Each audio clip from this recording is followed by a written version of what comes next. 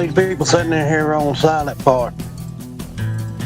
They're waiting for some evidence that I'm about to post. That's why. Yeah, the straight objects posing a... Yeah.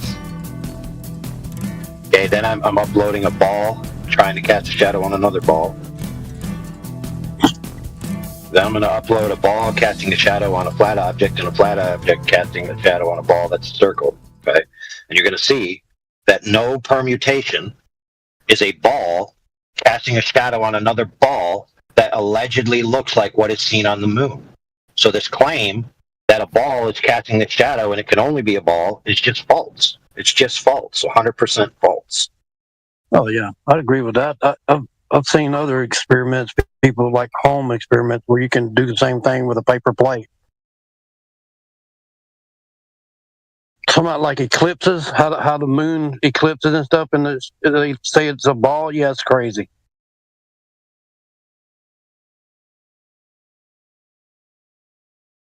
Yeah, I'm also going to post a GIF here, another GIF with the flat object and the ball, and then the other one on a ball.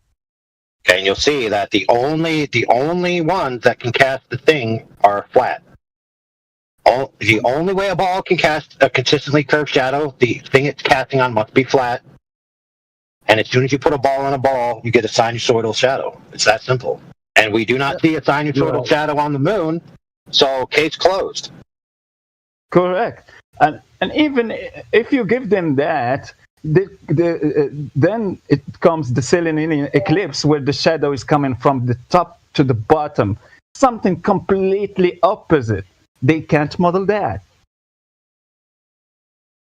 It's something that they can't explain.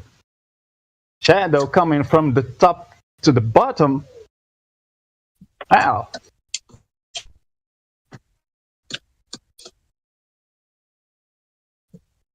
Oh my goodness, dude. Yeah, that's some cool.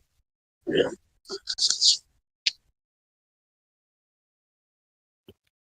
Frickin' Rich, dude. He's like, that looks like a straight shadow to me. Oh my goodness.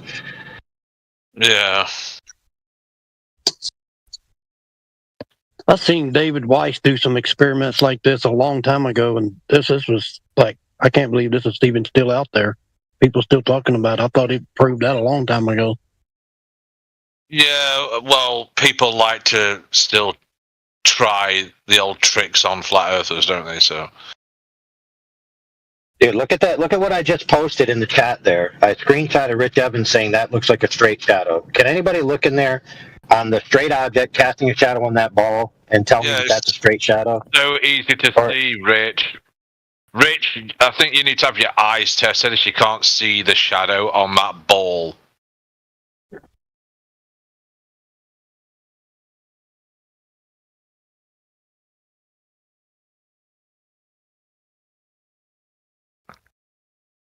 Yeah, but it says if only the perspective was from above. Well, the reason why they're doing it from the side is to stimulate the sun. Yeah? The sun doesn't shine from directly above. Yeah, dude. What does he think? The sun is on the earth? The sun is on the earth spotlighting upwards. I mean, what the heck, dude? Yeah, like when you look into the sky and see the sun, you're like looking to the side, not looking directly up. Yeah, dude, this is some serious cope, dude. From him, totally skipping over the part, yeah, and it's even skipping over the part that the ball-on-ball action results in a sinusoid and elliptoidal shadow that is completely non-congruent with what we see on the moon. So no matter which way you slice and dice it, there's no conclusivity that this is a shadow of the Earth and that it informs the shape of the Earth. That's the whole point that I'm making. I'm not trying to prove that the Earth is a ruler, for goodness sakes. Because I'm not dumb enough to make the claim that while I'm on the Earth, I can see the sun, moon, and Earth simultaneously to understand their disposition in three-dimensional free space. Okay, I wouldn't be so retarded to make such a stupid claim. It's just Grovers will come in.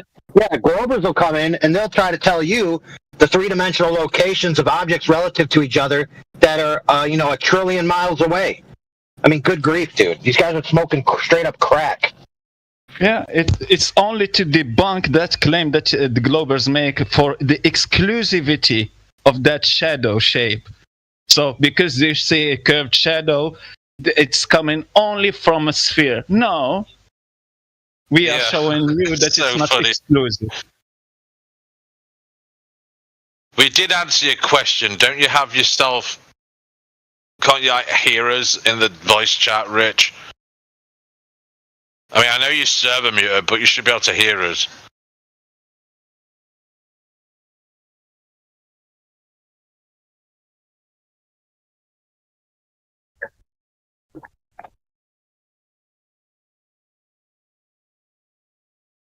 I don't know. I mean, he could just settle this once and for all with direct measured surface curvature.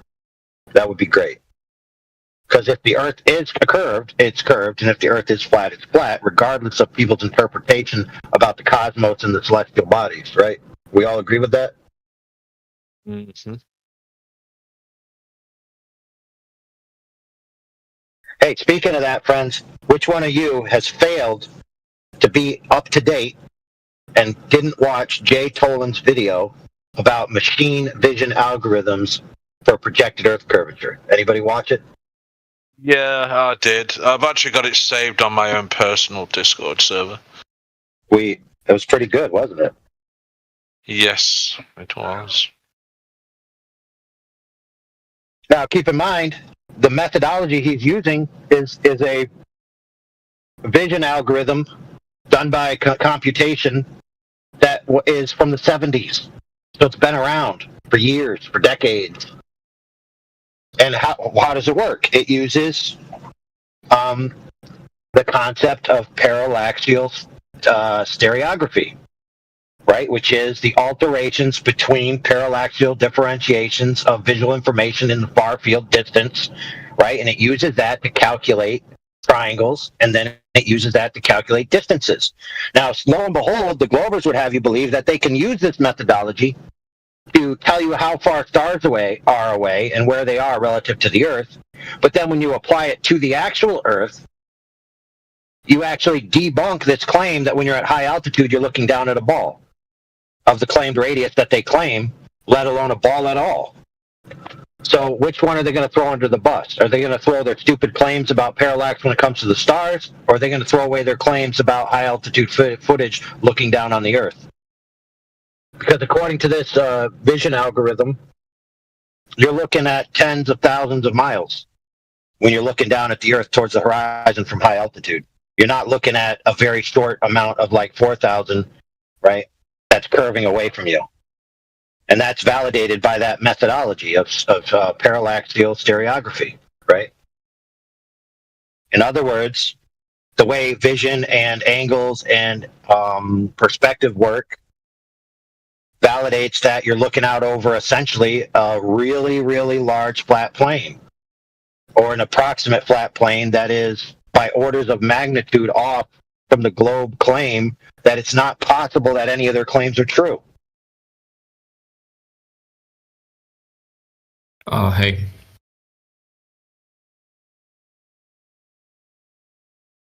So in other words, the implications are that something's wrong in their model and it destroys their paradigm, one way or the other. If you go left, your paradigm's destroyed. If you go right, your paradigm's destroyed. So you end up with your paradigm's destroyed.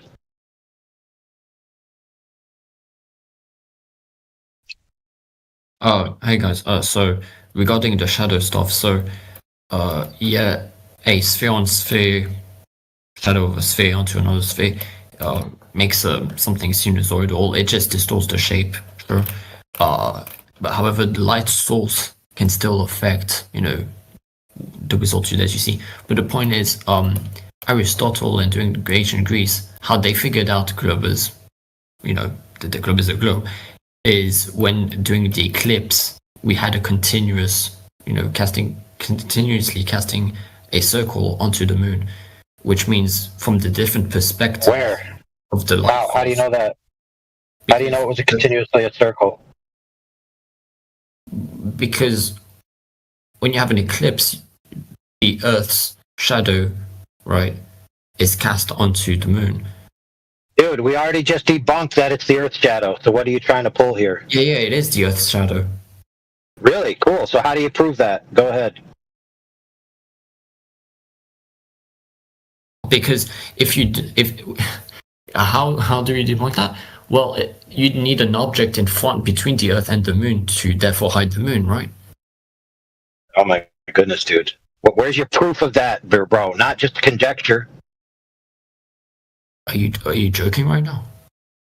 Hey, dude, I just showed you that the alleged claim that this is the Earth's shadow on the Moon is not consistent with modeled reality, dude, like actual demonstration. You're now claiming it is the case that it is the Earth's shadow. So where's your proof? Let's go. Wait. Are you saying are you saying the shadow on the Moon is not the Earth's shadow? Dude, I'm saying that that's your claim that you have no evidence for. Now, what's your evidence? Let's go. Oh, if you can see the Moon and then you don't, either there's something between the Earth and the Moon, so something hiding the Moon from you on Earth, or it's the Earth's shadow. I mean, it's or it's a third object, or it's a third object, or it's not a shadow at all. For goodness sakes, dude. Yeah. What the heck? What? That's not even Thank what you, happens Overlord. during a lunar eclipse. You don't lose sight of the moon during a lunar eclipse. Yeah, Overlord, I was waiting for you to say that we don't claim it's a shadow. You claim it's a shadow. So it's... Yeah, but just for a second, dude, I just want to make this clear in case anyone's confused, even though we all already said it, is that what we presented when it comes to the shadows is just debunking the globe side claim that this is a shadow, necessarily so because of the shape of the shadow means it must be the image of the Earth shadowed onto the moon. Now, I demonstrated by direct demonstration that you cannot get the shadow that they claim with a ball-on-ball shadow action, okay? So your claim is wrong. The end. I don't need to go any further than that. Now, you're trying to tell us that it is indeed a shadow, despite the evidence I showed you. So what's your evidence it's a shadow? Go ahead.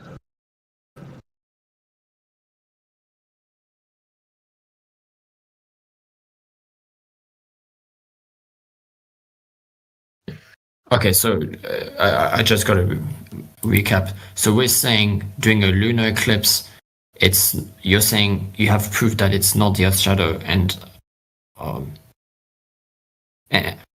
Dude, I have proof. I have proof that I posted in the chat not 5 minutes ago. Did you miss it? That was CGI. Like, seriously, bro, were you like taking a break, going to pee, just turning out your mind, or did you see it and just denied it? Which is it?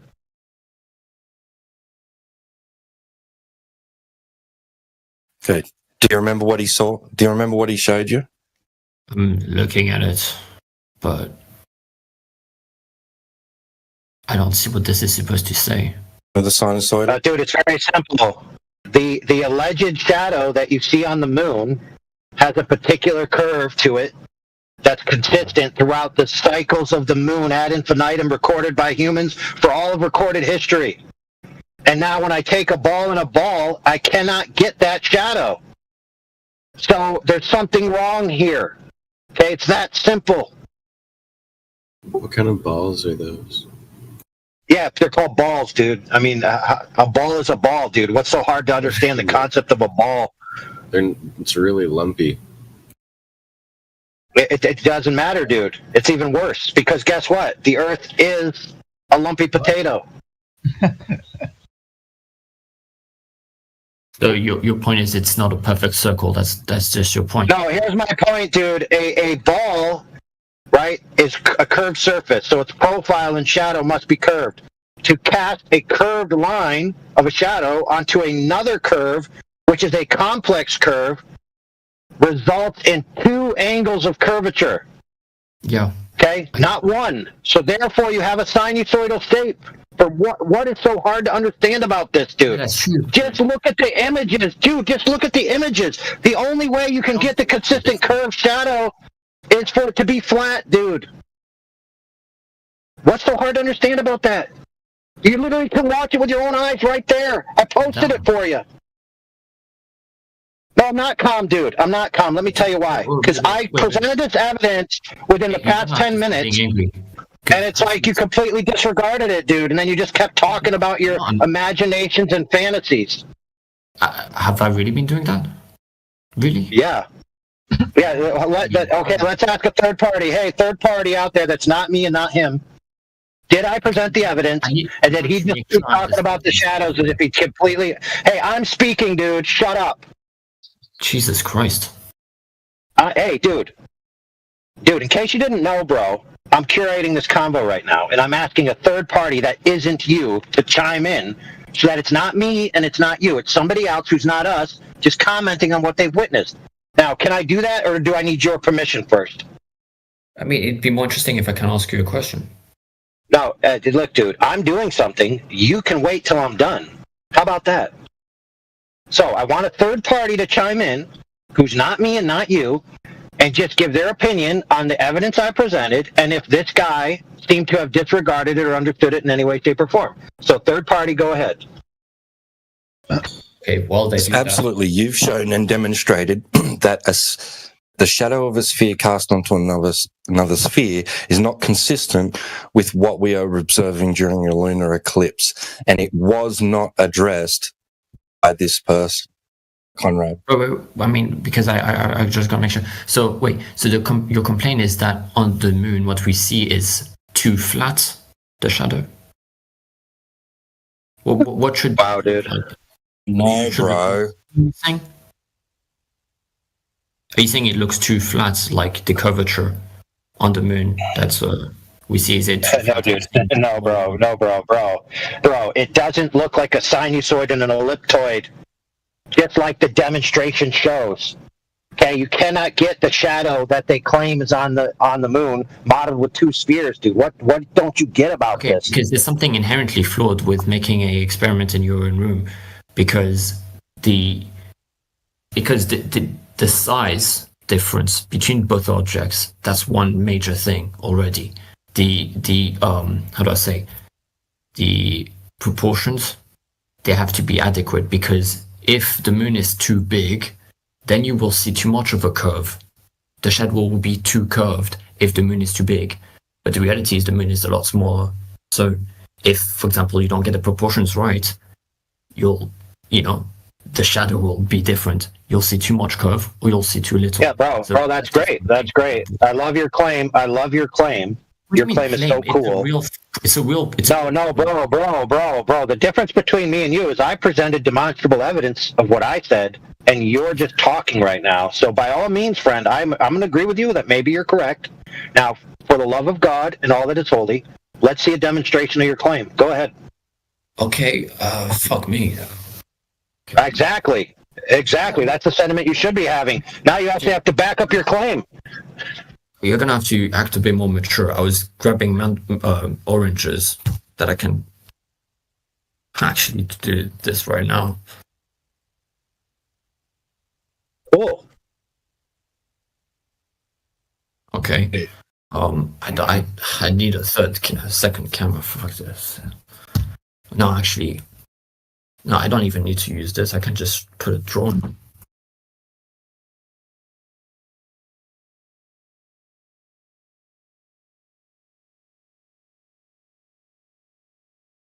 Say how Overlord was being immature, but anyway.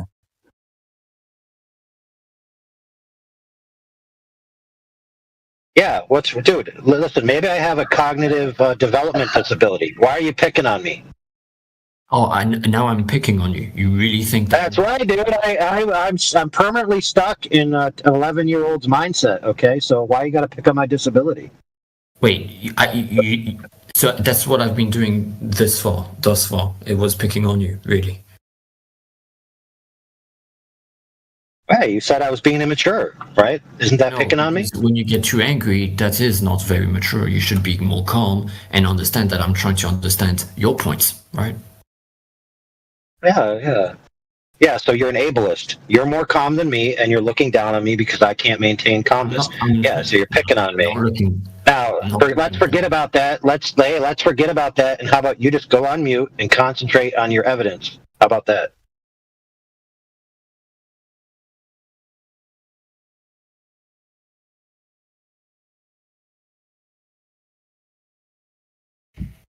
It's not really... Listen, dude, concentrate on your evidence, bro. Okay.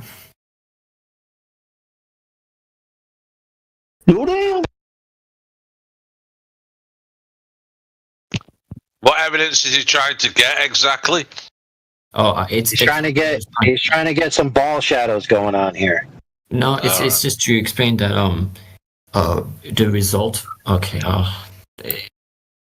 I don't know. This is.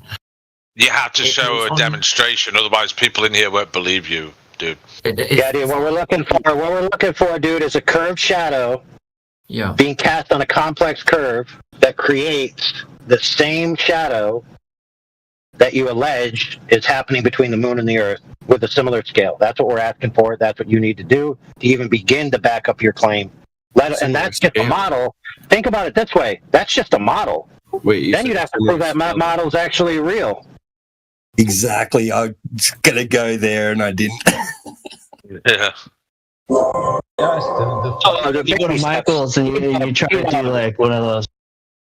Yeah, go ahead, Gonfall. Oh, hold on. Don't speak. Let that person that I interrupted say what he has to say uninterrupted. Go ahead, friend. No, I was saying, yeah, if you go to Michael's and get the globe and one of those lights, it's still not a good model to go off of.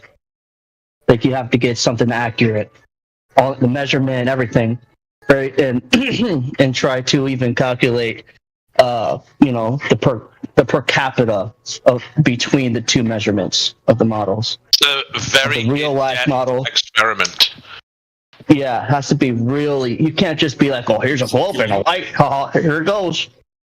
Yeah, you There's can't a just moon. get like a torch and two random ball objects or whatever, you know. Why can't you do that? Well, I'll tell you why. The same size. You can't have like a beach ball and then have like the Earth as like a, I don't know, like a ping pong ball. But that's what. Yeah, so That's or if you have a light source. Oh, I'm sorry, friend. Go ahead. Like that's the evidence that Overlord posted though. It was just two random sized balls, and the light source was like literally right beside the other one. Yeah, but Yeah. it was the shadow he was proving. Right. So like you don't have to do anything to scale.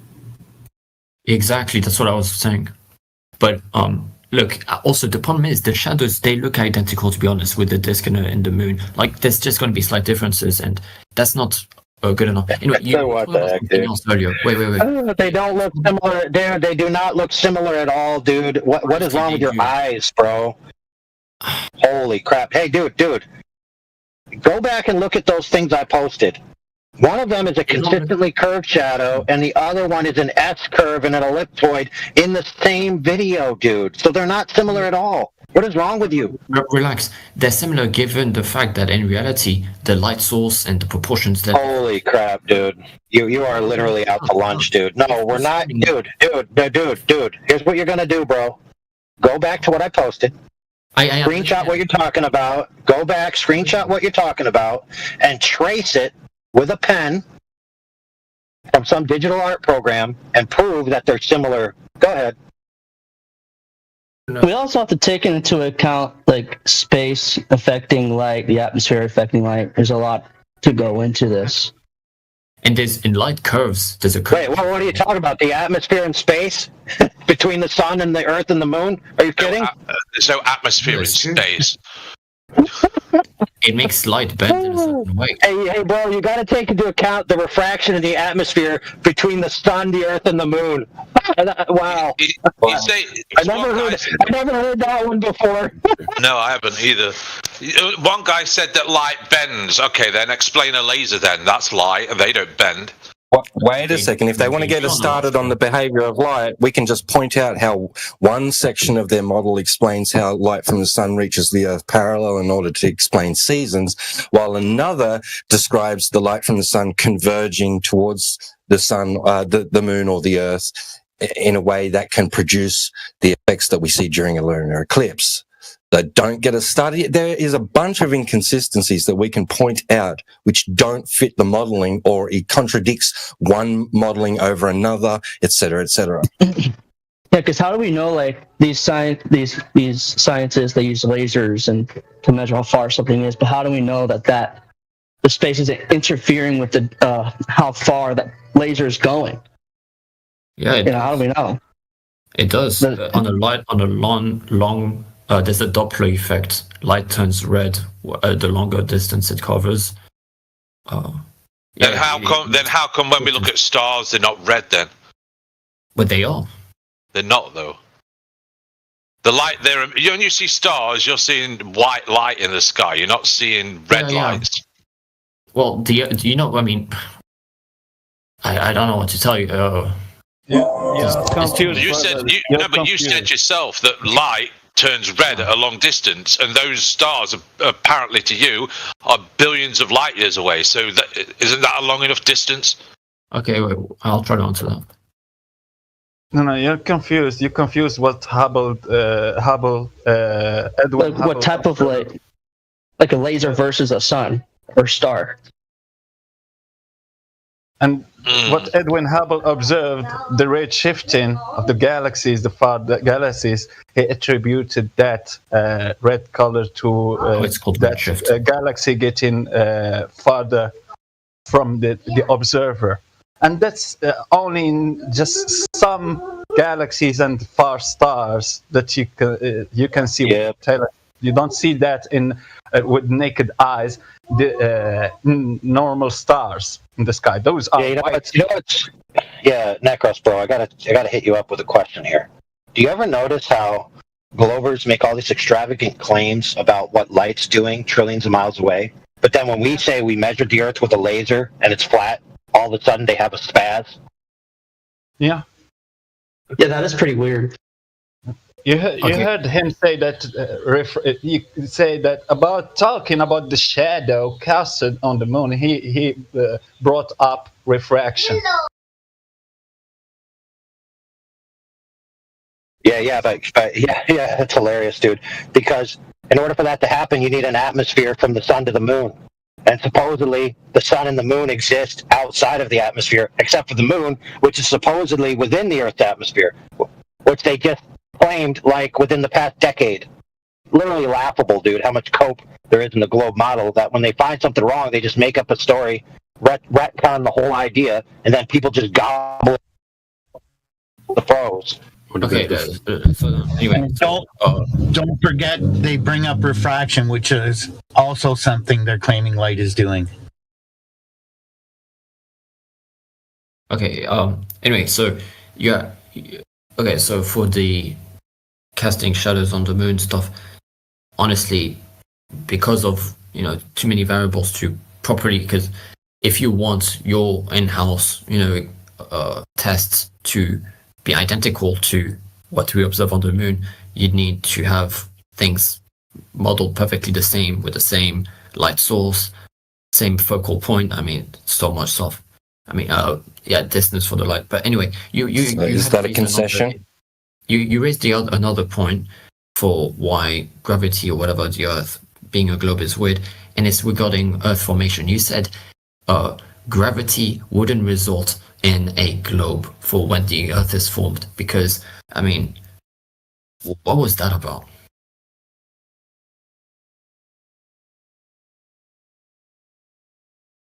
That's for you, Overlord. Because if, as you live, experience gravity in your everyday life. One sec, Overlord's on deafen at the moment. He must be taking a call or something. So you're going to have to put a pin in that and remember that and ask him when he's. But this is something that is a valid question for anyone else who thinks the Earth isn't a globe, because you experience gravity every day. Gravity is where there's an attraction, and how would they? No, it's not. No, that's not the current theoretical physics definition. It's not an attraction. Are you joking right now? Newtonian definition for gravity is not attraction. Are you serious? Don't go with Newtonian anymore. It's Einsteinian, which just doesn't describe it as being an attractive force. Wow, yeah, that's different. Space bending, sure, but you do realize gravity is a theory, and that's all that it is. Okay, one sec. Overlord's back off deafen. Overlord, Conrad has a question regarding the modeling of formation of the Earth, matter forming spheres. Yeah, you said the Earth wouldn't be formed. You said that gravity wouldn't especially make the Earth as a sphere in its formation. When did I say that? that was earlier when you were like, okay, the reasons why the Earth doesn't have to be a globe is because the moon shadow, whatever. And then you said something about, gravity not especially creating a sphere. You did try to talk about something like this. You mentioned something like that. No, I said I posted a paper from a physics professor for a university who modeled Newtonian gravity on a flat Earth, proving that it's compatible with the Earth being flat and that it's not mutually inclusive to a globe to mutually exclusive of all other shapes. That's what I said, for goodness sakes. Oh. I didn't mention, hold on, Fred, before we go on. I just want to point this out. I didn't mention anything about a creation story of things in the past, okay? I didn't mention anything about that, but here's the problem. Gravity is part of the creation mythos of the globe model, okay? And that's why it's so intrinsically linked to the globe, is because people think that gravity forms globes, and therefore because we're on a globe, gravity must have formed it, and they think they prove that by dropping a pen and it hitting the ground. Okay, so that's the ridiculous frailty of your position if you believe in a globe and gravity synergized into a creation event. But I'm just pointing out that the claim of gravity has nothing to do with the shape of the Earth. Okay, that's all I'm saying. Go ahead. Okay. You made this a bit of an attack by saying, "Oh, look, you believe in gravity. You believe that created a round shape." I mean, it is fair after all, like to extrapolate that it creates a sphere. No, it isn't. It's not fair. Those are assumptions. Yeah, and don't read the room by his voice. Don't bring your feelings into this. It's just sharing information. I bring my feelings. You said it sounded like he was being attacking. He's just he has a loud voice. That's all. He's not attacking you. Oh yeah, I'm not complaining about it, but he is saying like, oh, you've extrapolated gravity to explain a sphere. It is a fair thing to do. You'd have to tell us how a flat Earth would be formed. How would that make sense? No, we don't have to. No, dude, no, wrong. You're wrong, sir. You're wrong. Let me explain. It's very simple how wrong you are. So, if I go to a site, for example, a construction site, or any object, and I measure the thing, and it measures flat, okay, it is not my burden to explain how it was constructed. The measurement of the thing itself is independent of knowing how it was constructed or formed. It is wrong to say I must know how it is formed in order for me to understand its shape. That is simply wrong, sir. And so you need to concede that what I just said is 100% correct and you are wrong.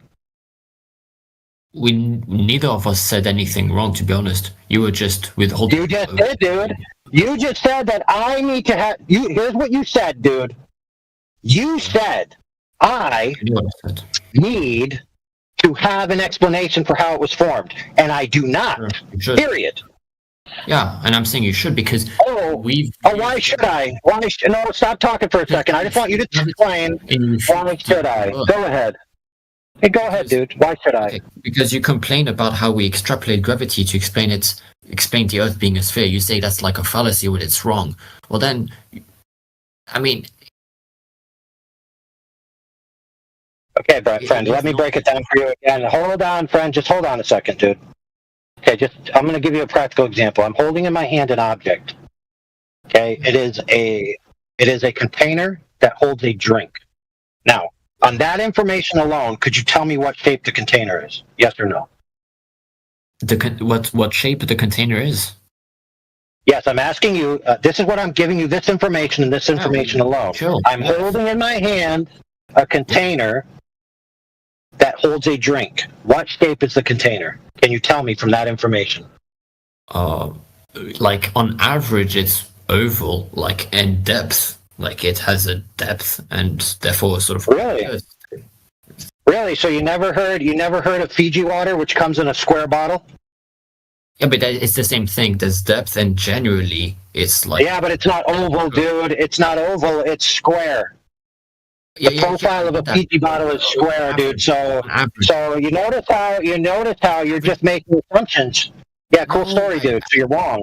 No, You're I wrong. said on average. I said on average, meaning if you plot it as a graph. For example, you can take 4 points on the graph and you can create an oval shape on Yeah, cool. All right, let's say that you're correct. Now, because we both know that the bottle could be square profile or round profile, or even triangular profile for that matter, how would you actually know which profile is the correct profile? What would be the determining factor to determine the container that holds liquid that I'm holding in my hand?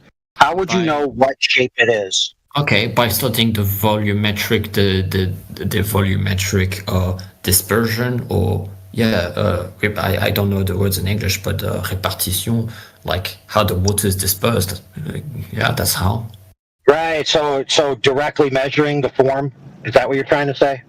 Yeah, and then to do Now hold on. Before we go on, I want to give you another caveat. I'm going to give you another piece of information. Okay. So I'm going to give you another piece of information. So it's a container that holds a drink. Now, I'm going to give you the methodology of construction. Okay, the methodology of construction is called metal extrusion. Now, from that, can you tell me what the shape is? I don't know what metal I don't know. They take metal, they take a piece of metal and they slam it through a die, which forces it to come out the other side in a particular shape. Oh yeah, but do I not get more information about the process of how that's done? I don't know. No, I'm just giving you that and see if you can tell me what the shape is yet.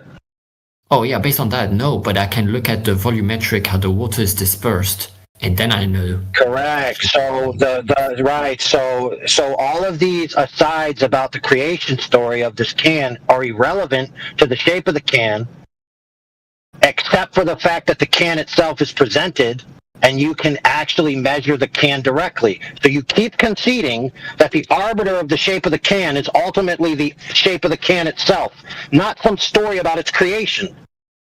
Well, wait. If the creation was a natural process, then I just have to understand the nature of the factory, I guess. I mean, look, dude, this can go in circles. But check this. I was trying to do something that was sort of... Yeah, but hold on a second, friend. Hold on a second. You know what can't go in circles? Something that's straight. Something that can't go in circles is something that's straight. There you go. Yeah. Sure, and I wanted to bring that up actually because fundamentally, in the end of the day, we can do a real easy test. Easy, you got to put up some money. That's all. Either by driving a car for extremely long distances, or preferably flying a plane at the same altitude. And what you do, you fly your plane in a straight line, probably several hundred kilometers, and you turn at a right angle, 90 degrees. And you continue for like several hundred kilometers, and you turn at a right angle again. Yeah. If the Earth is round, you reach the same point of origin by just doing only... Yeah, cool story. I understand that. Okay, now that's... cool, dude. That's a cool story. Yeah, cool story, dude. So let's just propose that, and let's say that is what settles it completely. Okay, cool story. So, going on then, please show us where this has ever been done. Okay, fuck me. I know, it's kind of hard when you have hypotheticals that you can't validate the reality. Results. Stop making... Yeah, good. Hey. What? Dude, what I'm trying to point out to you is that all as you're presenting is hypotheticals, conjecture, and philosophical assumptions. Dude, that's what I'm trying to point out to you every time. Yeah, but doing so, we can figure out what... Dude, keep it. No, dude. Pay attention now. I'm going to teach you something here. So hopefully you'll listen. I've already told you through direct measurement methodology that the water was measured to be flat. Okay? Why didn't you ask me about that? I didn't hear that. I know you didn't, because you don't listen. I don't listen. Wow. Oh, really? This whole time I've been... Hey, let me ask you this. Hold on. Let's ask a third party. Hey, third party, did you guys hear me talk about that? I did.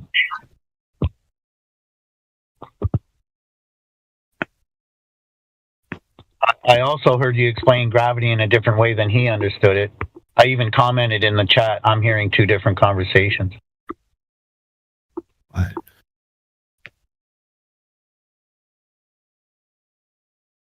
So I offer to you, friend, a measurement methodology that has already been accomplished. You're offering me a hypothetical, which you don't even know whether it has been accomplished in three-dimensional free space I'll yet. try to look if it's been done then.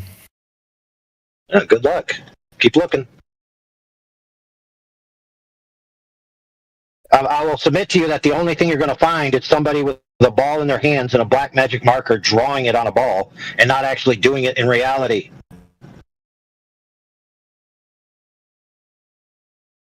There's a lot of conjecture and models and hypotheticals that if the Earth was a ball, then this and that would happen, and then they never actually do it. Relax. Dude, hey, brother, I've been in this game for the better part of a decade, going on almost 10 years now, dude.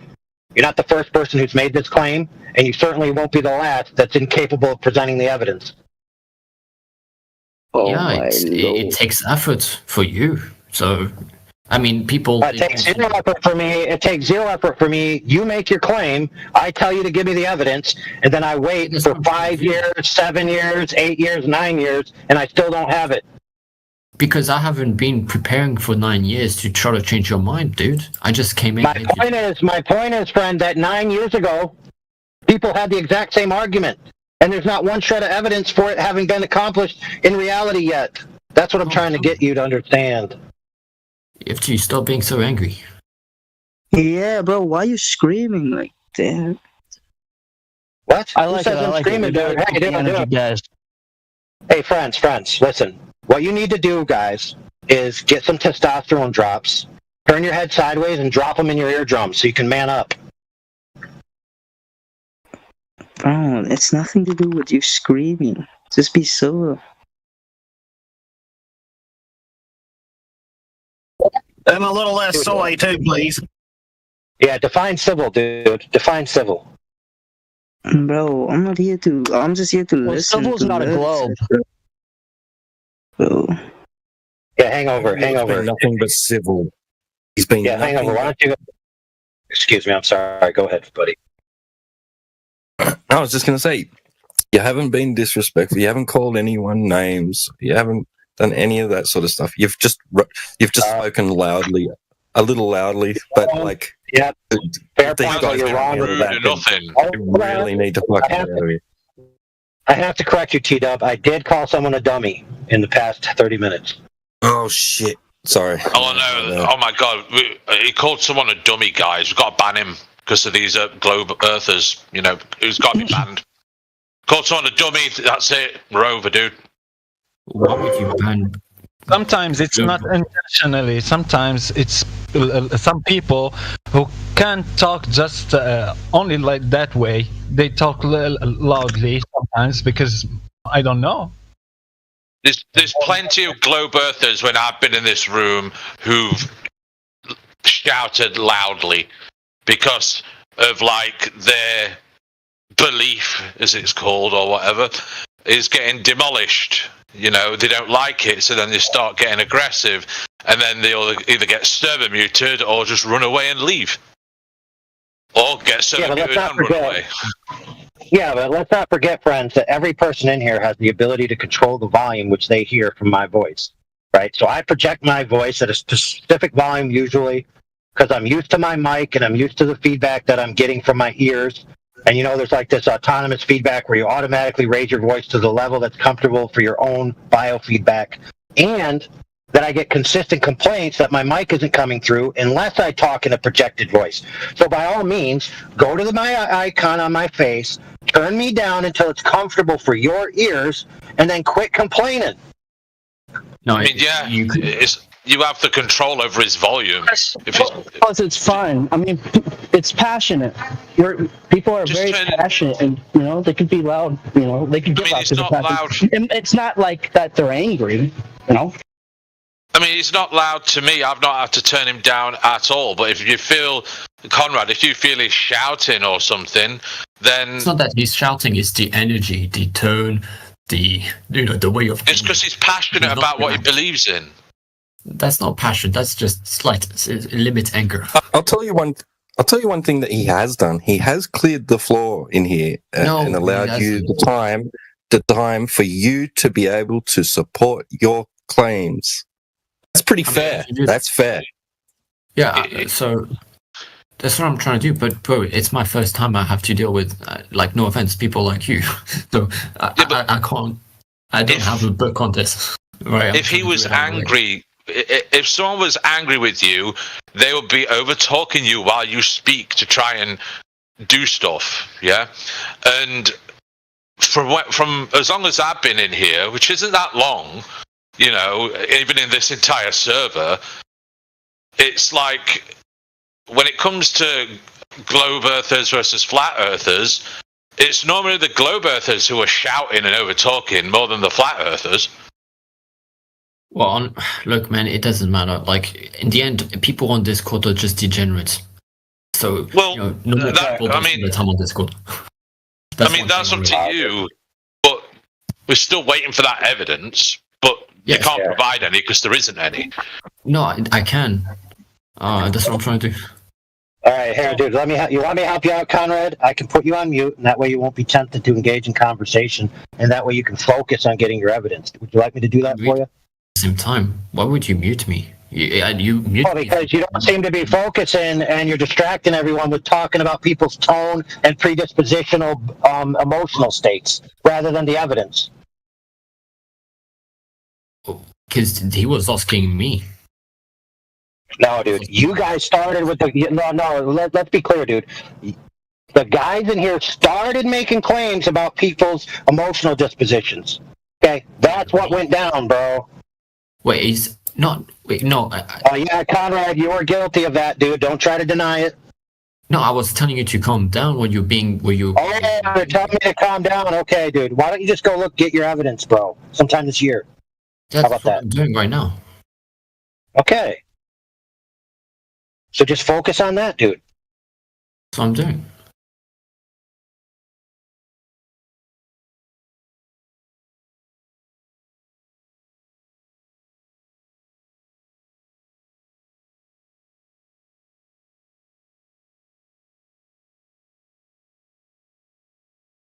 Hey guys, just for the floor, bro still hasn't asked me about the verified measurement of the Earth being flat. Still hasn't asked me about it.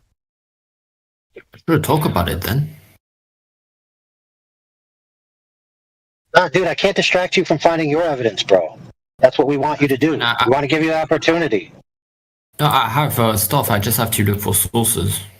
You can talk about what you want in the meantime.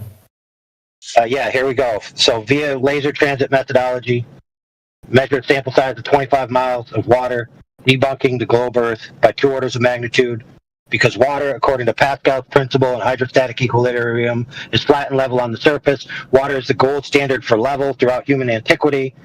If the surface of the water is level and flat, that covers 70% of an object, then that object is flat. Ipso facto, therefore the Earth is flat. I rest my case. No, don't arrest your case. I need to know keywords that you're using, that you're, refuting. So you're talking about the keyword over here is water being flat, and what type of water? Are you saying oceans? I need keywords so I can know what we're talking about. Yeah, dude. So you know the concept of sea level, right? Okay, so yeah, sea level. What about that? So right. So when you have sea level on one coast and the other coast, there's not a slope there, because if it was sloped, the water would be pouring over the other body of land, right? Makes sense? Of course. Right, so it's level. Water is level. Water is literally the gold standard of level that humans have been using throughout all antiquity and all recorded history, correct? Yeah. So water is level, period. Bodies of water are level, period. The end. That's the ipso facto truth. Wait, slow down. Correct? There's no problem. Correct or incorrect? Yes, but there's no problem over here. Yeah, fine. So we know that water's level. Okay. So the secondary ancillary claim is that water's flat, which, by the way, is entirely congruent with Pascal's principles and hydrostatic equilibrium. Yeah. So now we just have to measure the sucker, right, and validate that level water is actually flat. So you use an efficient methodology like laser transit. You measure a 25-mile sample size. You find out that it's flat. parallel between two parallel planes, right? The laser being one of them. And then you extrapolate that out using the hydrostatic equilibrium principles and Pascal's principles over the entire surface water, which it must be, which it must be, because we all already understand water's level. Therefore, the surface of the Earth's water is between two parallel planes. Therefore, the Earth is flat. The end. Wait, no. Slow down. Now, the way you conduct that test, that's what matters. So, from how the distance between 2 points that you're going to do this. Yeah, 25 miles. Remember when I said 25 miles 3 times? But why would you do 25 miles? Why not 250 miles? Oh my goodness. Let me tell you why, dude. You ever heard of a thing called atmospheric occlusion? You ever heard of that? Is this basically something that affects the laser itself? No, it's so the ambient atmosphere at somewhere between 250 to 300 miles horizontally becomes opaque because of the Rayleigh extinction coefficient. So a perfectly clear day, the simple atmosphere would occlude light from passing through it horizontally. Okay, so it becomes opaque like a brick wall. So you cannot do tests that distance. Now here's the problem. You say why not 300 miles? Because 25 miles is sufficient, dude. 25 miles is sufficient. It's really not. It actually. Why not? Why not? Why not? Results. Why not? Why not? Because of the scale of the Earth. If the Earth is wrong, wrong, dude, wrong. Hold on. No, I'm not playing these games. No, I don't even care because I already know you're wrong. Let me tell you why. I want the exact. No, I want the numbers. Give me the numbers. Not appeals to big. Big and small are irrelevant. Give me the numbers. I don't need to give you numbers. I literally don't. Then you're dumb. You're dumb as a brick, dude. You're wrong, sir. You're wrong, sir, because anybody who does anything in real life understands that tolerances aren't measured in relative claims like big and small. They're measured in actual frickin' numbers, dude. Okay, but... So here's what you're going to do, dude, before you're allowed to continue to speak in this room. You are going to go and do your homework and find out what the curvature rate is at 25 miles. When you have it posted, you can then be allowed to speak again because you're not intelligent enough for this conversation. And so you're going to have to commit a task to prove, yep, there you go, bro. I don't care. I don't care what math you think you know. If you're going to tell me that you do know math, then it should be even easier for you to come back with these numbers. Now go and find the numbers, go do the math, and come back and let me know the answers. At 25 miles. What is the cumulative curvature drop at 25 miles from an off angle of a level line? Okay, come back with that answer. When you have that answer, you'll be allowed to speak again. Until then, you need to compile your evidence because you're just wasting everyone's time that you don't understand these concepts, and we're not going to spend 300 hours educating you with your smuggery about I know math. You're making all these claims that your ass can't catch. It's time to pony up. So bring us the math. Okay, I'll even allow you to cheat and go get the math from a source.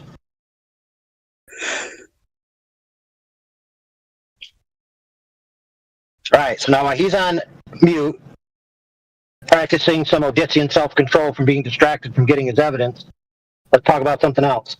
Hopefully he'll come back with the evidence.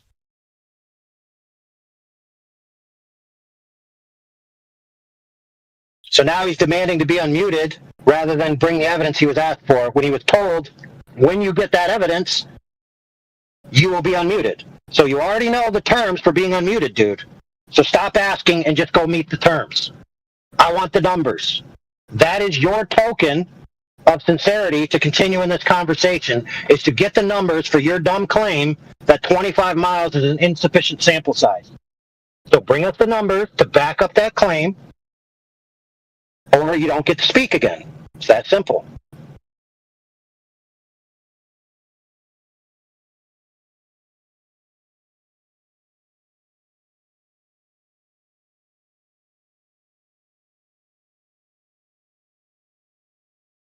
Now, I know I may be wrong.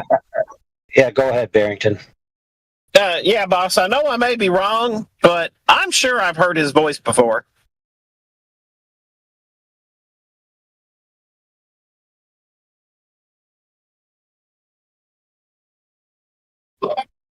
Unfortunately, I don't have any numbers to prove that. So please don't mute me. Yeah, fair enough. However, I'm being so stern with Conrad because he keeps talking these generalities without particulars and without data and without numbers. And so he's making these claims, 25 miles isn't sufficient. You need 300 miles. Then I say, well, what are the numbers? Oh, I don't need to say that. I just need to use relative words like big and small. You know, it's like I go to Burger King and I ask for a large milkshake. And then they tell me, hey, we don't serve larges. We just serve one size. And I go, well, then how do you know your size isn't a large? And they're like, holy crap, and then their brains explode. I mean, this is the level that we're dealing with here. Yeah, for 17 miles, I drove 17 miles down the highway listening to him deflect and delay and deny just a simple bit of evidence requested. I mean, you didn't ask him for anything out of the ordinary that would happen in any scientific discussion.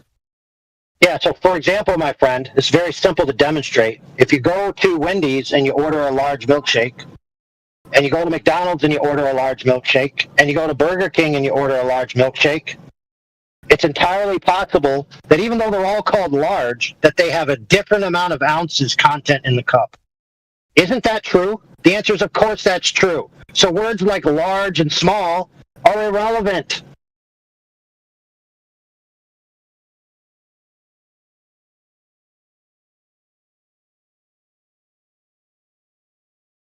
The guy telling us the Earth is so big and large that this sample size would be insufficient to be able to demonstrate curvature.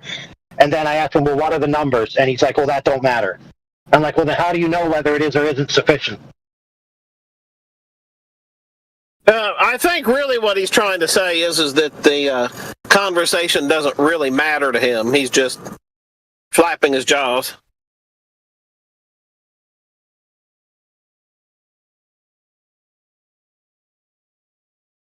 Well, yeah, it's like this one time I had a client where I was making them a floor, and I made the floor with a giant hump in the middle. And they were walking around their floor, and they're like, this floor feels funny. And I'm like, dude, the floor is so big, bro. So you're full of crap. Give me my money. And he was like, oh, man, I don't really want to pay for this floor. There's something wrong with it. And so I go, okay, bro, let me measure the floor.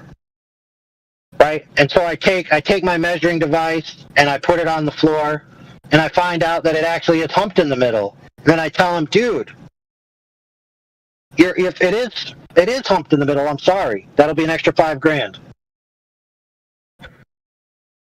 And then he goes, why, dude? Why do I have to pay more money for a floor that's humped in the middle? And I go, dude, I had to account for the curvature of the Earth in this floor, bro. So you owe me an extra $5,000 for my attention to detail.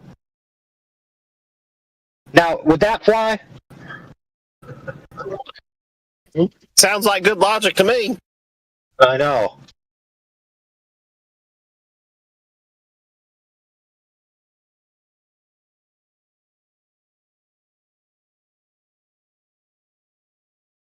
Only an extra $5,000? Thank you. Yeah, and so then when they tell me, hey, dude, I'm still not comfortable with paying this money, you don't need to account for the curvature of the Earth when you're building things. And then I just laugh at them. I'd be like, you're not one of those crazy flat earthers, are you? And then they go, oh, no, I'll pay.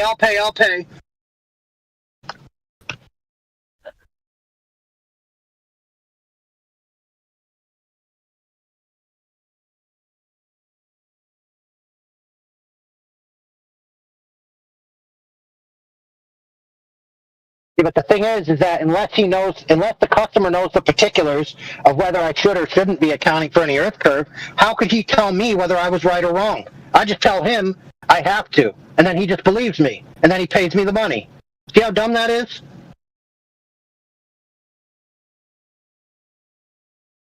So this Conrad sucker wants to appeal to words like big and small and not qualify anything.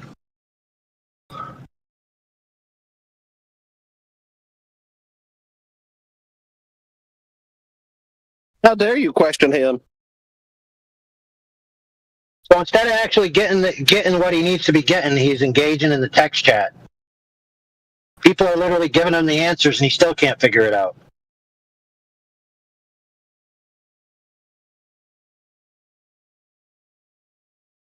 Okay, so they told him that the drop is about 400 feet, right? And so if you think that we don't have equipment that can measure a tolerance less than 400 feet over 25 miles, I don't know, like maybe lasers or something, then you're out of your mind.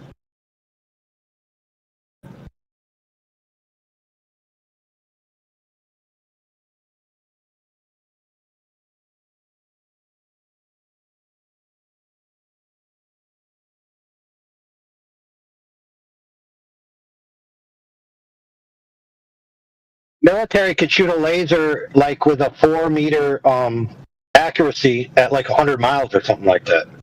But this guy wants you to believe that you can't tell the difference between 400 feet at 25 miles because of the words big and small. So big, so small. It's like that's why you got to quantify these things with actual numbers.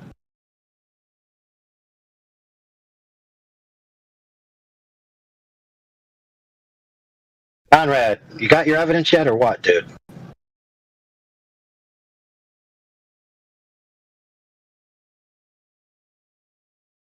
Okay, I muted you so you'd be able to concentrate, but instead you're yapping it up in the text chat.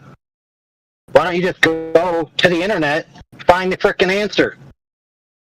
Or get out your piece of paper, Mr. Mathwiz, and derive the circle segment formula yourself and get the drop.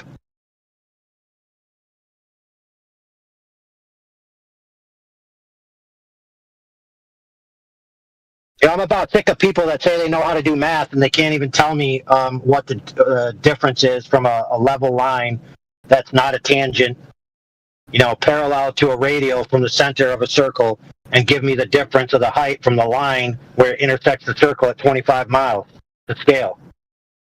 I know math. I can't do that. Well, then just Google it, bro. There's all kinds of earth curve calculators and segment formula calculators you can find, and they'll do the work for you, for goodness sakes.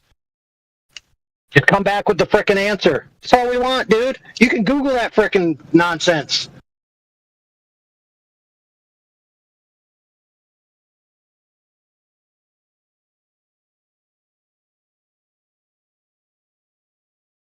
The dude's in the chat arguing with the guys presenting him pre-derived math for a circle of the radius they claim the Earth is and the drop. And they just showed him a graph that was produced with the official numbers from the globe geometry by Globers, and he's literally arguing with them about it.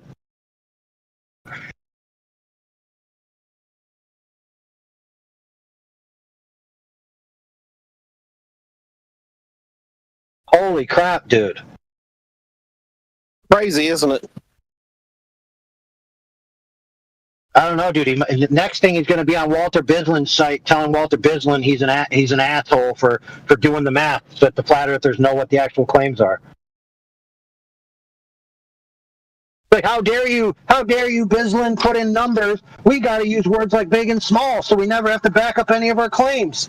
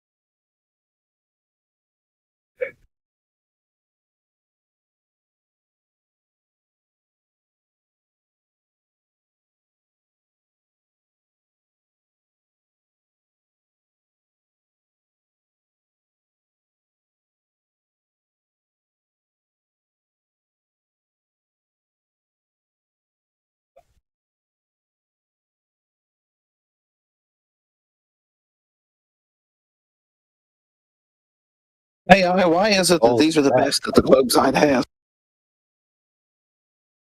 Well, I mean, I wouldn't say he's the best. People like Brenda and Rich Evans, they're the best.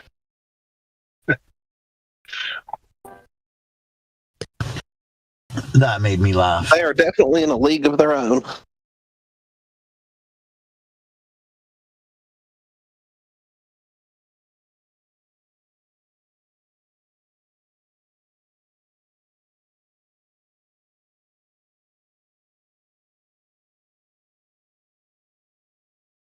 The best globers are the globers that keep their globe in the realm of faith, trust, and belief. Because then they need to be respected as a religion, just like everyone else respects each other's beliefs and be like, you're free to believe what you want. Those are the best globers.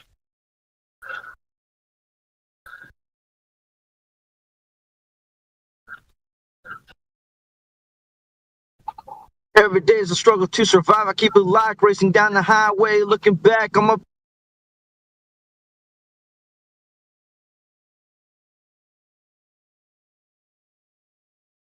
Hey, man, I wanted to hear the end of that.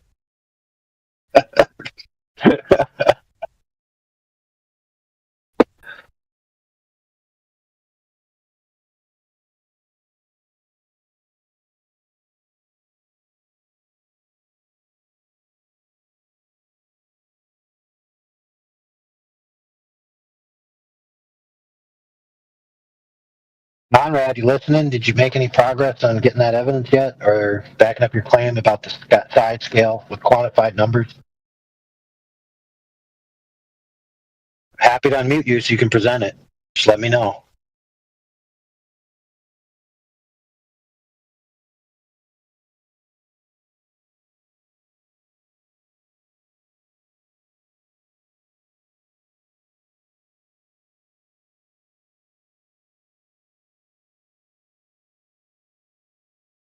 He said, don't unmute me. It's horrible to have someone question. What does that even mean, dude?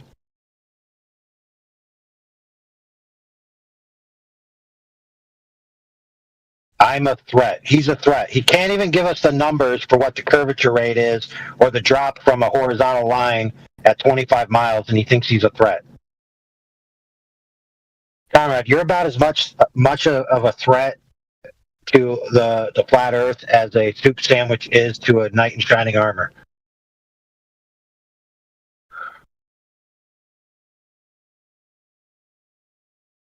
$1,200 feet.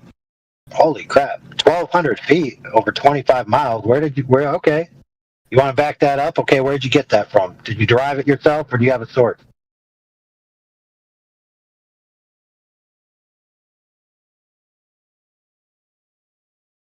1,200 feet over 25 miles.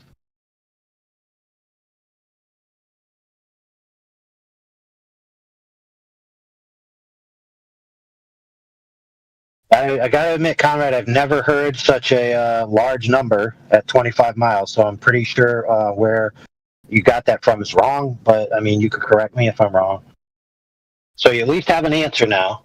Hopefully you have a source to back it or a mathematical methodology that you could present. So since you bore the burden, we'll unmute you so you can present your 1,200 feet at 25 miles. Okay, here we go. As promised, you're unmuted.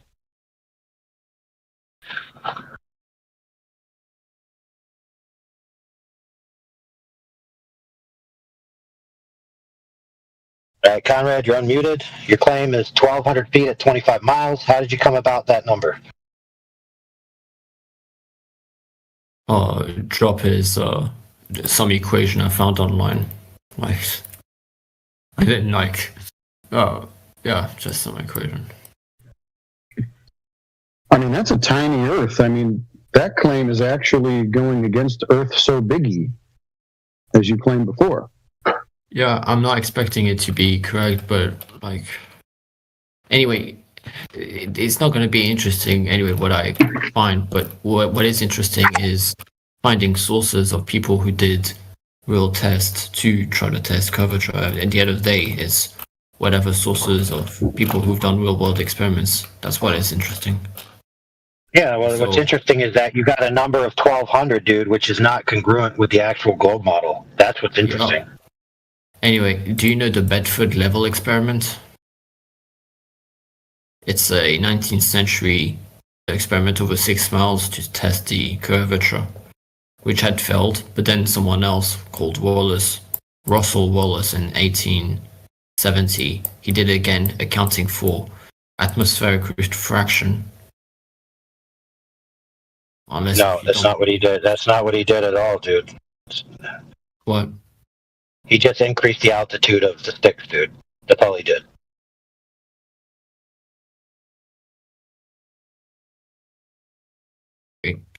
Anyway, there's some other ones. Right. So what he actually did, friend, is increase the altitude of the stick. Hmm. So you said he accounted for atmospheric refraction. I said he increased the altitude of the sticks. Okay. Right. So where's the model of atmospheric refraction? Okay. Validated that proves your claim that he was accounting for atmospheric refraction. Do you have any of that? Okay, I would have to look further, I guess. Hopefully this time you're more accurate than 1,200 feet at 25 miles. Because let me tell you, dude, that was wrong.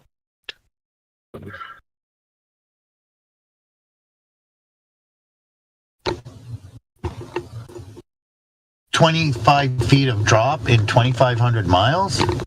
No, he said 1,200 feet at 25 miles.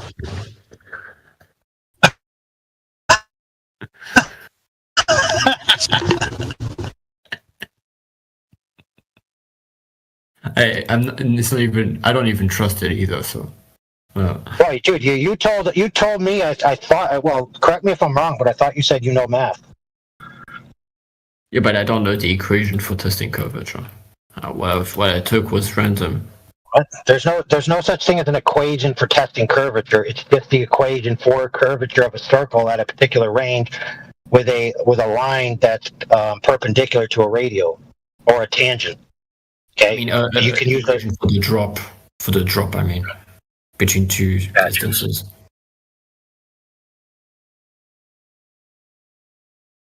I mean, you had plenty of time to look it up. But why can't you just derive it yourself? You're supposed to be good at math. Just draw a circle and derive it, dude.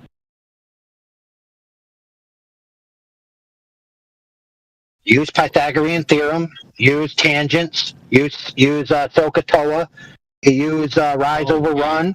Use the circle segment formula and just figure it out, dude. Yeah, that's if I do the test myself. But I can't do that. I mean, So you can't do math on a circle. So your claim that you were good at math is actually not qualified in any way, shape, or. Oh, wait a minute. I was supposed to do it like in my own room. Oh, okay. No, yeah, dude, it's called a circle. You can literally draw a circle on a piece of paper, attribute numbers to it, then use different formulas and come out with the derivation, dude. What the heck? No, I didn't think of that. I didn't think like that. Well, I mean, you're the one who said you were good at math. I didn't. Wait, relax. Are you also paying attention to the side chat, because you've actually got flat earthers lending you a helping hand? Yeah, they literally gave you the answer, for goodness sakes. Oh. What do you want me to do it for you? You want me? Hey, I know. Sorry. I was just about to say, do you want me to do it for you, brother? You need to phone a friend? Shout out to old dude.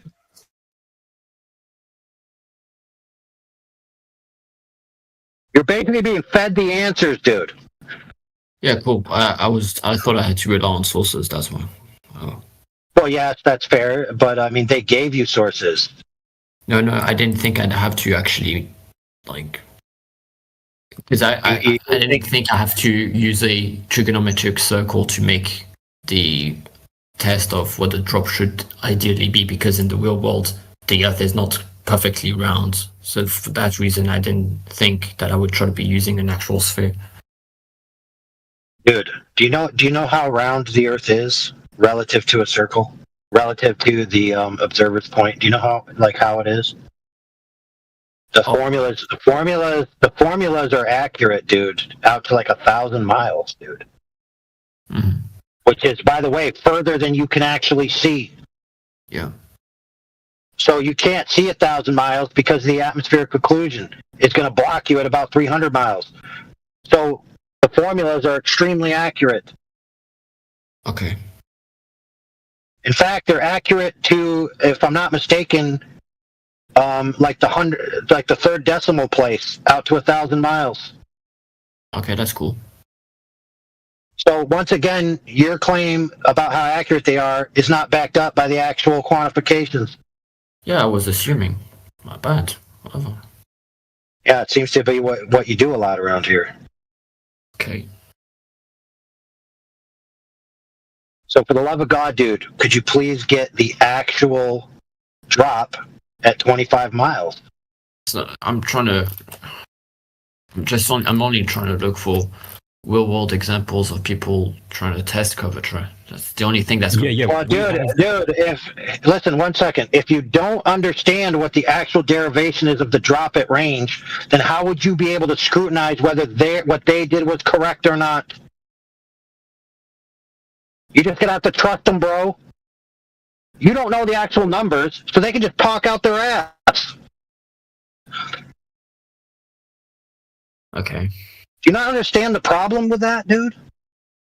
Well, if it's peer reviewed, why wouldn't it be reliable? If you don't know the actual numbers, you just kind of have to read some sucker telling you that another sucker was correct. How are you going to know whether they're correct or not? You're just going to trust them, bro? Okay, and if I find something that was already, known to be reliable, then and that you still doubt it, and then I'd have to go further, like you're saying. But first of all, I should at least find something that people find, commonly, Oh man, dude. Maybe the first thing you need to know is the actual geometric claims before you start parsing out who is being accurate to those claims or not. For example, the Earth. Listen, just hold on a second. The Earth has a particular radius, right? Yeah, sure. Oh, there you go. So what's that radius? I don't fucking know. I'm not gonna guess it. Oh, I mean, if you don't even know the radius, then how are you going to be able to tell whether these people are telling you what the curve is, for goodness sake? Okay, look, relax. I'm trying to look for sources that are good, and then if you don't accept them, then yes, I have to go further, but I'm trying to just at least get sources that are... Well, dude, yeah, that's fair, but keep in mind, you came in with the confidence in claims, dude. And now we're realizing that you don't... Yeah, you did, dude. You claimed that the scale of 25 miles is insufficient, dude. I assumed it because it doesn't seem... Because I think if you can do 300 miles, for example, then that would be better if you can. That's why. Because it makes sense why it would be better, right? Yeah, but see, better is a subjective term. Sufficient is all you need, dude. Sufficient is all you need.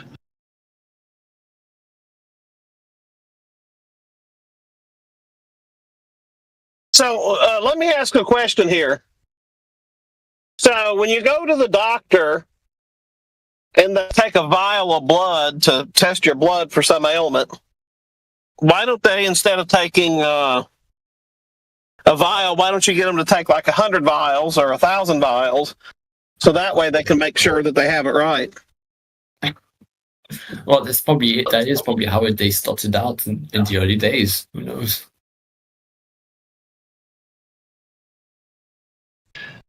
Yeah, they just drained all the blood out of the people coming in to get a blood test, and they kept on dying, and they were like, why are all the patients dying? That's literally likely how it did start, though. All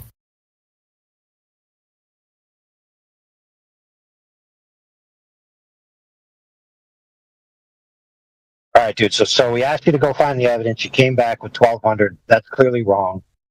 Yeah. I mean, there's not a lot of hope. It doesn't seem like there's a glimmer of hope here that you're ever going to find some actual data that's representative of the actual gold claims and whether or not they can be tested or not.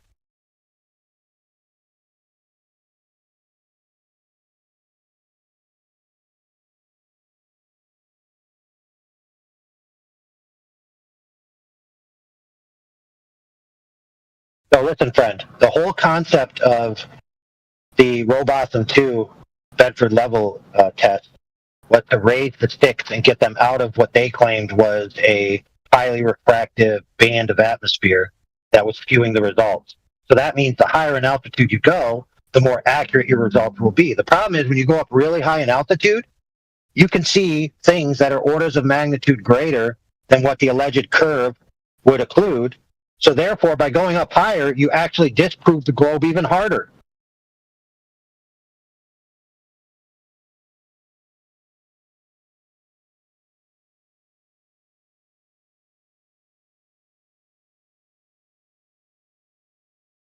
Because rest assured, friend, the idea of the Bedford Level 2 that was done by Wallace, I believe, where he had the higher sticks and he was going off of the bridge where he put a white mark on the bridge.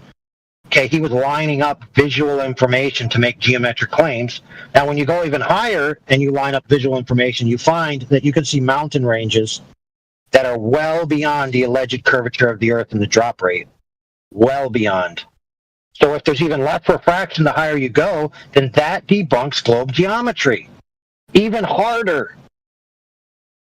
So you're not really having a winning argument here.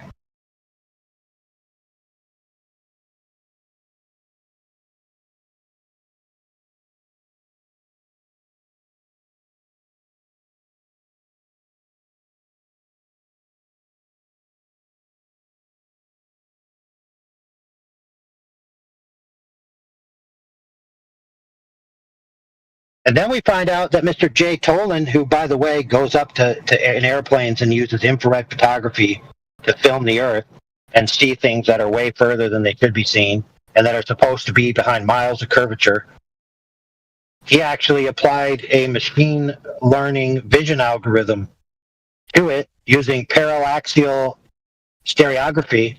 And he found out that using that methodology, you're looking at thousands upon thousands upon thousands of miles of essentially flat surface, incongruent, again, with the globe claim, because a globe requires curvature, and if it's flat, then it's not curved, therefore it's flat. So again, your claim that increasing in altitude somehow helps the globe's case is actually wrong. It actually hurts the globe's case even worse, because it demonstrates that what you're seeing is just laid out in front of you flat for miles and miles and miles and miles and miles. Thousands of miles. Mm-hmm.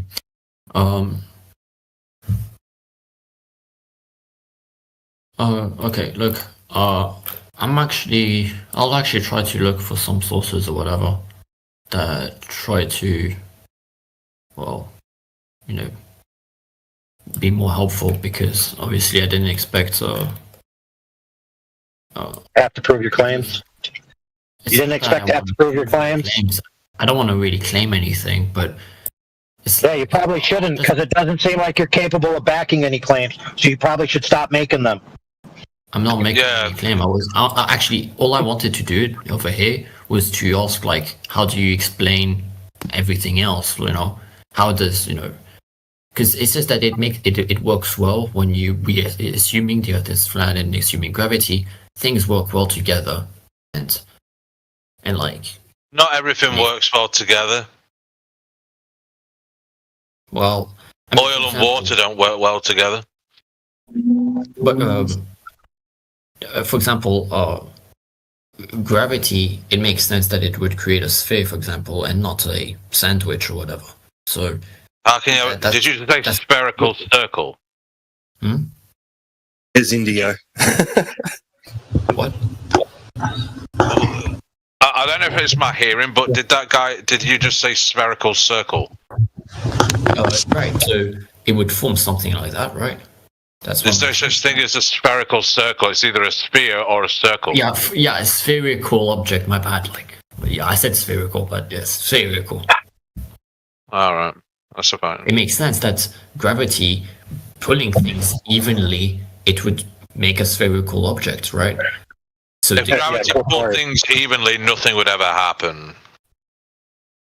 If gravity pulls things evenly, nothing would happen.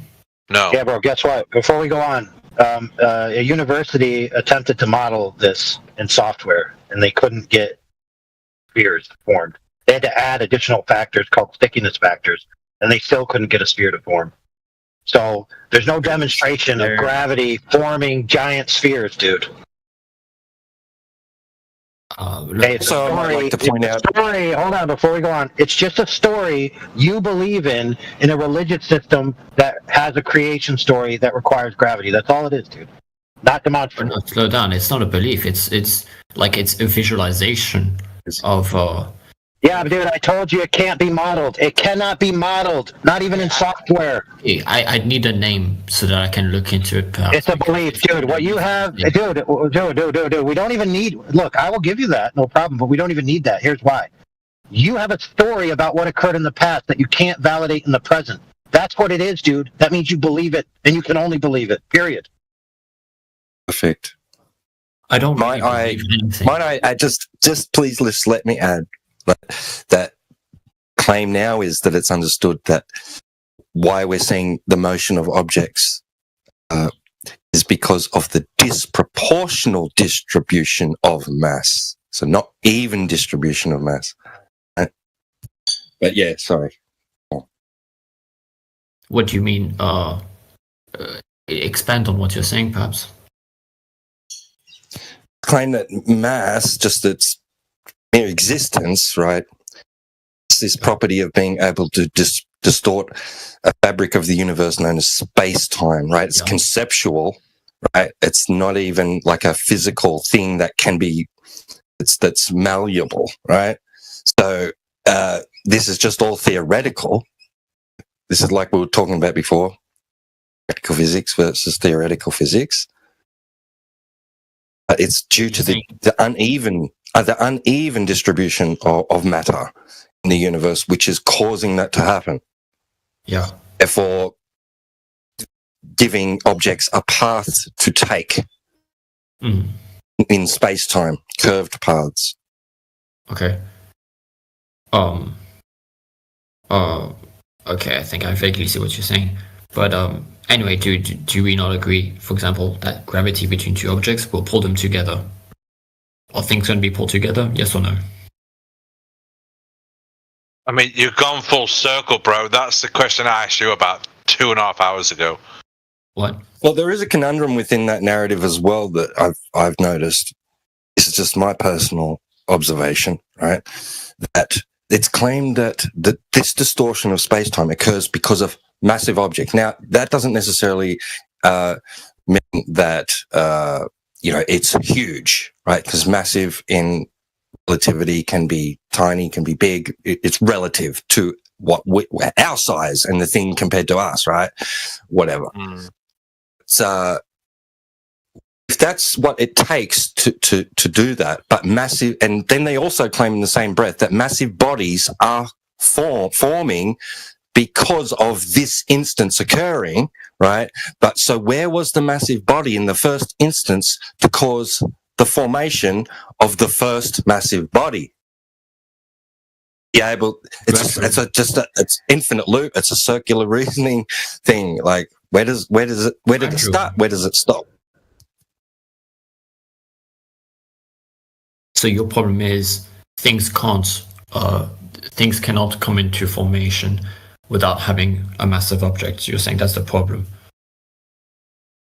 Because where was the first one to make that happen in order to form the first thing? It doesn't make any sense. Okay. Anyway, so I'll try to gather some useful explanations and references that maybe I can present to you guys another time. Yeah. Why don't you get a time machine and go back into the past to when your claim was occurring and validate that it actually happened, dude? Until then, you got a fancy story that you can't validate. Well, relax. I mean, I came in here, didn't know, what I would... Well, I'm teaching you something, dude, that your claims, in order to prove your claims, requires a time machine. A literal time machine, dude. That's the only way you can prove it. Well, relax. I just said I'll try to have something a bit better organized. Oh, yeah. Your time machine where you go back and witness these creation events? Good grief, dude. I'm talking about the Earth as being a globe or whatever. Like, simple. Yeah, that's what we're talking about. We're talking about events that occurred in the past. Gravitational accretion causing giant balls to form. That's your claim that you can't validate. What don't you understand about that? Oh, yeah, of course I can't validate anything really over here because I just came here casually, right? Yeah, great. Guess what? We can validate in the present that the Earth has no demonstrable surface convexity by measuring water, dude. Therefore, we debunk your creation myth about globes forming from gravitational accretion in the past being the reason why the Earth is not a globe today. Goodness sakes, dude. What don't you get about this? We don't require a time machine for our claims, dude. You do. Fundamentally, what you guys do is only sort of raise issues or. Oh, you mean measure the actual Earth? Well, what we do is measure the Earth, find out it's not the ball that you claim was caused in the past by the creation mythos of evolutionary gravity. So can you actually give me whatever source that you're using which proves there was no curvature seen over certain distances? Because yeah, dude, we can give you 25-mile laser transit done over water. We can give you a 36-mile one done over land. Yeah, we can give you more than that in spades. Right, so that's what would be the most valuable thing that you could do, is to provide whatever source where it was like nothing noticed over those distances. Yeah, that's what. Because if, for example, think about it, you're here trying to be like, okay, the Earth is not a globe, so the best thing you can do is try to convince other people about that, and the best way you do that is with just giving me the source that should be convincing me, right? Because if I'm clearly right. So if you finally, dude, you finally got it now. So you finally understand that the crux of the issue is demonstrable surface curvature, and whether it's measured or not, or whether it's measured flat. So that's the crux of the issue. Would you agree?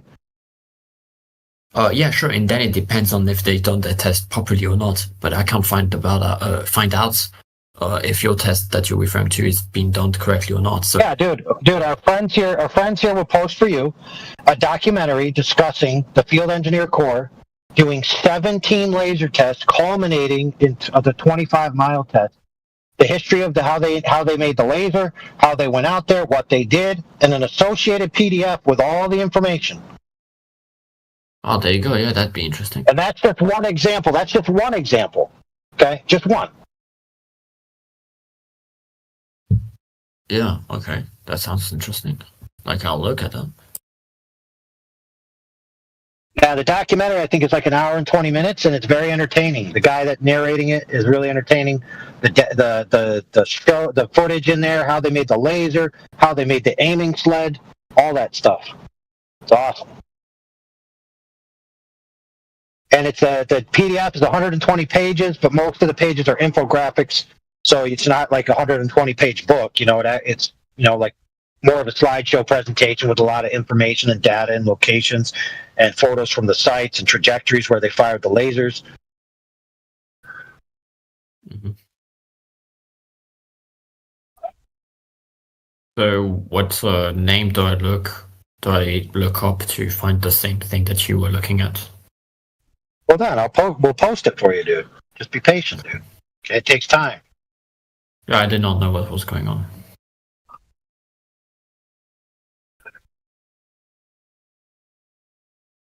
All I got to do is go back. All I got to do is go back to 24/7 Flat Earth Discord, where I have a bot that automatically posts information for me when I prompt it, because it's a relevant piece of information that we have stored over there. So I go here, and then I'm just talking out loud, so you're not going to be bored while you're waiting. So let's see. I go here, bam. Then I type in videos, space, laser long. Then it posts me the link, and then I go links, space, FE core. Then I press enter, and then it posts me the link, and now I have the links, and I'm going to cut and paste them over for you to enjoy. I really never thought I would end up in a sort of topic like this. Yeah, dude. You came and you thought that the globe had all this proof, and you found out you have no idea what it's about, and then you were told that through direct measurement the Earth is flat. And so, yeah, that's a shock to the system. I agree. No, not like this. I mean, it's just no, because like I was planning to watch this podcast with the Argentinian president about economic stuff, because he's a libertarian. Kind of an unpopular thing in the West. Anyway. Okay. Cool. So I posted it for you there in the chat. Yeah, I got it. It's titled The Greatest Laser Experiment in History. Now, technically, it's not a scientific experiment. It's just a measurement. But I mean, it's scientific if it's a measurement, right? Well, dude, I mean, you got to parse out the terms, but scientific experiments are validation of cause and effect. They're not measurements. Measurements are just measurements. I mean, it's a scientific method to measure things properly. Dude, there's no such thing as a scientific method of measurement, dude. That don't exist. I mean, okay, whatever. Okay, listen, dude, we're just going to parse terms, so who cares? Just recognize that this is not a validation of cause and effect. This is simply a measurement, okay? That's all I want you to understand. Okay.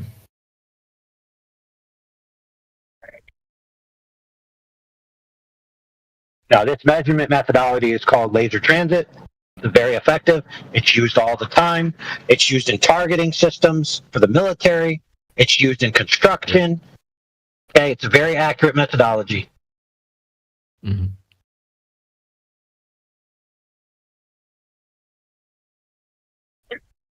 And the military even validated even more hardcore with a laser test that they did in the Hawaiian Islands, which was like almost 100 miles long. Mm-hmm.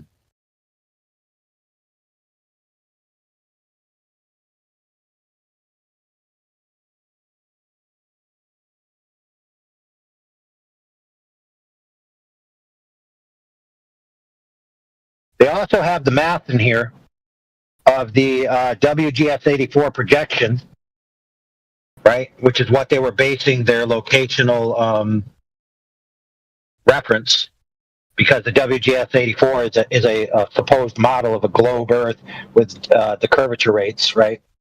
Their initial goal was to test that to see if that actually exists in reality. And what they found at the end that no, it doesn't exist. The hump of Earth curve that's supposed to be blocking the laser just isn't there.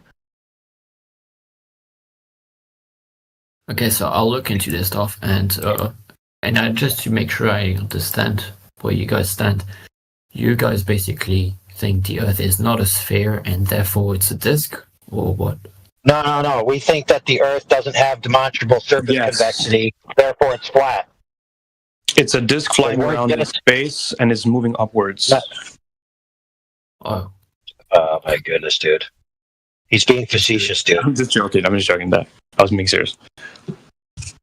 Wait. So it's not a disk. I'm just like, what No, the disk thing is like a meme that Glowbursers think what we think. Wait, no, but I'm asking you what you think. People have. It's a plane. Like, flat doesn't have a shape, does it? It does. Because if I draw a line, what shape's a line? If you look at like something flat from the side, it's just like a line, isn't it?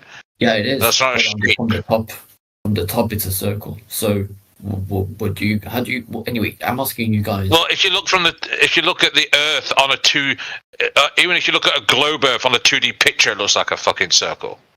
Yes. So anyway, I'm asking you guys, what is it if not a globe?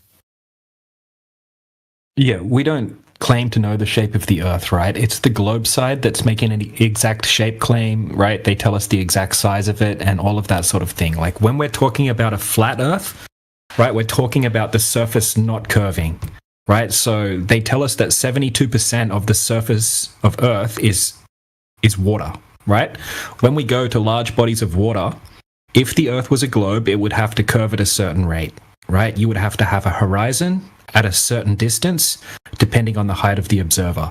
So when we go and do these countless amounts of long-distance observations, laser transit, and all sorts of other tests to try to validate curvature, we can see magnitudes further than what you would be able to see on a globe, right? These have been repeated in countless locations by different people in all sorts of different weather conditions, and it's got to a point where we can consistently see way further than what you could possibly see on a globe. And that's taking all of the atmospheric effects into consideration as well. So when we're talking about flat, we're not talking about a disk in space, right? That's propaganda. So if you Google flat Earth, right, or if you go on YouTube, you're going to see a propaganda playlist, and you're going to see a bunch of disks in space and things like that. That's not what any flat earthers are claiming. Mostly what we're doing is actually testing the globe model to see if it actually matches reality. Okay. So But assuming, okay, so you guys are just stuck at the thing that you're undecisive because it's like, oh, it seems there's no curvature, and you guys, oh well, that's it. No, You guys no. The right, there's a lot to it, right? And there's a ton of topics that we could talk about for hours, right? Just to get started on them, right? Like gas pressure and all sorts of problems with the globe model, right? But the main thing is you have to have a certain amount of curvature over distance on a globe, right? You have to have a geometric horizon at a set distance depending on the height of the observer.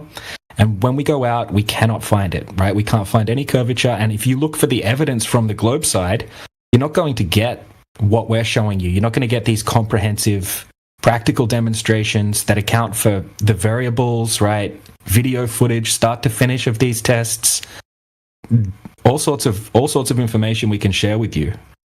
But what you're going to get from the globe side, you're going to type into Google, right? Who first measured, right? The Earth, right, to be a globe, and it's going to come up with things like Eratosthenes, right? People that just did calculations based on assumptions. You're not going to get people that have actually gone out and practically validated this curvature over distance, this geometric horizon that you must have for a globe, right? So to have everything else that you have in your model of outer space, right, to have space travel, all of that stuff, right, it all relies on the radius value being correct, 3,959 miles. Right, and so if I understand well, like no other external evidence for the Earth being a sphere will be useful to you because you'll still be stuck on like, well, the curvature is not consistent. It doesn't make sense. Holy crap, dude. Just Let's be clear here for a second. Yeah, we understand, dude. Okay, listen. There's only one contingent necessary factor of a sphere, dude, and that's direct surface curvature. Everything else is non-contingent. Okay. So to say all these other things are going to be trumped by the actual measurement of the surface, well, of course. Okay. The surface measurement is the crux of the issue. If the surface ain't curved, then it ain't a sphere. I was just making sure, and because I'll try to bring something to you guys that is better organized, because otherwise there's no point, right? But for the moment, like all I'm thinking right now is it is hard to probably notice curvature really based on the scale of a planet. So. Oh my god. Hey, yeah, dude, we got you, dude. Go quantify the numbers, dude, and you'll find that the numbers don't back up your claim. Okay, we have plenty of technology that can tell whether the Earth is flat or not. When applied to the Earth's surface, okay, with direct methodologies, it's flat, dude. Okay, the Earth is flat. Down is down. Up is up. Horizontal is perpendicular to that. Everywhere you go across the whole Earth, water's level and flat. The Earth's flat. There you go. The thing that what comes to my mind is the trajectory shown for airplanes, which is never a straight line. So irrelevant. Planes are not attached to the surface, dude. Planes are not measurement tools. No, but the trajectory they take for fuel efficiency. What trajectory? What do you mean by trajectory? A plane can fly in 3 axes. So what do you mean by trajectory? From the top view of the Earth's map, right? Yeah, we got you. Yeah. They never go when they fly over the Atlantic on the map. They're not going on a straight line, right? So what? Okay, planes fly. Listen, Fred, I'm going to teach you something about planes. Okay. Commercial planes, okay, that travel consistent routes, they travel in pre-approved corridors. They're decided by flight routes. They're not decided by the shape of the Earth, dude. Yeah. And those for example, I flew when I was being tasked to invade Iraq with the 3rd Infantry. Okay. I flew from Hunter Army Airfield in Savannah, straight up to Maine, into Canada. Then we took a turn and went towards Ireland. Then we went to Germany, and then we went to Kuwait. Okay. Why didn't we just fly straight? Why didn't we just fly straight from Savannah straight to Kuwait? Wait, are you saying Keep in mind, hey, Bo, keep in mind a war was about to go down. We're the fighting force, literally the invasion force, the cavalry. Literally, we're going to be the ones doing the attack. We have to get there. So why did we take the long way round instead of just going straight? What I'm saying. Are you asking what you I'll did? tell you why, dude. I'll tell you why. It's very simple. Because flight paths don't give a crap. That's why. Now, I will tell you this, friend. The entire time we were flying at a fixed altitude, parallel to the surface of the Earth, not traveling in an arc where the plane was constantly rotating. Okay? So, if anything, that proves the Earth is flat. And also, now, your claim. Oh, go ahead, friend. Go ahead. Also, pilots, I've mentioned this many times because this is relevant because we're talking about planes. Pilots actually use a flat Earth to navigate. They don't use a globe Earth. You know, that's all I wanted to say. You can carry on, Overlord.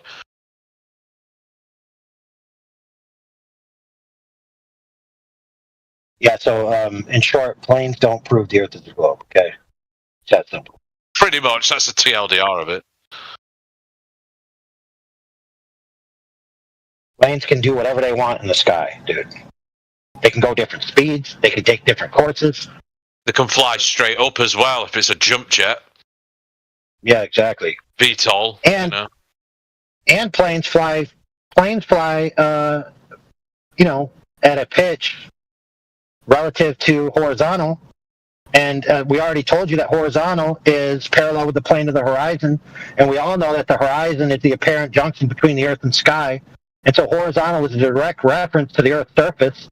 And since the water is the epitome of level throughout human history as the gold standard for the term, and the physics of water, according to hydrostatic equilibrium and Pascal's principle, is that it's flat and level on the surface. And when measured, it's corroborated that it is so. Therefore, the Earth is flat. Well, what more do you need to know?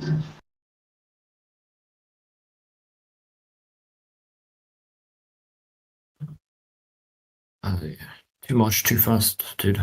Yeah, dude, it's very simple. Water's flat, bro. What's so hard to comprehend about that? You got any curved water you can show me?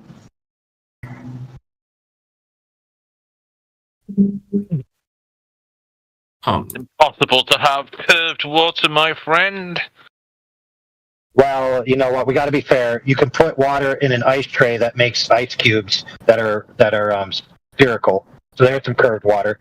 You could put a droplet of water onto a hydrophobic film, and it'll form into a tiny droplet via, hydrostatic forces. Yeah. Right. So yes, you can get a very small sample of allegedly curved water that you could pretend has anything to do with the Earth. But we all know that bodies of water are flat and level on the surface. Yeah. Just as we experience. Okay. Anyway, like I said, I'll try to organize things better. But I was just curious to briefly know what you guys have to say and about. So if you could just make it, more casual and be a bit more chill. So commercial flights, they on a flat map. It's a bit of a parable. The trajectory. You mean a rum line? You mean a rum line? I don't know what a rum line is, but a parable. Do you see what I mean? Oh, yeah. So if you don't know what a rum line is, then how do you know what the heck you're talking about when it comes to airplanes flying, dude? Because I'm not an English native. Yeah, so my point is this, dude. Planes can do whatever they want. They're not limited by traveling directly on the surface. So they can fly in an arc, they can fly straight, they can fly in loop-de-loops, they can do zigzags. Yeah. It wouldn't tell you what the shape of the ground is. You never seen an air show before where airplanes like Red Bull and stuff doing like barrel rolls and stuff? They do whatever they like. Yeah, dude, that proves. Hey, the Red Bull show proves the Earth is a raptor.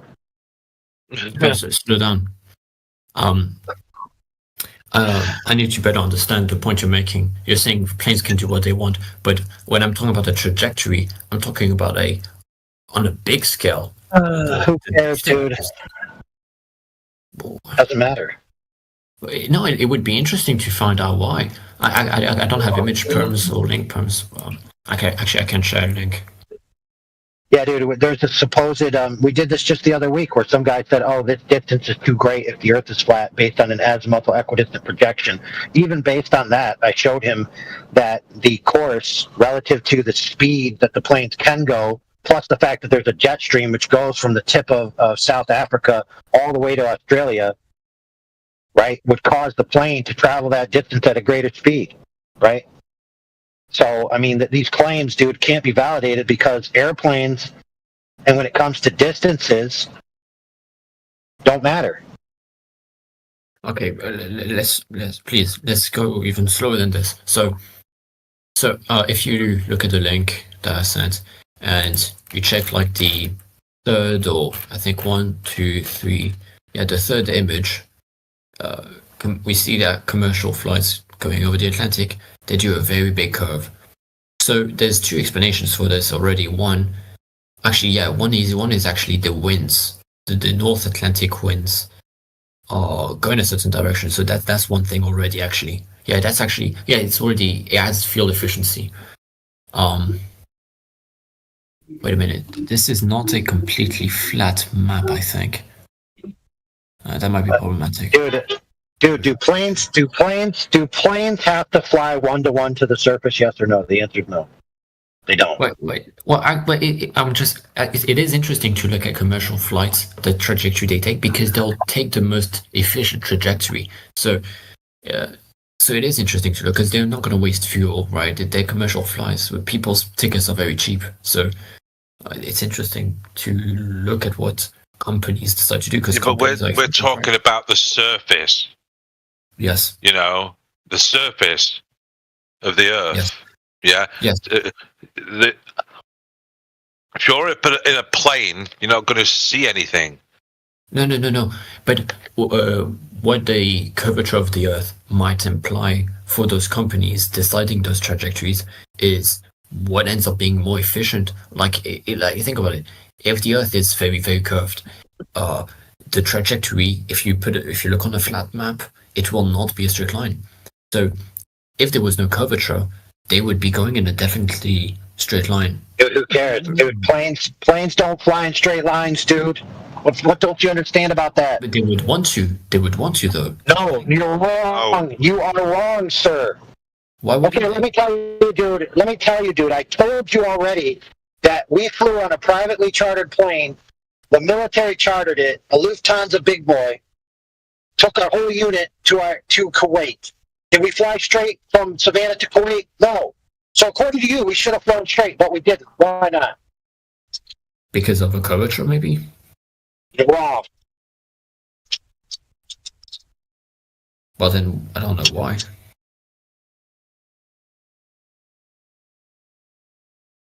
Most planes, if not all, the only planes that would technically fly, they wouldn't even fly in a straight line, would be the very small planes, that are like hobby planes, little Cessnas and stuff. Because they can't fly that high or that far. Yeah. Basically a flying car. You want to know what's funny, guys? What's really funny is if you actually take the course we took, Savannah, Maine, somewhere, I think Nova Scotia or whatever the heck, Ireland, Germany, Kuwait. Track that course on the azimuthal projection. It's practically a straight freaking line, dude. Wow, interesting. I'm not saying it proves anything.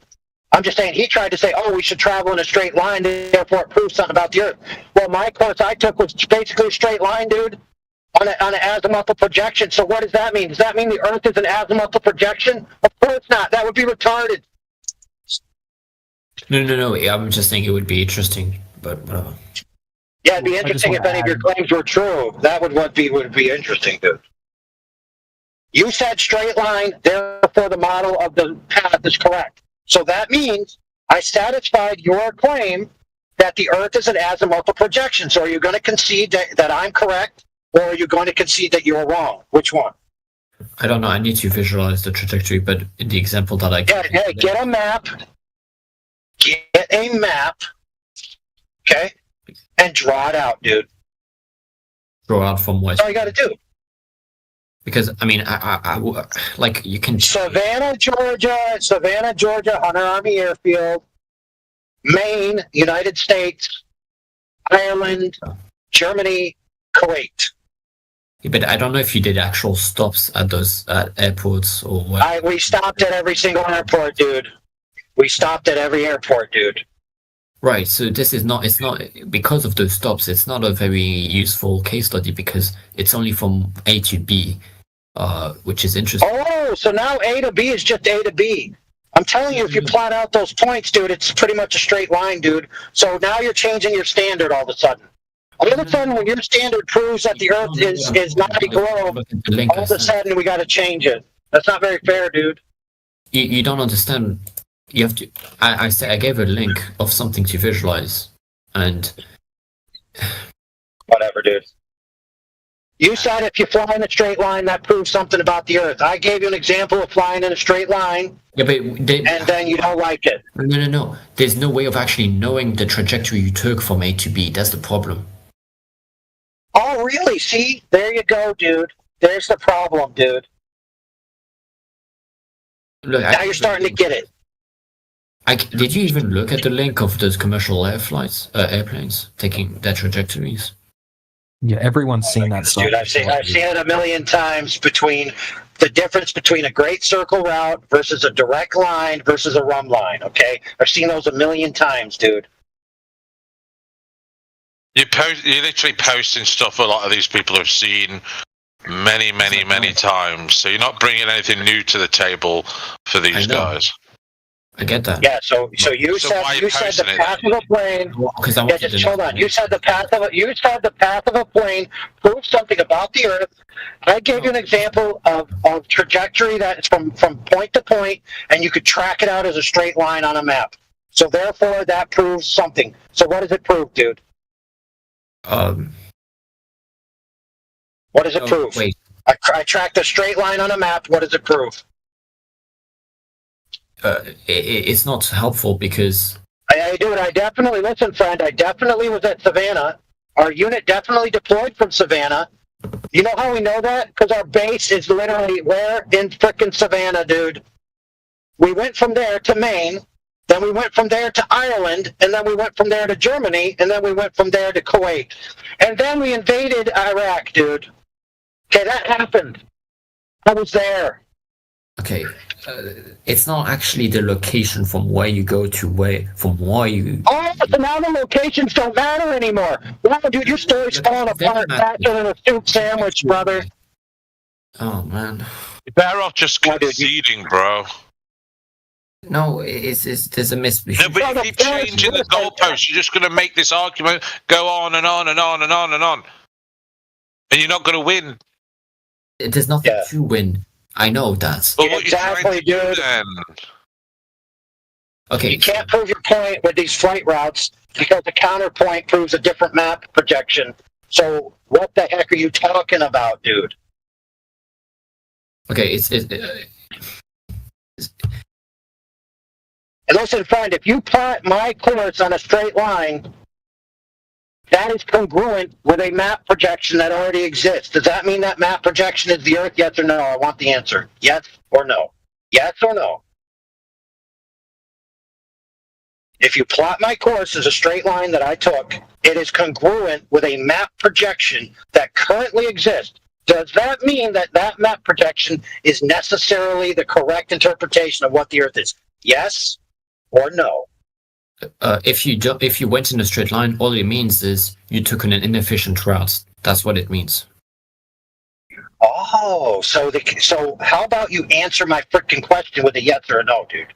Or are you not capable of understanding what yes or no means?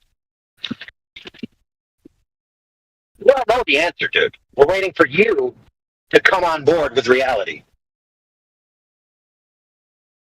So, if I chart my course as a straight line and it's congruent with a map projection, does that mean that that map projection is necessarily reality? Yes or no?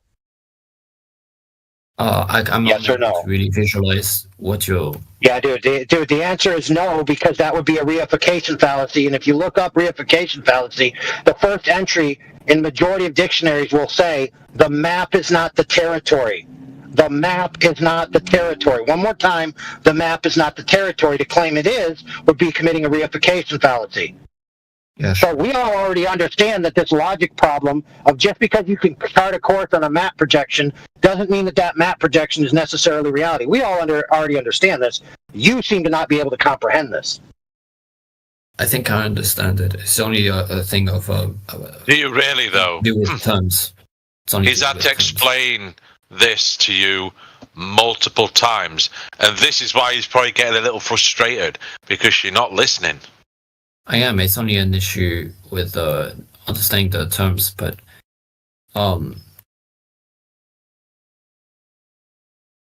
okay. Anyway, so with what I sent, you guys basically answer to it is planes do what they want. So there's nothing that explains this trajectory that goes upwards and then back down like this on the map. So you guys don't have an explanation for that, basically. Hey, dude, yeah, well, I do have an explanation for that. Planes are on the ground. They gain in altitude, then they're above the ground, and then when they land, they lower in altitude. Now, that is a path that goes up and down. I agree, but I don't think it affects the result that we see on this map, though, that much. Because the distance is longer than the altitude.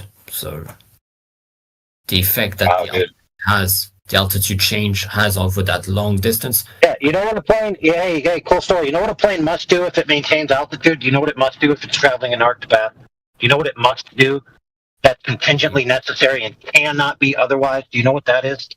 You're going to say a lot. Contingently necessary and cannot be otherwise. If a plane is maintaining altitude, traveling parallel to an arc, what must it do? Every moment it's flying, what must it do? Do you know the answer? I'll tell you if you don't know. Well, then it's an arc. What do you mean? If a plane is flying in an arc, maintaining altitude in level flight, parallel to an arc, what must it do? An arc? No, the plane, not the chart of the course. It follows the arc. I understand that, but what must the plane be doing? The plane itself. Going straight, yeah. No. It must be constantly rotating. What? From the plane's own perspective, from the time it takes off to the time it lands, in order to follow an arced path, the plane must be rotating 100% of the time, all the time.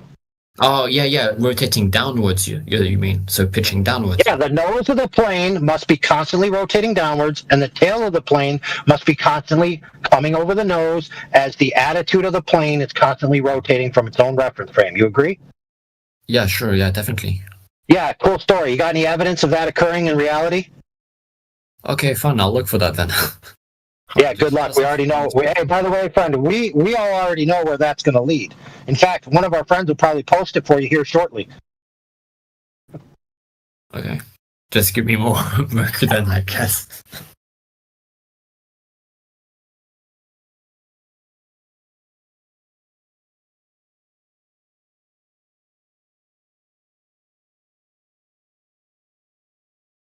But anyway, so like I wanted to ask earlier, so you guys only have an issue with the curvature of the Earth. You're not trying to claim the shape of the Earth, or you don't have an idea of the shape of the Earth. But if you know what the Earth shape is, dude. I know exactly what the Earth shape is, dude. I know it 100% for a fact. Yeah, 100%. Not even unequivocally in error in any way, shape, or form. You ready? You sit in your chair because it's going to be painful, because this is an epiphany. No, it's not going to be painful. Few brains. Yes, no, I'm just telling you, like the epiphany of the gravitas of this philosophical bomb is going to blow your mind away, that if you're not sitting down, you may hurt yourself. So by all means, please sit down. Just tell me. You've been warned. Just tell me. Okay, so the shape of the Earth is a star. Earth-shaped. Donuts? No, Earth-shaped. Oh, so you don't have an answer? Yeah, it's Earth-shapes, dude. Amorphous shapes, dude, that are non-contingent, don't have definitive names, dude. Like a tree. What's the shape of a tree? Cylinder plus other cylinders that go in random directions. No, that's a composition fallacy, dude. You're giving me shapes of the parts. I want the shape of the whole tree. But you. Oh, see, you can't do it, dude. So why don't you just concede that you can't define a tree as a particular shape? The tree is tree shape. Everybody knows what a tree looks like and the shape of a tree, but they can't call it a particular name except tree shape. It is right. So you can describe it right. So it is, dude. It's not a shape of a part. A shape of the part is not a shape of the whole. To attempt to say it's in any way referring to the whole would be a composition fallacy. You combine them. No, dude, you don't. You can't combine cylinder and all these other things and then say it's one shape, dude. That doesn't work. What don't you get about this, dude? Why is it so hard for you to just comprehend simple concepts? No, this is extremely simple. We can do this with 2D objects. For example, a pentagon can be broken down. Yeah, but that's already a shape. His point is, holy crap, it's not a shape. More like a heart. You can take any shape and say, like, oh look, I can take a square and then I can take a smaller square and then join them up. You know what that is? It's called a fucking cube. You know, but they're already shapes that exist.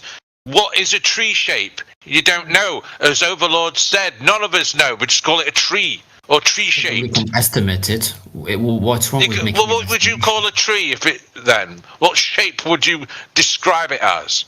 Like if you want to simplify it down, you say a cylinder, I guess. Well, no, you don't, because you don't simplify it. Well, that's like saying, okay, I'm going to simplify a square and just call it a line. In some cases, you can make Hey, dude, you know what? Hey, dude, no, we're not even going to entertain your stupidity, dude. Okay, this is stupid, and you should be. No, dude, stop talking. By acquiescence or force, which one? Choose. Okay, listen. A tree that is in the shape of a cylinder is called a pole, not a tree. Do you understand? A telephone pole is not a tree, dude. It was a tree, it was part of a tree, but it no longer is a tree shape. It is now a pole shape. What don't you get about this, dude? I didn't go down the road and I look at all the telephone poles and I say, look at that tree shape. Look at that tree shape. Look at that tree shape. That would be retarded. Well, only... No, dude, you're insulting room, dude.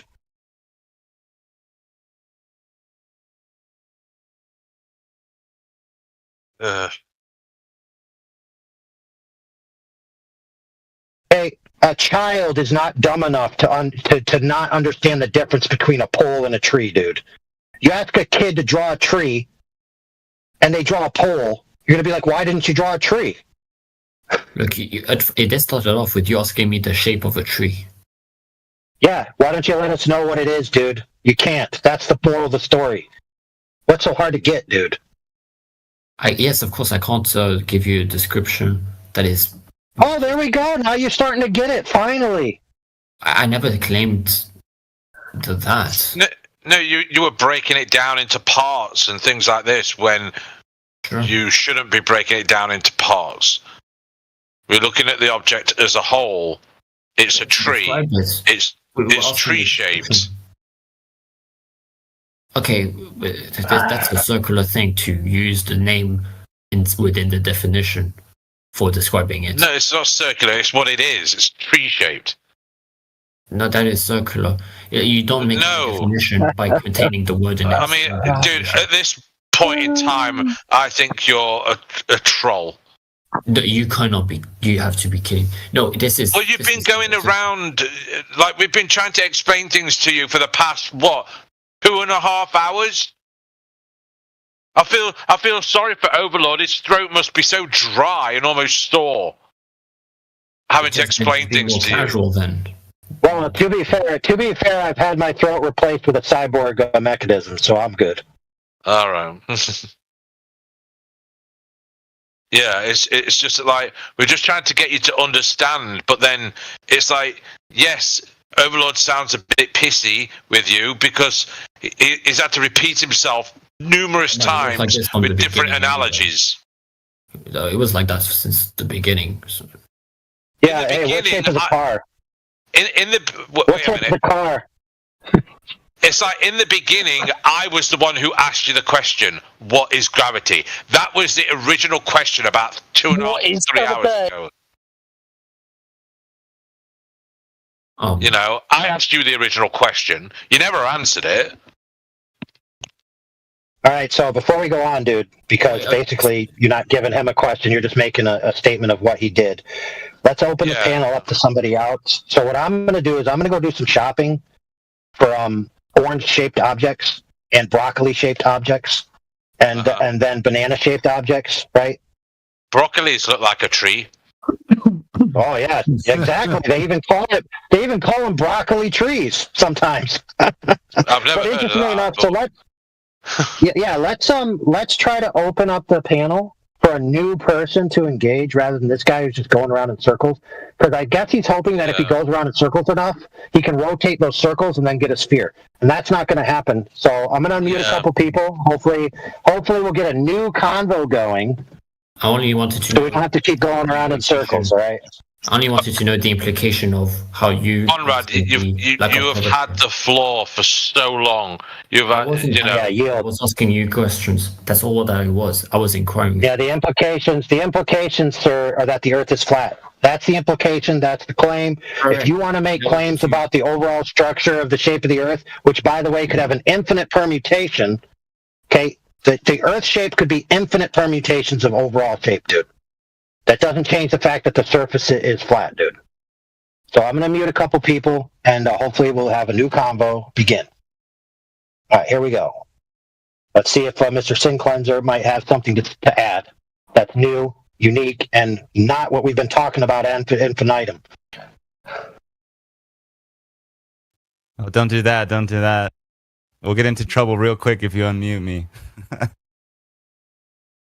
Well, that depends on what you're going to say. A lot of people in here.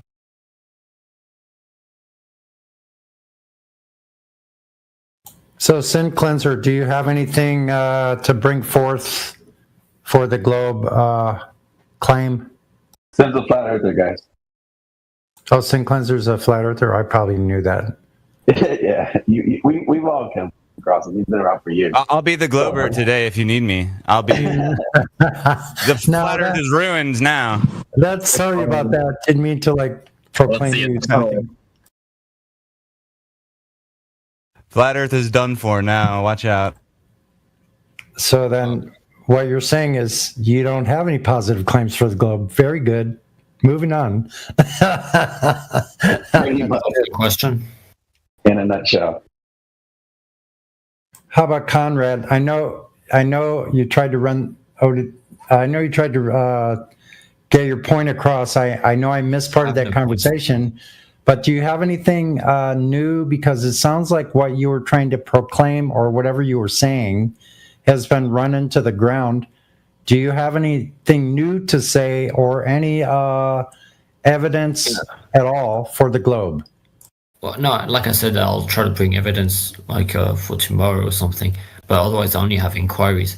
And also, just so it's clear, I don't have an objective or claims or whatever. Or the only thing I seek is for things to make sense. So if you guys have stuff that can help make things make sense, then that's cool, and that's what I'm interested in. Otherwise, it's it's what makes sense is what prevails, and that's what I seek, for things to make sense. And anyway, what I wanted to ask, I have a specific question, and so you guys are because this was also an experience to also figure out what your guys' perspective is, and so your perspective is quite simpler than what it generally seems to be, where your perspective is just that there is no curvature. The Earth lacks curvature. Okay, cool. But Overlord doesn't want to extrapolate that to sort of estimate what the general shape of the Earth is. So, and that's not especially wrong to try to do this, because if there's no curvature, then you can estimate what the general shape of the Earth is, right? Okay. Well, I want to set this straight. For one thing, there's a few positive claims for the globe. We'll get these out of the way first. It'll be really quick. So the positive claims of the globe is that Earth is a sphere, meaning curvature or drop over distance. Number 2, Earth is in motion. And number 3, that there's a gas pressure system existing next to a vacuum without a container. So on the first claim, there's no curvature measured by anybody in history. In other words, drop over distance on the surface. There's never been any motion of Earth detected by any means, any technology, by any person. And gas pressure cannot exist at all without a container.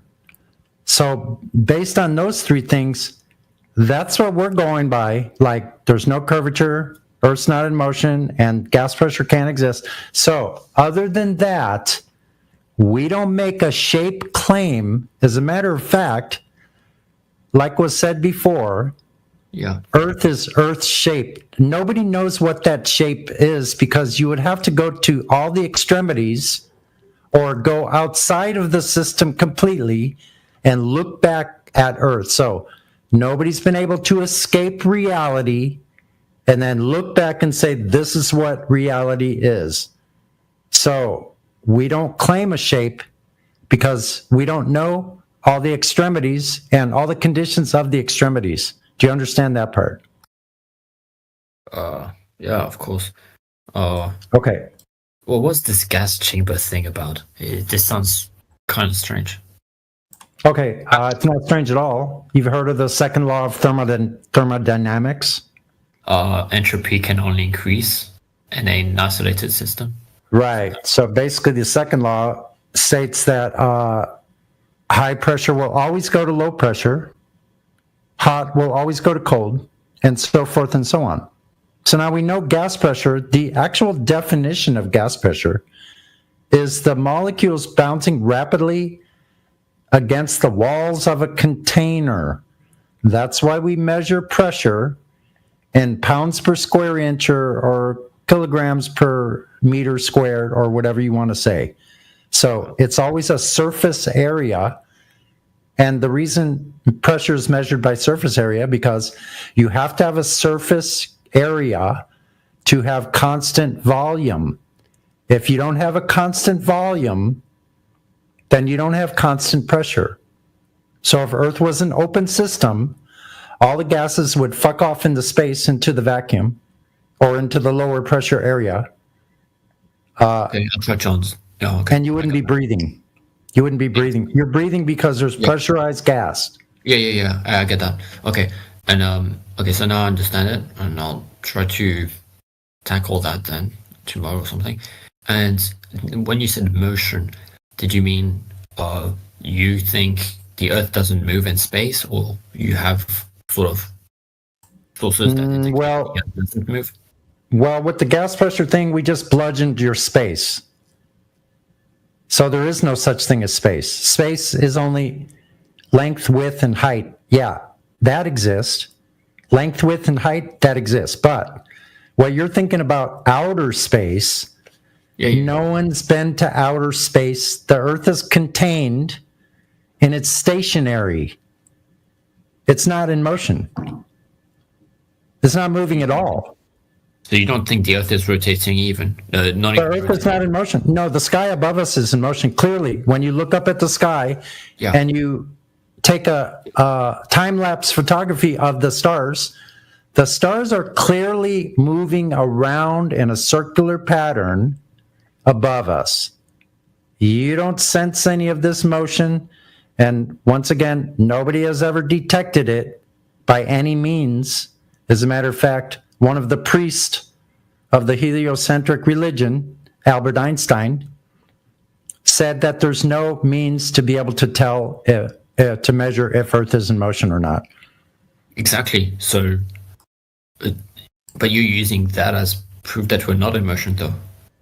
No, I'm using the fact that no motion has ever been detected. But we clearly have motion in the sky above us, but we don't sense or detect any of that motion here on Earth.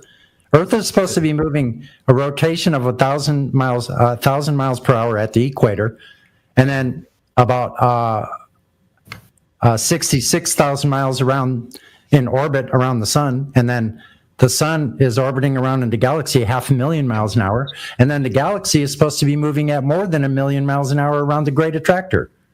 That's So- 4 different vectors of motion. Can I say something really quick? Sure. Default axioms are not claims. So the claim would be that we are moving because we don't experience motion. Yeah. Right. There's a claim that we are in motion without proof, because like what Fletcher just described, because just our natural experience is that we aren't moving. In fact, we use the ground as something in a reference to other things that are in motion. So, yeah. Exactly. So do you have anything that you could put on the table that you've ever heard of that of Earth being in motion? What would you base that claim on? Yeah, I'll try to organize something like this, but if you're asking me what I'm thinking right now, well, of course, as the observer, that's not going to be reliable. We have to use external observations, outside of the Earth to prove this, because, of course, the atmosphere moves with us even as the Earth rotates. So, well, now you're going back to a presupposition that Earth is in motion, in spite of the fact that there's never been any motion measured on Earth. This has been vetted out by many experiments in the late 19th and 20th century. These things have been done, such as Airy's failure. He proved there was no parallax of the stars. In other words, it's not Earth that is in motion; it's the stars themselves. There's Morley-Michelson and Morley-Gale experiments with light interferometry showing there's no motion of Earth, that they claimed what they claimed to find. They were actually trying to prove that Earth was in motion, these experiments. Yeah. And they were not able to prove what they did find is something is moving, but it wasn't Earth. So what they believed for a long time is that the ether, which is supposedly a medium, invisible medium that everything like outside of us is sitting in, or like the luminaries are in, that is what's moving, and that's what we observe. Okay, yeah, I'll try to look into that and organize stuff. But just a thought, and be casual, guys, whatever. And this requires to make some assumptions, but it's not like too far out of reach. So the point is, when you assume that the Earth is a globe, and you assume that classical physics is correct, and we just look at how things have been in practice, I don't know, sending stuff out into the space, satellites, everything we've done in practice, things work out well. They've worked out well, and our understanding of classical physics and our Earth has been reliable enough in order to do so much stuff. Like we didn't run into issues in a practical sense, it seems, because if we if we trust these results that there's no curvature, and therefore the Earth really doesn't have any curvature, this would have some practical implications where things like satellites may not work out well, maybe.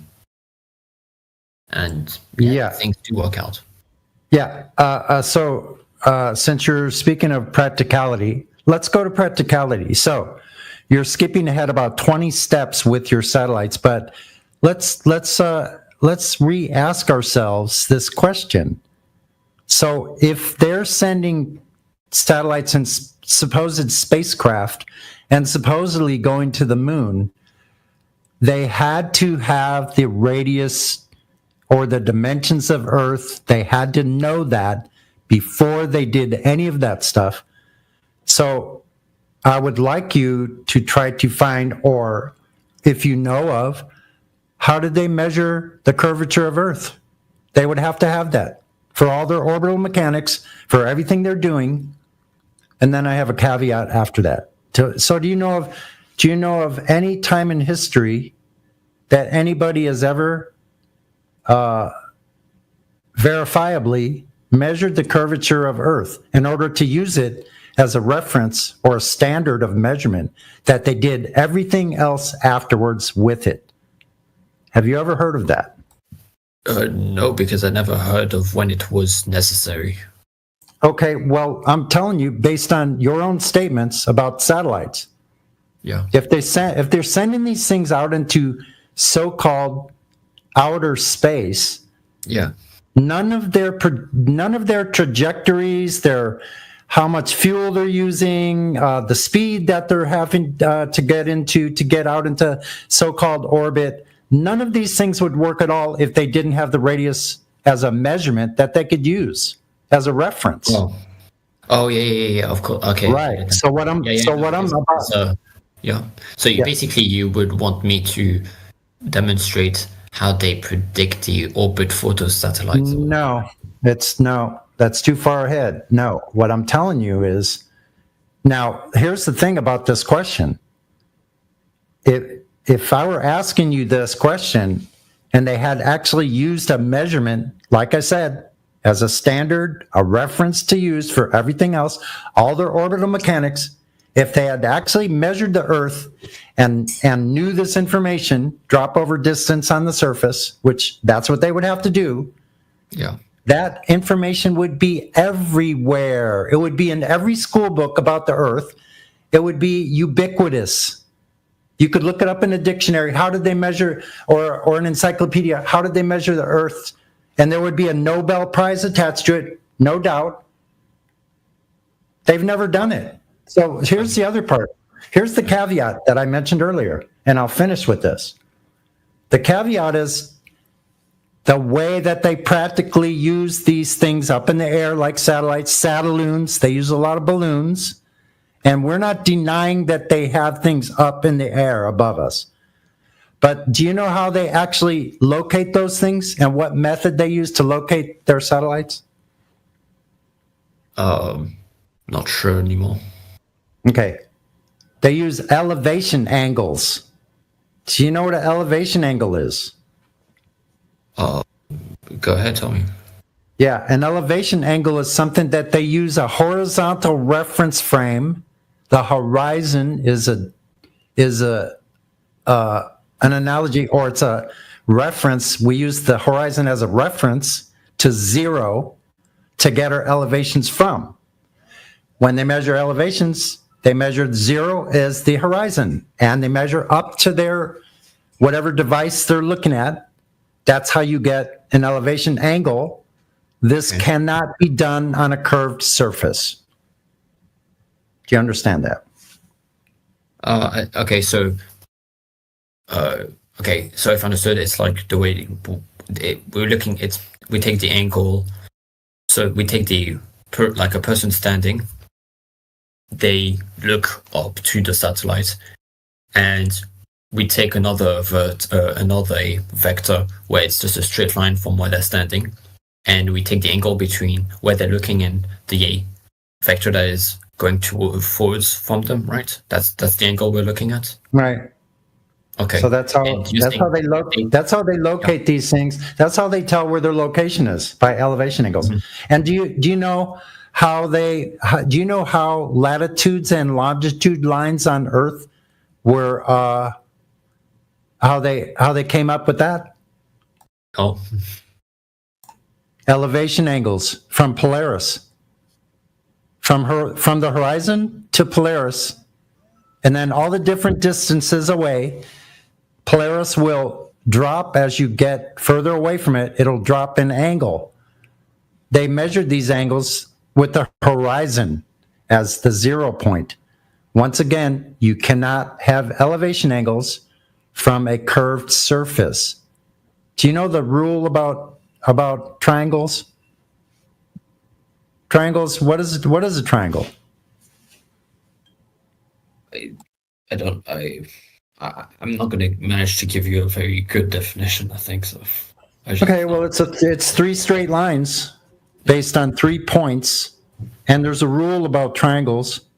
They cannot be more than 180 degrees, correct? Yeah, exactly. Yeah, as part of like Pythagorean theorem. But so they have to start with 0 as the horizon in order to get the elevation angles. That's how they develop latitudes and longitude. Well, mostly latitude, actually. So the same thing with navigation, celestial navigation. When we use a sextant and we're out at sea, we set our viewfinder 0 at the horizon. That's how we zero it out at the horizon, and we draw up the protractor part of the sextant up to the celestial body like the sun, the moon, stars, or planets, and we look at what the reading is, and it's an elevation angle. Yeah. We use elevation angles to accurately navigate into ports or other harbors. Sometimes these sailors did this without even being able to see the entrance to the harbor, because a lot of these islands are covered in fog around the coastlines. Many of them are. So we navigate, we practically use Earth as flat, stationary. We measure, we do surveying with planar surveying using a 0 reference, the horizon. So the question is, where are we actually using the globe? Like you said, practically, we're using the flat Earth in everything they do. Even the people that are supposedly going to outer space are using the horizon as a flat surface. Okay, understood. Yeah, I just see that it would that there's more stuff for me to try to explain. If like there's just more homework to do. That's what I'm getting. Okay. Yeah. So I would say the real homework for someone who believes the globe, and all of us in here went to the same schooling that you did. Like, we all were taught the same thing.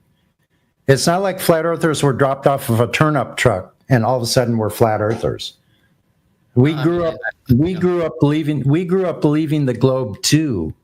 But what I'm here to tell you is that's all you have as far as the globe Earth goes. All you have is a belief, not fact. All you have is a belief in this globe Earth because somebody else told us this. We were taught this, and all that is an appeal to authority. So it's a fallacy to believe that way. No, it's true. You guys are Cartesian. You doubt everything. I don't think you guys are. It did look like. No, it's not. It's not about a doubt.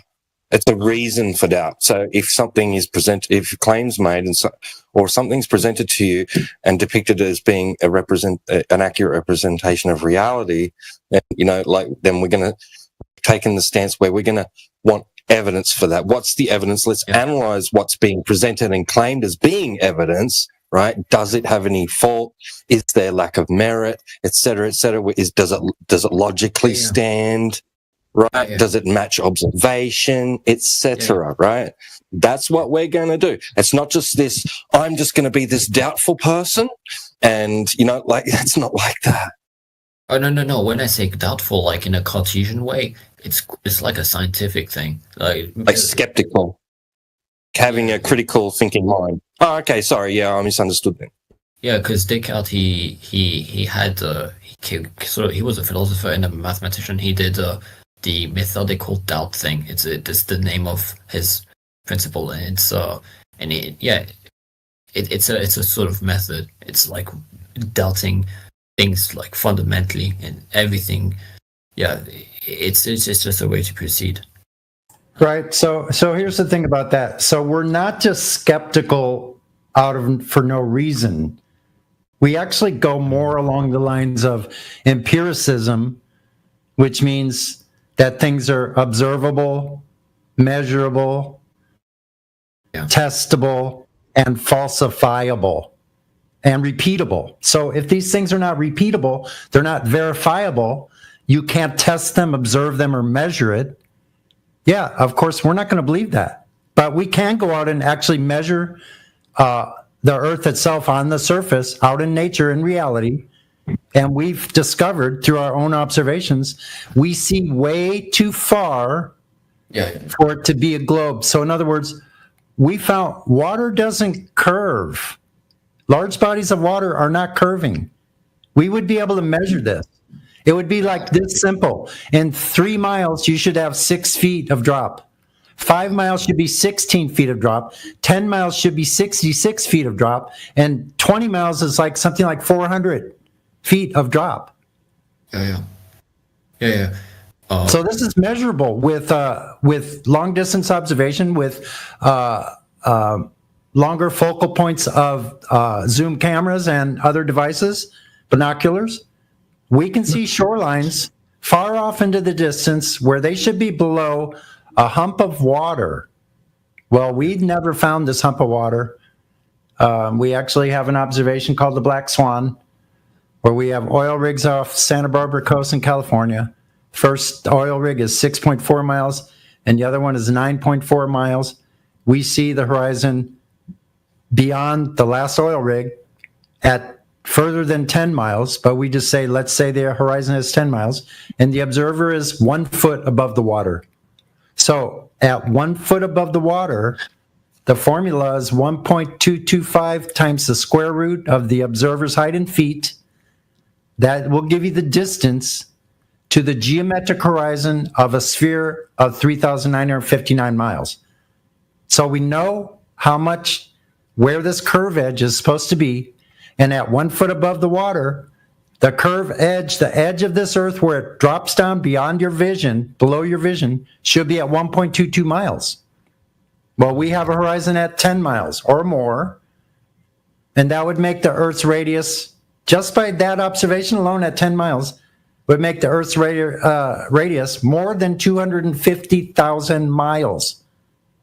That's the distance to the supposedly Earth to the moon. So if Earth was that big, it would have a 500,000 mile diameter. So I have to ask you, what is your level of tolerance that you're willing to accept an amount of error in how big the Earth is? Is like it's supposed to be 8,000 miles in diameter, and this observation showing that it's, if that was a globe, it would be 1,000,000 miles in diameter. So is that okay with you? Well, there's nothing that is okay or not okay for me, because, I mean, I'm not like versed in any of this, right? The only stance I have is what seems to make the most sense currently. But yeah, so with the problem of curvature, what seems to make the most sense currently to me is, yeah, the Earth, the scale of the Earth is just bigger than what maybe, is understood. That's what would make the most sense. Okay, so that would make the Earth, from the center of the Earth to the outside of the surface of Earth at a 10-mile observation, that would make Earth's radius all the way to the moon. Yeah, but then everything else is adjusted as well, I guess. I mean, it would make it out to the moon. So are you telling me that the Earth is 1,000,000 miles in diameter? That takes the outside surface way past the moon and actually on the way to Mars. So hold on, friend. Hold on. Before we go on, if you inflate the radius of the Earth, you can't just then scale all the other objects, because the celestials are based on angular relationships. So, for example, the sun travels over the tropics, which are the equator, which is a particular circle. So by increasing the radius of the Earth, you're decreasing the circle of which the sun allegedly travels. And so you end up with the cosmos being conical above a giant Earth that is essentially an 8-ball on a pool table. So that completely destroys heliocentric cosmology in total. absolutely destroyed. So you can't just scale up the celestials relative to the Earth if you increase the radius, because the entire projection is based on the assumed radius. So that does not work. Exactly. Now, if you've never seen an 8-ball on a pool table, you'll notice that it's a ball, then it has a little circle with an 8. So that would be the path of the sun on a giant Earth. And so then all of the celestials would be angled off of that. And so you would not have a heliocentric model like you think with a bigger Earth and everything just scaled differently. That's not how it works. Yep. So everything is based on that radius value. So if that's wrong, like AI was just saying, everything else about the entire system is wrong also. That means all their trajectories, all their, expected orbits, if you want to call them that, all their angles of location to all these different celestial objects or to man-made objects would all be off. Yep, and all their claims about retroengineering the relationships of these objects into the past to come up with the Big Bang bologna sandwich. It's all wrong, 100%. Throw it in the garbage can. Well, according to Jay Tolan, as last video, the Earth is a globe with a radius of 1 million miles. Just like I said, holy crap. He did the measurement using parallax, just the way everybody wants you to use parallax. He did it all. It's approximately 1 million miles radius. So that would be a 2 million mile diameter. Wow. Yes. So that means the whole heliocentric model is thrown into the round file, or we call that a garbage can, thrown in the trash. It's useless. It doesn't stand to reason, like you were saying, what makes most sense. Well, your globe, in light of reality, like we just described to you, in light of how much drop over distance there should be, none of it works. That's why we're here. That's why we've been here. Some of us 10 years or more. So now maybe hopefully you understand a little better where we are coming from. I would say most of us are empiricists. We believe in the empirical methods of observation and testing and testing, measurement, and repeatability, those types of things. We're not just we didn't just wake up, like I said, and I know I might be sounding like a broken record, but we didn't just all of a sudden wake up and go, hey, I think it's a flat Earth. Not at all. A lot of us have spent many years observing Earth ourselves and doing our own long distance observations, and now understand things because of this new information. And that's it. So basically, why the scale of the Earth can't just simply be bigger is because then the sun is too small. But what if we adjust the supposed scale of the other planets as well and their distances? No, dude, you're not getting it, dude. It's the orbitals. You can't change the orbitals, dude. They would shrink because they're viewed from locations on the Earth. Okay, you can't increase the size of the Earth and then maintain the same orbital relationship with increased sizes of other things, because the path that they're observed are on fixed locations on the Earth, dude. And if you scale the size of the Earth bigger, the entire model is destroyed in total. 100% destroyed. Yep. So what happened is the margin of error, like I was trying to explain, the tolerance, they don't have room for any error in the tolerance of the size. So like AI was saying, everything we do and look at is all done from elevation angles, ground positions of these celestial bodies. So in other words, Mars is at a certain location at a certain time of year based on elevation angles from the surface of Earth. It's supposed to be 3,959 mile radius. So everything else is thrown in the trash as well if Earth is larger. And we know it's much larger.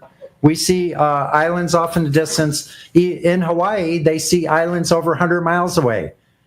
And I think there's been incidences of lighthouses being observed over 200 miles away. This makes no sense. Can't be so. It's actually impossible for Earth to be a globe. We don't use it as a globe. Nobody does. Okay. Well, it's late as fuck for me in Europe, so I'm gonna take a break. Yeah. right. So what we've arrived at is the Earth is clearly flat, as demonstrated by the physics of water, and heliocentrism is obviously false and necessarily so, and so that's the facts. I mean, honestly, to be fair, the conclusion right now is just that I just have to analyze better what you guys have used as evidence for what you do say. I just have to go through it. That's all. Like, because maybe there's an error somewhere. If there's a mistake somewhere there. Oh, there's an error with the physics of water that have been the gold standard for flat level for the history of humanity. Like, I don't know. I can't. All I can say is I just have to look at it. Well, here's something to think about when you go away, whatever you're doing, like in your moments, silent or your quiet times. Think about how you observe water every time you observe it. So in your sink, it's level. In your bathtub, it's level. In a swimming pool, it's level. In a lake or a pond, it's level. Every place that you know of that you see water, it's level on the top surface, including the oceans. So we know how water behaves, flat and level on top, if undisturbed. This is true in all cases. It's another axiom. Wait, that's easily not true. Videos of astronauts and the ISS where they have a packet of water just floating. It is not flat. Yeah, green screen. So you're seeing videos that can be falsified, right? Man. Dude. Hold on a second. Before we go on, you're talking about water that is under its own intermolecular forces, dude. Okay, that is not the same as a body of water at rest, dude. Okay. Yeah, the gravity makes. So, for example, dude, if you take a hydrophobic film, and you drop a little droplet of water on it, it's going to make a globule, right? I get it. Yeah. Okay, there's no such thing as a globule of a lake, bro. You ever seen a lake globule?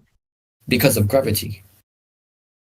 Yeah, that's great. So gravity is down, perpendicular to horizontal. But the Earth is arranged horizontal, therefore the Earth is flat. Good job. You proved the Earth is flat.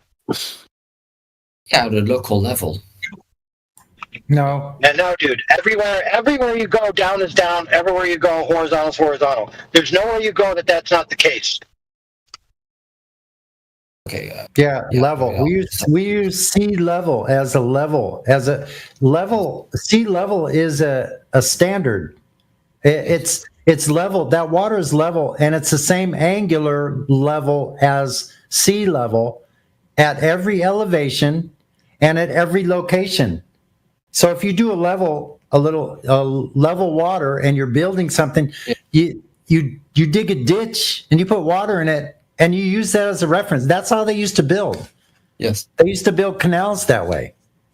So level is not different at different locations, and it's not different at different elevations.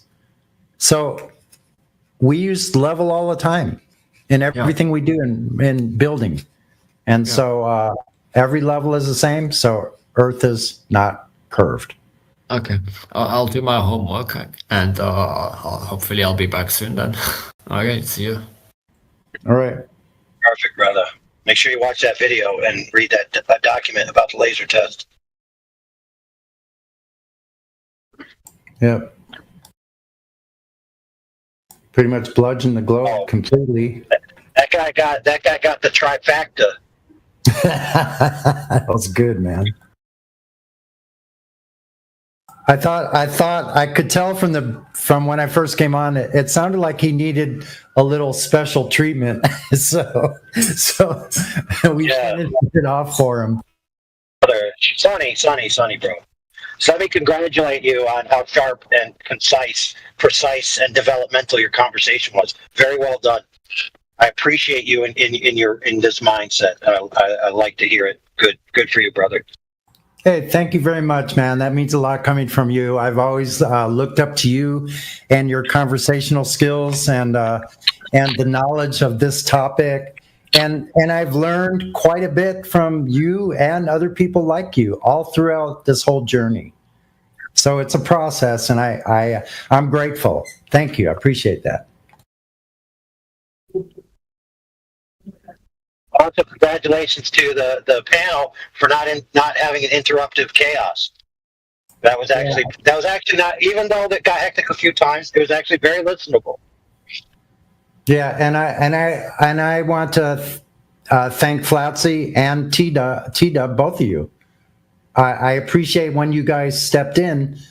Was very appropriate. It was at a good timing. That was impeccable. I love that. Always happy to help keep it on topic and hopefully synergize with whoever's talking. Well, see, that's where our strength really lies, not in the individual, but in us collectively, because we're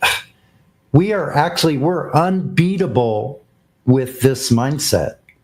Like when we're focused and we're able to have a relaxed conversation, nobody's getting tripped out, and we just present the information.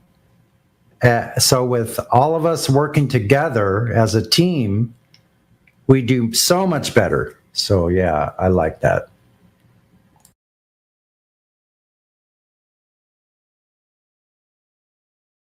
It's very, very rewarding, actually. Yep. Yes, and to counteract, if in case anyone's getting too nicey cringe vibes, let's just counteract that a little bit with some spice. Yes, iPhone users, you suck. All right, I rest my case. I had to leave for a second because I got a call, and I was like, I'll just exit out of this call and take my call and then come back. So that's what I did. Yeah, that's called synchronicity.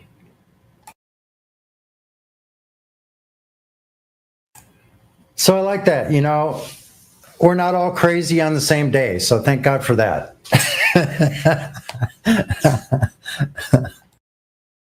Hey, you speak for yourself. Who are you referring to, though? Then I would have to know the reference you're using, like, are people around you kind of crazy? I don't know. Could be. Have you ever met that DeMott guy? Yeah. You know what? In spite of whatever anyone else might say, I kind of like the dude. I do too sometimes. I don't mind the rough edges at all. Like, I appreciate the personalities in here. It doesn't matter. We all get to hone our skills, and I think we're all doing just great. Even Denmark. Just joking.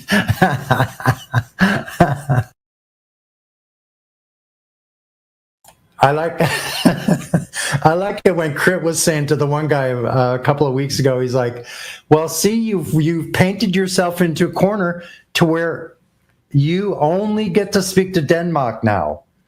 He's the only person that you can speak to now because of how you painted yourself into this corner. There's nowhere else to go but you and Denmark. That was so funny, man. That was precious. That would be like great to save. Yeah, sometimes we get people in the messages. Sometimes we get people in the message be like, why is that guy so crazy just going off on the Glober and none of the mods are doing anything? And then I chime in, dude, it's because we want that guy to be punished. Yeah. I mean, there's no victim. There's no victims here. There's only volunteers. Exactly. Yeah, that's like nobody's forcing anyone to stay and and be democized. It's like you're a willing participant, dude. The door's right there. You're not chained down. You're not chained. Yeah, and usually it's like Denmark goes off on people usually after they've been bludgeoned around their globe all over the head area, and they still don't get it. Like, we give them open book test. Here's the answer to this question. What is the radius of Earth? After we told them, yeah, it's 3,959. Now, what is the radius of Earth? Like, I don't know. They still don't know.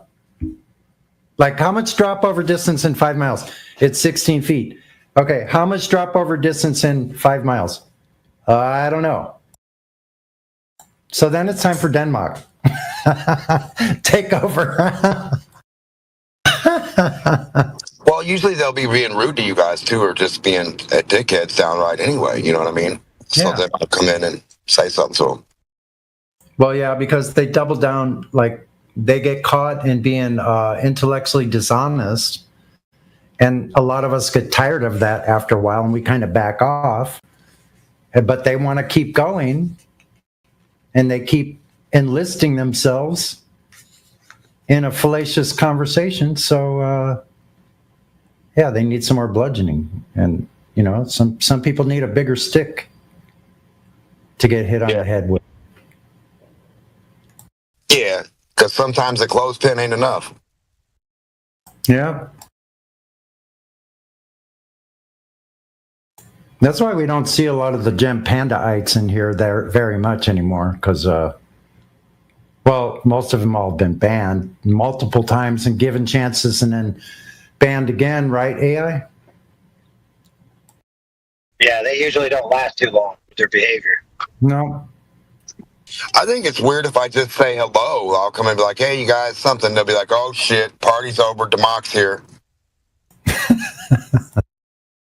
The Glovers say that. They, like, totally give up as soon as they hear my voice. Well, you got a really Democky voice, if that means anything to you. Well, yeah.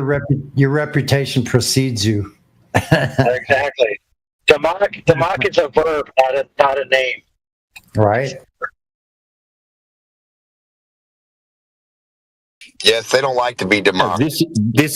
This is a democracy. Democracy. I love it. Awesome stuff.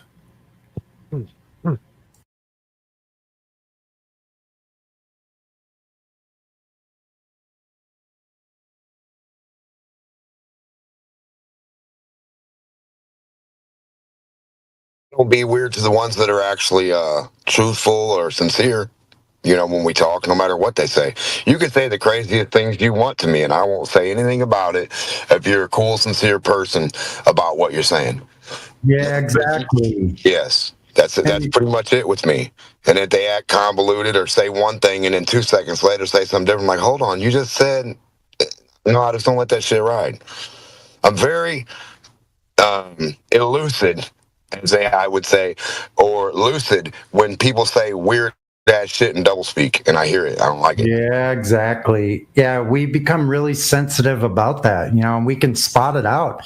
That's what I don't think they understand about us.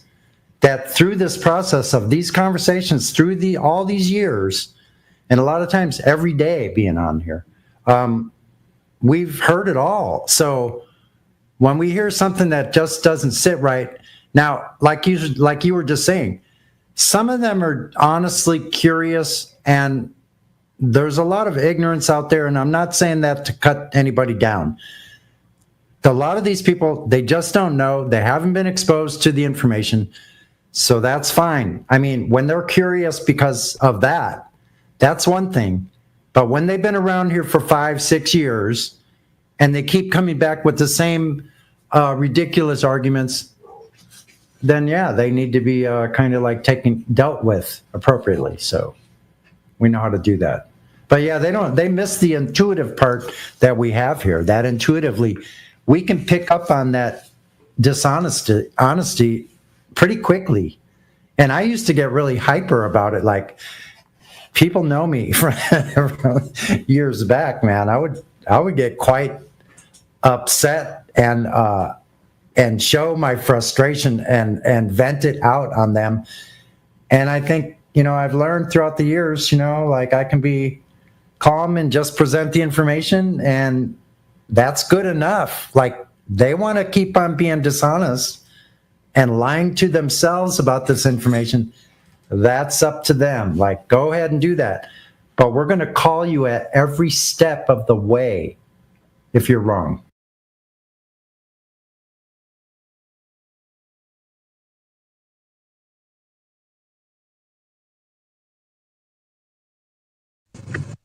Yeah, this arena has helped me in my personal life just deal with a lot of things. I'm grateful for it. Yeah, I I would also say like the Socratic method, the Isocratic method. I'm pretty sure when you just get down to the brass tacks and be like, okay, we're sitting here together. What do we do? That's it, right? Isn't that? Yeah, really. I mean, somebody's got something, a point or a point of conversation.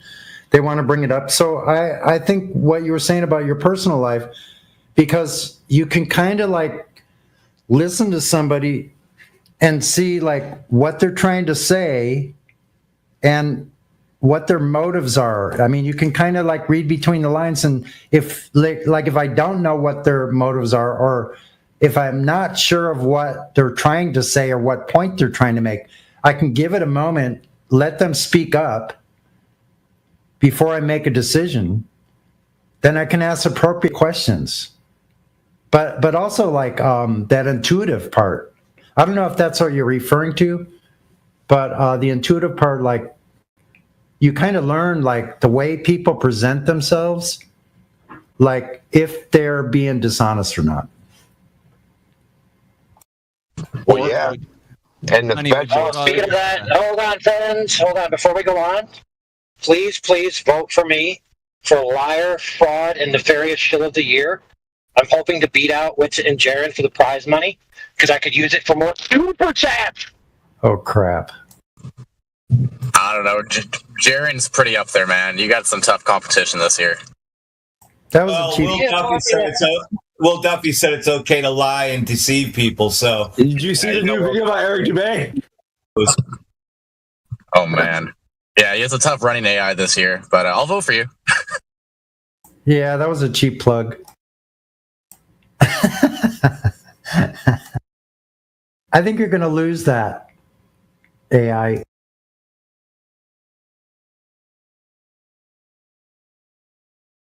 Dude, I think third place is $500 in merch store credit. I guess I could buy the merch and pawn it to get super chat money. So I'll accept third place. Super chat. I think they should change it around so that the biggest loser, is the biggest winner in this particular competition. Yeah, flip it around. You thought right. you're the biggest loser? You're the biggest winner. Because you lost at the Liar, Cheat, and Thief contest. You're actually the first prize winner. Super chats. I think they should have my voice yell out that whenever somebody's going to do the super chat.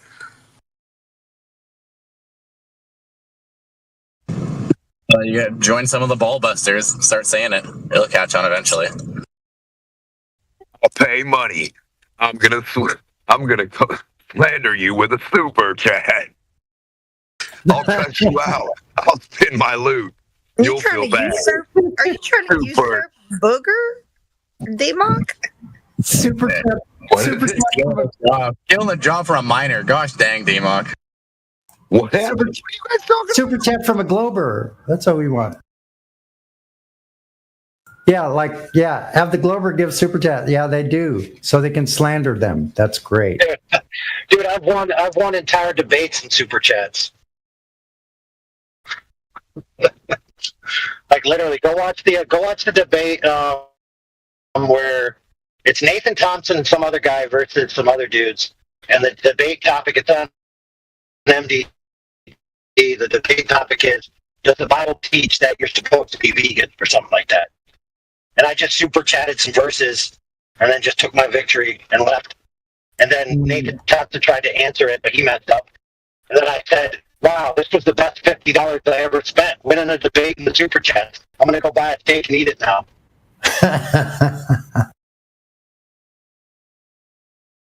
It's like, dude, how do you show up to a debate?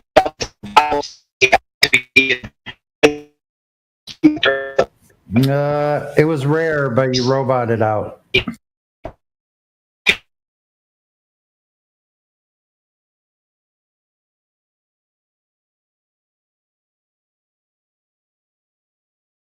When your debate's gonna lack, Super Chat.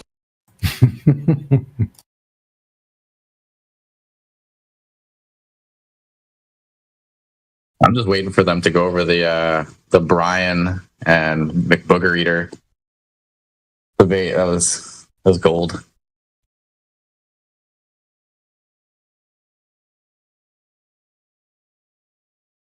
Or we'll get to it in the next 6 months to a year. We'll see.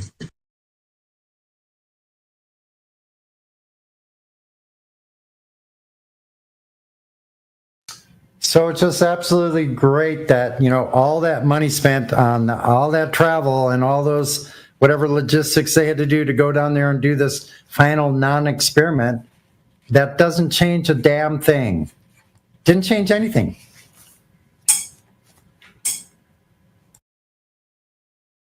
The Earth is still flat, measurably so, and what the sun's doing, nobody freaking cares.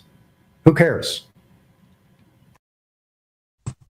Yeah, but now you got Dubé up there saying it's all fake. Oh. I know, that was like over the top though. He's saying they've got green screens that go completely 360 degrees around. Like, I don't know if they would. I don't know if they would go that far. I mean, he might have. I think he's got a point. It's got a point, but I don't know if that's really actually what's happening.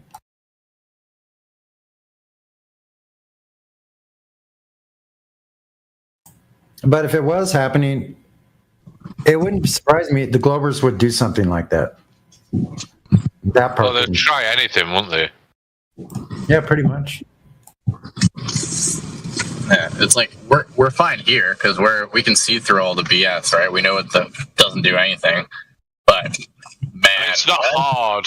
It's not hard to set up a 360 green screen with a camera, is it? I mean, come on. It's ridiculously cheap as well. Well, I don't know. You'd have to go through every single freaking thing to disprove it. You can't just like make a blanket statement and over a minute and say it was a green screen. Especially Eric Dubé, the #1 like mainstream flat earther.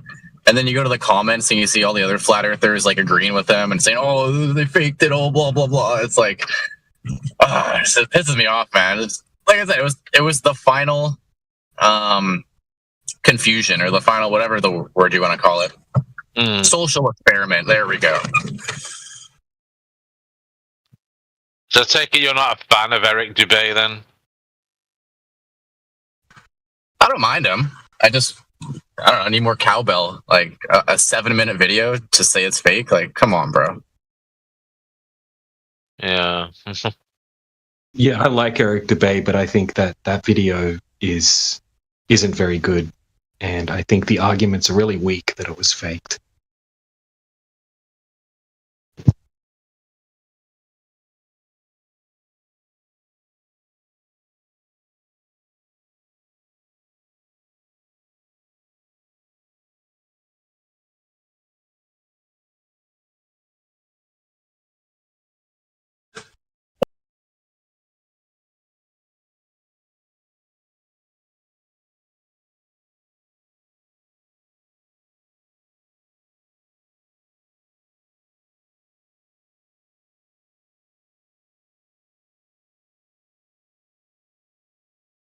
Lit above where they are, close to where. But do you find those pictures of the sun appearing to be in front of the clouds? Do you find them compelling? Do you go, oh, it really does look like that, or that's a funny and rare effect that I like? It's a rare effect, but it goes to show that like the sun that we're actually seeing is, and it's very like apparent, right? It can, like, you're not looking at the source by any means or anything close to it. I mean, you're seeing an apparent sun. I mean, that's just evidence towards the sun that we see being apparent. That's all. Like, there's some pretty extreme examples. I mean, eggshells, should we be seeing that? If the sun's 93 million miles away, how do you justify seeing the sun looking so local with corpuscular rays?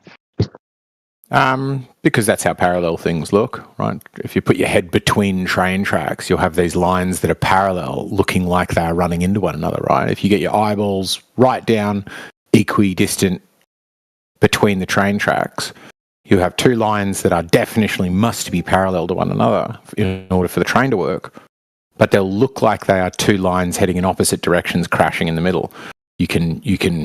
Something can be parallel. I mean, you can do it with a drainage board. Like, just get your phone, go up to the drainage board next to the sink in your kitchen, if you've got those lines in the metal, and just put your phone up against the surface, and those lines will all appear to converge really sharply towards the lens of the phone. It's just how perspective works.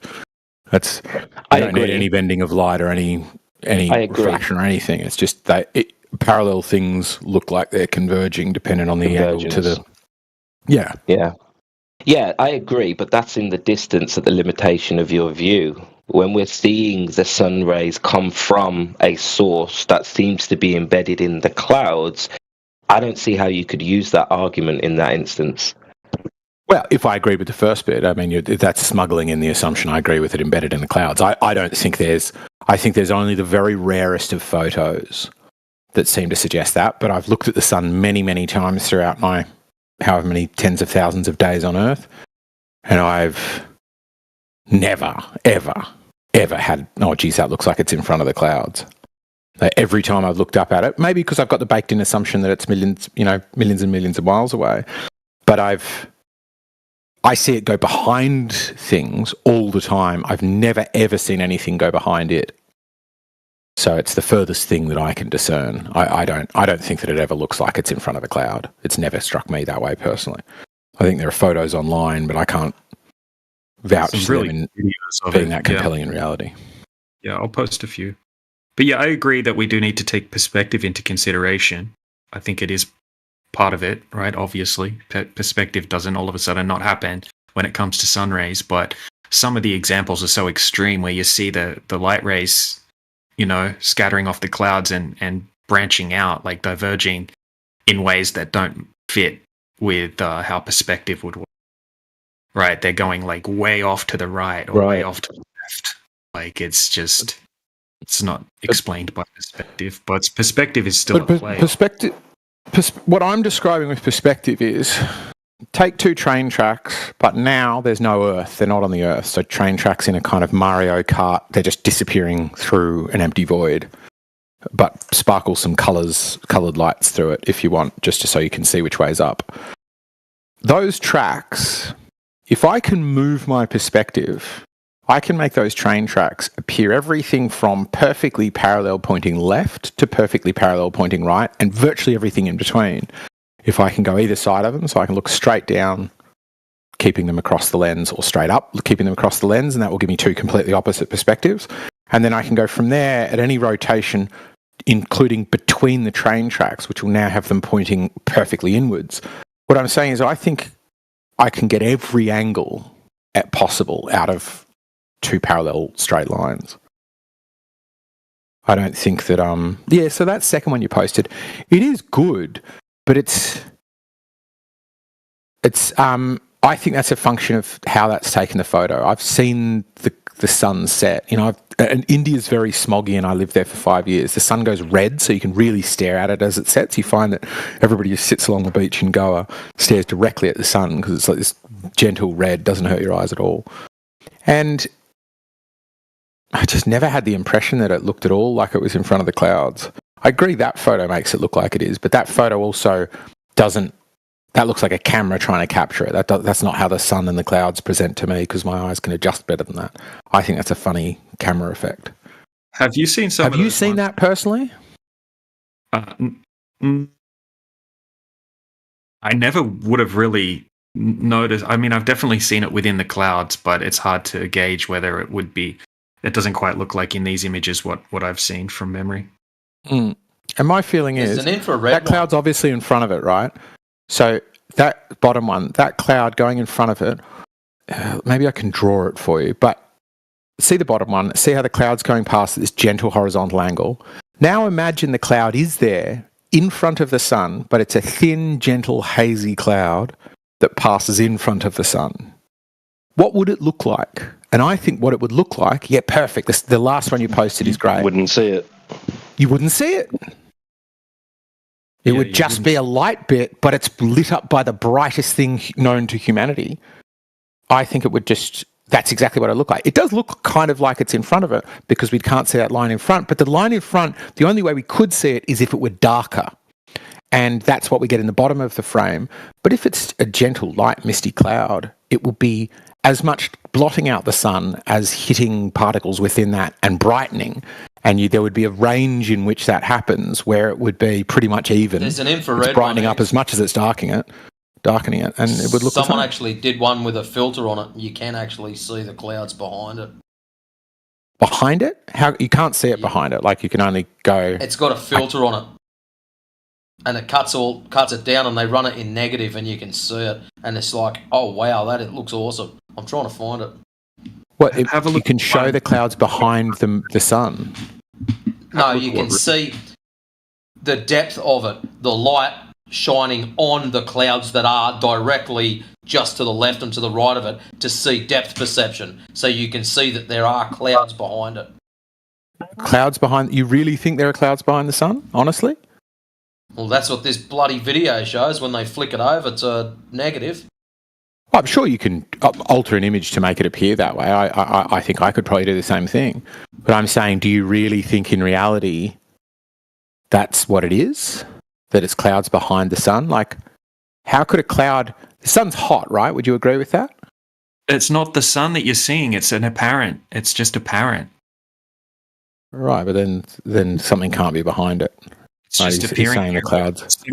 We'll have a look at what Roots just posted. You can see look, it's just lighting up that tiny little section. You can see the clouds behind it. I mean, it's pretty trippy. I mean, that one does. The Roots one's good. That is really good. Yeah, it looks very local. Cool. It's good fun. That is good. Yeah, it's just appearing. And no one thinks that's the actual sun. He's like hovering right there. I mean, I'm sure maybe there's some flat earthers that would try to argue that. Well, that's the only reason I suddenly squawked, because it sounded like, is it Matrix talking? Who was saying that? Tito? Matrix you were talking to. I just don't see him. Oh, Banhammer, he's going by Banhammer now. I was like, sure it was Matrix. It sounded like he was saying the clouds are behind it. Like, in reality, the clouds are behind the sun. And that's what I was trying to understand when you were saying that, Matrix. Is it like you think that the clouds are physically located behind the sun, or it just appears that way or something? There's a whole heap of videos, and you see the clouds wafting across in front of the sun, and then they flick the image over to negative, and you can actually see the sun go through the clouds. So you can see cloud behind as it passes and in front. So how would you know that it's behind, though? That's my question. Okay. If I shine a torch on you while you're standing, you are a bright light, you're standing in front of a wall. The light from you projects onto the wall, correct? Now, I'm not standing at the wall. I'm not standing at you. I'm standing on the opposite side. I look at you. I can see your light projected onto the wall. That's how I know there's depth. That's how I know you are in front of the wall. Right. And that's what happens. I guess my question would be, sure. So I guess my question, if I use your example... That's why I'm trying to find it, so you can look yourself and go, that's bullshit, or that's awesome, or whatever. I don't care. Yeah. I guess the way I put it, if I did the same thing, is like, if I'm standing in front of the wall, you go, well, I can see that the wall's behind him. But then, if you'll excuse the ludicrousness of this, I go up to the wall and with a perfect jigsaw, cut through the wall and cut out a portion that is perfect, the matches me standing in front of it. You could say the wall goes behind him, but be wrong, correct? You can't tell what's behind something else. The issue with this, it's not a still. It's actually video. It's moving. Yeah. And you can tell I it's just moving. think, That's the problem. yeah, I just think funny stuff can happen in videos. You wouldn't be surprised that you can get something that makes it look like the sun is in the clouds. I'm just trying to understand if you feel that that when they in show reality it there are straight clouds up, behind the sun. When they show it straight up, you can't tell. It just looks like bright fucking light, like all the ones that you've just seen there. Bright light, can't tell. It just blurs everything out because it's so bright. But when they flick it to negative, all of a sudden it stands out like dog's balls. It's like, holy shit. Yeah. I still haven't heard a good explanation for what DJ's posted there. Like that, when I first saw that, I went, "What? That's killer, man!" Like, how the fuck does that make sense if that sun is 93 million miles away in the distance? Which bit? Which one are you talking about now? Dog cam. The hot spot. Oh, hotspots should happen. It's good. Like, you can't both have. This is something I've heard.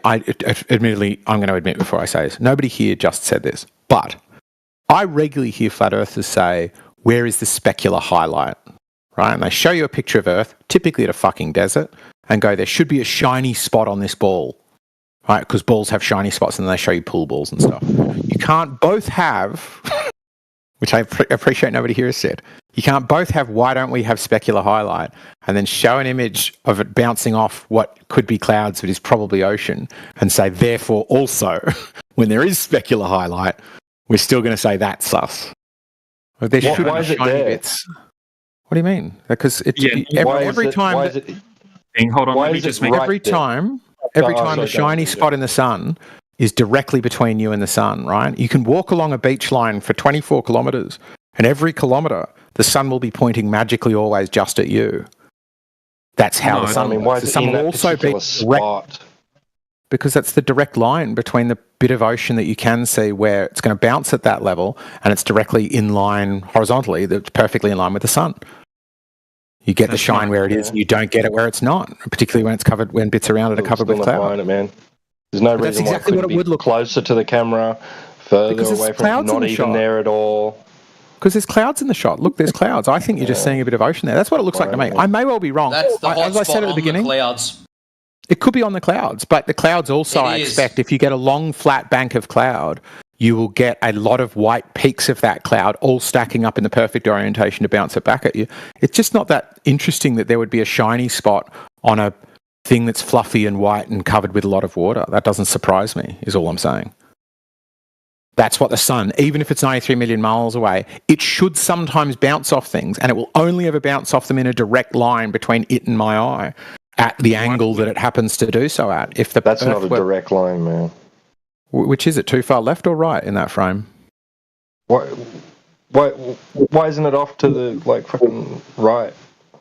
Because that's the left. That's Why isn't exactly it how closer? reflection Why don't isn't it work. closer? Why Because is it that's the angle that it does bounce at. It bounces at the angle it bounces at, and not other angles. How do you know? How's that confusing? How do you know it has to be at that angle? Like, why does it look like it's directly What angle is it below at? You tell something me. You're above the it? one who knows it's at the wrong angle. What angle is it coming in at? I'm not saying that. You're saying it's at the I'm right saying angle.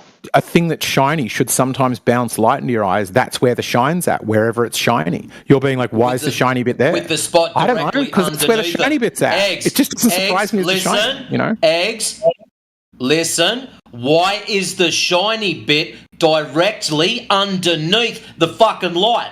Why isn't it halfway between us and the light source as reflections do? It might be halfway between you and the light source. You don't know the distance to the shiny patch nor to the sun. And it shouldn't be halfway between. It should be equal to angle of incidence equals angle to reflection. So what that's going to be... So why is it underneath it then? It's not. It's just all you can see. Come on, man. You've got to be able to get... It fucking looks If the like it's Earth is- underneath what you're it. Open your eyes. Right. Directly But how underneath much of it. the Earth are you seeing there? How far are you seeing there? You're trying to test the globe, so you've got to accept all of the globe maths right now and show that it's wrong. And in order to show that it's wrong, you must accept that it's true in order to disprove it, right? So how far are you seeing then? 100 I've got kilometers? to 400, accept something's 400 true kilometers? before I disprove it. What kind of fucked up logic is that? Well, I otherwise don't you have to haven't accept disproven any of it. your shit. I walk outside, I don't see curvature, and now you're telling me I've got to accept curvature so I can disprove it. In order to show Yeah, that something is you said- false, you you said must take its somebody should- claims and go through them, presuming, operating as if they're true and showing how the predictions fail. Right? So you've got to say a globe of 3959 You haven't must made have a a prediction horizon. yet. I have. I've made a prediction that a shiny thing will shine stuff into your eyes, and that horizontal, where it is left and right, will always be directly Horizontal, under the huh? source. And how far it is from me to it is going to be probably roughly angle of incidence equals angle of reflection, right? So with that, I go, how far away should it be? I don't know the height of this thing, but if I were to guess, that's 400 miles. You're seeing 400 miles.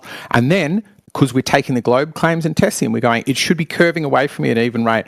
Somewhere on that curve, somewhere between under my feet and where it terminates, a shine will probably exist because that covers almost every tangential plane. And the thing that is most perfectly on the tangential plane, that pointing at that light with angle of incidence equals angle of reflection, that's the bit it should be hottest. And then it should be a line radiating from that point into my eye, going all the way along the water tops if there's a bit of chop, right? And we've all seen this at the beach. That's what it should be. And you're going, but why does it look exactly like it should? Because I don't get the angle it is from me, what distance is from me. You need to already know that, Harry. This video I just showed you, eggshells, you need to already know what distance the hot sunspot is and prove to me it's the correct distance. Fucking insane. No, I'm just saying, it just doesn't fucking make sense to me.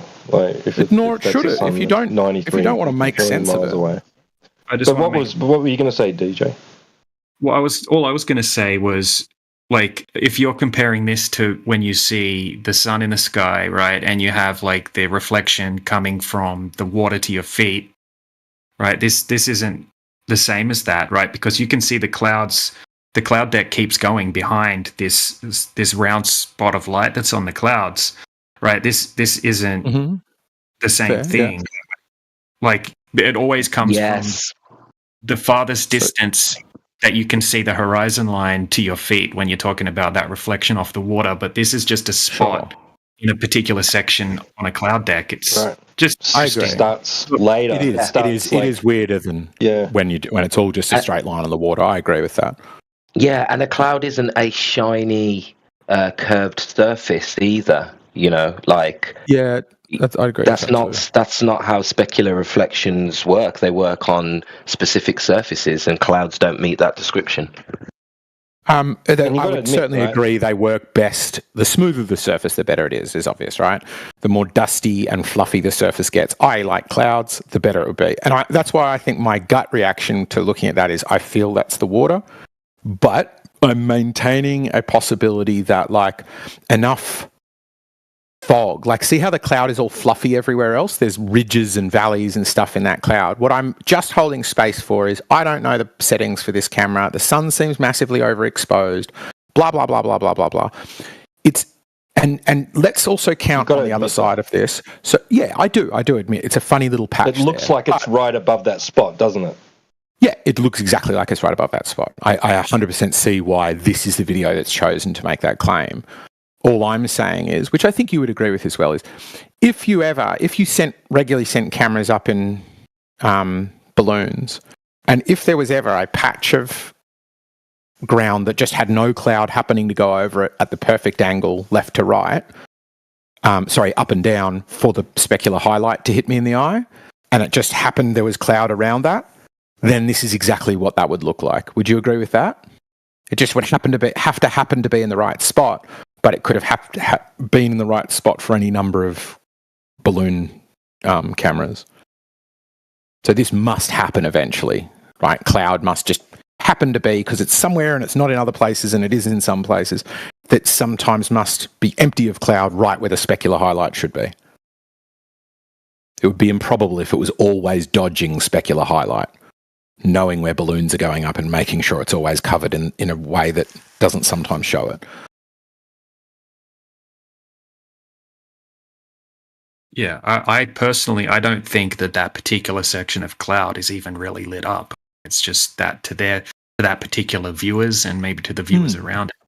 I think if someone from a different location, looked, they wouldn't see that particular section lit up. I don't think that the physical sun is right above causing that hot spot. I think it's just like an apparent thing that we're seeing. It's some weird reflection and the sun above it is probably apparent. I don't know, everything about the sun and the way it reflects off things makes it seem like it's like it behaves similar to a reflection behaves.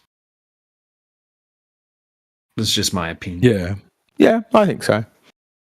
And also the thing for me that I'm confused by with the hotspot is, let's use the word hotspot. If the sun was physically closer to like a local sun would have to be physically closer to some parts of Earth than others, right? If it's 93 million miles away, then even the closest bit to it is still only like a 100,000th of a percent closer to it, right? Because the closest you can get is the radius away, 3959 versus on the opposite side of 3959, but that person's in darkness. So it's only half of the globe that's getting light. So it's the amount of difference to it is 3959, but the distance to it is 93 million. So 3959 makes zero difference. But if the Earth's flat and the sun's only 6,000 miles away, then the sun is way closer to some spots than it is to others. Would you agree with that? Yeah, like right overhead somewhere. 6,000 mile sun. I mean, I wouldn't say that. Would it be like 100,000 miles away, given the Earth?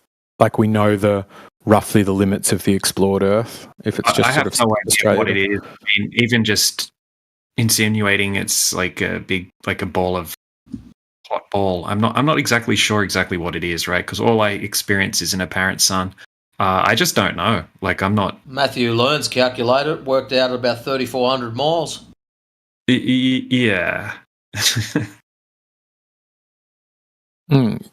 But I all I mean is like so now I can boast about this, right? I've ridden from Sydney to London, most of it. Like I have skipped parts on boats, but I've done most of Sydney to London on a motorbike. So that's got to be a finite distance. So the sun can't be really like, I don't think, hundreds of thousands of miles away above the surface, because then it couldn't be overhead for somebody, because it would be overhead for everybody, right? Because it's 100,000 miles away. So it would have to be like a proportion of like, I think somewhere between 3,000 to 6,000, it starts to maybe work a little bit at some latitudes with the mass, where you go, it's dead overhead of the longitude that London sits on, right? It's London's noon, and it's some part in Australia's midnight. But that kind of makes sense because it's right over London, and that's 24,000 kilometres away. So, it's a whole day away. That makes sense if it's low down to the Earth. I don't know. Yeah. Have other people thought about the distance to the sun? I don't know. I think everyone's seeing it. That's why I was taking measurements of it. Personal perspective. It's like everyone's seeing whatever's in the sky, the celestial bodies, right, within their personal dome of perspective, right?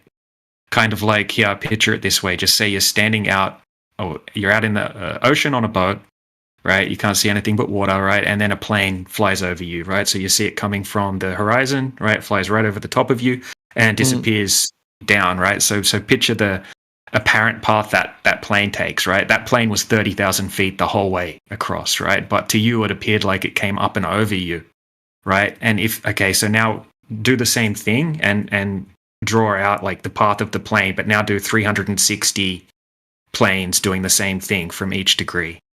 Okay, and that makes like a dome of perspective, right? Sure. Sort of, or maybe even like a cone of perspective. But I think the clouds do the same thing as what that plane did, right? And then I think the sun and the moon and the stars also do the same thing as what that plane did in that perspective field that's personal to each particular viewer. So I don't know. That's the way we see. I mean, in regards to the clouds and the plane and anything like that. So. Yeah, within that. I think. Does that make sense? I think I do get it. I am often impressed because it sounds similar to the Bislan's model, where there's like a dome that is at a certain rotation dependent on your latitude, really, that will present things in a certain way.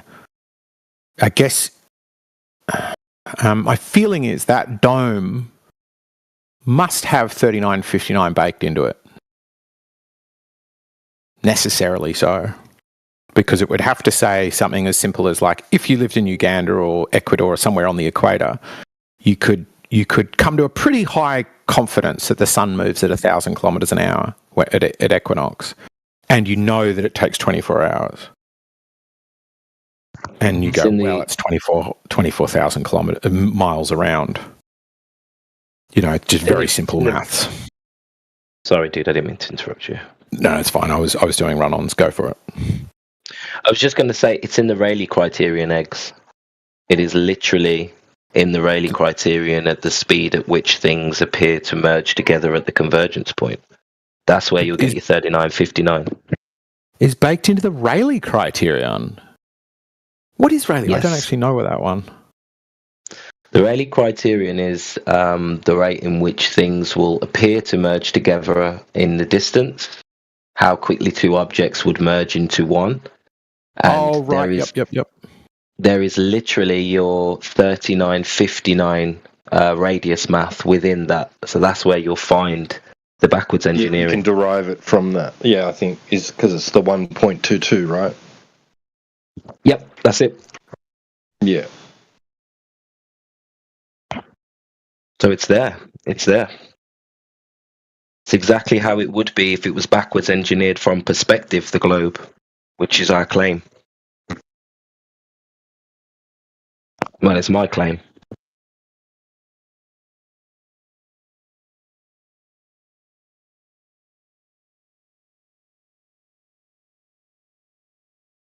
Yeah. I guess I would need to. Are you saying it's already in there? As in, I guess the question for me would, because that's huge if it's in there.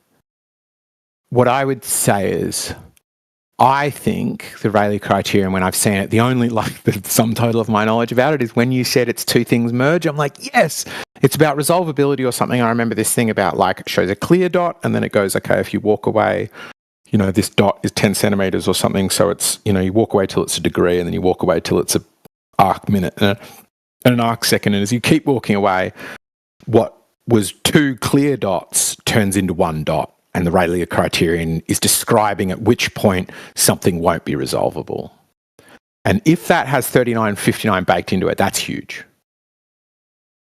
What I think is it's defeatable with optics. So I can zoom in and the Rayleigh criterion disappears. I'm moving the slider on the Rayleigh criterion. And so what I would need to understand is what happens then to the maths to the 3959. But first I need to see the Rayleigh criterion having 3959 baked into it. Well, it's not the 3959, it's the 1.22. So that's your resolvable limit for the human eye. As soon as you 1.22 what? So 1.22 that's where you'll get your 3959 because your 1.22 is that's your point in which things start to become unresolvable. And so you're saying at 1.22 miles or 1.22 what? I don't know the math. Does anyone know the math? That's what we need to go through. Because to me, something is resolvable, but there's no set distance at which that happens because it's, to me, the point at which something is resolvable is two things. One, I agree with you, is the distance from me. But the other obvious one is its size, right? The moon is very resolvable to me. And I'm somebody who thinks that it's 250,000 miles away. So I must think that things are resolvable at infinite distances. Overfences posted it for you at 4 Overfences are not price of Adam. Okay, price of Adam. Yeah, all I know is that 1.22 is related to the diffraction line. There's a diffraction pattern or diffraction line. Okay, so who's written this? This is interesting. Whose is this? This is Amish. I think he made that. Okay, so the coefficient is 1.22. See ref for derivation. Okay, where's ref? References. Oh, can somebody get up one of those links? Where does criterion come from? Hang on. Where does the 1.22 come from in Rayleigh criterion? It's the diffraction pattern It's the diffraction line. So light will merge together and start to bend into a point based on the depth, on your depth perception. That's what happens with your railroad tracks. Right. So that's where that 1.22 comes from. But 1.22 what? You know, because it's not 1.22 in Australia, right? It's only 1.22 times the square root of the observer's height in feet if you work in stupid measurement, right? The dumbest measurement. I can't believe you haven't got rid of it yet. Imperial, right? Everybody but you in Uganda. Six-fingered measurement. So dumb. So intensely dumb. But, sorry, that wasn't a shot at you because I know that you're British and you guys have gotten rid of that insanity. But the 1.22 only makes sense in miles, right? If you do it to kilometres to metres, it's not going to be 1.22 anymore. So we need to show that it's not just that we can find a number that's similar, which is 1.22. We have to show that 1.22 has the 3959 baked into it. The 1.22 is the coefficient, yeah. But it's not the coefficient. That's what I'm saying. It's not the coefficient in the 1.22 times the square root of the observer's height in feet, because that's dependent on what measurement system numbering system you're using, or not numbering system. What do you call it? Like the imperial versus metric units or something.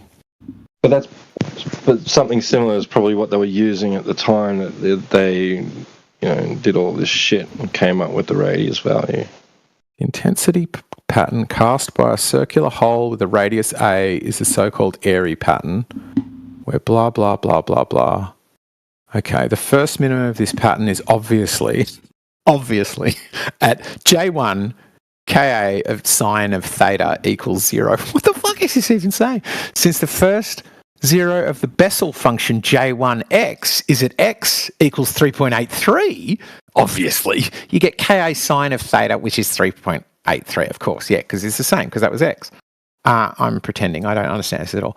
The wave number K equals 2 pi over, I don't even know what you call that, I'm going to go with lambda. The diameter B equals 2a. This becomes sine of theta equals 3.83 over pi times theta over B equals 1.22 theta over B. I don't see 3959 in this. I don't know how you're getting that out. Can anybody explain it? I'll try tag. Can I say, I wish the Viking used his mic. He'd be able to explain this very easily. In fact, he is explaining it in the chat if you look at his messages. Yeah, I'm still not even following that. Like, what I would say is, it is strange to believe this is true without being able to explain this to me yourself, because you need to explain why you think this is true, and you should be able to do that without somebody else, right? I can tell you why I think things are true. I told you why I think it's true. Just because I can't myself do the math doesn't mean that it isn't true for those who can do the math. I understand. Right, but how do you know that they're right about the math? Well, I'm hoping. How do you know they're right? I'm hoping someone who can do the math will be along shortly to show you. But I've seen plenty of presentations where they go through the math, and yeah, it's this is pretty understood that the 1.22 is based on the resolvability rate called a diffraction line or diffraction pattern, and that's the rate at which things would merge together. It's also the rate in which the curve is supposed to exist on the ball. It's a massive coincidence. Well, can I make a wild suggestion? I've got a very strong suspicion that when you crunch down whatever that 1.22 means and go through all theta and whatever the rest of this math says, I'm going to suggest that it's probable that I'm wrong about this, and it's almost definite that you are wrong about this. And I'm going to make a further guess, and that is that those numbers are in metric, that the other 1.22, if done in imperial, is different. It's a different distance. If it equates to a distance at all, I'm not sure that does equate to a distance, because as I said, You can't have a set distance at resolvability because it is a function between resolvability, between distance and the size of the object. And if an object is sufficiently large, right, an infinitely large object, when it's infinitely far away, it will still take up all of your vision. Right? So there's no set point at which the Rayleigh criterion kicks in. It is just it is a question of the size of the object and then moving it further from you until it kicks in. And so it doesn't. I don't see how you could ever get the 3959 out of this. And frankly, I think that you know that it's not in there because otherwise you would it does. know where to point that me. 1.22 still in telescopes and in cameras is still the same factor. That 1.22, what does it mean? Regardless, it's the resolving power of the device. Like, it's not to do with the zoom. It's just to do with that diffraction rate. Which would happen. Diffraction rate. How is diffraction rate measured? Is that in sort of degrees or distance or? Diffraction I don't know what 1.22 times wavelength divided by diameter. Okay, so there's the diameter is going to be a distance. Is that diameter for that 1.22? The diameter is the pupil diameter or the optic diameter. Perfect, but that's a distance. So all I need to know is that in metric or imperial? Because if this whole thing falls apart if it's in metric, and I think it will be because it's physics, and it's fucking impossible to do physics with imperial because it's stupid. It's stupid, the whole lot stupid of this system. is in metric. Exactly. Thank you very much. So the 1.22 is not comparable. Yeah, stop. Because the you have to do a further 1.22 is your coefficient. So diffraction equals 1.22. So it doesn't have anything on the end. So it doesn't say feet, inches, elephants. It just says 1.22 times wavelength divided by diameter. Diameter so is wavelength metric. is 666 nanometers. So yeah, diameter is in metric. 2.16 nanometers millimeters. Again. Bingo. So as I said, it's in metric. Millimeters times 1.22. The 1.22 cannot be, so it can't be there because you would have to do a feet and miles to centimeters and nanometers conversion in order to get the 1.22 again. Right? Right. We all I know the difference between imperial and metric, so that's obviously on the face of it. This has been disproven. 1.22 is a rounded coefficient that arises from the square root of 2r divided by 5,280, adjusted for miles and feet. It only applies under the assumption of a sphere with a 3959 radius. Right, so 3.57 is the equivalent of 1.22 in metric, derived from the square root of 2 times 6,371 divided by 1,000. Where's he getting a 2,700? What is that number? Sorry? You've turned it back into miles. Where is that? You just read out a number that sounded like it was converting kilometers to miles. All right, so it says this, right? So it says, so 1.22 is a rounded coefficient that arises from the square root of 2r divided by 5,280, adjusted for miles and feet. It only applies to the assumption of a sphere with a 3959 mile radius. So 3.57 is the equivalent of 1.22 in metric, derived from the square root of 2 times 6,371 divided by 1,000. Exactly, as I was saying. So it wouldn't be 1.22 times the observer's height, because once you switch to metric, you would no longer be making the adjustment that you just read out about, right? So that's saying you get the 1.22, but the only way to get it is to convert the measurement into feet, right? Convert the what you've got from metric into feet, then you go 3959, blah, blah, blah, blah, blah, blah. Now 1.22 works. But what I'm suggesting is you don't need to do that step, but the number will be different. It wouldn't be 1.22 because the relationship between kilometers and meters is different to miles and feet. But eggshells, that isn't that 1.22, is that not what they're calling it's a radian? Like it's a measure in the math, like it's how you say it? But isn't it equal to like the radian? And then they would convert then the radian to a degree. And then isn't that when it becomes, because then when you have it, like then it becomes like an arc minute. And then in an arc minute, there is feet or miles. So like, it's like one unit being transferred or derived from it, just like he said earlier. If it's being derived from that, it's not 1.22 miles, but what that represents is a radian of that, of I guess where they're going to calculate how you get an arc minute, which is like what 1 divided by 6 or whatever, and then or 6 divided by whatever it is, and then when you transfer that, that's when it becomes a distance. And then I think way earlier when I first jumped in, but I was kind of busy folding clothes here, but I heard somebody say it's baked into it. And you're like, oh, that's really interesting if it is. But that's an old argument. Like, we've brought that up a long time ago, saying, dude, the globe has literally hijacked reality and the way we see things, and they've turned it into like a mathematical construct.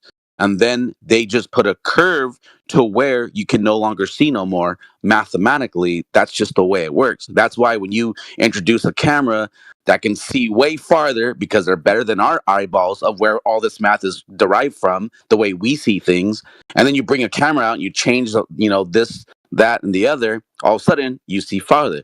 That's why they are called black swans, because they are disproving this mathematical geometric horizon, this radius that's there because of an arc minute to it. Like, all that gets thrown out the water, and then that's why we're here right now. I think this is getting a little bit away from the point. My point is quite simply, I don't think it was okay. 1.22, if that is a coefficient that you apply to something in order to get globe, but in order to use the 1.22 again, you have to switch from globe to from impure to metric. The 1.22 doesn't equate anymore. And you need I think you're missing the point. Whoever's presented, no, it's not. I know it's not your argument, APOC. It's but not I'm about saying this has metric been presented, and somebody who is willing to defend it needs to defend why we're counting a 1.22 in metric against a 1.22 in imperial. No. It's not even in metric. It's not in metric no. That's a whole different thing. It's like, that's what I guess you're not getting. It's not a given. It's not a given measurement. It's a coefficient. Exactly. It's let me look up for the word. There's a word for it. Let me look for it. I'm going to look for it. Hold on. I'll give you a second. It's not it. There you go. It's a dimensionless constant. Dimensionless constant. That's what it is. It's a formula that's a dimensionless constant. So you don't you guys use really not getting what I'm saying? I feel like you're getting what I'm saying. I get what I'm saying. Eggshells, you're assuming that the 1.22 is in imperial. It's not. It is. It is dimensionless. No, stop. It is a coefficient. Imperial. You can use it with imperial. You can use it with metric. It still is 1.22. Right, but the 1.2, I agree with that. I agree with everything you said. 1.22 is just a number, and it's a number you're multiplying something else by. And what I'm saying is, if you're multiplying numbers, but in one you're multiplying nanometers of a wave to millimeters of its distance, and in the other one you're taking feet of the observer's height and comparing it to miles to the equator, you've got two problems there. A millimeter and an inch are vastly different from one another by like 2.542 something. And then the other problem, just convert them over then. If you've got a problem with metric versus imperial, convert it. But let me tell you about the number of conversions you need to do. So we have our millimeters fit neatly 100 by 100 into the next one higher than it, but the inches doesn't fit into the foot by 1,000. Yeah, okay. Nor does the foot fit into the mile. No, let me finish. Nor does the foot fit into the mile by 1,000. So not only would you have to do impure to metric, but you would have to do compound extra numbers in there in order to make them fit. And so what you're saying is, I've got this magic 1.22 that none of you can explain how it's affecting let me tell you. Let me read it. Switching over to a different system, and now it's still the same number, so it's a cap. Stop. You're still not getting it. You're not getting it. You're still not getting it. It's a coefficient. It does not have a value at the back of it. It doesn't have millimeters. It doesn't have metric imperial. It has nothing. It is the coefficient of 1.22. If you choose to use metric numbers in front of it, to do everything else, that's great. If you choose to use imperial and fucking have to convert everything to inches, that's awesome. It doesn't matter. The 1.22 still stands. Let me read this real quick. 1.22 times inches and 1.22 times wait, hold on. Nanometers. Yeah, eggs. Let Apocryphon finish, because he was on the money and you rubbished what he said. And when he says dimensionless constant, we're talking about please just listen to him, because we're not. 1.22 is dimensionless. Yeah, but it's a mathematical constant for any aperture, whether it's the human eye or the camera. Go ahead, Apocryphon. Okay, so it says 1.22 has no units because it comes from the diffraction patterns geometry, specifically the Airy disk, and is purely a numerical factor. The result of the calculation will be in radians, a unit of angular measurement. If you want to convert the result to a more practical angular unit, like degrees or arc minutes, you can perform the necessary conversions based on the number of radians per degree or per arc minute. So I hope that lets you know now. It's not what you're saying it is, but if you're trying to bring an argument that, oh, well, if you convert it, there's going to be a problem. No, it's saying if you want to, you can, in whatever form you have to, because it's dimensions. It's a dimensionless constant. I agree with all. I agree with all of that, except your conclusion. Yeah, it's a dimensionless constant. That's fine. But the conclusion is this, though, Eggs, and this is what you're disagreeing with. The conclusion was that calculation at the end of it just so happens to line up with a radius of the sphere that you think you're on, and then you're going to say everything's disappearing behind this point. Does it line up with a radius, though, or does it line up with a number? There's a lot of numbers in flat Earth, right? The number for flat Earth is 3959. 1.22 is not 3959. Okay, is it? in the arc minute, how many degrees is that? It's point. What is it? 0.002 or whatever. That where you can see, like, that's like the limit that you can't see beyond that mathematically. What is it then? Like, I don't know how to turn the 1.22 into the arc minute, but it is a complex formula. You don't just go 1.22 times something, right? I read it out before. It didn't make any sense to me. I don't think it makes any sense to any of us here, if I'm honest. I think none of us know how Rayleigh works properly. No, it makes sense to us because we understand, without the bias that we once had, we understand that that's why way at the beginning when he says, dude, the Rayleigh criterion has that baked in, that number, that numerical number. 1.22 appears somewhere in the formula, yes. 1.22, one of the many numbers that pops up if you look at the globe and happen to measure it in imperial, of the radius, of the distance to the Kármán line, to the orbital speed, to any of the numbers and things we put on things. One of them is 1.22. I agree with you about that. It's not the radius, is it? It's a number that if you use a fairly rudimentary method and imperial, you can use to guess the distance to the horizon. It's a good way to do that. But it's just 1.22 as a number, right? And you're going, I spotted the same number. Right, it's just pattern recognition. This is just confirmation bias. It's just confirmation bias. No, that's not what it's about. Okay, why is 1.22 a sphere? Why is 1.22 3959 radius? Okay, so how do we get from one to the other? Okay, so if would you agree, though? Let's start here, though. I think you're way too far off from where the original position was. Would you agree that there is a mathematical calculation on a sphere? Not even going to say Earth. Just if we get a big ass ball, okay? Would you agree that there's a mathematical calculation to where you have a position on the top of the ball? And as the ball falls away from you, would you agree that there's a mathematical thing that you can produce to where you will no longer see something because it's now behind that physical geometry of the ball? Yes. If I did that calculation in imperial, and I happened to choose feet and miles, because I could have done both measurements in miles, for example, right? Because feet don't go into miles 1,000 times. So when I fuck around with, like, whether I look at centimetres or metres in metric, they all still equate at the end of the day because they've all still got a base 10 decimal system. But if I divide up miles differently to feet, I can't switch them around, right? And if I only do it in metric feet, then what I get is a formula that has 1.22 in it. But if I did it in metric, would I get 1.22? That's where you're stuck because But answer the question. Answer the question. Would the number? No, okay, here I'll play along with you. No, it's not going to be the same. Obviously, dude. That's not what we're fucking saying, dude. If you measure things in thumbs and I measure things in fucking elbows, yeah, we're not going to be the same. Obviously, dude. Right. That's not the fucking argument, though. The argument is. Let me tell you what the argument is. Go ahead. the argument is, let's make up a new number. I don't know what it is, but let's say it's 14.56 times the observer's height in meters, or in centimeters, sorry, times distance to the horizon in kilometers, right? And let's say we get 3.54 for that number, right? And that's the radius number. Then when we go looking in the Rayleigh criterion, which uses metric, we should be getting 3.854 or something like that. We must be getting a different number. It doesn't use metric.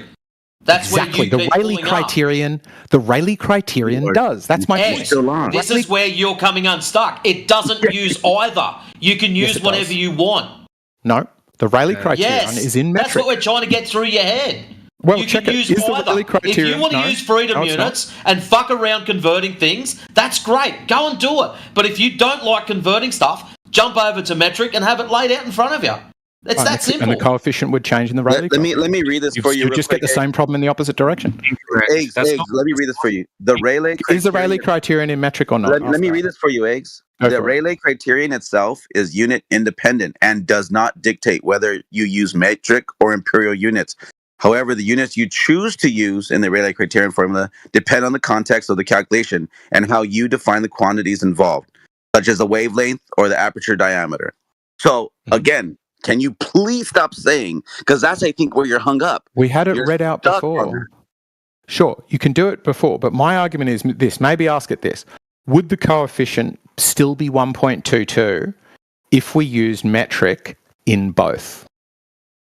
That's what you need to show, that the number is the same in both. 1.22 somehow has the radius of the Earth baked into it, because if you use it to find the distance to the horizon, you use 1.22, and you use it in the Rayleigh criterion as well. If you're using metric in both, you get the same number in both, then fine. Might be got something vaguely interesting to say. But if you've got a switch metric system to the imperial, then yeah, you just found the same number and went, woohoo, look at this, it's 1.22. It's not even 3959. It's not even a radius.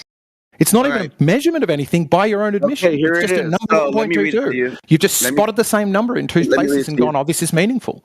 Stop having a fucking meltdown. Let me read it to you. Yes, it's a fair the coefficient point I'm making. 1.22. Okay, let me listen, Eggs. Yes, the coefficient 1.22 in the Rayleigh criterion formula remains the same regardless of whether you are using metric or imperial units. This is because the 1.22 is a dimensionless constant derived from the geometry or diffraction, specifically the Airy disk diffraction pattern, and is independent of the unit system you are using. Why does the coefficient remain the same? The value of 1.22 comes from the first minimum of Airy's disk diffraction pattern, which is governed by the diffraction physics and is based on the geometry of light passing through a circular aperture, since it's a constant derived from the physical properties of diffraction. It doesn't change with different units of measurement, whether metric or imperial. Okay. So that can means you it's ask it now? independent. It's Yeah, independent. it does sound like it is independent. So can you ask it now in the guessing of the distance to the horizon that uses the 1.22? So the other one that you're claiming is the hit, right? Which is that you've seen this before in the Black Swan. You've seen this number. So is that also independent of unit of measurement? Okay. And you could ask it a subsequent question of saying, is the Rayleigh criterion have the 3959 radius associated with it in any way? Can it be derived from it, etc., etc.? Right? When using the Rayleigh criterion, can you get me from 1.22 back to 3959 radius, which is obviously different in kilometers? But anyway, carry on. Okay, so I'm looking at it right here. Hold on. All right. So I did. Let me tell you what I asked it first. Mm-hmm. Using the distance to the horizon, do they add up? Very simple. It said the distance to the horizon and the Rayleigh criterion are related to optical resolution and physical distance, but describe different phenomena. So they don't add up in a simple way. However, we can explore how each concept works and if there's any overlap in terms of understanding angular separation and distance. The distance to the horizon obviously is d equals the square root 2 HR, and then it gives you all the breakdown, give you it up to 3959. That gives a linear distance to the horizon from the given height above the Earth's surface. The Rayleigh criterion, however, it determines the angular resolution to an optical system, which is the smallest angular separation between 2 point sources that can be distinguished. The formula for the Rayleigh criterion, again, 0 equals 1.22 times, and then the wavelength of light divided by the aperture diameter of the optical system. That gives the angular separation that can be resolved by the optical system. Can they add up or relate? The distance to the horizon described as a physical distance between you and the edge of the visible Earth, influenced by the height of your observant point and Earth's curvature. The Rayleigh criterion describes how finely you can resolve objects in the field of view, depending on the aperture size and wavelength of light. However, there is an indirect relationship in the sense that both concepts can be related to the angular resolution needed to resolve objects at a distance, though in different ways.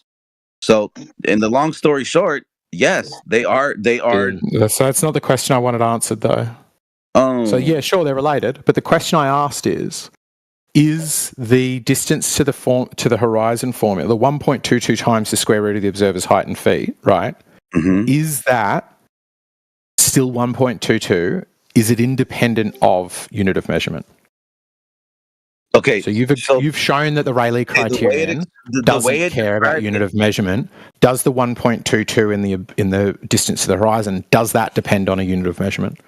Okay, so the way they described it is that there is an indirect relationship in the sense that both concepts can be related to the angular resolution needed to resolve objects at a distance, though in different ways.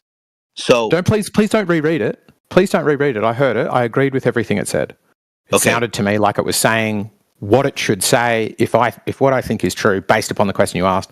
But I asked you to ask the question, or if you could ask the question, is the 1.22 that you're talking about from the Black Swan, is that also independent of unit of measurement? Or does that 1.22, if you change unit of measurement, does the 1.22 change?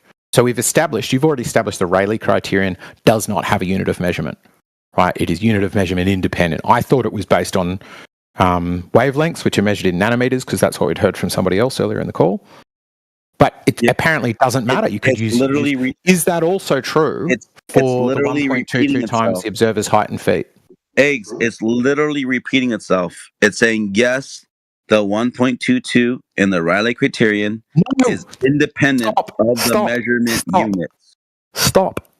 I'm not asking about that. I'm asking you to ask the opposite question. Okay, which is... That's what I wrote. Oh, man, you're too pissed. You're too drunk. We can't have this conversation. You're not listening, man. You're not listening. You said the 1.22. Hold on. Let me tell you what I asked it. And then you tell me if that's not what I asked. I put the 1.22. Is that also independent of measurement according to the units? That's what you told me to ask it. No, I didn't. Yeah, not in relation to the Rayleigh criterion. Exactly. Right? We're not talking about the Rayleigh criterion. The distance to horizon, like the 1.22 times the square root of the observer's height in feet, right? It's different. You have to change it. It's like 3 point something if you change it to metric. Okay, so now you're talking about the distance to the horizon, not the Rayleigh criterion, exactly. Right? Yes. Have been for about 15 minutes, I think. Okay, so in is that also dependent on which unit you use? If I switch units, will the number change? 1.22.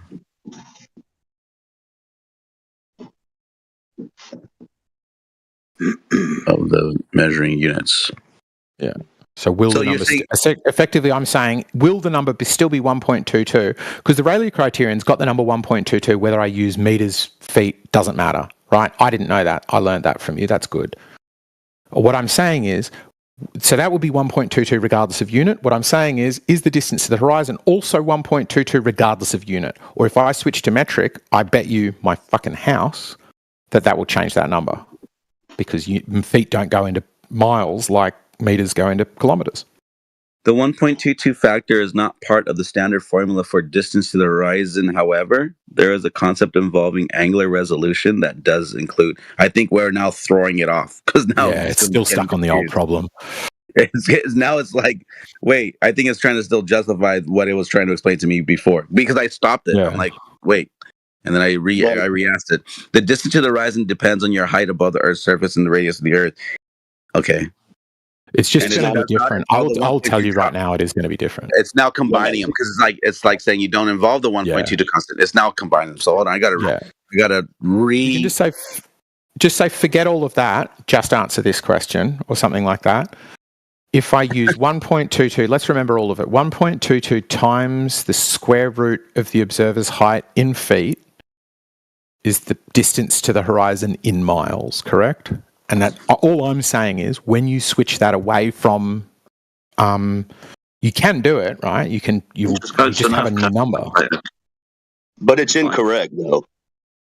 The same doesn't matter. There is no distance to a horizon. There's only a distance to a vanishing point. That's what we're talking about. That's what we're debating. Calling it horizon.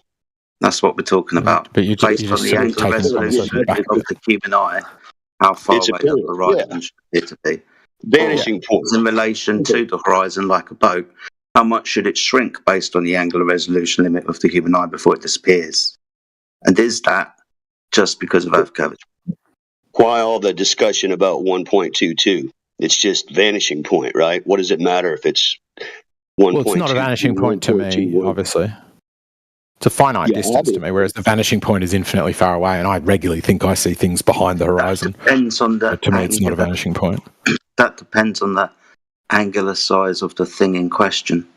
Right, and if the thing's big enough, that's what the Rayleigh criterion sounds like it's saying now, which is if the thing's big enough, you can see it at any distance. And I agree with that because I think the moon's 250,000 miles away or whatever it's meant to be.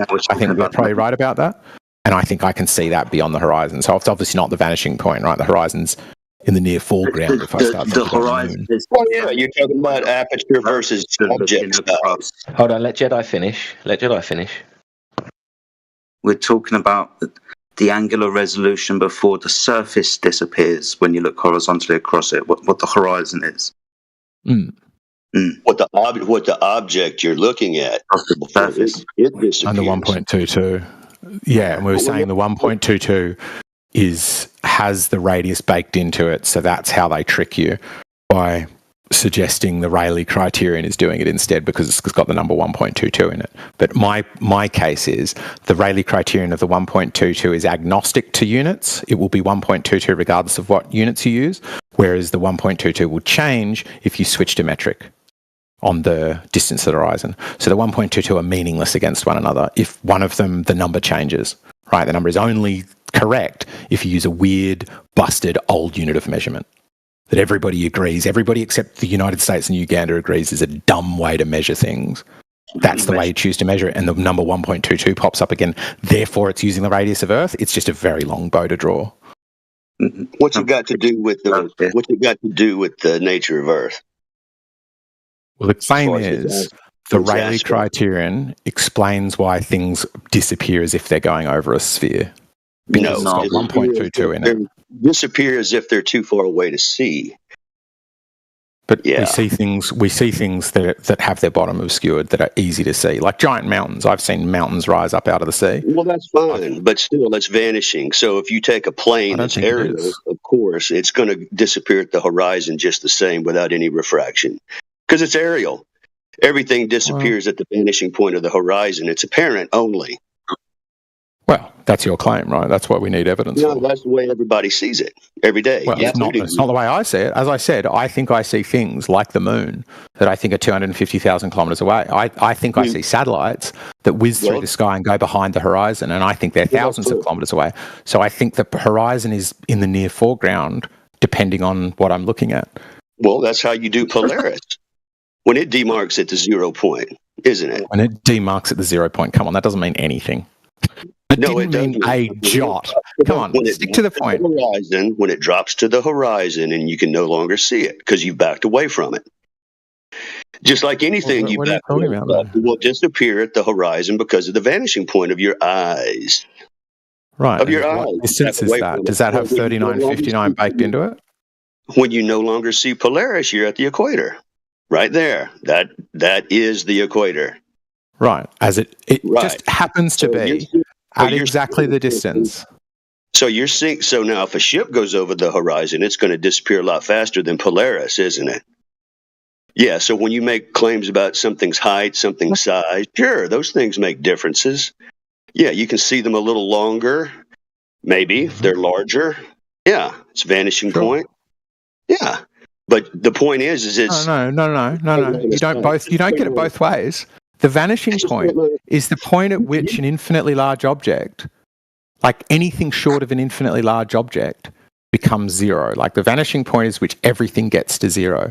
So anything except something infinitely large will be zero at the vanishing point. You can't both call it the vanishing point and accept that things go behind it, because otherwise whatever's going behind it is further towards the vanishing point. No one's accepting behind it. No one's saying anything. I'm saying the moon looks like it's 250,000 kilometers away. Not going behind anything. It's at your vanishing point of vision. That's why you can zoom it doesn't back. Look like it stays the same size and just slots into the ocean like a coin going into a piggy bank. No matter. Doesn't matter. But the vanishing point, everything goes to zero resolution. It's not being obscured by an Earth hill by any. Is any object of finite size zero at the vanishing point? Yes or no? Everything will disappear at a vanishing point. Yes or no? Thank you. Yes, absolutely. Everything will disappear at a vanishing point. Thank you. It doesn't mean So the point you're saying that things are zero, I see something that is greater than zero beyond that point. So your point is not zero, you failed. You mean over this 100? object, the moon? No, the moon maintains its size and goes behind the horizon. You mean over 180 degrees? You're seeing things over 100, over a hill is what you're saying. No, I'm just saying I see the moon go into the ocean without getting any smaller, and you're saying it's going to a vanishing point. It's not vanishing. Look at the things getting smaller as are being posted in the chat right now. The moon will absolutely, as it goes away, disappear over the horizon, so to speak. It doesn't get smaller. It doesn't get smaller. It slots into it like a coin in a piggy bank. It's about vanishing point, isn't it? No, things get to infinitely small at the vanishing point. True or false? So I've got a. It's not infinitely small, is it? I've got a 200-mile pipe. Right. Okay. I shine a light at the other end of it. Can I see it? Yes. See, that's where you go wrong. Just true. Yeah. It's just true. It's just true. No, Test it. So if You can't see a torch from a kilometer away? If I've got a 1,000-mile pipe, can I see through to the end of it? Like if I had car spotlights or something, like I've got some pretty good spotties on my ute. So you think maybe you think you can see through a 1,000-mile pipe through the end of it? No, not see through it, but you're talking. You said put a light through it. That operates in a very different way. That shines radially right into your eyes. You go, oh Jesus, there's something bright over there. Either way, you think you can see the light at the end of the pipe, whether I'm shining one through it or not. You think you can see to the end of a 1,000-mile pipe? If it's straight, yeah, sure. Why not? Because of your perspective. Because the end of that pipe, as the end of that pipe, the exit of that pipe runs in distance away from you, it continues to get smaller, just like by appearance. Of course, and it will get to the point where it is a vanishing point, and you will not be able to see through the end of that pipe. But what if something was at the width of America? Could I then see it at the end of a pipe? Well, that depends on your aperture, doesn't it? Yes, it does. So let's say, for argument's sake, the moon was about as wide as America. We're talking about the Rayleigh criteria. And your argument is things dropping over a curve. No, just vanishing point straight forward. Yeah. But if it's a vanishing point, we see something. In the real world, things disappear because of distance. No matter if you consider it the horizon or if you're looking through a 1,000-mile pipe, you're not going to be able to see. What if it's the size of America, though? And it's 250,000 miles away. How big should it be? Because that's how big the moon is claimed to be, about the width of America. It will have a vanishing point. Right, but will it be beyond the vanishing point at 250,000 miles? That's your claim, right? You've got to say it's behind a vanishing. It's not behind a vanishing point. It won't be going over a curve. It'll be straight, and you still can't see it. Is the vanishing point a finite distance from you? It's got nothing to do with a curve, does it? No, I don't think it's got any 39, 59. It's got no radius. It's straight. It's linear, triangle. Vanish on the globe. It's not because of a curve, is it? Yeah, absolutely. No, it's not. Curve and a little bit of refraction and pretty much straight lines. Yeah. So if you want to map the stars, you think if it you just weren't go, for oh yeah, a it fits on a curve, curve, you could see a sphere of 3959. You think if it weren't on a curve, you could see forever? I think I can see the moon, and it looks like it's about the size of America. The question. You think Yes, I so? think I Could can you see. read a Coke can from Japan if the Earth were flat? The moon's about the size of America. Well, that's ridiculous. It is ridiculous, isn't it? You can't. Yeah, but you said it. You said it though. Yeah, you said the dumb thing. Oh, because I'm putting read a myself Coke in can your from shoes. Japan, did I? You said that, these didn't are you? your shoes. Yeah, you can't see forever. Everything has a vanishing But point. why did you say the dumb thing and try to stuff it into my mouth? Because these are the types of things that you say. You say that you can see to the end of a 1,000-mile pipe, a straight If pipe. you shone a light through it, here's why I say it. No, you can't. You cannot. That's why you can't see the moon. That's why you can't. With a headlight shining through. That's at 1,000 miles. No, you won't. I guarantee you won't be able to see that light. I think you should. I think a sufficiently bright beam, maybe, probably. No, not over 1,000 miles. The atmosphere. How do you know that? Because the atmosphere will become too thick at a distance of 250 to 300 miles. How do you know that? How'd you decide that? I'll find it for you. So I can't remember if it's the Rayleigh extinction coefficient. I'll find it for you, one of our bad chats. But over a distance, based on the thickness or density of the atmosphere at those distances, up to 50 miles to 300 miles, you're not going to be able to cast light for it. Sure. So then you just have a pipe go straight up from me. He's at the top of the pipe, I'm at the bottom, and I'm shining a headlight in the car pointing straight up. Yeah. And then he's going to be in zero atmosphere very quickly, and any bending left or right is going to even out because it's straight. You take the atmosphere out of it. You're not going it's not comparable. But why do we? But at what point does this extinction happen? How do we know that the moon isn't 250,000 kilometers away? It really doesn't matter. It really doesn't matter because it's not going over a curve, if that's your point. Well, you can still answer questions, right? If you're right, you Yeah, can but still the answer problem is, questions. X, we know your twisted line of logic. But then that's just saying I know that I might be wrong, so I won't answer questions. No, it's is not. the vanishing point at a That's finite just me distance? pointing But to out me, your it's twisted infinitely line far of away. sophistry. To me, The only reason you're hung up on the moon is because it does weird shit, and everyone in this room will sit back and go, "Yeah, it fucking does."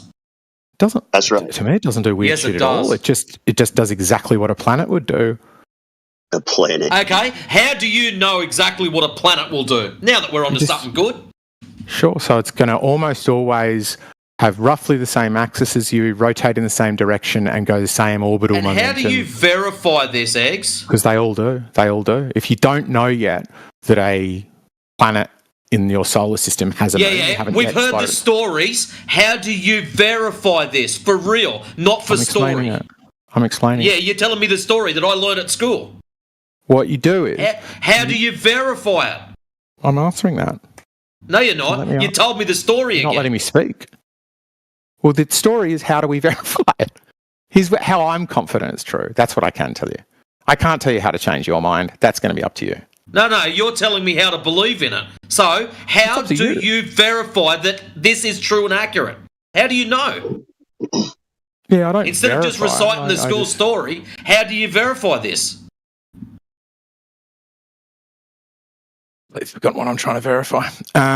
Unverifiable. That the No, I had an answer for it, but now I've forgotten what we're trying to verify. Remind me again, Matrix. It had something to do with nonsense and fluff. You remember now? No. Had something to do with nonsense and fluff. Had Oh, the something to do distance. with That's right. We're talking had about the something to do distance to the with moon. putting a Yeah. dress in reality.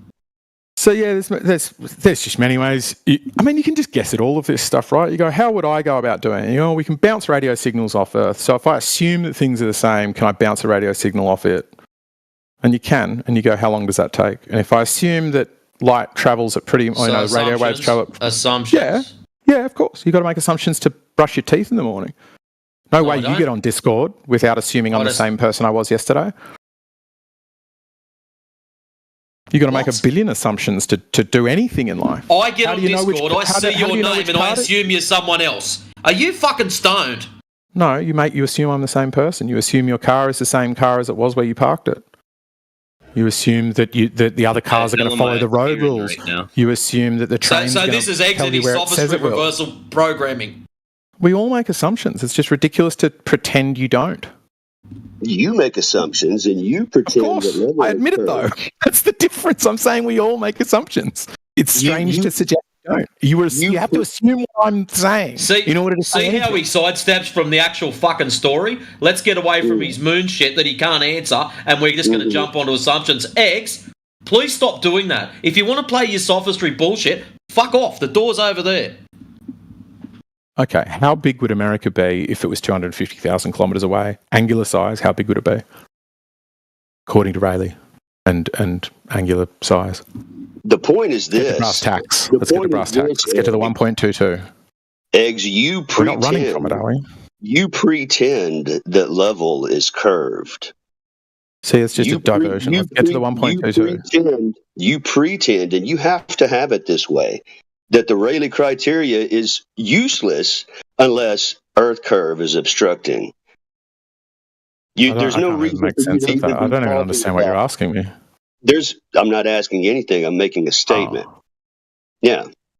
Are you telling me what I think? No. Well, if this is your side of things, is level curved or not? Oh, it depends which definition you use. There's multiple different definitions. Straight, horizontal, level. Like what? So what if it did? Is it an argument by definition? Is that not just an argument from authority? So you speak the nonsense. Go ahead. Tell me how level's curved. Why is that a topic? We're talking about 1.22 and whether you can switch from metric to an angular measurement. Over the curve. We're talking about things disappearing over a curve or not is the only reason you're here. And it's not, because level would curve, wouldn't it? Does level curve? It depends on which definition you're using. Like, are you pretending you're somebody? So do you do something where the definition of level is relevant? Do I do something where level is relevant? I don't make level relevant. The Earth is what dictates what level. But let's say you built bridges. Level would be very relevant to your job, wouldn't it? Are you building level? Yeah, ideally you want to know what level is. You want to know what plumb is on a bridge, so you're saying it matches a water level? No, I'm saying it's perpendicular to plumb. No. What's true level? Perpendicular to plumb. What do we use to measure true level? Plumb, we use a vector of down every time. I don't know any method. Anything like a spirit level? Is that probably a better tool for level than plumb? Yeah, does the spirit level use the vector of down? Yes or no? Direct question, yes or no? Does the spirit level use the vector of down? You are a sidestepper, aren't you? No, I'm agreeing. Spirit level, yes. Does it use the vector of down? Is water at rest true level or not? Because of the vector of down, yes. It will remain perpendicular to the vector of down. Water is true level. So that's the level I'm talking about. Go ahead with your bridge scenario. Go ahead. Yeah, so I'm thinking people who really need to understand. Is horizontal, and if you're out of it, even a millimeter, you're not level. No, I'm not ranting. You don't I'm telling you the way it is. What level is. You think it curves. I'm telling you, level is horizontal. It's very narrow. It's extremely strict. And if you're out of level, your water's going downhill, isn't it? Even 1 millimeter. What water are we talking about? Your water's running downhill. That's called drainage. Now go ahead with your. Do you do something to do with drainage? Is this experience? I've never done that. Anything like that. Sounds fascinating. When you get off level, your water's running down. That's called downhill. He's saying his argument isn't relevant, which I kind of agree because he's flailing. No, I'm saying whether he works in drainage or not doesn't take away from his point, Eggs. Yeah, I didn't make this stuff. Because he's saying the definition of the word being used, but he's not rebutted my point that it depends which usage you're using. I'm suggesting he doesn't do anything to do with level, and I think the people that do actually use those words with that amount of specificity have a lot to say about it, and he doesn't. He's not one of them. Yeah, you don't know what I'm about to say. His opinion on level and which definition I should use is dumb. He's free to use whatever definition he wants. Yes, you don't he's work using in appeal to authority. And that's an appeal to authority. What you're giving there. Yes, he's using appeal to a definition. That's an argument from authority. I'm saying, unless you've got the authority here, that's a dumb argument. You've adequately. So what you're saying, Eggs, is every single one of us can run around with our own fucking definitions, and we can all be talking gibberish, and no one will know anything. No, opposite. I'm saying if he's going to use. Also, we have to have definitions in order for us to communicate effectively. Yes. But right. So why is your definition of level different? So what you bang on the problem that I'm pointing out. We are agreeing now. Yeah. Why is your definition of level different? It's not my definition. It is context dependent, and I think the best person to give that context is someone who works in the field and uses that. You're saying that level is arbitrary. You're saying level varies. And they're very much opposite of that. It's not arbitrary. No, it's context dependent. So what happens is, in Eggs's context, level is curved. He's right. In our context, level is flat. We're fucking right, and that's all he's saying. Typical sophistry from Eggs. One sec. No, it's not sophistry. Let me give you my clear answer. Wait. Hold up. You said someone who uses it? Yeah. Right, it's been posted in the side chat for you. Sure. From a CEO of a construction and engineering company in Texas. Ooh. Sure. So what does level mean? Level is what you call a perfectly horizontal line. Horizontal means side to side. To be level with the world means to be parallel with the horizon. Level is also the name of the tool you use to determine whether something is horizontally straight. Great. That's just the first part's the definition. I agree with every word of it, and it's completely compatible with both flat and round Earth. It's too hard. No, it's not. See, this is the problem. It doesn't say straight in there anyway. It says parallel to the horizon. Curves can be parallel. And water. Hang on a minute. It doesn't say straight in there anywhere. Eggs. What is the last word that was read out? The end of the definition of the level as a noun rather than level as an adjective. It's two different examples of the word level. To determine whether something is horizontally straight. Yes. Yeah, horizontal does not. So where's the fucking curve in that? So two definitions. One is level, which is the first one is compatible with the curve and is describing a theoretical. Let me just finish. Please let me finish. It is describing a line that is horizontal. And it could be horizontal at every point, or it could be locally. It is agnostic to Earth shape. Then there is a second definition where it is no longer an adjective, it is now a noun, an object, a level, that I can pass you a level, right? And that level is the name of the tool. Read it out again. Level is also the name of the tool you use to... Listen, use... So it's the name of the tool you use. Now, this is its function, to determine whether something is horizontally straight. Straight. Yep, I agree. Yes. So not curved. Whether it's going to be parallel with the horizon. Yeah. So it's going to be parallel with the horizon. The nouns of the device, the tool, the level is straight. Yes. The tool is straight. Absolutely. 100% agree. Yeah. Because the water in the water. I agree is with both definitions. Okay. So here we go, Eggs. Here we go, Eggs. Let's get back to the pipe thing. Let me run this one by you again, just to see what you've got to say. So you say level curves.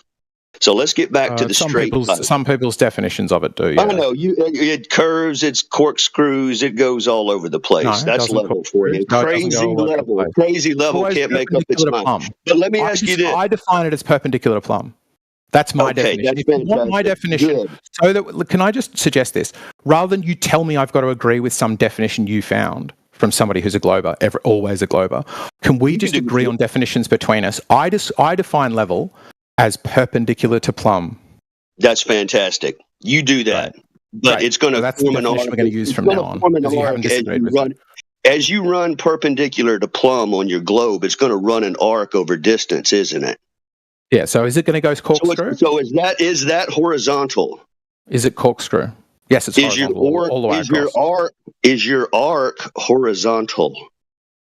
Yeah, every point is every point is tangent at that point is a horizontal flat plane. Listen to this. Is the horizon curved? I don't really give a shit. Like some definitions I would say yes, some would say no. This ain't about you, Eggs. This ain't about you. This is about the logical listeners here.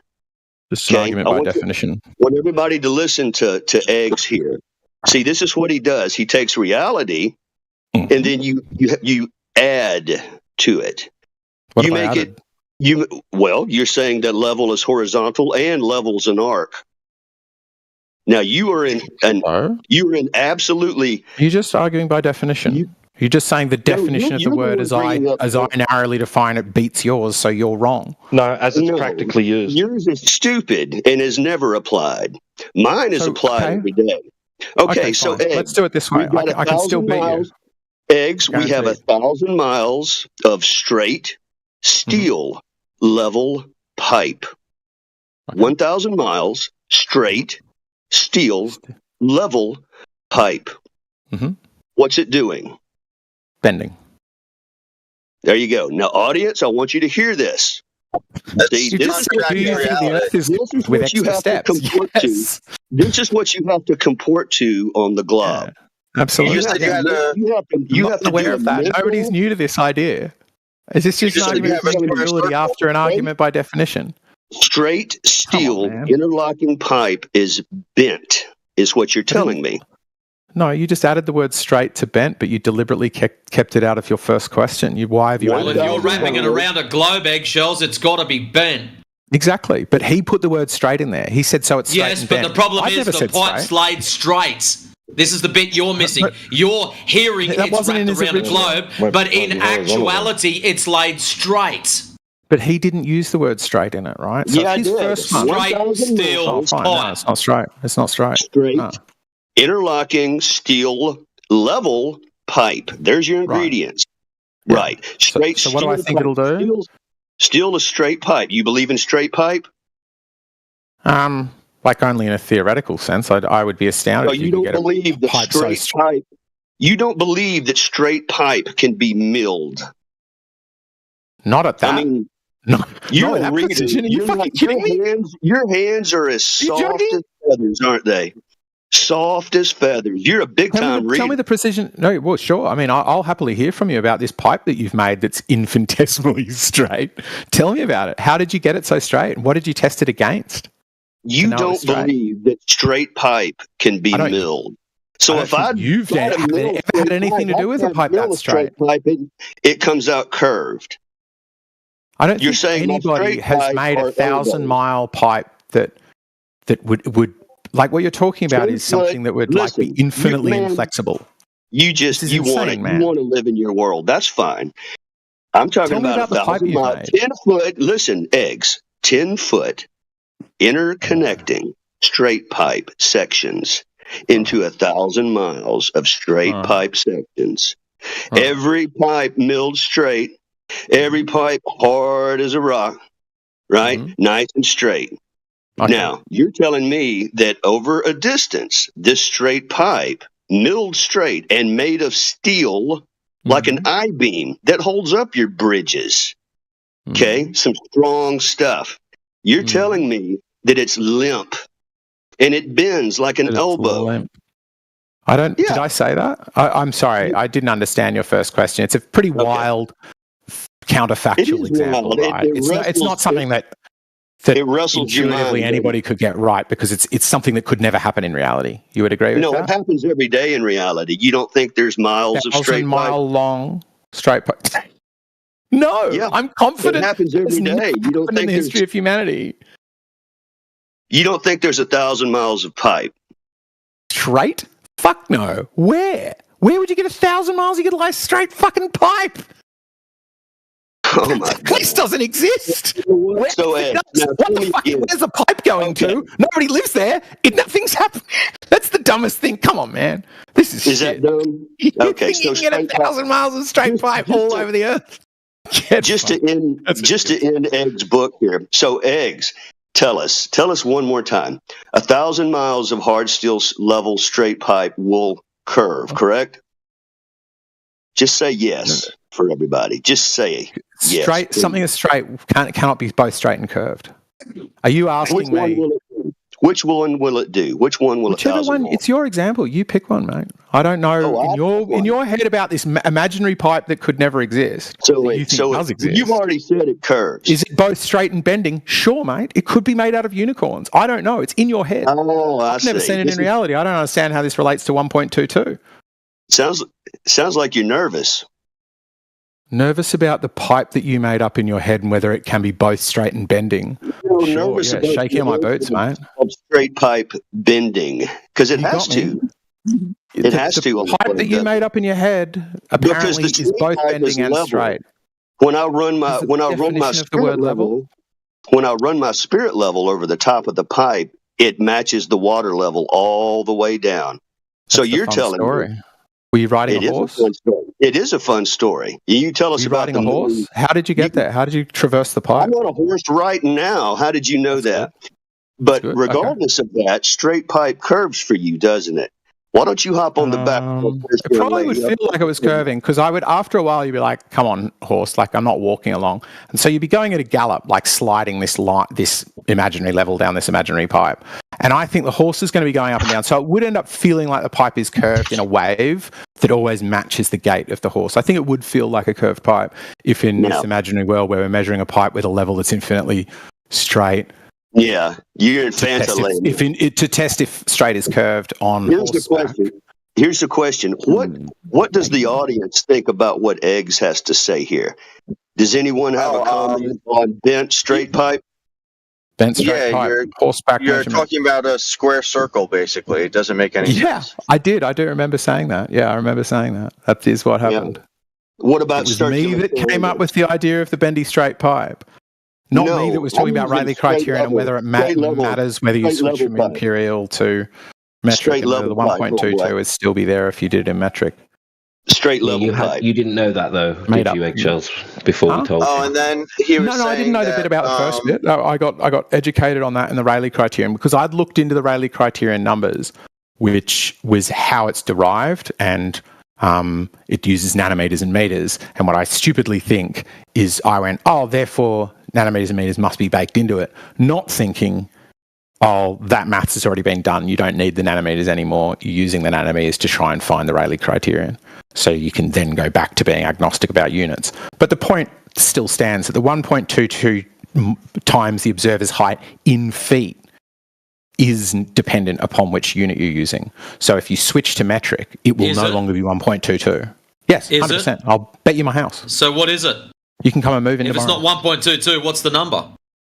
Not 1.22 because meters and... So it's 1.22 times the square root of the observer's height in feet. If it was in metric, it'd be 1.22 times the square root of blah, blah, blah in fucking centimetres. Yeah, I'm giving you my house. So the if that's true. 1.22 still sticks there. No, Have a it nice doesn't. night, Eggs. Night, ladies and gentlemen. Peace. I'll give you my house if that's true. Just prove it. Who gets the house out of all of us? Do we all get it? Was that Matrix? Who was it that claimed that 1.22 stays the same? You can come and move in. Like, hopefully you won't kick me out, but that's just not how that works.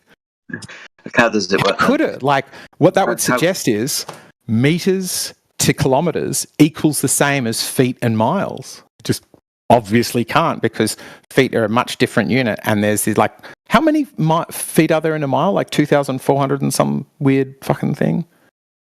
Yeah. No, it's Right? way more than Dumb numbers. So it can't be 1.22. It's closer to like 5,000 feet. Right? So it's just this weird, it's just somebody can go and pull it up if they really want. I'm just resisting it because I want to draw out the pain, but obviously it's not 1.22. I think it's like 5,012 or something like that. I forget what exactly it is. Right, so let me do it. Okay, I But have 1,600 meters in a mile, basically a little bit more than times 3, 4,800, a little bit more than that, so that's where I get the 5,000.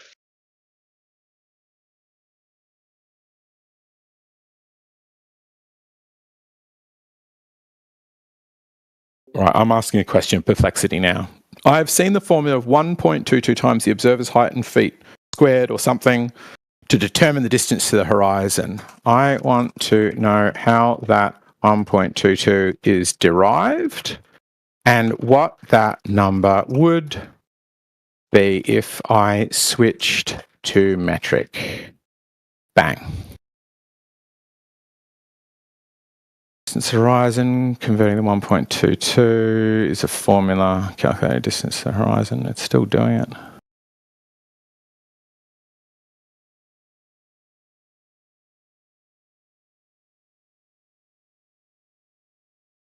$39.59 miles. Right, so the formula D equals 1.22 times the square root of the observer's height calculates the distance to the horizon in miles from the observer's height in feet. How it's derived, blah, blah, blah, blah, blah. So it uses R as the Earth's radius, which is 3959, and that's how you get the observer's height in feet. Metric equivalent, to convert 1.22, you get 1.22 and you times it by 1.60934. Great fun. So you end up with the coefficient there is 1.963. As I said, it would be a different number. Thankfully, I can keep living in my own house. Yeah, so you end up with a different number. You get 3.556 times the square root of the observer's height in feet. It'd be in meters. Oh, yeah, in meters. Yeah, beg your pardon. Yep. So he was right? So I was right, yeah. So what we're saying, what I mistakenly guessed because I was reading the derivation for the Rayleigh criterion is that it uses metric, but then I realized later that had wavelength and distance in a formula, both in a formula, and you can use that to cancel them out, where you go, well, now I can just get back to a, what are we calling that number? A coefficient, right? It's just a number. It doesn't have a dimension. And what I'm saying is, and what I learned from this discussion is the Rayleigh criterion doesn't have a unit of measurement. So you can use imperial or metric and it will work for both. You don't need to do any calculation.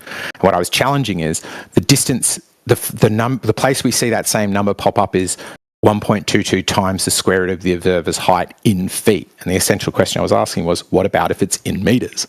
And it isn't. In meters, it's 3.556. So this number that we are saying the Rayleigh criterion has the radius baked into it does not have the radius baked into it. Because if you do the radius in metric, it's wrong.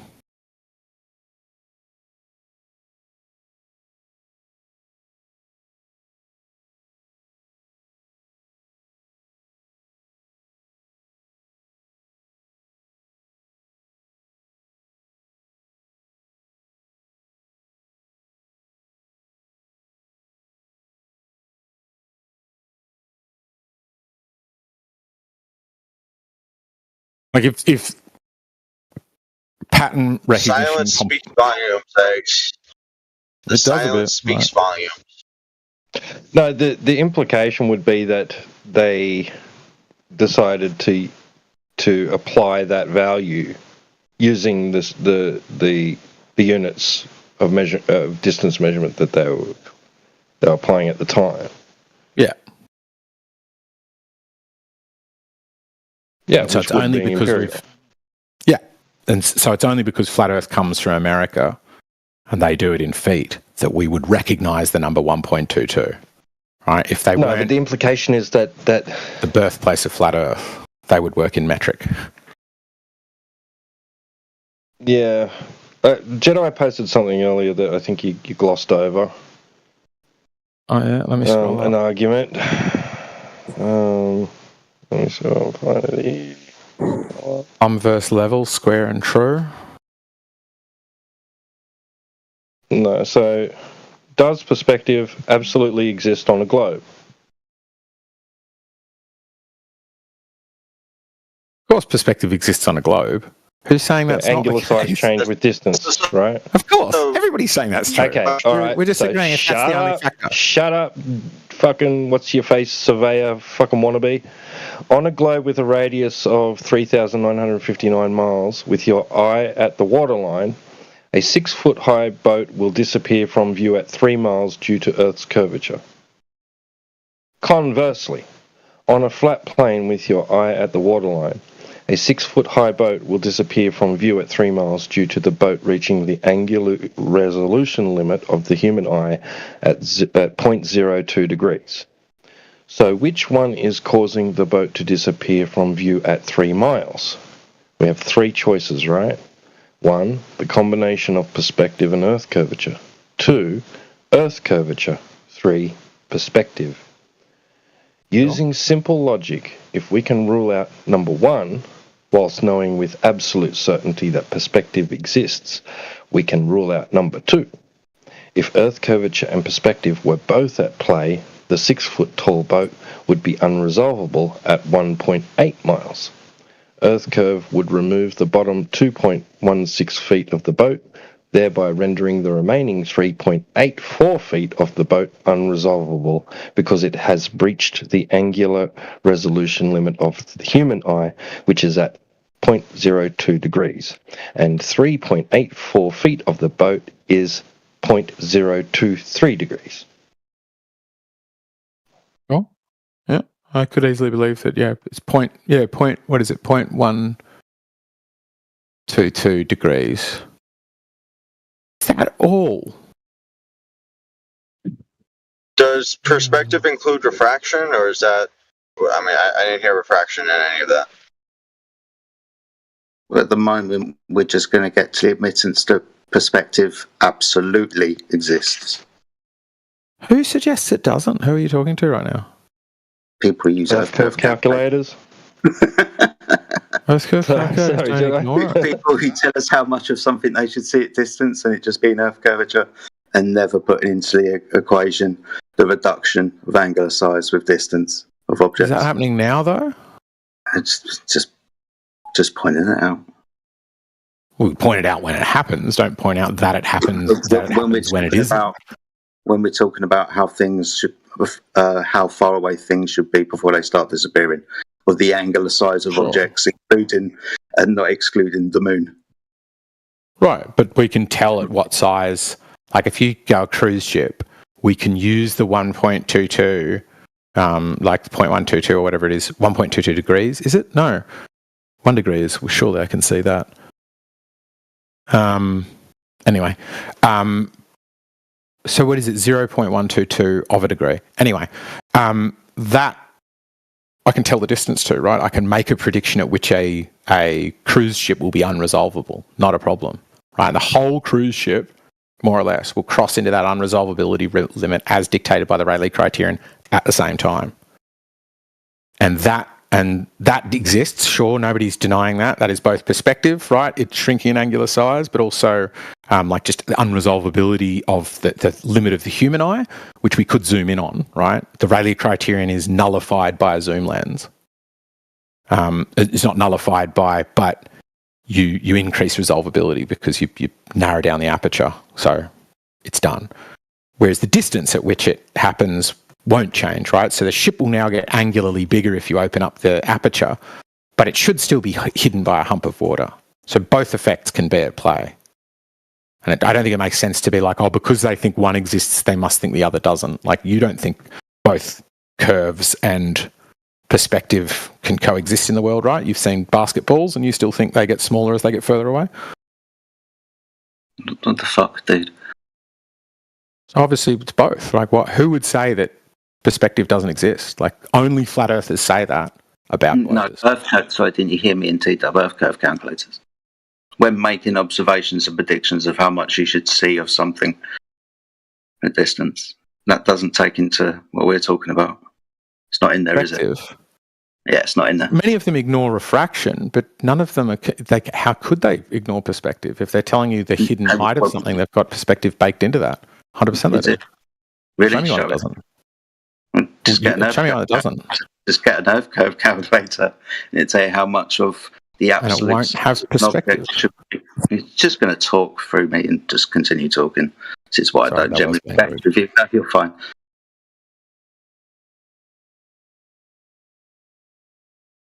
So if I find an Earth curve calculator, you're saying it won't have perspective. Things don't get smaller as they get further from you?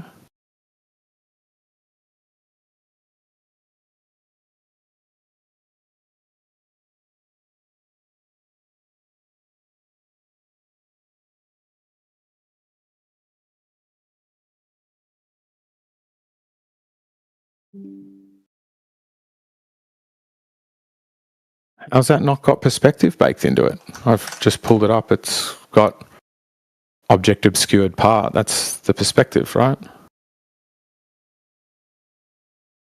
Due to Earth curvature, not perspective.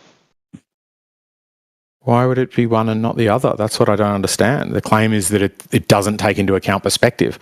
How does it combine not? Both, as in the example that was given? Sure. Who says it isn't? It's not. How? It's only Please going show off, that. off geometry of the surface, Doesn't not really have what the viewer, the observer would see due to perspective.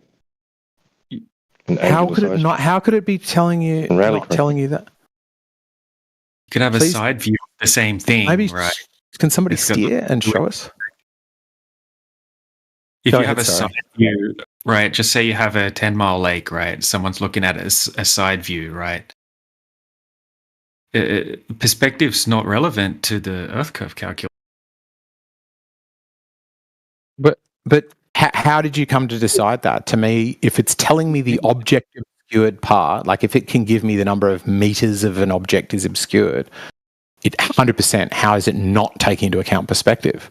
That's saying perspective from where you're viewing it, or for that person's viewing, this is what you will see there.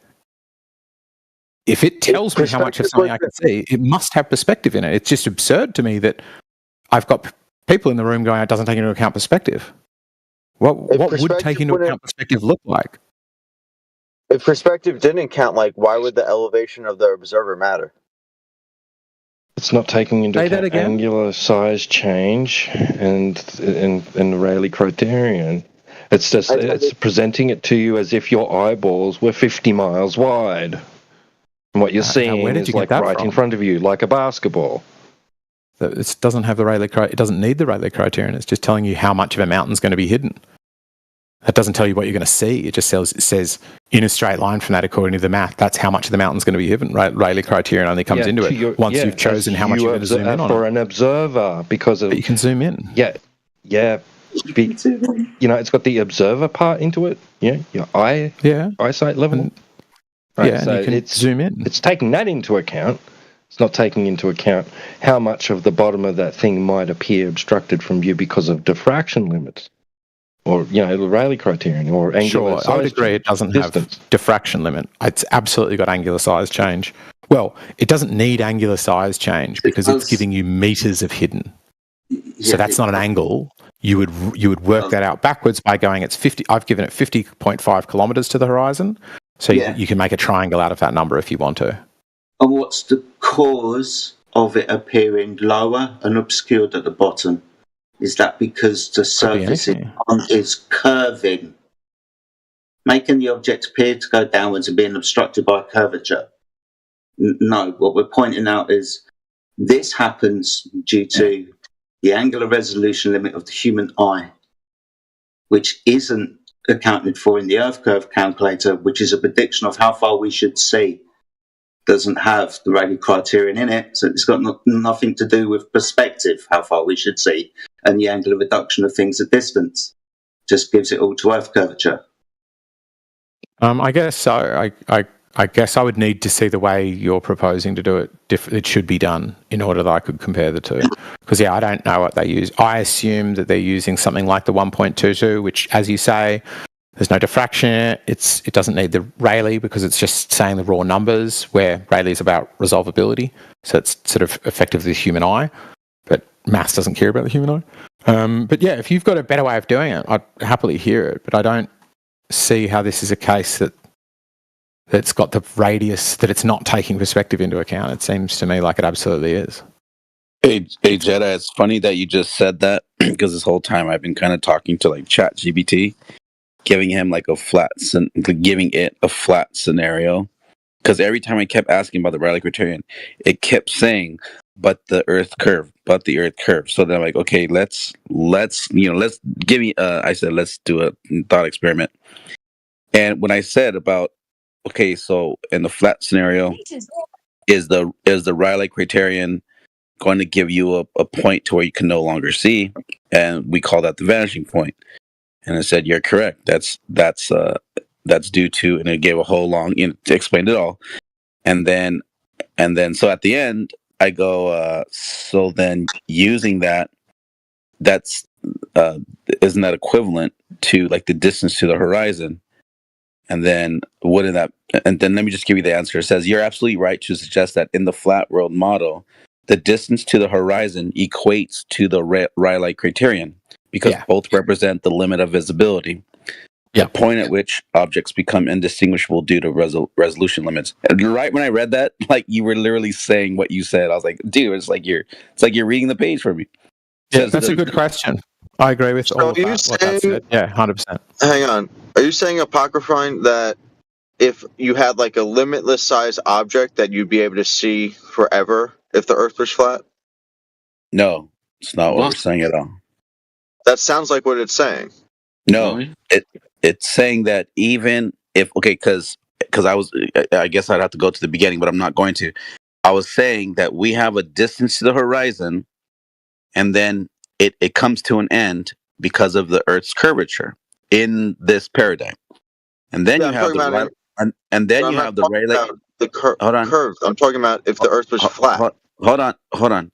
Then you have the Rayleigh criterion, which also gives you roughly that same distance. Okay, so then to take away, okay, well, let's not say that the Earth is curved. Let's just say that the Earth is infinitely in all directions a flat plane. Will I still have a distance that's going to measure, that's going to equate to where you can no longer see, just like the Earth curving? And that's when it's like, yes, you're right. Using the flat model scenario, it's going to give you like that same thing, the same distance.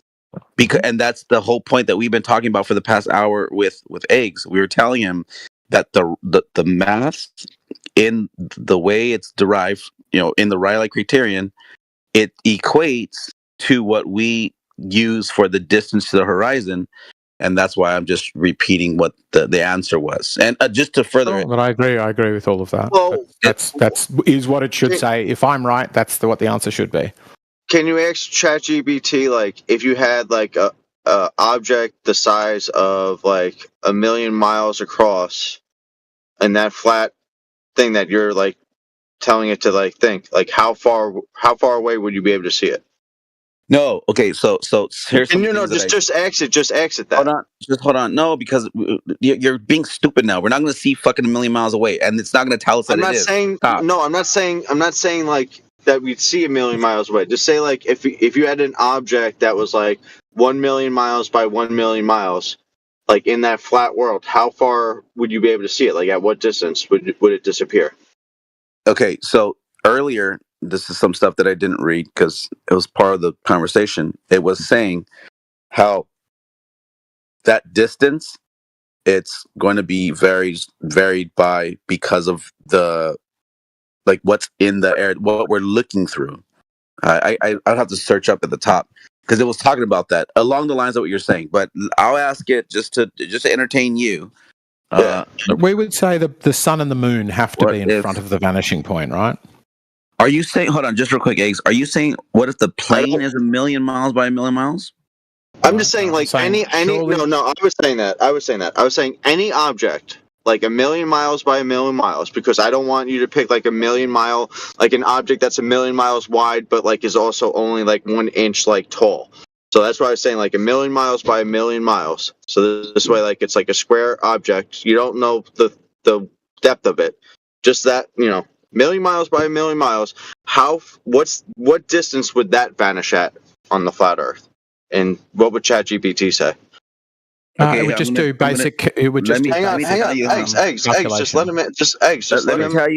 Let me tell you how I'm going to ask it, and you tell me if that's correct. I put, what if the plane is 1 million miles by 1 million miles, and I'm standing in the middle of it? How far can I see? No.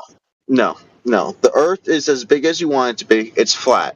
The object you're trying to see is 1 million miles by 1 million miles. But wait, what distance would it disappear? Okay, yeah, but wait. That's a good question. That's a great question. But what's the height of it? 1 million miles high, and it's 1 million miles wide. Miles high, 1 million miles wide. I can do another one. At what distance would that object disappear? Yeah, and I can do another one that might help, and that's just do the width of the moon, the width of the continental US is meant to be what it's at. I don't want to. I want to just get this one answer, X, and then we can go to that next one. I don't want to digress too much, Yep. Sorry, I just thought because it would bring us back to the moon. I get it. I just want to. The digression that happens here is very easy. So. Sure. Like, I think Okay, it would so have to be a million miles what if- by a million miles. I'm going to guess it's got to be. So I think that'd be almost the size of the sun, maybe. I've got no idea, but I'm going to guess it would have to be somewhere near the distance or far, far further than the sun. Sure. I'm going to guess more than 93 million miles. Did it give you an answer, APOC? Yeah, it's a long answer, so I'm just trying to get to the conclusion, but it's still typing it up. Hold on. Okay. Geometric. Okay, so I guess I can read. No, I don't want to read all of it, but Just first give of us all, a number. it repeats the question. For simplicity, I will assume you're looking from a flat world without curvature, but we'll also look at how the Rayleigh criterion applies for resolution limits. Geometric limits on a flat Earth. In a flat world scenario with no curvature of the Earth, there would theoretically be no physical horizon to block your view of the object, provided there are no other obstructions in the way. However, because the object is 1 million miles high and 1 million miles wide, it would have a very large angular size when viewed from a distance as you move further away.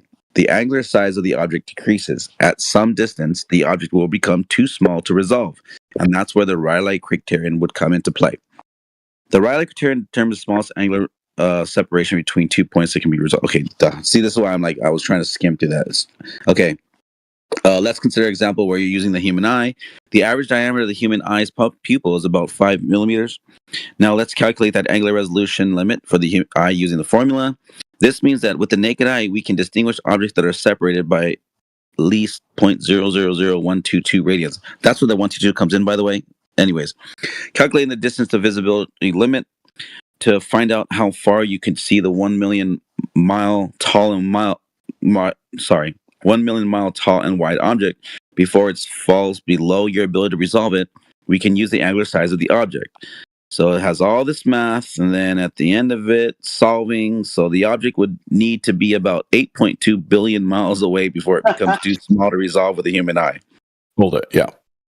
So you can't. So I thought much though. So if it's 8 billion miles away, you can't resolve it with your eye. That's what it's saying. I said 20 astronomical units. That was close. Yeah, right. So 20 times the distance to the sun. Okay.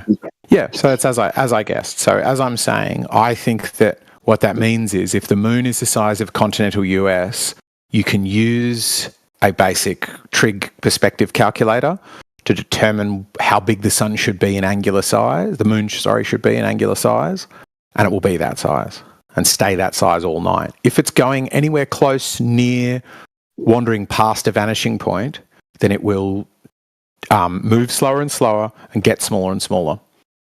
And so I'm quite confident it's 250,000 kilometres away, but I'm also quite confident, therefore, that the vanishing point must be far further. That's taking the definition of the moon from the heliocentric model and placing it into any scenario that you can imagine, including being on a flat Earth, right?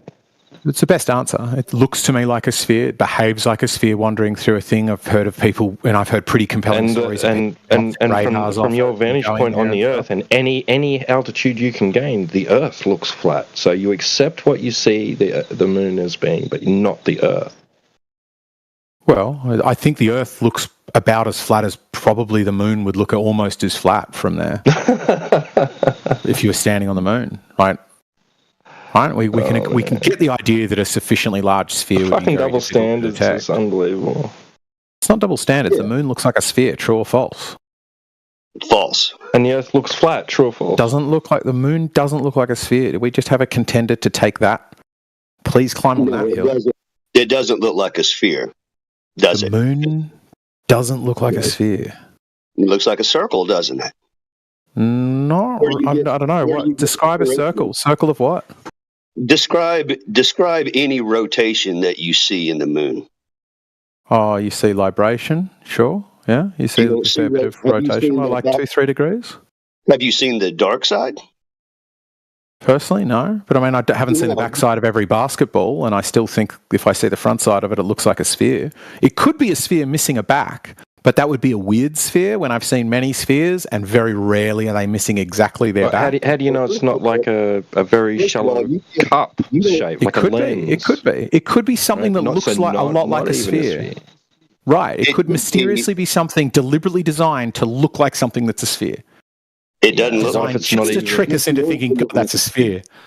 And you have no idea of what it is either. So it could easily be light. But it couldn't be a square. It couldn't be a cube or a bus. It couldn't be a cow. It couldn't be I know anything. why it can't be. It's a lot like a sphere. Hang on, I know why it can't be light, because light can't cast shadows on itself. And light comes from physical objects. Every light I've seen is a physical object emitting that light. So saying it's light doesn't answer the question. It's a point at which light emanates from or bounces off of. You're saying the All sun of that is always physical. The sun's They a both seem physical.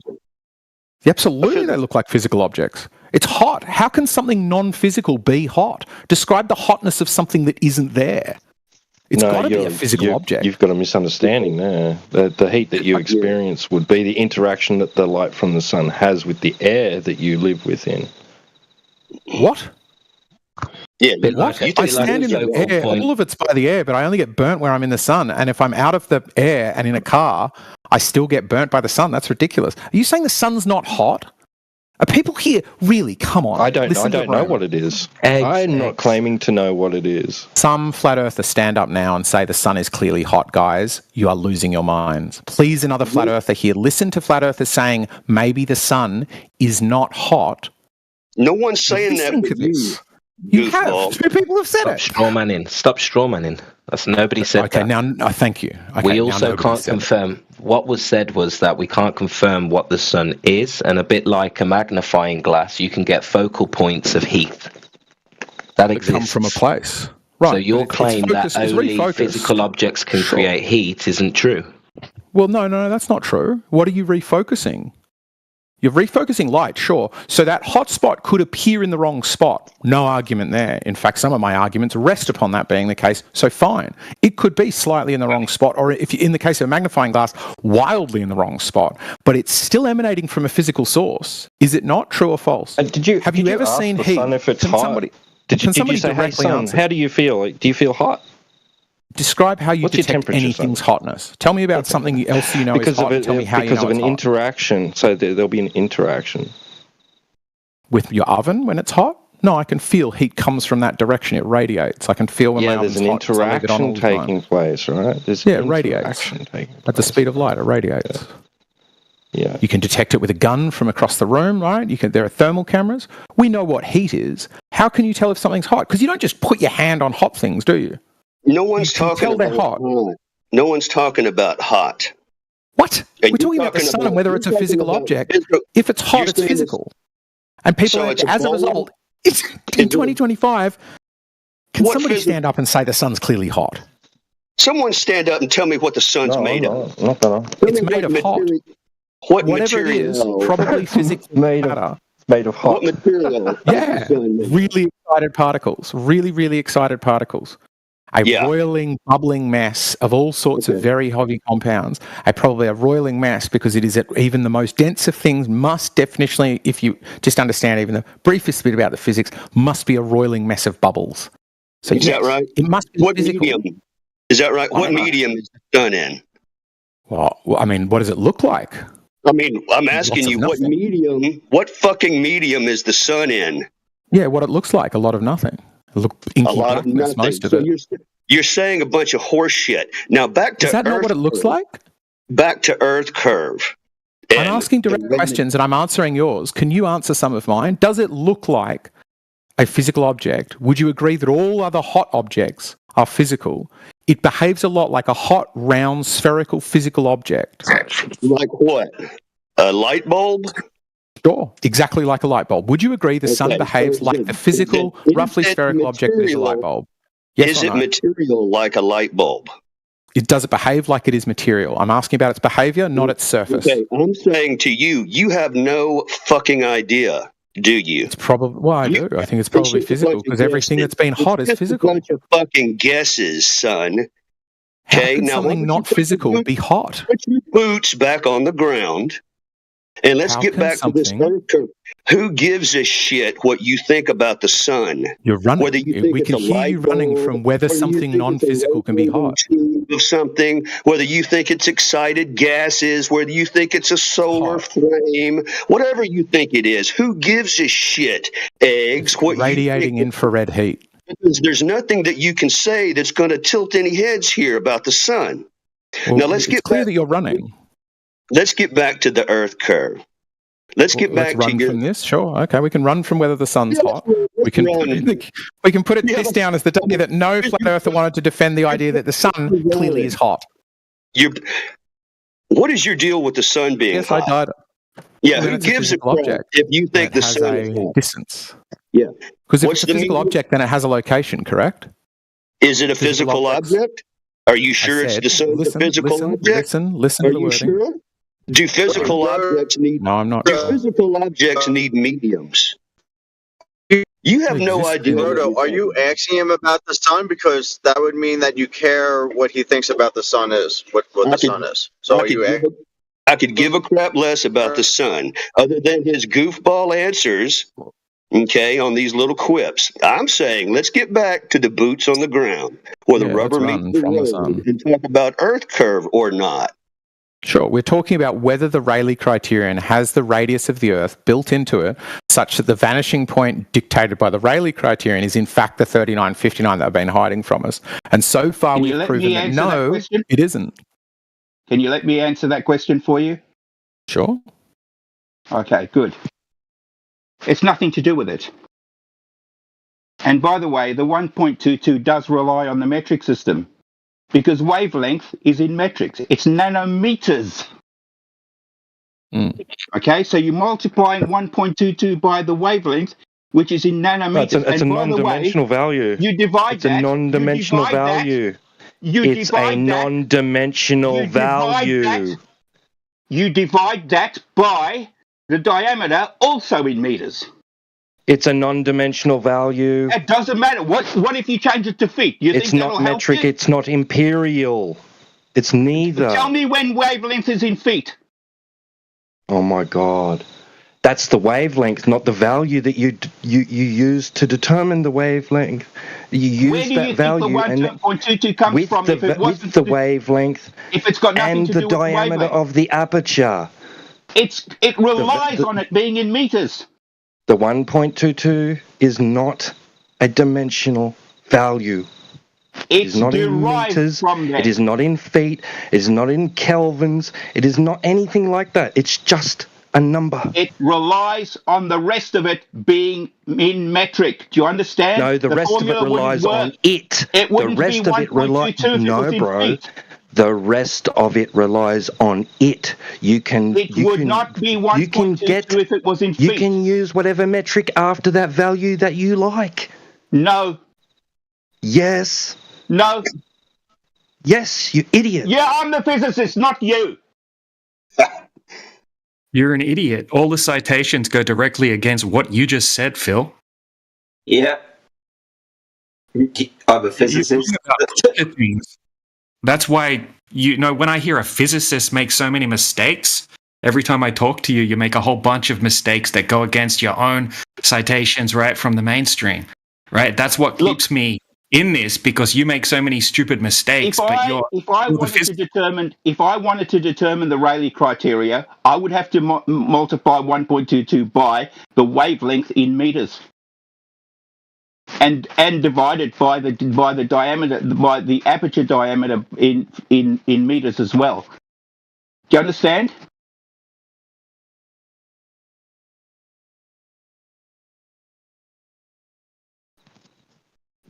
Yeah, you can do it that way if you want. That does not mean that That's how it's done. 1.22 is in metric how it's done. value. That's how it's done. Do you understand? Yeah, and you can convert that, right? So tell me how that what the hell has that got to do with the radius of the Earth? My God, did you join And if it was related to the radius of the Earth, are you trying to suggest that it doesn't work on flat Earth then? Who asks a question and doesn't stop fucking talking. Does it not work on flat Earth then? What the fuck are you talking about? Well, you said it's the radius of the Earth. You said it comes from the radius of the Earth. So does the Rayleigh criteria not work on flat Earth Who then? the fuck said this? And I want names. Said this came from the radius of the Earth. You think it came from the radius of Earth? So therefore, the radius of the Earth. So what the hell has that got to do with flat Earth if it came from the radius of the Earth? The fuck? I want names. Who said this? Nobody said. Nobody said that here today. I don't know where he's got that from. We draw a movie and like he's trying to guess what's going on. Guys, listen. Vision is not bound to the horizon. If you are on the ground and two objects go straight up in the air, let's say a plane and a bumblebee, all right, for whatever reason, both of these things are flying away from you in the same vector, whatever angle, okay? You're going to see one longer than the other, aren't you? This is the angle that the criteria is talking about. No, it's not. Yes, it is. Actually, are you going to be able to see two things that are? Okay, so the plane, two things that are side by side. The plane. Can you have a look in your DM? I've actually posted a picture there for you. Okay, but check it out. There's a plane at 10,000 feet and a bumblebee at 10,000 feet, and you're on the ground. Okay, you'll be able to see one, and you won't be able to see the other. This is because of the angular resolution. Has nothing to do with the horizon. Although everything disappears at the vanishing point of the horizon. But the eye and perspective, this is what's happening anywhere you look. Anything far away will shrink as it moves away in the distance. Apparently. Except the ship will be gone. Long before it shrinks, it will disappear bottom up. The plane doesn't disappear bottom up, does it? But it will disappear, won't it? The plane is small. You're not going to see a plane. You're going to need a very powerful telescope to even see the plane at the horizon. Well, the point is that everything shrinks in the distance to the human eye perspective. Whether it's the human eye, or camera eye, or how big the aperture is. Do you want me to post you a picture that proves that you're wrong? Well, the only thing is that what we're talking about here, which keeps getting sidestepped, is this an Earth curve obstruction to vision? Of course, and I can prove it. So you're saying that the ship goes over the Earth curve? Absolutely. And that's the vanishing point. That's the point at which you can't see it because the Earth curve is blocking it.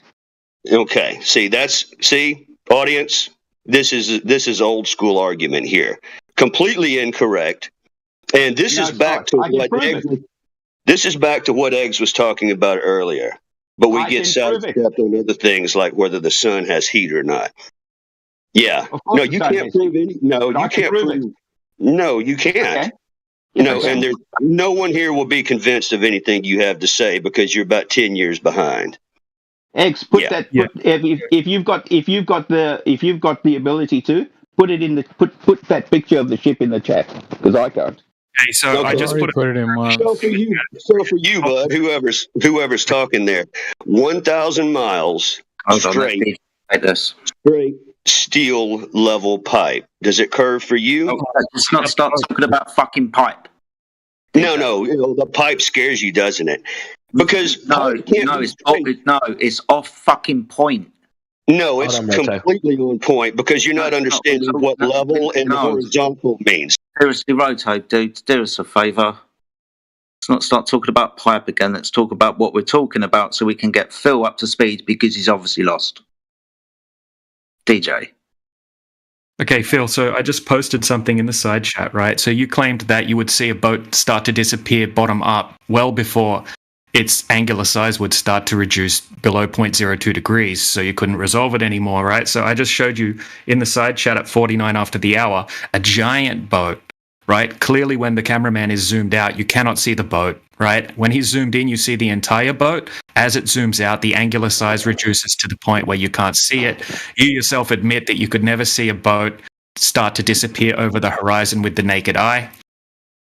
Right, I got a screenshot of you saying that.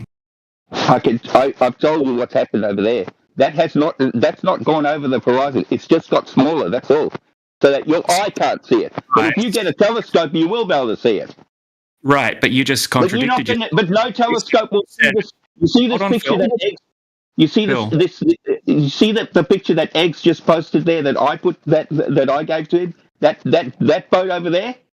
Yeah, we're discussing my photo at the moment, and we're talking about that one, and then we can talk about your one, right? So what you claimed talk about mine now. Talk about. I told you what about yours. It gets smaller and smaller because all you're doing is you're using a lens that you can't. That has not gone over the horizon. In here and try to think you're running the show, right? You're in our channel, right? We're talking about the photo at 49 after the hour. Have a look at my photo, please. Also, Phil, can you stop shouting? Phil, stop shouting. I'm working in the background. Yeah, right? We're trying to work in the background. Stop shouting. Yeah. You're a grown man, a professor, right? Have my photo. And relax, right? Firstly, we're going to look at my photo, and we're going to finish discussing this one, and then we're going to go over your photo. Okay, so this is a video. Okay, right? So when he's zoomed out, the angular size of the giant ship is too small to resolve, right? You said that can never happen. You said it will start to disappear. No, I didn't say that didn't happen. You just said that. I wouldn't say that. You said a ship will start to disappear bottom up before the angular size reduces too small for the eye to resolve. You said that. It's recorded. I'm talking about if you've got that at the maximum that you can see it in a telescope. I'm not talking about your eye. Okay, so if someone's standing on the shoreline, right, this ship is unresolvable because it's too small, to see, right? Because of the angular size of the ship. Totally. Agree with that. Right. So it didn't disappear over the horizon. Okay. So you're only talking about when it's zoomed in.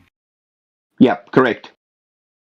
Okay. So, all right, let's talk about your photo now. All right. So, okay. So what's the observer height? What's the weather conditions that it looks extremely choppy? It looks like there's big oceans. It's not choppy. That ship's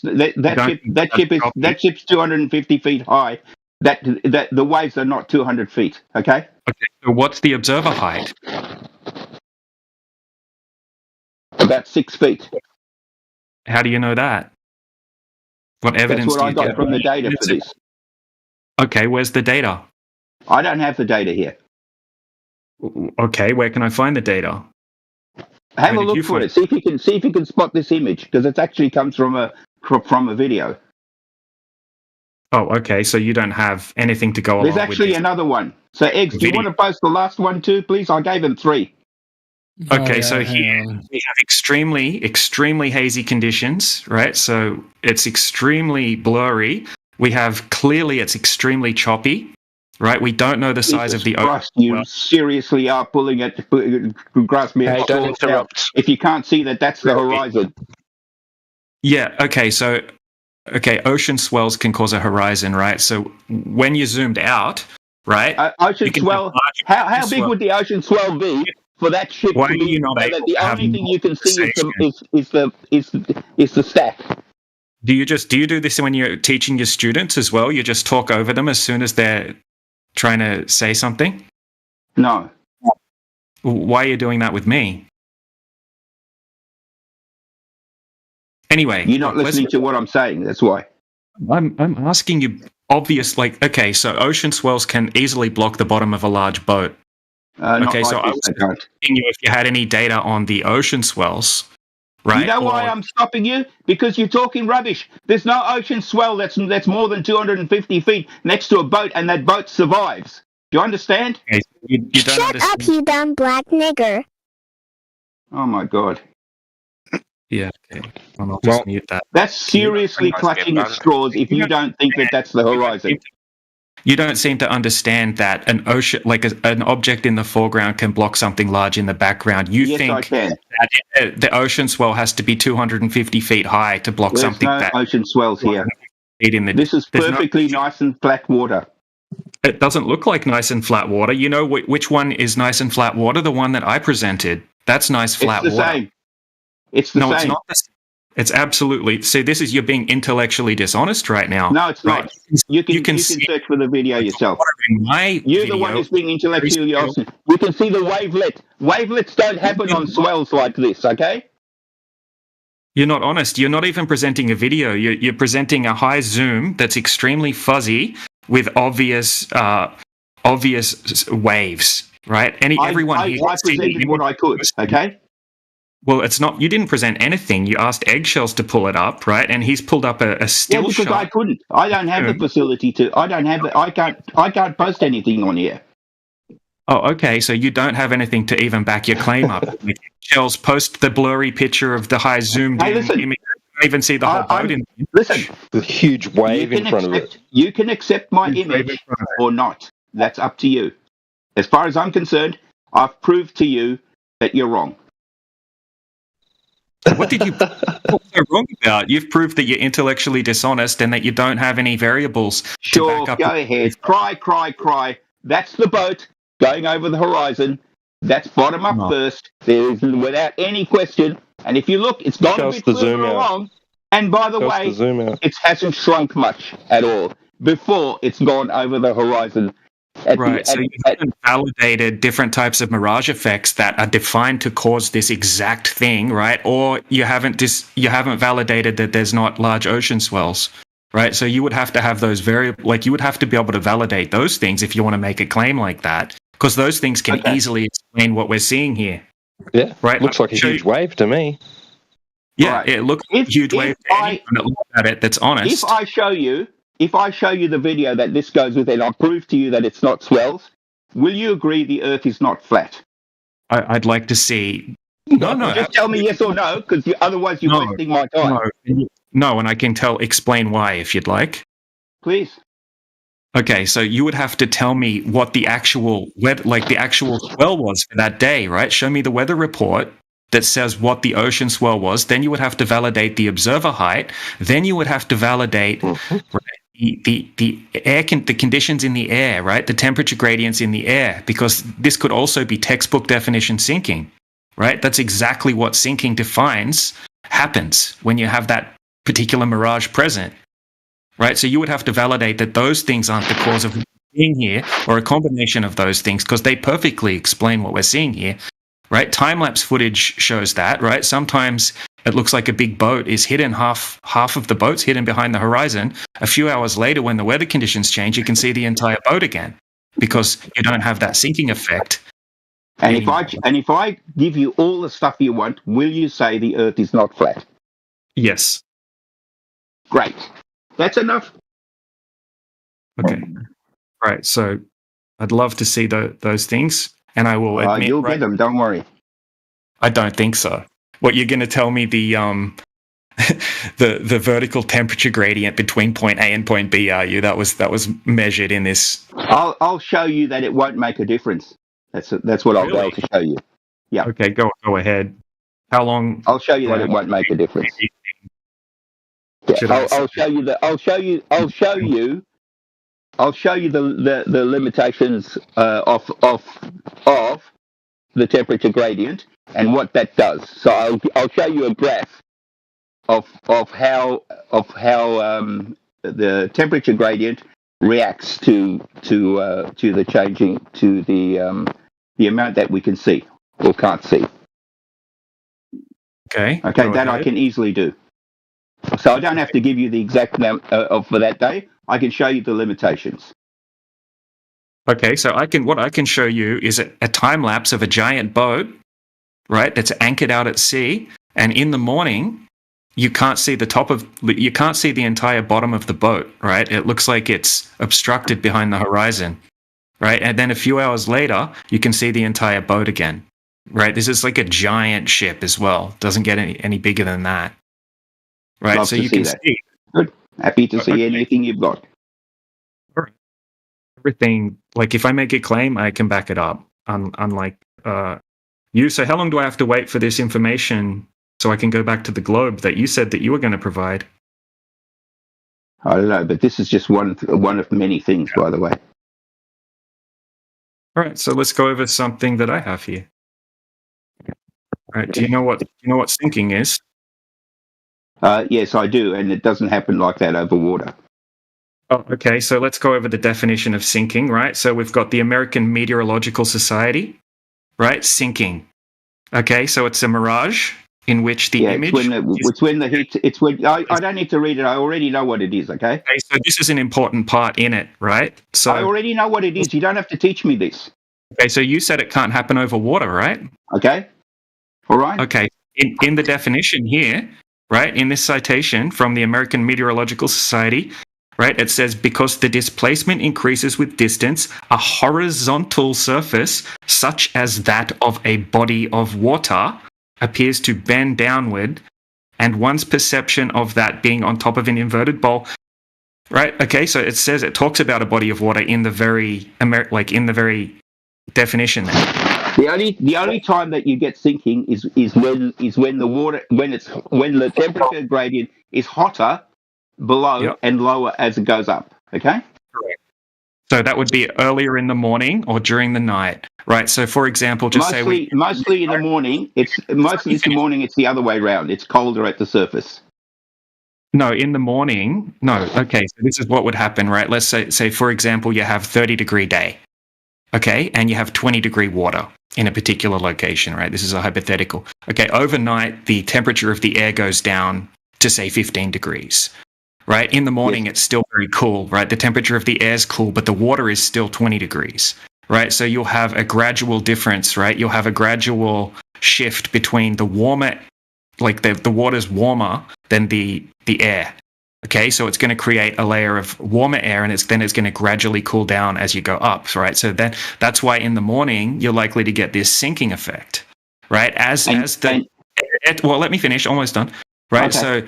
So in the morning you're looking at this boat, right, and you've got sinking taking place.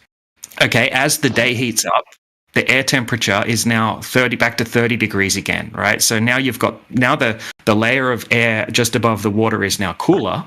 Right, but the air above it's hotter, right? So you've got the inversion, an inverted temperature gradient, different than what you had in the morning, right? So now, later in the day, the ship doesn't appear like it's sinking behind the horizon anymore. Now you can see the whole ship again, right?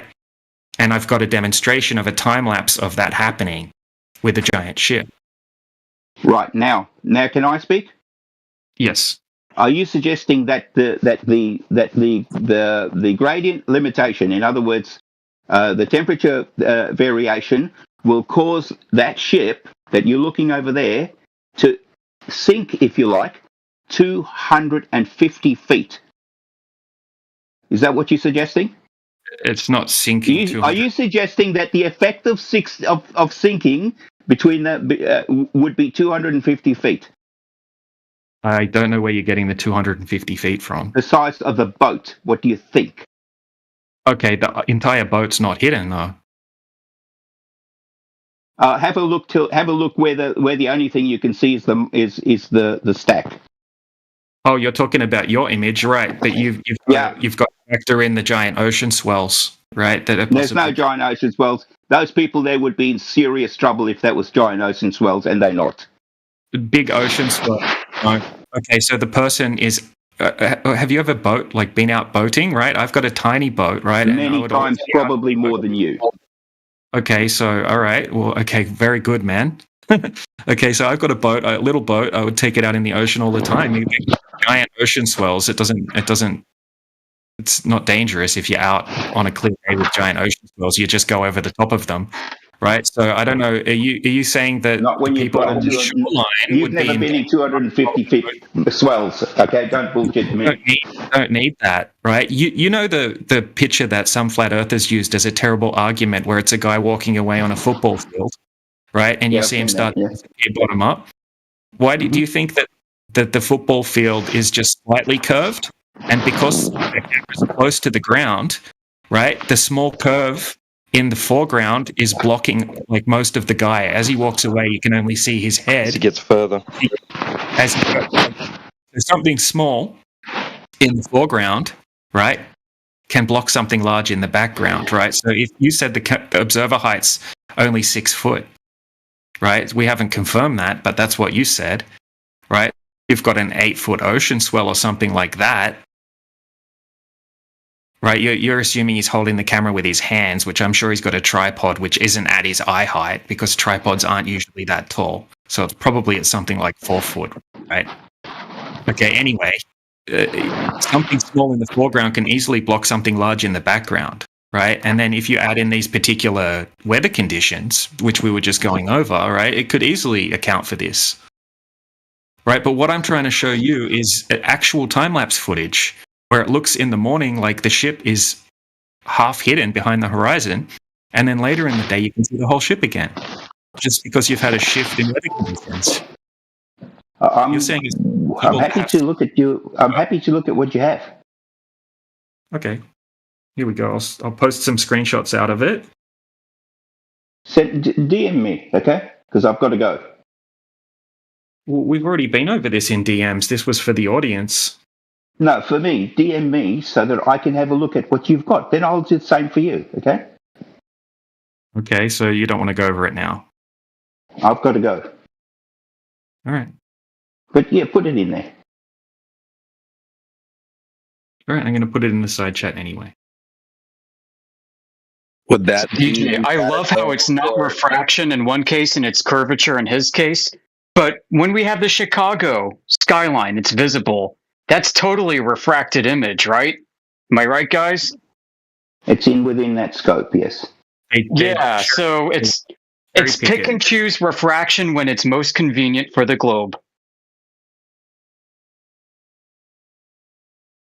All right, so that's earlier in the day, right? And that's just the very top cabin area of a giant ship. Okay, here's a slightly more zoomed out view of it. Okay, 9:30 a.m., right? And as the day goes on, I think this is about 3 or 4 hours later, right? When the air temperature's warmed up a lot more and you don't have that sinking effect taking place anymore, you can see the entire ship. In fact, you can see a bit of compression. This is bullshit. Oh, it's bullshit? I don't Right, believe these it. Different ship too. Okay, so I'm going to post the video now to assist this. So what are you saying? It's fake? I don't know. Go and post the video, then I'll make up my mind. Okay, so what if it's not fake, Phil? Then what? Would that be a problem? Because we can replicate this on a smaller scale, right? I can show you a replication of this exact thing taking place. No, I want to see it. I want to see it. I want to see the way it is. Okay. I'm happy to look at your image. Go and send it to me. I'll have time to look at it carefully. In the side chat, and the video that goes along with them are in the side chat. Where's the video? It's in the side chat. Hey DJ, I'm so glad you saved that, dude, because I had deleted from my phone by accident. Yeah, I'm so glad you grabbed it. I can see 3 photographs. There's a video at the end. Look, I mean, it's in the side chat, Phil. I mean, 8 minutes after the hour. Okay.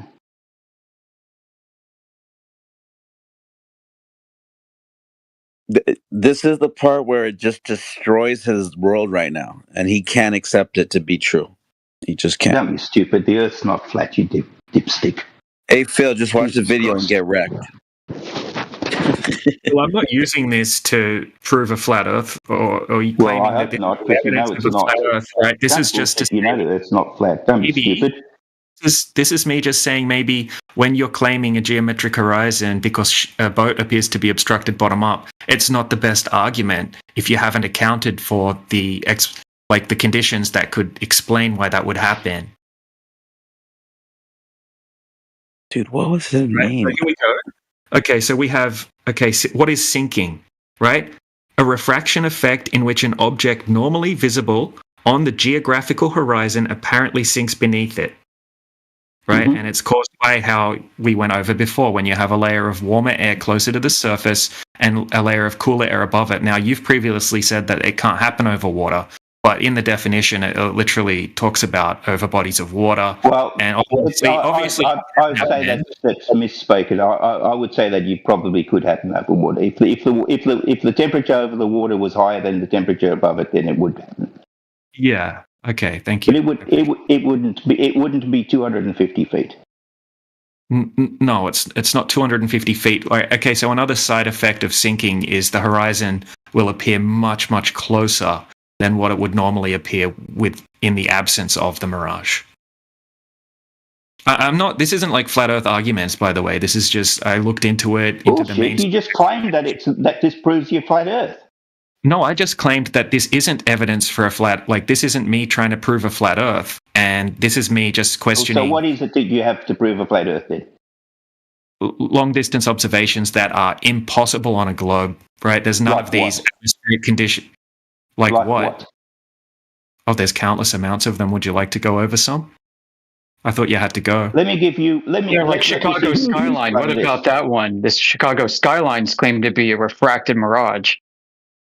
Let me, because it is a mirage. Everybody knows that. Oh my god. Okay. Yeah. Now let me explain. Yeah, just because you say so, huh? You know, because I want to talk to an Aussie, right? I'll tell you why. Because I live below the Tropic of Capricorn. Okay. Yeah, we don't believe Earth is a pizza. This is not an AE map Earth defending server. Really? So, really? Yeah, we don't defend the AE map as flat Earth. Let's try that out. Wrong saloon. You want to answer a few questions about that? And so you answer a few questions. Any verifiable evidence that the sun encircles Polaris on its trip about the equator? Does it? I'm asking you. Well, does celestial navigation work on flat Earth? Of course it does. Right. Jean St. Pierre actually completed the $10,000 challenge that McTood presented. Hang on. Just be careful. If I stand on any continent in the northern hemisphere, can I see Polaris? No. No? No, because sometimes weather conditions will be present. Right? Sometimes you can't due to weather. No, I'm talking about. Sometimes you can't do the time of day, Phil. Like time of day. Come on. Can't see it during the daytime, Phil. Quit the semantics. I'm talking about at nighttime. Okay. Dude, there's times when I can't see the moon. So if the conditions are right for me to see the stars, would I see Polaris from the northern hemisphere? Would I be able to use it to do celestial navigation? Yeah, what's wrong with that? What do you mean by no? That's all I want to hear. All right, cool. Cool. Guess what? There's also the South Celestial Pole. Does that give you your latitude? You can also use the South Celestial Pole on flat Earth, Phil. Did you know that? They measured Antarctica flat when they went down there to the 24-hour Antarctic sun. We'll get there. You know how they measured it flat, Phil? Let me tell you. They figured out their latitude by taking elevation angles to the zenith and the low point of the sun throughout the day, and they determined the sun was at the Tropic of Capricorn. They used flat Earth elevation angles to confirm their southern latitude position. Back to you, Phil.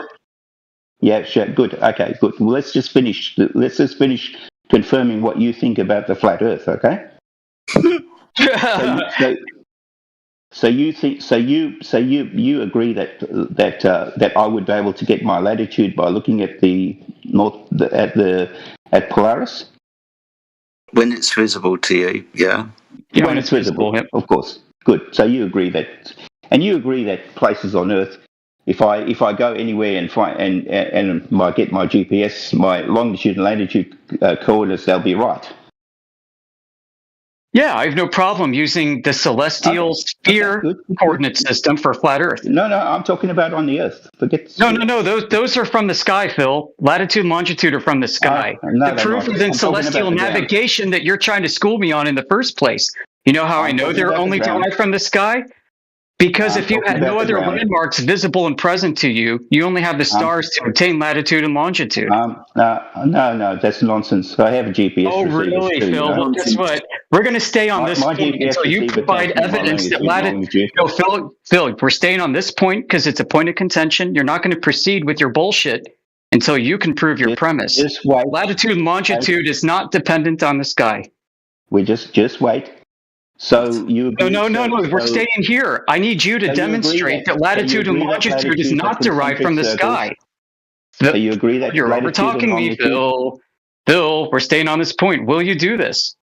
We are on point. We're discussing your version of flat Earth. Remember? No, we're not. We're discussing right now what navigation is. Basic astronomical observation. So do you agree that latitudes are concentric circles around Polaris? Do you agree with that? In the sky, up to the point in the sky. Not quite, no. Latitudes in the sky. Not quite. So it's not actually Polaris that the circles of equal altitude represented by a ground position are taken from. Polaris is a circumpolar star. It also rotates. It's off the central point of rotation by about a degree. So it also circles around a point in the sky called a celestial pole, which is represented as a ground position on the floor. That the circles of equal altitude, we call them latitude, are drawn around. Yeah. Granted, Right. yes. Is it the Excellent same distance? point. Thank you. Is 45 degrees latitude the same distance from the North Pole anywhere you go? Yeah, it's a circle of equal altitude. You agree with that? Terrific. Yeah, is sounds 60 good to me. degrees the same everywhere you go? It's a circle. Sounds good to me. Is 0 degrees the equator the same distance to the North Pole everywhere you go? Not really. Well, I'll tell you why. No? You can't see Polaris on the horizon directly. Forget about Polaris. I'm just talking about but that's whether how it's the you're same distance determining or your not. latitude, Phil. It's based off Polaris. No, Now you're telling me, just how do you answer get the question. how do you get the equator without Polaris? It's not that hard. Just tell me. Okay, let's forget about Polaris. Now tell me, how do you prove you're at 0 degrees? Just tell me whether you agree with it or not. You're allowed to say you don't. Well, I'm not so sure I agree. Why should I agree? Do you agree that the distance from the equator to the North Pole is the same everywhere? Phil, it's difficult below 15 degrees, especially when we're trying to measure something that we can't see at 0 degrees. So extrapolate it out based upon everything else that we've done so far. By working our way down from 90 at our zenith down to 0 at a distance along the horizon, a distance of 5,400 nautical miles, if we're to multiply 90 by 60. Do you think you need to triangulate some different stars at that extremely low latitude? Let's try it differently. Do you think that the distance from 10 degrees from 10 degrees to 0 is the same distance all around? Depends how you're measuring that distance, because I'll tell you why. And these nautical almanacs I have, corrections below 10 degrees are freaking extreme and subject to major uncertainties, for the reasons also Jedi pointed out to you earlier. So there's some uncertainty there around the equator. Do you think that it's that it's 69 degrees or thereabouts, 69 miles per degree of latitude? Yeah. Do you agree with that? Yeah, 69 or 60 nautical miles, yeah. Okay, good. So giving you a distance. If I'm 10 degrees, wait. If I'm in Africa, and I'm 10 degrees above the equator, would you agree that would be 690 miles? Sounds about right. Right. Okay. And if I was in South America, and at the equator, it would be 690 miles to 10 between the 10 degrees and the equator. Yeah, you're measuring. Would that also be 10 degrees? If you're measuring the same angle, yeah. Yeah. Okay. So they're almost on the opposite sides of each other. You know that. If I was in Singapore, if I was around Singapore, you know, at where the equator is, and 10 degrees. 10 degrees above the equator, that would also be 690 miles, wouldn't it? You're asking us to say yes to the same thing. I would presume you would. Now, if I was 10 degrees below the equator, would that also be 69 miles all around? Around what? All around your flat Earth, of course. What do you think? Around Polaris.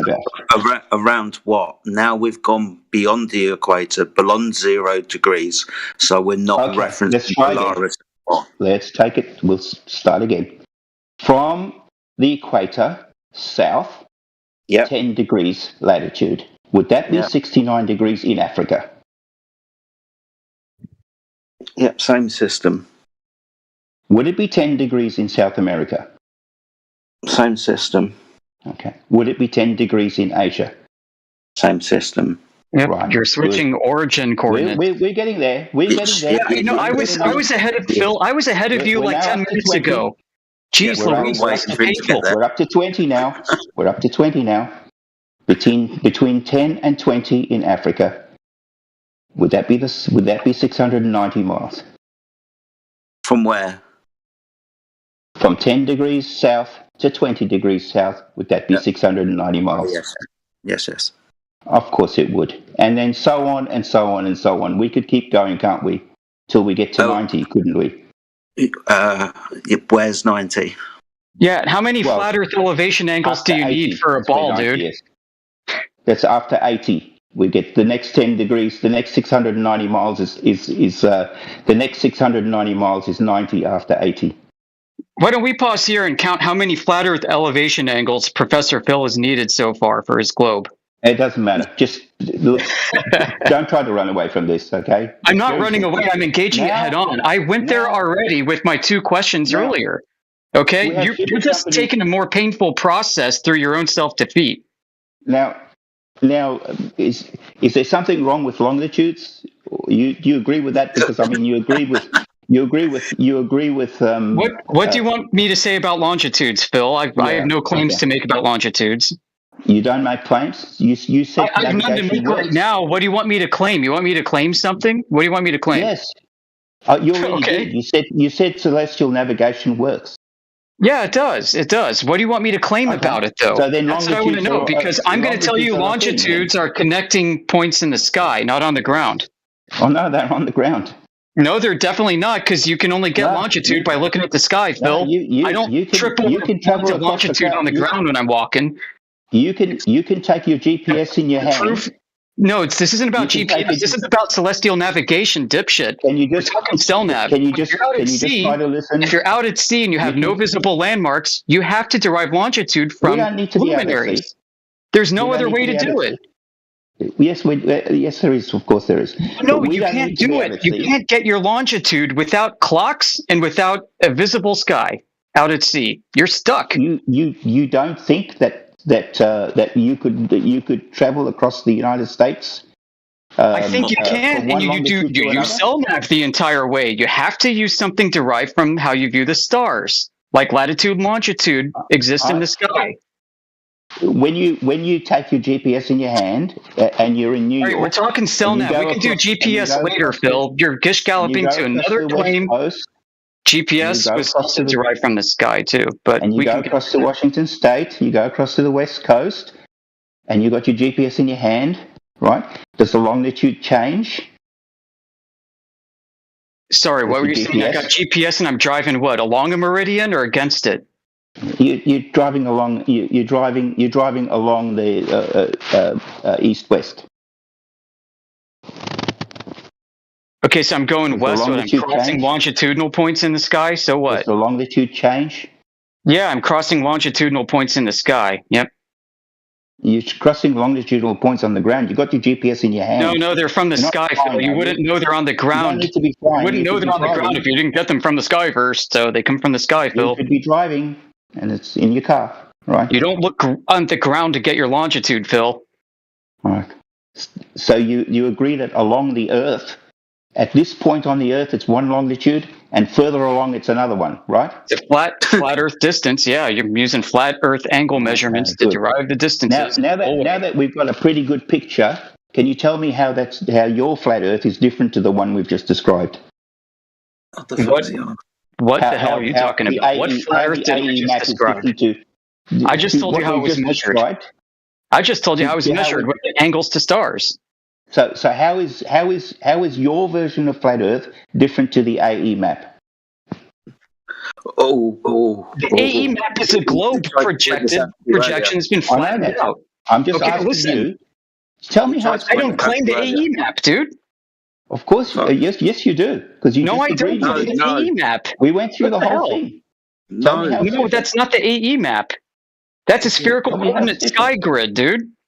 That's called the celestial sphere models, what we went through. We went through the celestial sphere, not a terrestrial globe or a pizza. No, we went through the whole thing. All right, let's try. Yeah, we didn't end up with an AE map and we didn't end up with a globe, so... Does the sun travel around? Does the sun track around Capricorn on the 21st of December?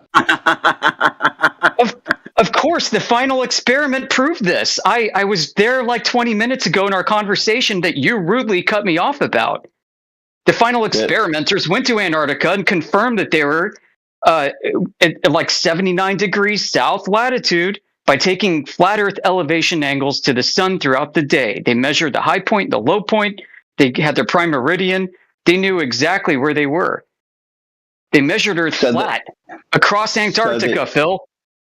So the Tropic of so the sun travels tracks around the Tropic of Capricorn. You agree with that, do you? Oh my goodness me! You can say yes or no. Of course I do. I mean, is that not already implied over the course of our whole discussion? Like I even told you that they confirmed it and how they did it. I live below the Tropic of Capricorn. Good for you. So do plenty of Australians that I talk to. Yeah, here. yeah, of course. And you talk to as well, right? So that makes you special, buddy. I should say I live south of the Tropic of Capricorn. Great. We got a flat earther who lives in Hobart. Oh well, that's fantastic. That's even much further south than not a lot further south than me, but yeah, further south. Okay, that's good. If the sun is traveling around the Tropic of Capricorn, I should need to look north to see it, shouldn't I? Always. Well, it depends how close to if I was in Australia, celestial. I would look north to see it. No, that's a straw man. South America, below it, No, it doesn't always go north. That's a pizza map Earth fallacy. Earth isn't a pizza map, dude. We just agreed the Tropic of Capricorn is a perfect concentric circle around flat Earth. Sorry, what do you mean? Not around Polaris. Yeah. Tropic of Capricorn does not encircle Polaris. Neither does the equator by anyone's proof of measurement. Does it encircle the North Pole? No. For the fifth time, dude, no. Like, how many different ways do I have to answer this question for you? Like I even did before you asked the question, I answered it. Is it off center? No. How many times does he have to fucking tell you, but you don't want to walk down the path? He didn't say anything. He just What do you mean by off center? That's stupid. I mean, sounds like a no to me. No, I want to know what you think it is. Off center. Right, to point this out you don't think that you don't think you don't agree with no. You don't agree. Your straw man attempts suck, Phil.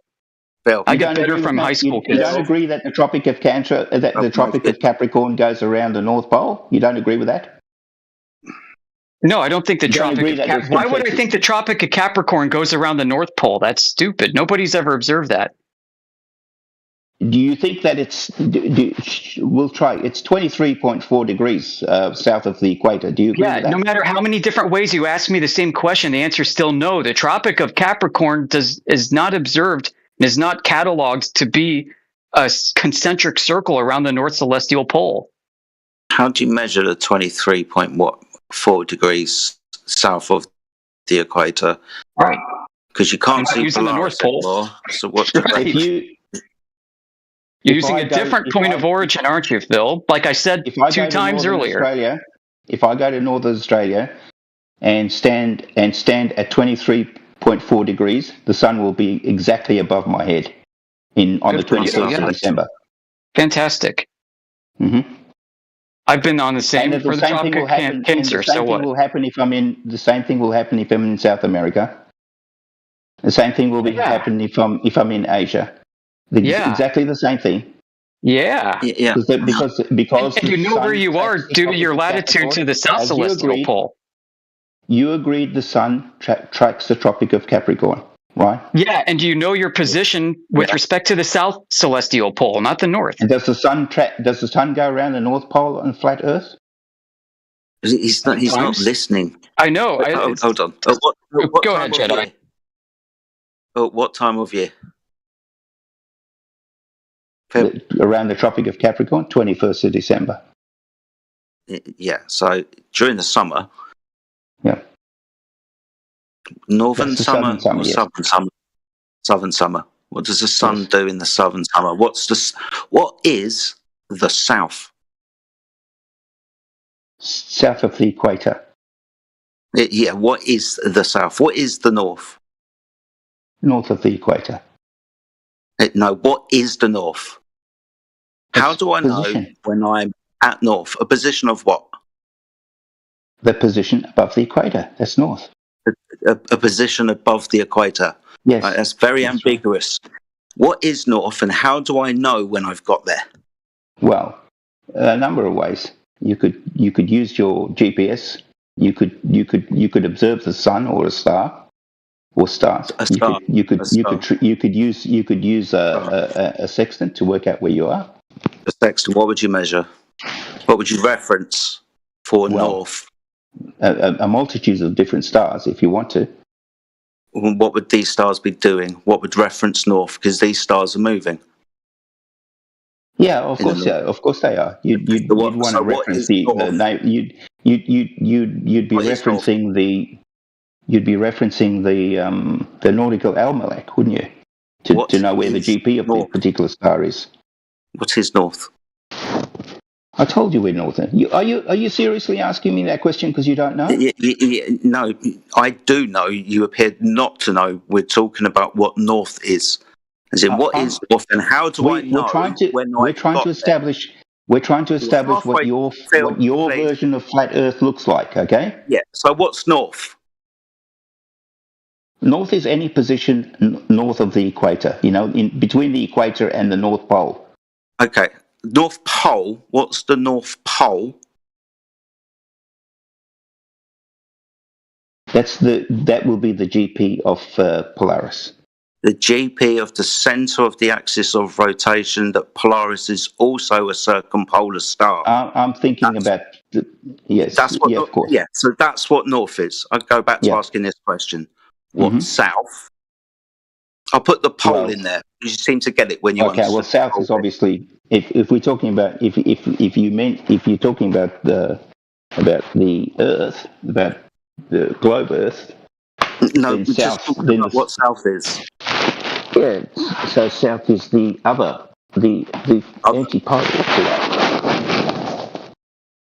Yeah, we don't have to chuck in the global assumption. Everything we're doing here is measuring the angles to things in the sky. Specifically at this moment, 2 celestial poles, pointing out to you that there are 2 of them, one north, one south. We haven't got agree with that, do you?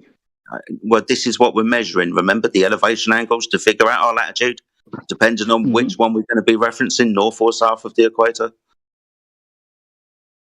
So this one that you said. The pole was in the south. Where is it? Opposite what continent? The center of rotation of the southern celestial pole, just like the northern one is. It's a geographical position. You mean the stars in your flat Earth system don't go around the North Pole? Don't go around the Polaris? The stars? Yeah. What stars? Which ones specifically? The ones that we see rotate around. The one that we see rotate. Or do the stars rotate? Yeah, the ones that we see rotate around them. Yeah. Do the stars rotate, or does the Earth rotate? No, the stars move. This is what we measure. The stars do. Okay, all right. This is what we measure. Remember where we get time from. Okay. Yeah. Right. So when you're looking at the stars, say if the stars they're all rotating around a central point or not? A singular. What? Do the stars rotate around a single central point or not? No, we've been at pains to explain to you that there are 2. So what do you mean a single? There's more than one. There are 2 celestial poles. One we call north, one we call south. Are you saying there's 2 rotations? There's 2 points of rotation of the stars. Is that what you're saying? What are circumpolar stars? I've explained this to you already. So you're asking for clarity on something. I know what they are on a globe Earth. I'm trying to establish what they are on flat Earth. Not on a globe Earth. In the sky. Yeah, if I look south, I could all the stars go around in a circle. Yes. If I look towards the south, from any continent, by the way, the same stars go around in a circle. If I look in the same direction towards the center, not even different ones, the same ones. Yeah, that's awesome. So on flat Earth, if I'm in Cape Town, or I'm in Hobart, am I looking in the same direction at these South Celestial Pole that you speak of? What do you mean in the same direction? What, when you look at the same thing? We're looking at the same stars. Are you looking from up? the same from different continents? Is that up? You're looking upwards, or are you looking where you think you're looking? Well, obviously you're looking towards the horizon. Yeah. That's not. What direction is that? Is that up? Towards the horizon. So depends on where you are. But if you south around Hobart, you'd be looking pretty. How far would you be to the horizon? It'd be, I don't know, 20, I don't know, probably about 30 degrees off the horizon. I don't know. I'll have to work it out. You need a flat Earth for that. Really? Yeah. How do you can you get an angle from a curved surface? Why would I need a curved surface? Well, because that's when you think I don't know how to. You think if I'm standing on a hill, have I got a curved surface? If you think so, yeah. If you're standing on a hill, then can't I get a horizontal attitude from if I'm standing on a hill? You think I can't hold a spirit level horizontally if I'm standing on a hill? If you think, what the hell's the surface got to? What's the hell's the surface underneath under my feet got to do with it? Anything? That's the angle you're talking about. I'm talking about, and that's what I'm talking about. I'm talking about me holding a spirit level while I'm standing on a hill. What's the ground got to do with whether or not I'm holding it horizontally or not? Because you'll be level with the world around you. That level. That's what you think. I'm sure you'd love to think that. No, that's what the fuck. I know you'd love to think that. I'm standing on a hill. That's the definition of it. You're getting a horizontal, which will be parallel to the plane of the horizon. No, it's not. That's what you think. Which means no, it's not. No, it's not. It's definitely not. I'll go and get your citations. Definitely won't be. No worries. Definitely won't be. Okay. That's what you think. I know you love to think that. Oh, dear. I want to know what your flat Earth looks like. What does it look like? Flat. It looks flat. Level. It's flat. So what does level mean? I'm still curious about. I'm still curious about this South Celestial Pole that you agree to. What do you mean agree to? Well, you said that there's a South Celestial Pole. I want to know where it is. We spent ages explaining it to you. No, you didn't. Yes, we did. What are you talking about? Where is it? Was talking about 10 It's minutes in the when sky. you kept interrupting him. Yeah, it's in the sky, dude. It's up. The South Celestial Pole is in the sky. It's an imaginary point in the sky. The clue is in the word celestial. What about the part that's what's on the ground? You know, There's no part on the ground. It's all sky. That's all of it. The whole thing. That point, the point where everything rotates around, which is Sigma Octantis. Where's the GP on that on the Earth? You want to look that up again. Where's the GP on the Earth? There is the South Celestial Pole is an imaginary point where everything rotates around. No, there's actually a star there. There's no star there. No, yes, there is. Degrees off the center. If you keep your aperture open long enough, you'll catch the light from that star. Right, it's got a 5.5 magnitude. I'm aware. Yeah. Can you see that? It's 7 degrees. Phil, just it's 7 degrees off the center of rotation. Like I pointed out earlier, Polaris is 1 degree off the center of rotation. Okay. So Sigma Octantis, a not visible star. We don't use it for any type of navigation because we can't fucking see it. It's 7 degrees. When we can see it with special optic, circumpolar. All right. The Southern Cross. Can you see that from Africa? You can see it from southern Chile and Tasmania at the same time. Yeah, at the same time. How do you do that on flat Earth? Well, you get two people to go outside at around May, I think. Yeah, how would they both see them at the same time? Well, if on the flat guy in Earth, Chile looks they're straight up, effectively in and the opposite guy directions? in Tasmania looks straight across. They're both looking south, won't they, to see this, right? Right, because south is the GP of the southern celestial pole of rotation in the sky. Throughout the night, when they observe it, it will go from east to west across our sky when they look south.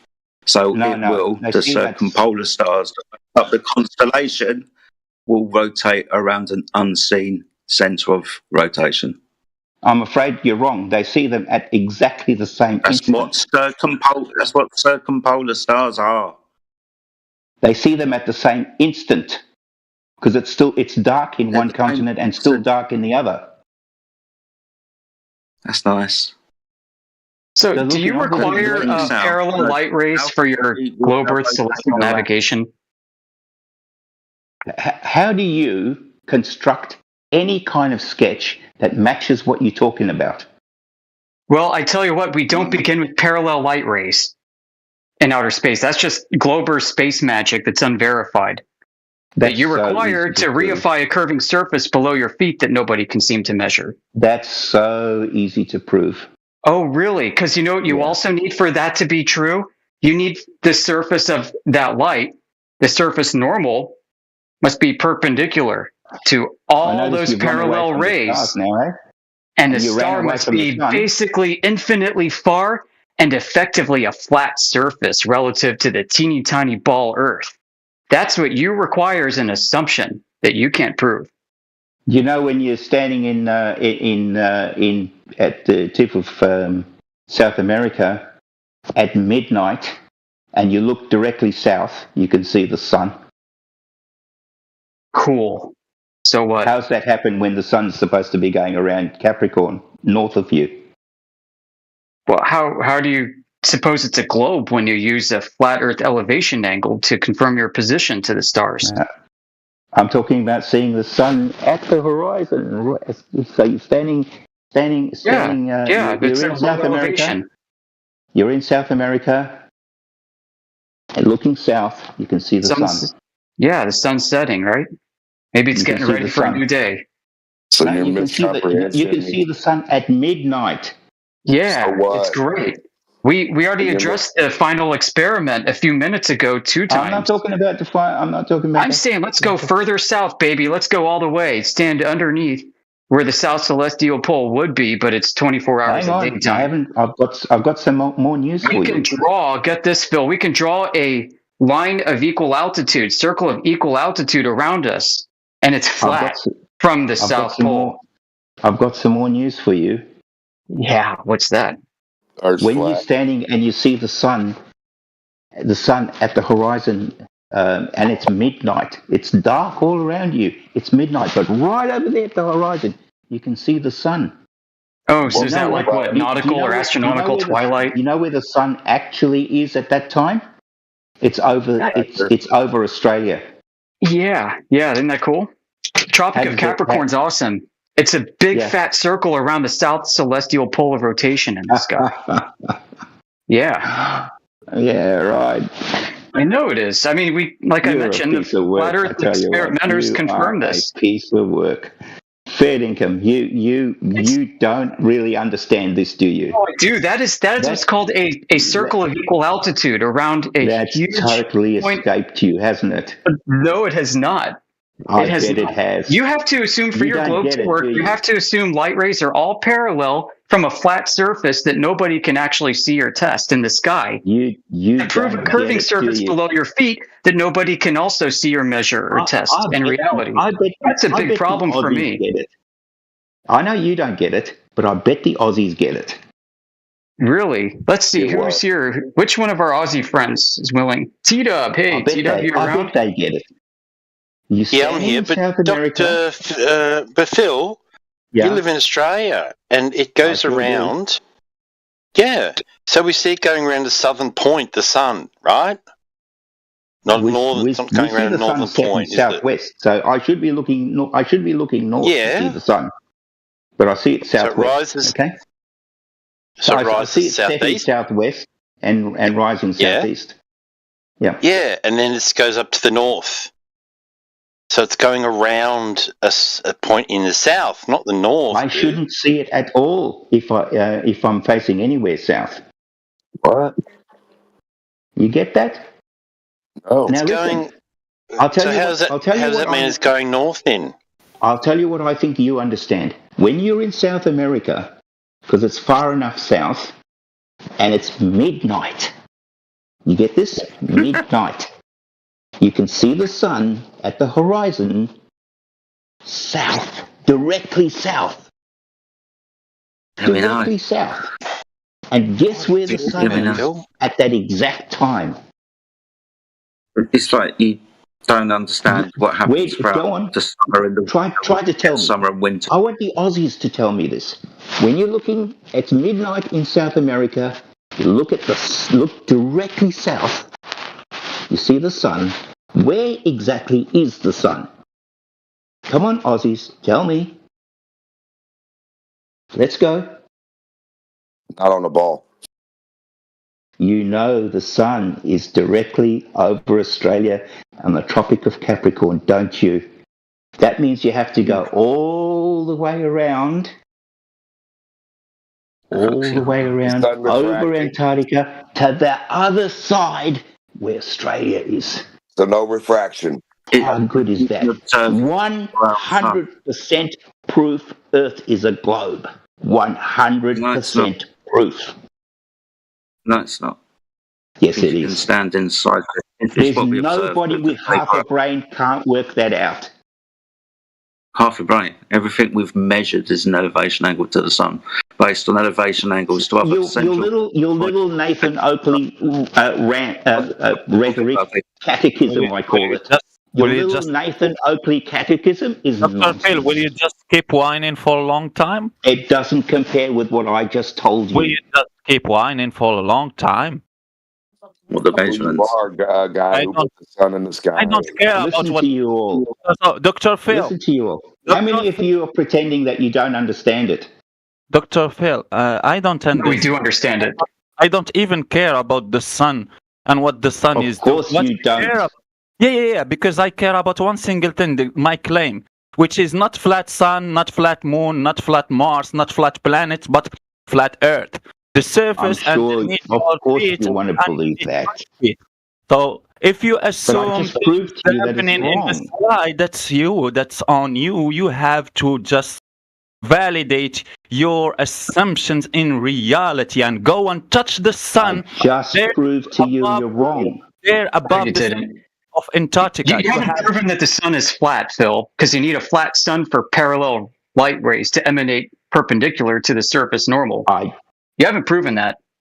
I've just proved to you. You did not. You haven't Earth assumed is it. a globe.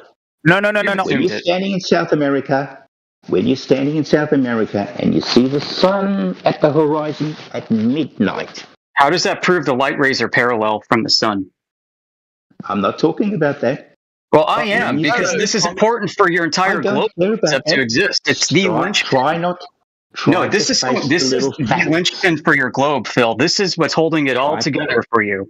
Try to face the parallel light ray assumption, the same folly that Eratosthenes made. Try to face the facts. The facts are you have not established the parallel light rays exist to assume them. Looking south at midnight, you see the sun. You're seeing a point source, not an infinitely flat surface of light. And you know the sun is over Australia at that time. Yes, you know. I have no problem with that. Antarctica. I have no problem with that. Antarctica's an island on flat Earth, Phil. Only happen on a globe. No, that's affirming the consequent. You need the parallel light rays. You don't need parallel light rays. You need to prove that to me. Because we don't have curvature measurements of the surface. You don't need light rays are parallel instead. I can prove to you that the light rays are parallel, but that's a different thing. Okay? This is your I'm not talking about that. This is the linchpin of your whole globe. Prove it. Yeah, go ahead. We are not doing anything now till the moment that you prove your claim. You said that you can prove parallel light rays. Go ahead. Sure, no problems at all. And make sure we point out our assumptions. Okay, how far do you think the sun is? Don't ask me. Prove parallel light rays. I don't care how far you think the sun is. Any road. Dr. Phil, do you understand the sentence prove or the word proving? You don't need to talk even. You don't need even to talk. You can just prove it. All right, so here's what I'm going to tell you, Phil. Thanks, Cross. Nobody can triangulate the height of the sun. Can you triangulate the height of the sun on a globe? You will say no, because the light rays are all parallel to each other. Of course. Off a surface that's basically infinitely large and flat and distant. So you make it unfalsifiable. They're very, very close. Yeah, and flat Earth, right? We don't claim to triangulate the sun either, because you open celestial almanacs, right? Nautical almanacs, celestial nav manuals, and they say we're just using angles on the ground. We're not triangulating the height of the luminaries. You can't. Absolutely correct. And all instances, globe or flat, you cannot triangulate the distance to the sun. Why not? I don't know. Why not? I don't know. I don't make claims I don't know anything about. Now you do. You say it's this gigantic ball of plasma 93 million miles away with a surface so large and it's basically flat and shooting out parallel light rays. And I kind of need proof of that. So we're back to that proof, Phil. Saying you don't know. I need proof. Dr. Phil, do I have to wait for a long time? Because I did wait for a long time. I did wait 34 years, and no one is showing me the proof for the parallel rays. Can you show that, please? Yeah, sure. Okay. All right. I'll explain to you how to do it, okay? No, I don't need stories. Can you show? Can you demonstrate? Can you validate? Sure. You need to do this for yourself. Yeah, otherwise you won't believe me. You could just listen to his answer without, you have to just nope it before he even gets a chance to say. I talked to Phil this morning. He said he was willing and able to stay inside the globe worldview and take full questions on the globe. So this is kind of what he said he was going to do to begin with. He did kind of melt down over flat Earth at first, but now I think we're moving in the right direction. Okay. Good. I misunderstood him. He told me earlier that he will prove the parallel rays. Now he will just tell me some stories about some parallel rays in his mind. No, I want you to go and do it. I don't want to do it. I already know it's parallel rays. But it's parallel rays because Earth is curved, and you know Earth is curved because of parallel rays. Awesome. I want to help you. Go ahead. Just go ahead. To meet the parallel rays. All right. Okay. Find yourself a very straight road. Okay, find a very straight road going north-south. Okay, and you'll notice, and get a friend on either side of this straight road. Make it 10 miles at least. Okay, that would be a reasonable thing. Now, get your friend and you at the same time to measure the angle. If this has got to be a straight road north-south, okay, to measure the angle, you can hold a stick in the ground or whatever it is, doesn't matter, and measure the angle that the road makes with the shadow, and you'll find that they're parallel. They are even that far apart. All right, hold on, Necros. Hold on, Necros. Hold on. If I'm taking my latitude position to a star, or even using the sun to get my latitude position, I don't have parallel angles to that star or to the sun. Navigation only works because the rays are not parallel. Back to you, Phil. No. Just when the have a look at the shadows on the ground, okay? Have a look at the shadow. I'm not talking about the length of the shadows. You'll be right if you're talking about the length of the shadows. Talking about I'm talking about the direction of the shadows. Okay, you'll notice that they parallel. You can try it out yourself if you like. They're not. They can't be parallel. They can't be parallel because you and I could be at completely different longitudinal positions.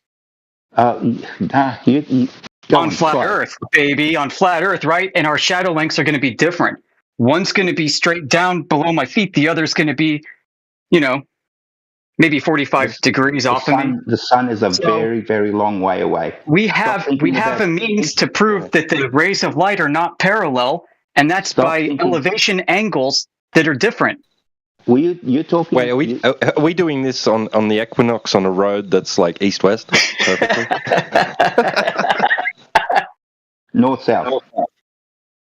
Phil, there's my proof that we don't have parallel rays is elevation angles to the sun, moon, and stars for navigation. No, Those we are do have diverging parallel rays.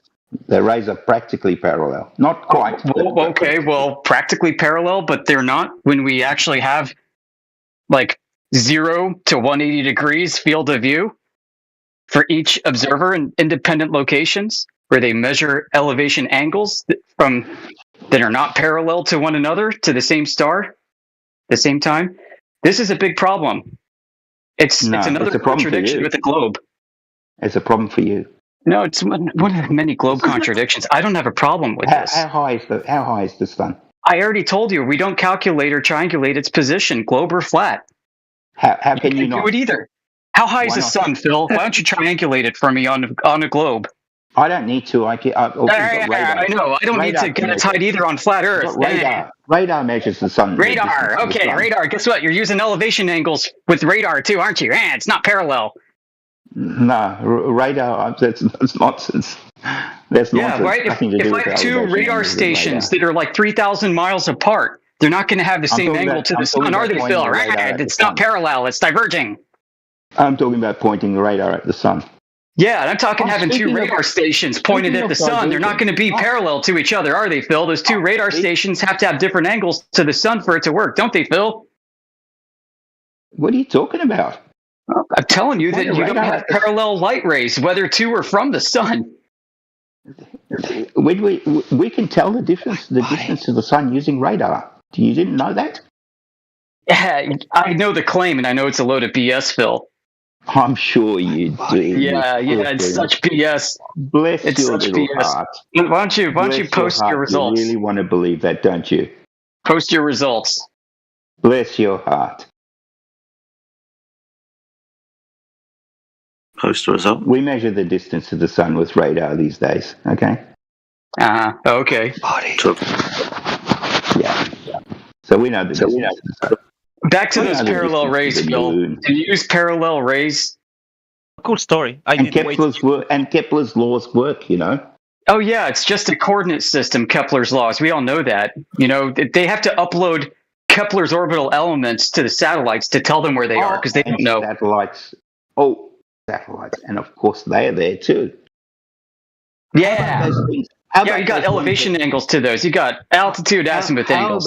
You and your little Oakley catechism, please.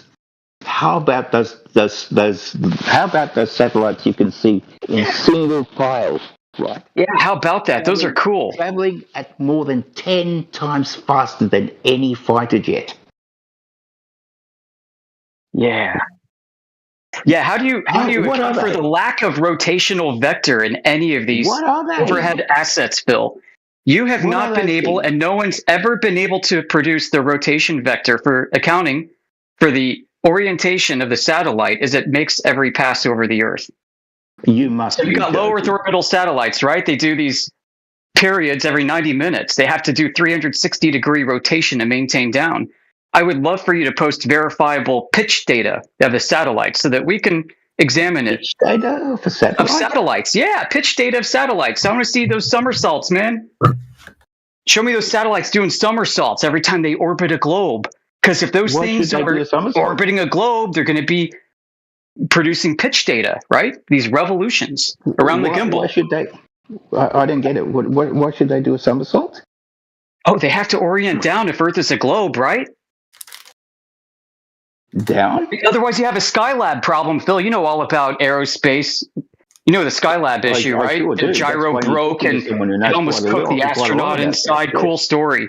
So yeah, you got to have to make sure that you have a way to account for your pitch so that you're always orbiting and rotating such that you're like totally locked. Telling me what those things are. Those you didn't tell those things that are moving 10 times. I don't know what they are. It's not my claim. It's not my claim. I can tell you how they got there.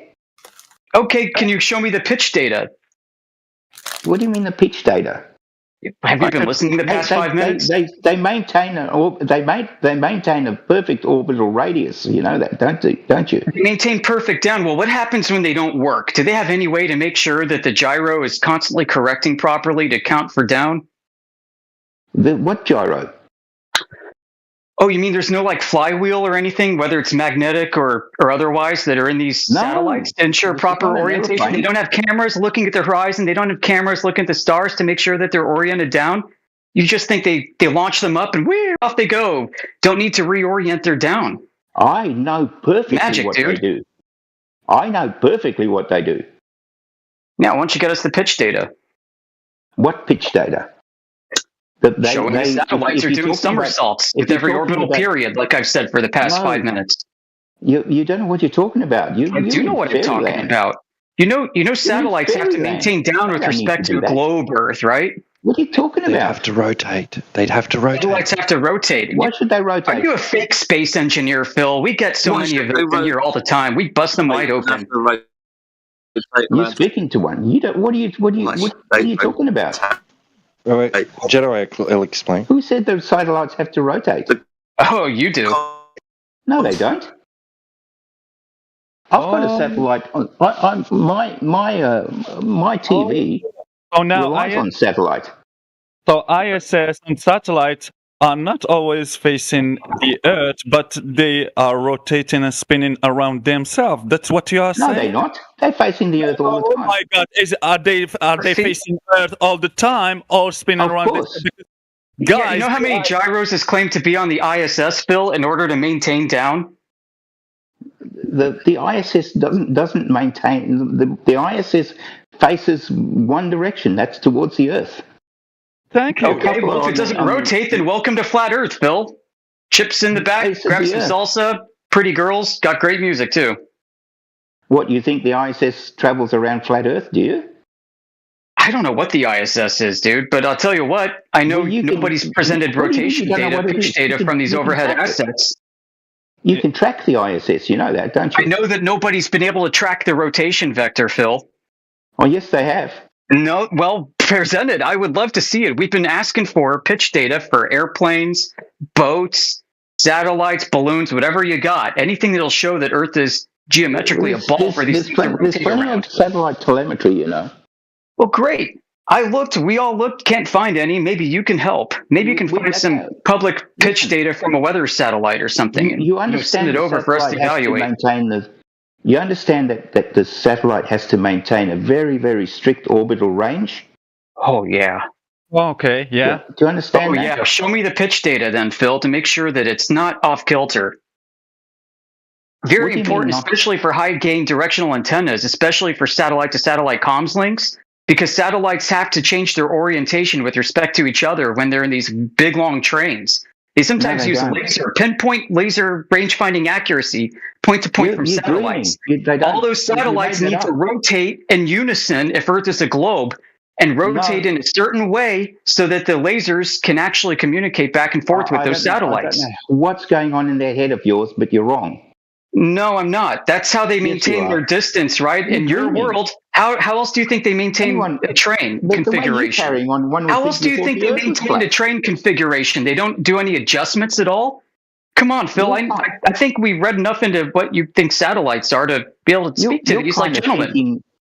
You're kind of thinking someone would assume that you might even think the Earth was flat. Oh, geez. Heaven forbid.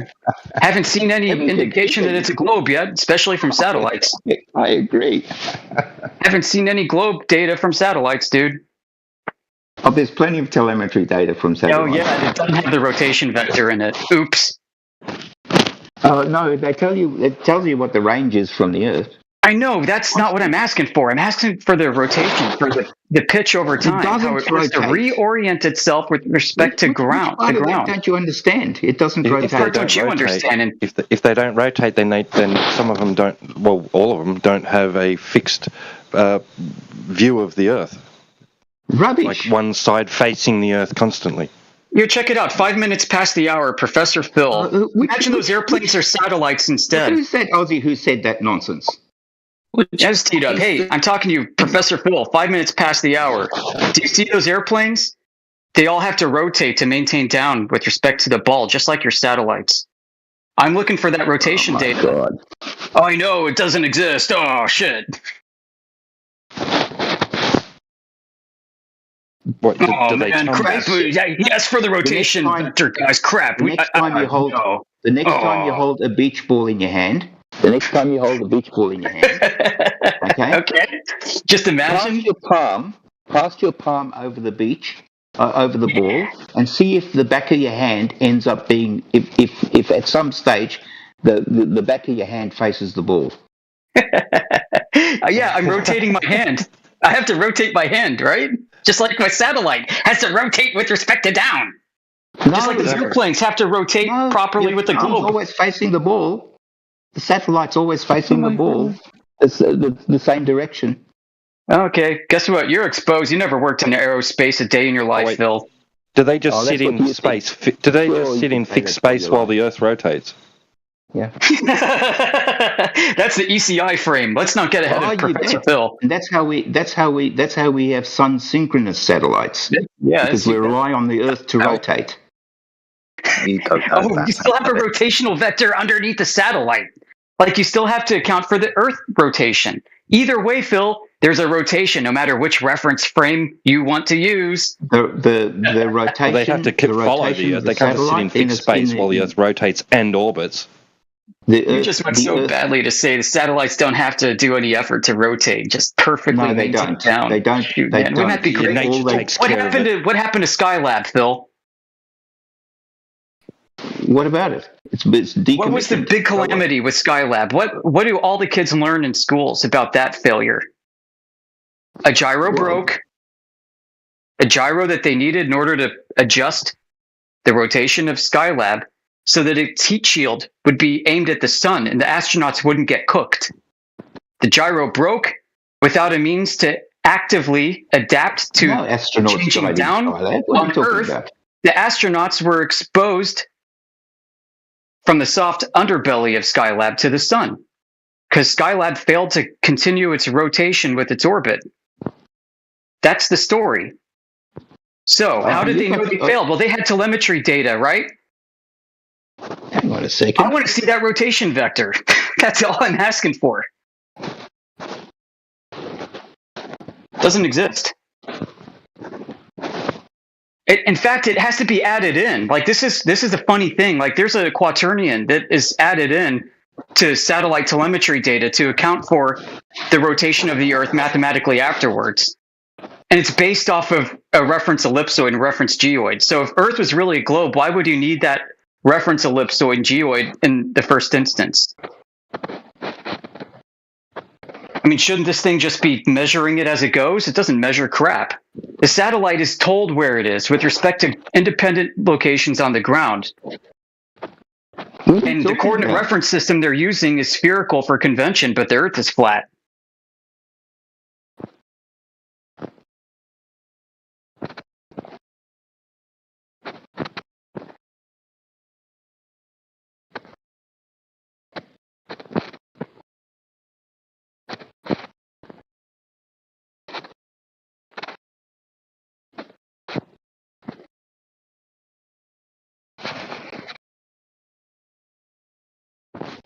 What's going on?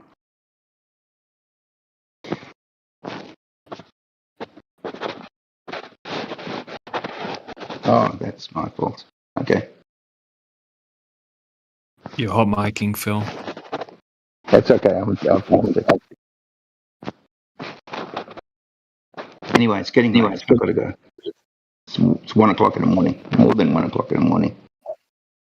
It's been fun talking to you guys. Thank you very much for listening. Yeah, it was fun, Phil. Thanks for suffering through my anger. It's okay. No hard feelings at all, all right? Nothing personal. I quite like talking to you. It's good verbal sparring, man. I enjoy it too. We're grown men. Yeah. We'll go grab a beer later. It's all good. Yeah, I would have a beer with you any day of the week. Okay. In fact, sounds good. Send me a DM, and when I'm in the United States next time, we'll catch up. All right. All right. It's fun talking to you guys. Thanks very much for for the chat. Okay, hopefully I can join again sometime. Good show, jolly good. And I'm actually interested in that film there that was sent by DJ. So I've got to have a good look at that. Okay, so I promise to look at that. Okay. Excellent. All right, to be continued. Right. Have a good night. Yep, to be continued. Thanks very much. And Crit, thanks very much for inviting me here. Okay, thank you. Okay, catch you later. See ya. Okay, good sport. Glad we could educate you on the fighter. Should we do a hot wash? What could we have done better? All right. DJ, the Glober Whisperer. Yeah, he's all nice. I pop in. I'm sorry for steamrolling. I had a lot of fun though. That was awesome. I did like that. Yeah, I was about to tell you, Gigi, that was nice convo with the guy and good explanations. My turn. Muffled but audible. Oh, these are new headphones. That's really whack. I don't like Bluetooths, man. They just don't work, man. I don't know. Audible.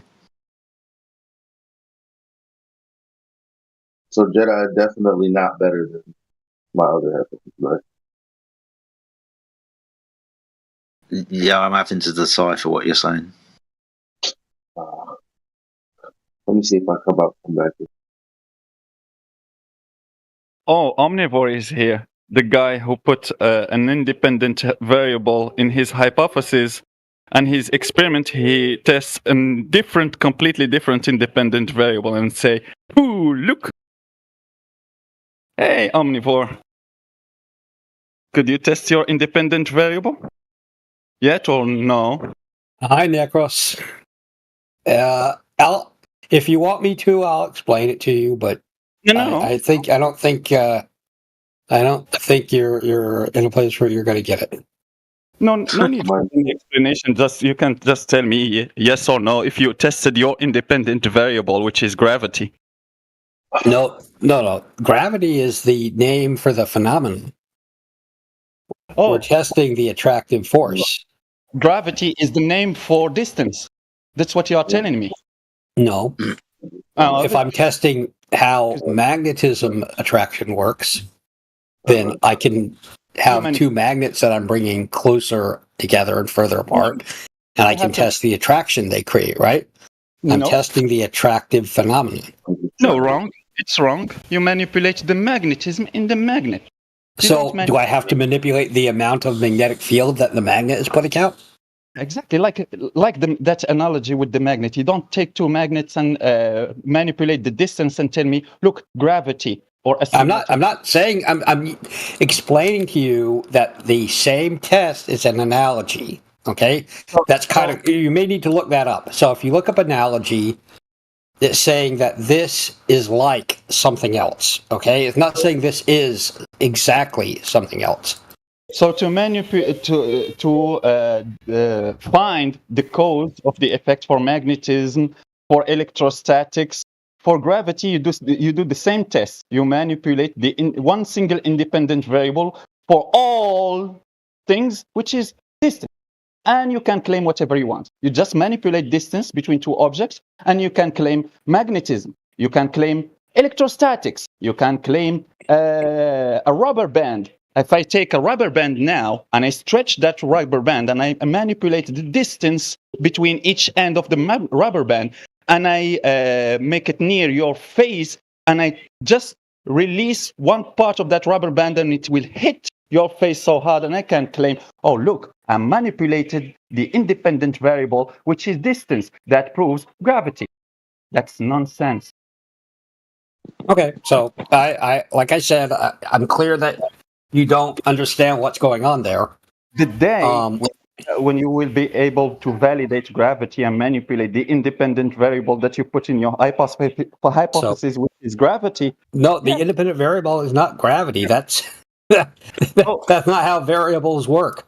Oh, the independent variable is not gravity. So it's not the cause, because the cause of the effect would have to be the independent variable. So the cause No, it doesn't. But distance. So It no doesn't. gravity. It's just distance. So that's a misunderstanding of the scientific method. So if I take something, if the for the observation, remember the first step, the observation, the apple fall. So that's distance. The apple fall because of distance.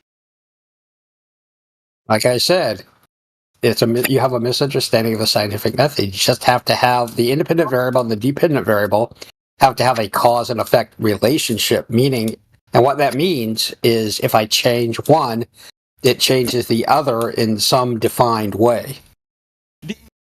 So if magnetism is a force, and I change, and I have two magnets, if I change the distance and the force decreases by the inverse square, that is a cause and effect relationship where I am testing how that force works.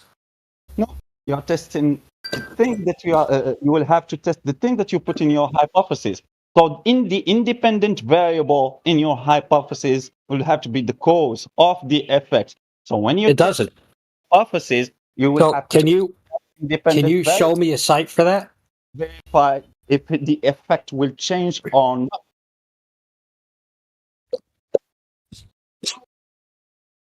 Like I said, now for me personally, now if I do like you, I'm not wrong. I take two magnets and I manipulate the independent variable that have to be gravity, because you said that the distance is gravity. That's what you said.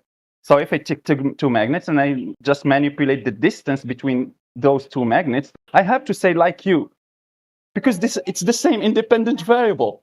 How can I define that thing is magnetism, that the other thing is gravity, the other thing is the invisible, infinitely small unicorn?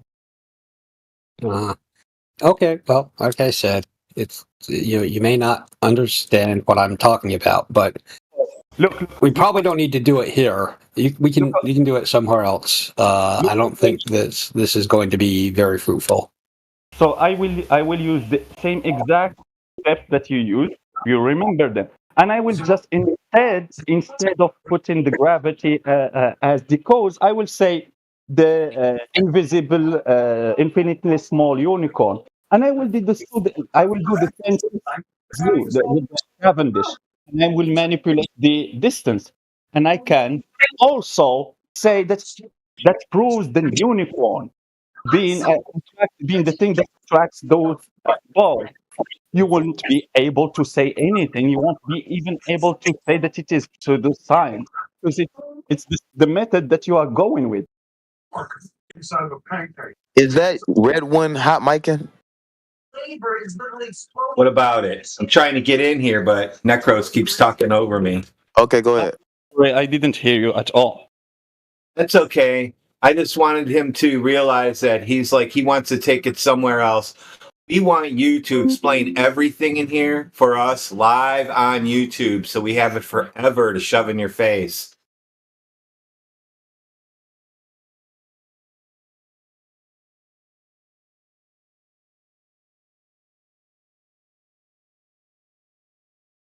Mic drop. Was that to me? Obviously. I didn't know. So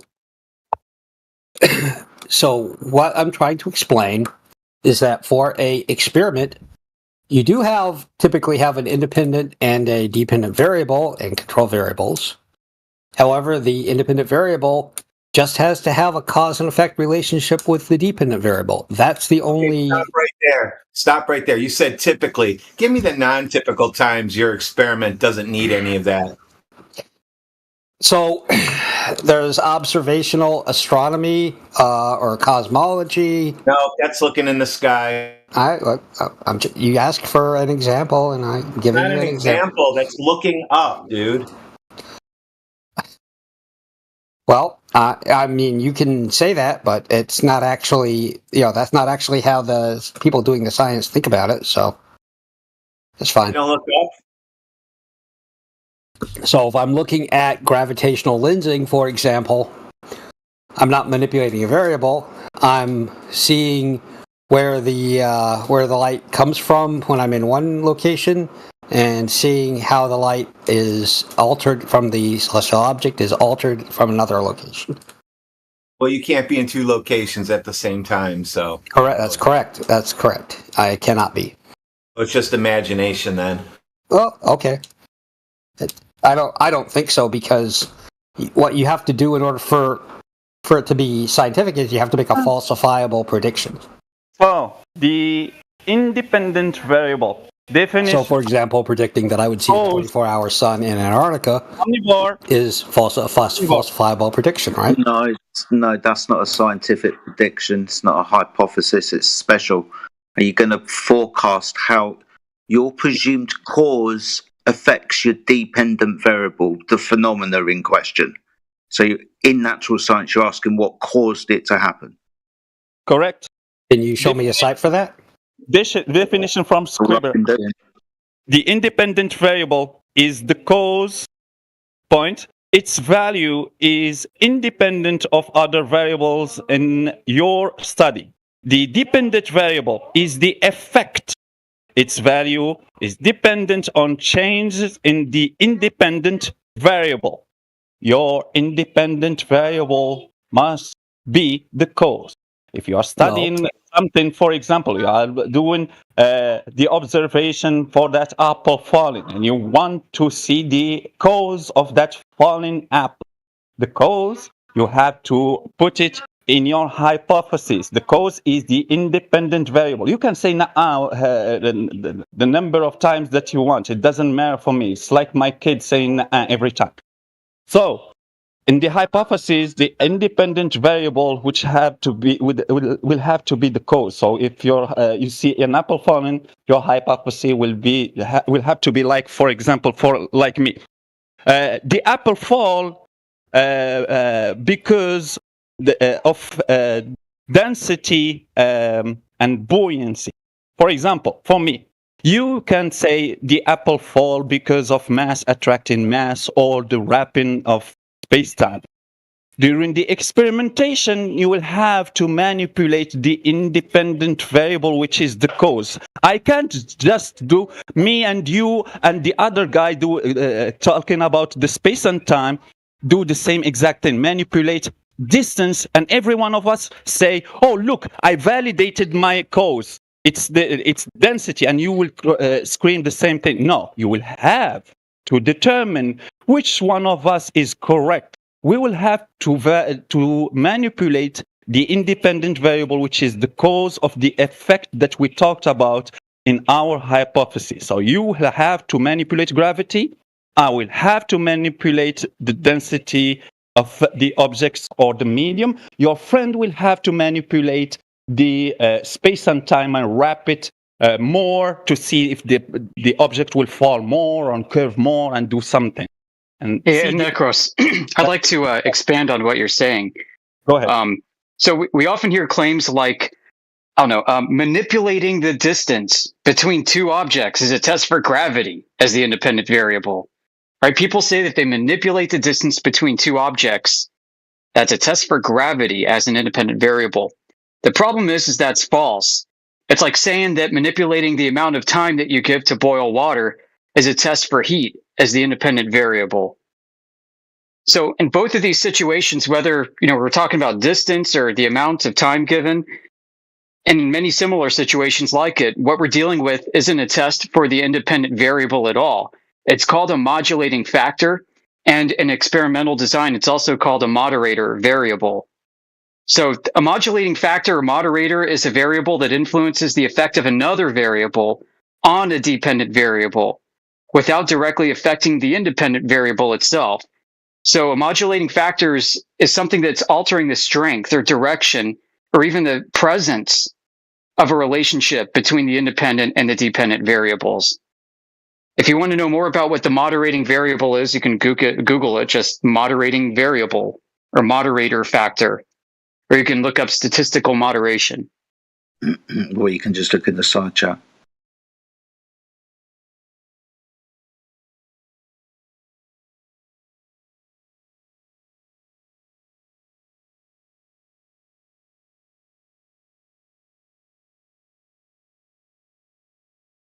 You went and got a diagram on checking blood pressure for medications, which that somehow proves globe.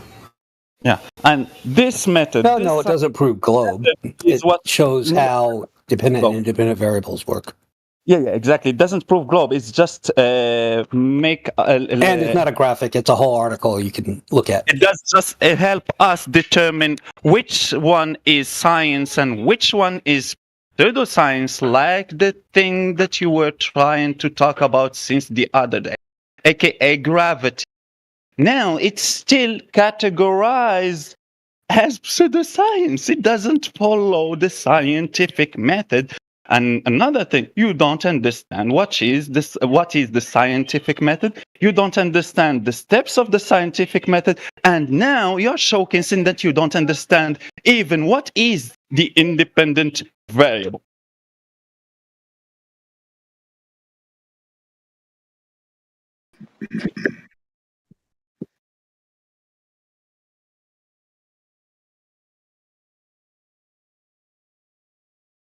That's why Globers accept pseudoscience blindly, because they don't understand what is the scientific method. They are always confused. They just bring to them some claims being attributed to science, but it's not part of science at all. It's just pseudoscience, pure pseudoscience. A claim that doesn't follow the scientific method at all, like your gravity, Einsteinian and Newtonian one.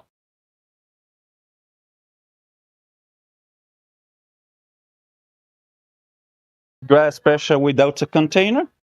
That's another one.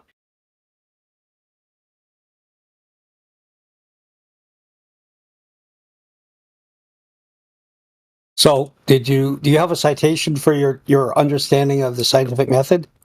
Yeah, it's just been posted, like I said, up and down the side chat for the last 5 to 10 minutes with regards to what a hypothesis is, what dependent and independent variables are, stating that the independent variable must be manipulated by the investigator and it is the presumed cause and the change in the dependent variable. Yeah. And so it causes the change in the dependent variable. It does it say it has to be the cause of the phenomena? What, the independent variable? Has to be the cause of the phenomena. Yeah, it's the prediction of cause. Hypothesis is what causes this to happen. Yeah. What causes is the independent variable. Your prediction of what causes the dependent variable is to what happened. So you vary and manipulate your presumed cause in the experiment. Remember, do experiments where we do stuff. We vary and manipulate the presumed cause to see if it causes something to happen or not. Okay, so is it really happening? I don't see that in any of the citations that were posted. In your entire life. Can you show me in there where it says that the independent variable has to be the cause of the phenomena? Because it doesn't. Do you want me to read through them all? Well, I'm looking at what you posted. It's not. It doesn't say it has to be the cause of the phenomena. It just is a cause change in the dependent variable.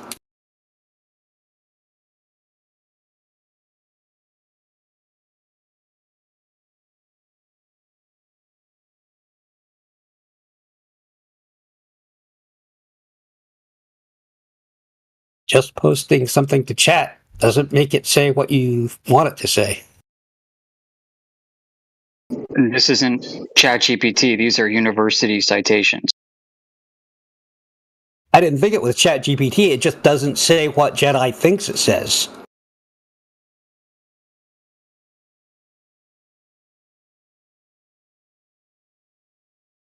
Okay, so right at the top, I go from this, from Florida State University. Independent variable, the variable that is stable and unaffected by the other variables you are trying to measure. It refers to the condition of the experiment that is systematically manipulated by the investigator. It is the presumed cause. The presumed cause of what? The phenomena. Causes are called independent variables. No, if they're not. Variable truly causes a second, this is at 18 minutes past the hour, maybe then scroll up far enough. Like I said, I've been doing this for the last 10, 15 minutes. Oh, well, yeah, you've been posting a bunch of stuff, but you didn't tag me. Causes are called independent variable. That's what they are. They're causes. They're the presumed causes of the phenomena. If one variable truly causes a second, so there you go, there's that word again, causes, it is the independent variable. Yeah. No, that is not true. I see. Okay, I see your post. I see your citation. However, that you're misunderstanding it. The cause is the cause of the. I'll do this one again from Freud. Okay, well, the variable. I'll explain it when you're done. By the other variables that you are trying to measure, it refers to the condition of the experiment that is systematically manipulated by the investigator. It's the presumed cause. The independent variable is the presumed cause.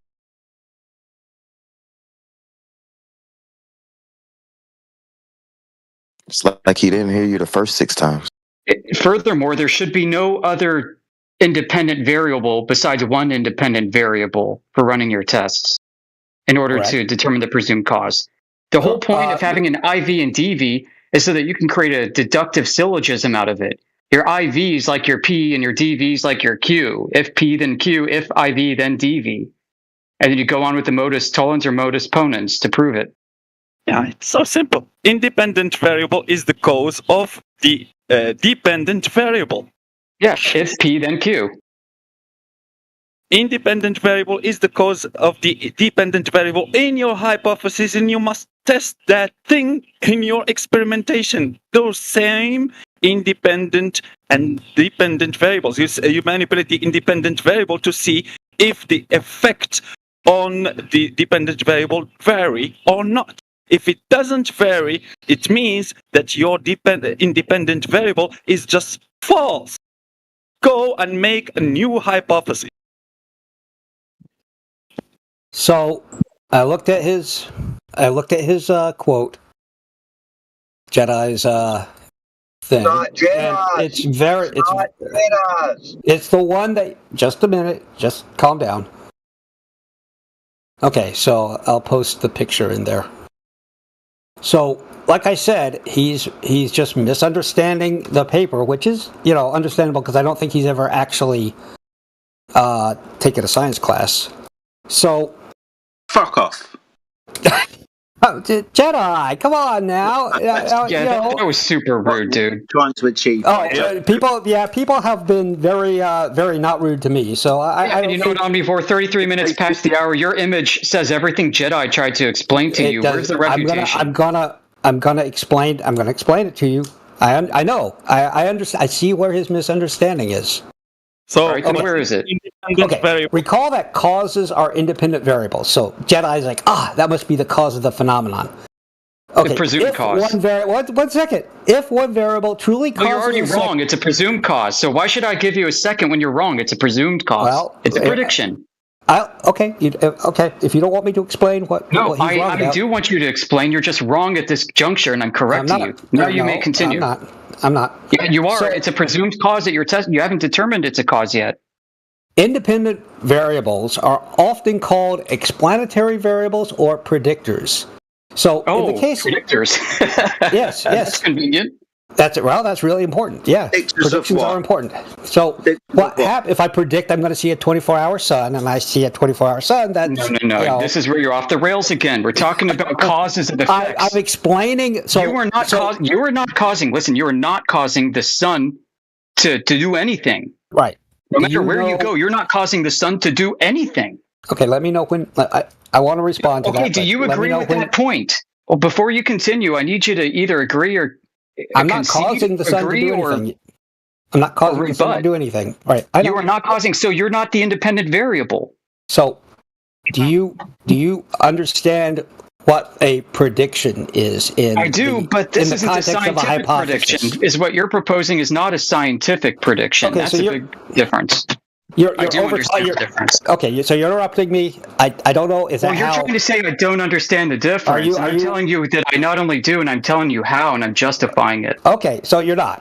You're just cutting me off every time I try to say something, which, I understand. Because I'm stopping you at every critical juncture that you're wrong and correcting you so that you may continue. So continue. If I did that to you, you'd be at QE, yelling all the time. All right, go ahead. Do it to me right now. Where am I wrong? Okay, so you're wrong. I'm going to explain. So the two variables may be associated, but we cannot designate cause and effect. These are symmetric relationships. In asymmetric relationships, we can designate cause and effect. So what this means, that this is a part that I don't think Jedi read, is that we're talking about the changes just between the two variables, that changing one variable causes a change in the other variable. Thank you. And this is super important. When's that happen? The hypothesis that you have, the hypothesis has to make a falsifiable prediction. Yeah, okay, so partially Jedi. What does it predict? Just have like another 30 seconds. What does it predict? What? What does it predict? It depends on your hypothesis. So it predicts natural occurring phenomenon is the answer, Omnivore. No. Yeah. Hypothesis is a very It predicts a change in the dependent variable. Yeah. That's all. The DV is a naturally occurring phenomenon. No. Yes. The DV is whatever variable you're testing. No, the independent variable is the one that you presume is going to be causing the dependent variable when you manipulate it in the experiment. So what you are observing is the change. So like I said, your own citations explain this pretty clearly, but they're using technical language. You're 100% correct. It explains it very clearly. So let's try to play the game again. Give me the hypothesis with an independent variable and a dependent variable. So I think we need to go back that far. In all those, listen, he just has a contentious point about what the dependent variable is and how it's defined for a scientific test, for creating a scientific hypothesis and scientific experiment.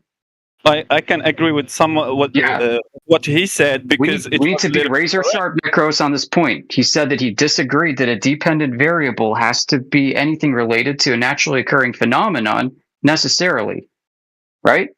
You think it could be that and other things. So it is correct. When you so this is where we make a very clear line of demarcation between science and pseudoscience. I don't have the problem that Karl Popper has. Right. Okay. Yeah. Okay. So this is a point of contention. Is what we think we're doing. Is it really science? Are we really doing natural philosophy? Are we doing something more like engineering problems when it comes to mechanical things? Are we just doing observations and discoveries, which are not necessarily scientific? They could be part of something that's scientific, but they themselves alone are not. So, I mean, where you could go from here with this is to suggest that, well, you flat earthers just have a very narrowly defined view of what science is, in which case we'd say, yeah, it has to be, and it always used to be. It's only within this sphere of postmodern relativism that everybody decided that everything wanted to be as cool as science and get all the cool funding from institutions and the government. So everything is called science now. People turn it into a freaking verb, for crying out loud, over things that don't have anything to do with scientific testing. Okay. So, first off, I agree that your take on science is incorrect, but I want to point out that everybody who's posting citations, so clearly you believe that the citations back up your take on science, right? You believe that. But this is because they do not. And this is because what they're talking about is the cause and effect relationship between the two variables. So you have decided, and this is not part of any formal science ever, that the independent variable must be the ultimate cause of the phenomenon. That's your... Yeah, that's what you're getting at. That's the whole point. That's what you're getting at. Yes, that's your contention. independent variable is. It says the independent variable is the presumed cause. That when you vary and manipulate your presumed cause, it either will or won't cause a change in the dependent variable. Yeah, that's what we're saying. Yes. And you don't cause the sun to do anything by moving to different places or waiting certain amounts of time. You don't cause anything. Yeah, You don't cause the shape of the Earth. I'm aware that. So the sun's So this not isn't a scientific test. It could be a test, just not a scientific one. So okay. I don't want to interrupt you. I don't know how to talk at all without if you cut in on me. So got to keep these trolls on a leash. Okay. All right. Well, you made a hypothesis with the sun in it for some fucking reason. So that's really important. Yeah. So I know you don't get that. Yeah, it is. I know you don't understand why I'm saying that. I want to try to explain that. So I can explain it for you. The example so badly to be science, can you steel man? Can you steel man what I'm trying to say? Yeah, I can actually, and I'll even include the parts you don't want anybody to talk about. Is first for Earth to be a globe. I don't think you can steal man. Yeah, I'm poisoning the well. So for Earth to be a globe, I'm going to have to assume if I'm using the stars to determine the shape of the Earth, including the sun and the moon and the time of day and all that, I have to assume that these light sources are casting off parallel rays to a curved surface. I'm not saying any of this.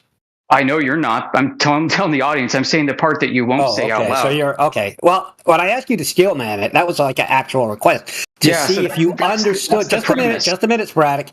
To see if you understood my position. I do understand, and this is actually getting to the linchpin of your position. Is exactly this. This is the linchpin to your entire worldview, and I'm pulling it out in front of you. The assumption of parallel rays from a flat surface in the sky, like a star or a sun. The parallel rays being perpendicular to a surface normal of near infinite distance effectively and so far away and so big that nobody can triangulate its height, globe or flat. That's your assumption. For all of this to work. Now you could say, well, we can prove that we have parallel rays with curvature and we can tell that Earth is curving from parallel rays and you can chase your own tail in the circular logic. We can do that here. We did that with the last guy actually an hour ago. Or we can try something else. It's your call.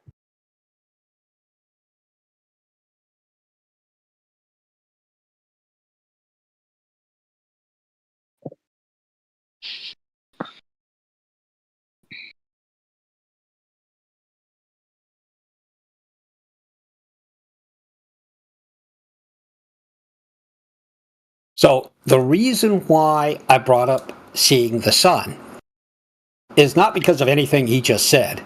Because you made a prediction. It's because it is a prediction that could either be falsified or validated. Not by using a scientific method. It's really important to science. So no, not. We've just gone through this. Okay. So what you've done is avoided the point. What have you varied and manipulated? Was it any presumed cause in your hypothesis you made on your prediction of the 24-hour sun?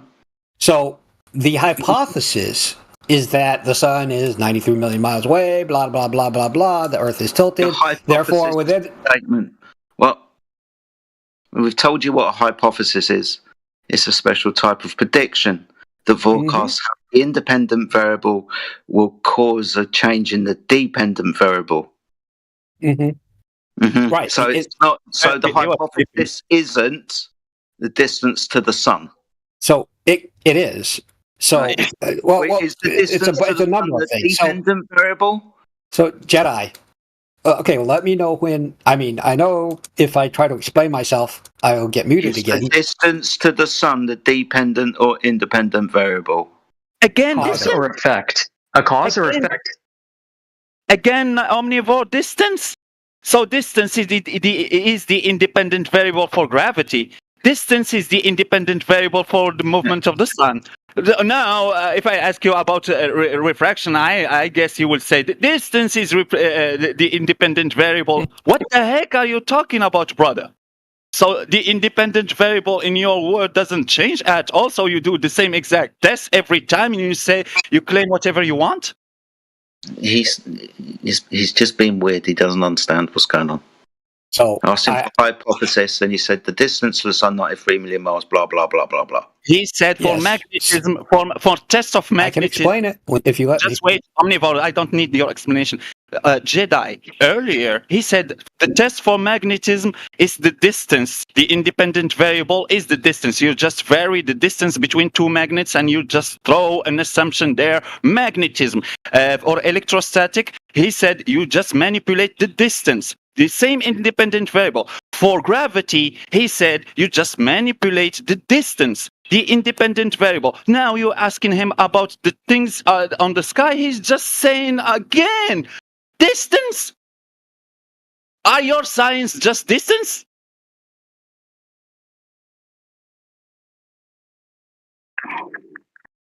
Don't you think about what you are saying, Omnivore? Can your brain try to reason the shit that you are saying? Every claim you can make, you just have to manipulate the distance, and you can. And it's causing distance. It's causing distance. Cause and effect. IV, DV, P and Q. It's absurd, Omnivore. It's absurd.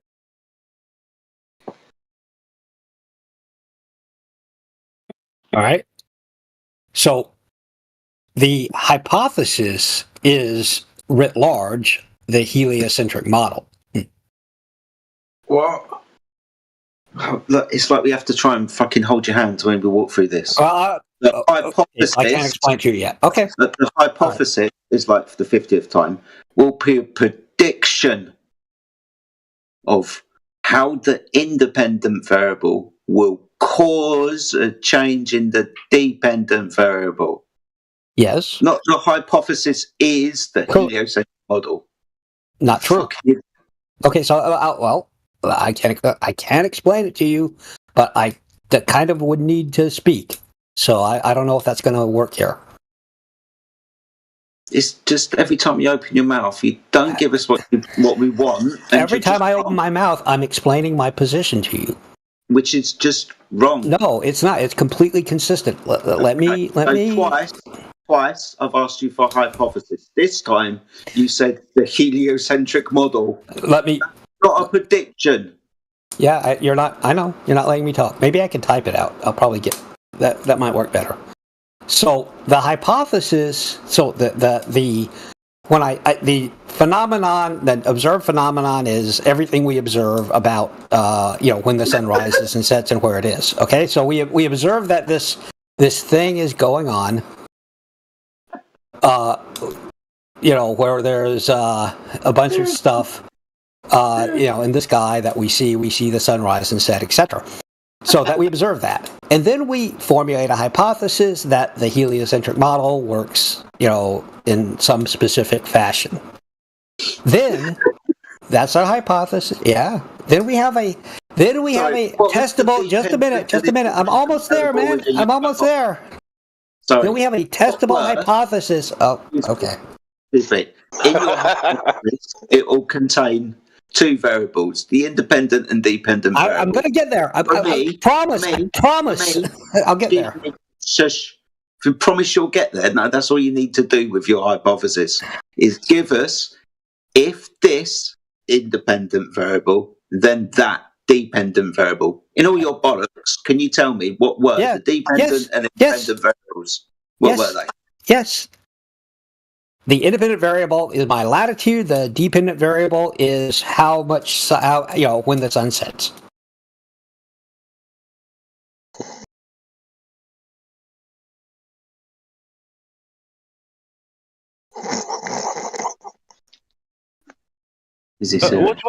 What was the observation again? Sunsets. Yep. And latitude. It turns out that is a falsifiable prediction, and it is one that, if you believe the AE map, and that the sun is going around in a circle in the AE Why map, are you bringing maps which is because I'm explaining the distinction. All right, if you why? Because I think it will help you understand the distinction. Why? When no one's brought the AE map to anybody's attention here, why have you decided to try and That's a globe. smuggle it in for some reason and then burn down not. this raw man. So Yeah. it turns out that there was at least one person on that trip who thought it was that the go world and was. speak to them then. You're in the wrong saloon, pal. We have nothing to do with those idiots. Who thought that it was the AE map. And yeah, we thought he was dumb too, Omnivore. Welcome to the club. Yeah, it's like he isn't listening to anything you guys are saying. Anything, not one word. Like, we tried to warn him for years about this. Still and he's trying to explain my position. Yeah, Omnivore, you're strawmanning us. We've explained to waiting Jaron patiently. and others for years that the AE map is a globe. It's a globe map that is splayed out with a non-uniform scale that most flat earthers and even globers forget exists. Yeah, I agree.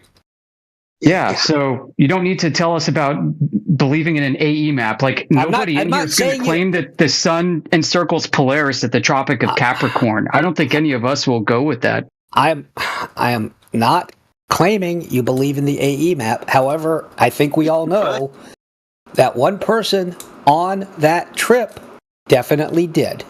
Go and speak to them then. No, but you know who I'm talking about, though. We know. We tried to explain this to him. You know, Right. that he's using the AE map wrong. He believes in a misuse of an AE map, more precisely put. Sure, that's fine. Well, the AE map is based on the globe, so right. There is no world map that I'm aware of that you could use as a flat Earth map. Well, because most world maps are made with the spherical coordinate reference grid, latitude and longitude, which is derived from the sky, like we told the last guy an hour ago. Okay, but I have a question about that. So the reason, we can talk about that if you want to, but the reason why I'm using this as an example is not to say you believe in the AE map. That's another misapprehension on your part.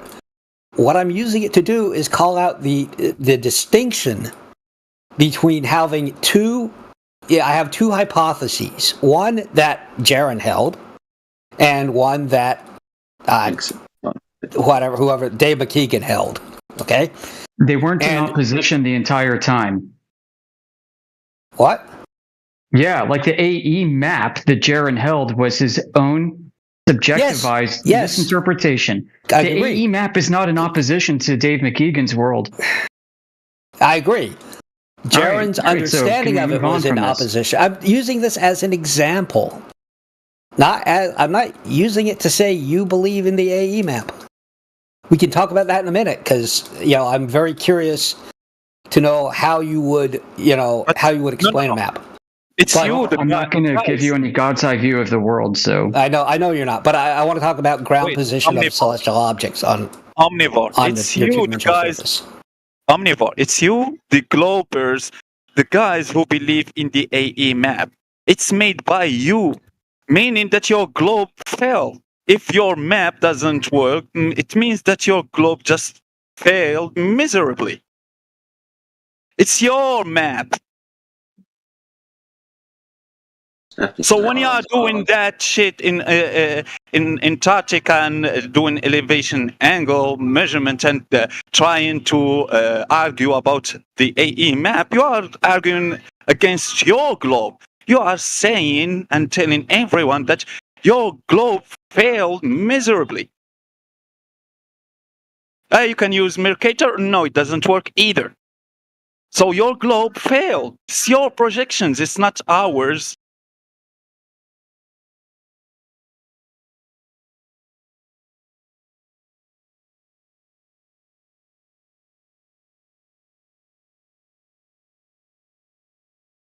And the sunset, even if you don't change your independent variable, if I sit in my place, I don't move, so without changing that thing, the sunset means that, okay, it's not the cause of the effect that you were talking about. So it's not just when you change that thing that you are calling independent variable, the distance or the latitude, it will see the sunset. You can see the sunset without changing your latitude. So that was already in your observation. So if you couldn't just understand that without changing the latitude, the sun sets. It was your observation first place. So why would be the change of the latitude is the cause of the effect that we see, the sunset? No, that's stupid.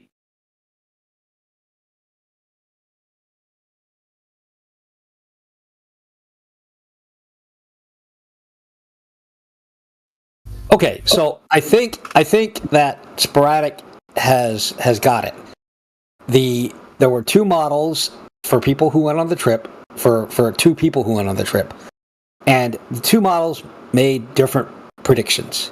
I assume that everybody here listening thought, yes, there will probably, or there will be a 24-hour sun, or maybe there will be a 24-hour sun in Antarctica, right? Yeah, the two models being like, Dave McKeegan's idea of the world and Jaron's idea of the world. Yes, and Dave correct. McKeegan's idea is shared by more people. Correct. And it is also the one that panned out, right? It's the one that we had, that the evidence that we for the reason that Jaron said it wouldn't be visible. Right. Right. There so were none of us agree quite a with few Jaron, people. so.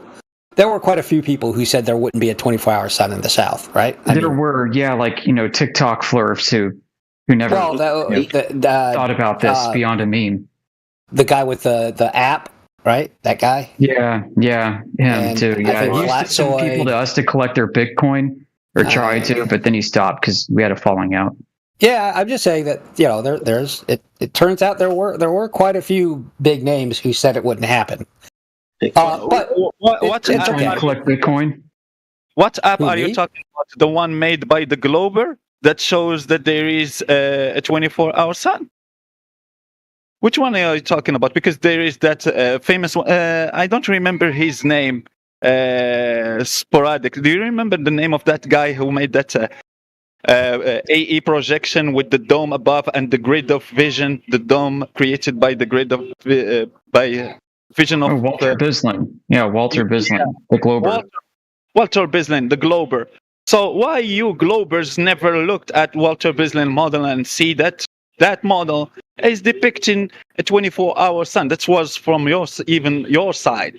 It didn't say, oh, it's impossible on a flat Earth, because I'm familiar with that model. I'm very familiar with it. Oh, nice. So why were you saying that people had to say that the 24-hour sun must be impossible on a flat? He doesn't know what he's saying. I mean, Walter Bislin took an AE map globe and then put a globe in the AE map. He also assumes that everybody's individual field of vision is created bespoke by the universe. So, like, God is manipulating how the light turns something. I mean, he didn't say what's manipulating it. He just reverse engineered. I know that's flat Earth space magic, and you know what? I hope that we can get that granted to us if we grant special and general relativity to you. Guess what? Omnivore. Guess what? I will just have to say distance, independent variable, distance. I just change the distance, and we'll change everything in the sky. Remember? I mean, that's kind of the point, right? I mean, if we get granted, like Minkowski space-time mathematics that Einstein took for relativity, then we can come up with all kinds of explanations too. We can have general and special relativity on flat Earth, and we can answer basically anything the same exact way. It's just a coordinate transform. Actually, so that's an interesting statement, I think. So with general relativity and special relativity, there are testable predictions that are made. Now, you don't have to believe that they're right. I'm not asking you to believe in GR and SR. All I'm saying is, for the sake of the discussion, right? For the sake of the discussion, they do make testable predictions, like time dilation, for example. So now, I'm not saying you should believe in time dilation or anything like that. I'm just saying that according to the math, an atomic clock at a higher altitude will run faster than an atomic clock at a lower altitude. that's a testable prediction. Like you could do that, and you could find out if it checks out or not. You have to remove the barometric pressure to test that. Okay. Why do you think the barometric pressure is impacting the oscillations of the cesium atom? Do what I said, and let's find out. Well, when they took the atomic clock in the airplane and tested it with speed instead of altitude specifically, or when they had two atomic clocks a few meters above each other, do you think the barometric pressure was substantially different? Yeah, it is when I use my barometers. Are you talking Hafel Keating?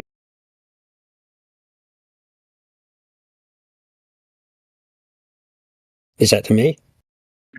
Yeah, I mean there's a lot we can get into with regards to relativity and stuff. I mean, all I'm saying is it makes a testable prediction. What testable prediction on your globe? What testable prediction necessarily would we do for Bislin?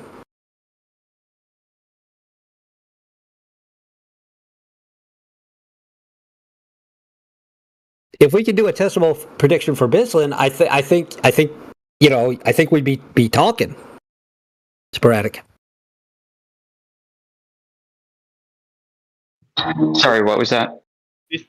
So what testable prediction could we make for Walter Bislin's model? I don't know, man. I think it's kind of foolish to use an azimuthal equidistant map of the terrain. I agree. In the south, it doesn't hold up based off of that alone. For that to work, it means there would be a measurable distance in the south. Okay, I agree. I agree it doesn't work. Yes. Respect to the celestial sphere grid that has been blown out in the south. So here's something I like to tell folks that represent the AE map as flat earthers, right? I'm like, look, this is a projection where it's projecting out from a central point, and the further you get outwards from that central point, you have more and more distortion. Everybody knows this. It's just how a projection works and how that was made. First, it's basically a cylinder to sphere from a flat rectangle. Anyway, so what they do is they project out the land masses and distort them. But you know what else they'd have to distort? They'd have to distort the stars that the latitude and longitude coordinate reference grid was made from in the sky. You end up with a situation where if there was a perfect south celestial pole star, that it would no longer be a point of origin, but a ring of origin around the furthest extent of this map. So that means, like, if you were to be able to project out the stars, they would turn into elongations. The sun, if it were properly projected in this map, goes from being like a circle projection on the inner ring of the AE map to turning to something like a curved sausage. And if the sun could orbit this map to the furthest extent, it'd just morph into a ring around the whole map. That's the way this thing's mathematically distorting things, trying to visualize it for people. So if you're going to use this AE map that distorts terrain from a globe projection in the first place, then you're going to have to also distort the stars. And it's why you can't use this map in that fashion very well for celestial navigation in the deep south. You can use it in the north just fine. To switch to the south, to use the south celestial pole as a point of reference, you need like a stereographic dual coordinate, dual point of origin map system, or you just switch over to like a south celestial AE map projection going out to the equator from the south celestial pole. That is correct. However, I think that there's some problems with believing that there is a flat map that you can get out of it. I think that there are some contradictions you run into if you do that. And no, you can't get a flat map out of a celestial sphere and expect no distortion. The celestial sphere coordinate reference system will have to distort things flat if you're using that. But there are other ways you can measure distances. You don't have to use a celestial sphere model. You can use landmarks and do planar surveying.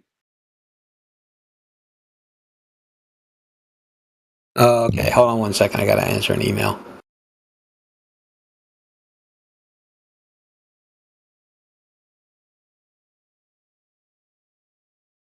What's happening, chat? Are we live right now? So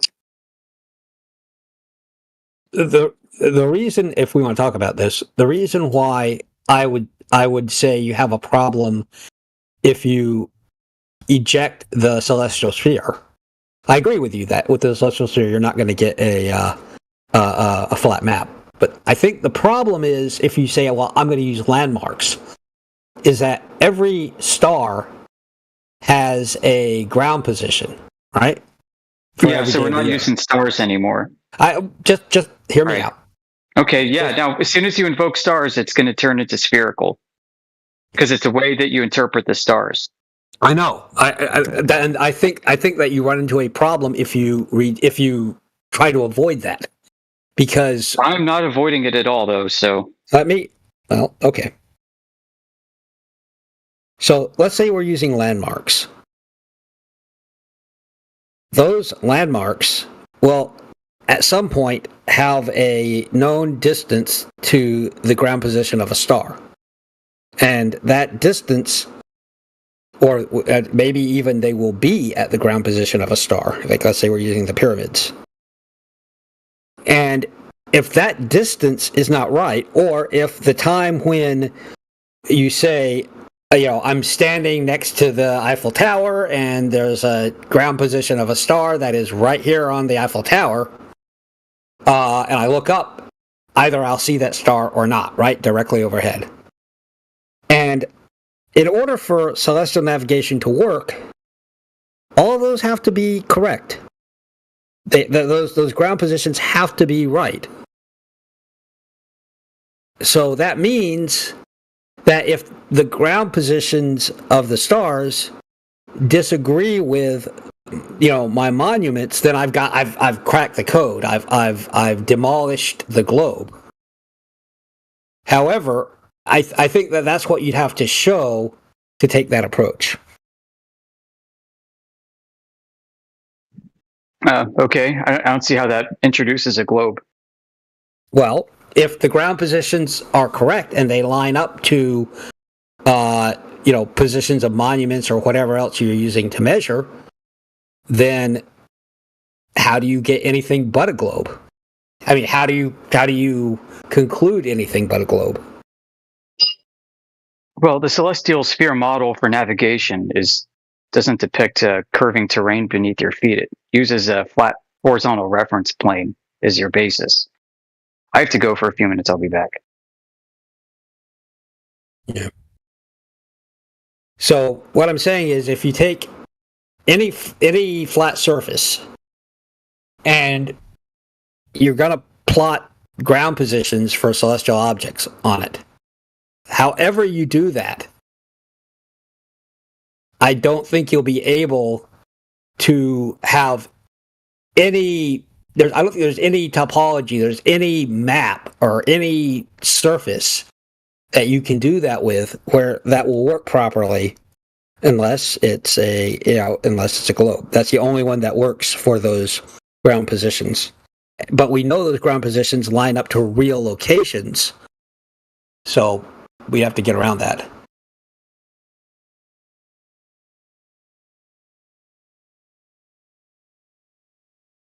Sounds like you're working backwards.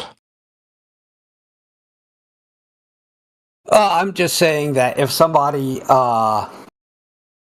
is saying, I'm not working backwards, I'm saying if somebody is claiming that I don't need to use the stars for my map because the stars prove a globe and my map is going to be flat, then it's going to be impossible for you to map the ground positions from the stars onto your map. And we know that the ground positions for the stars work because they're used successfully for celestial navigation. The Earth isn't a map. Well, the Earth, whatever the Earth is, it's got ground positions that we can use to navigate.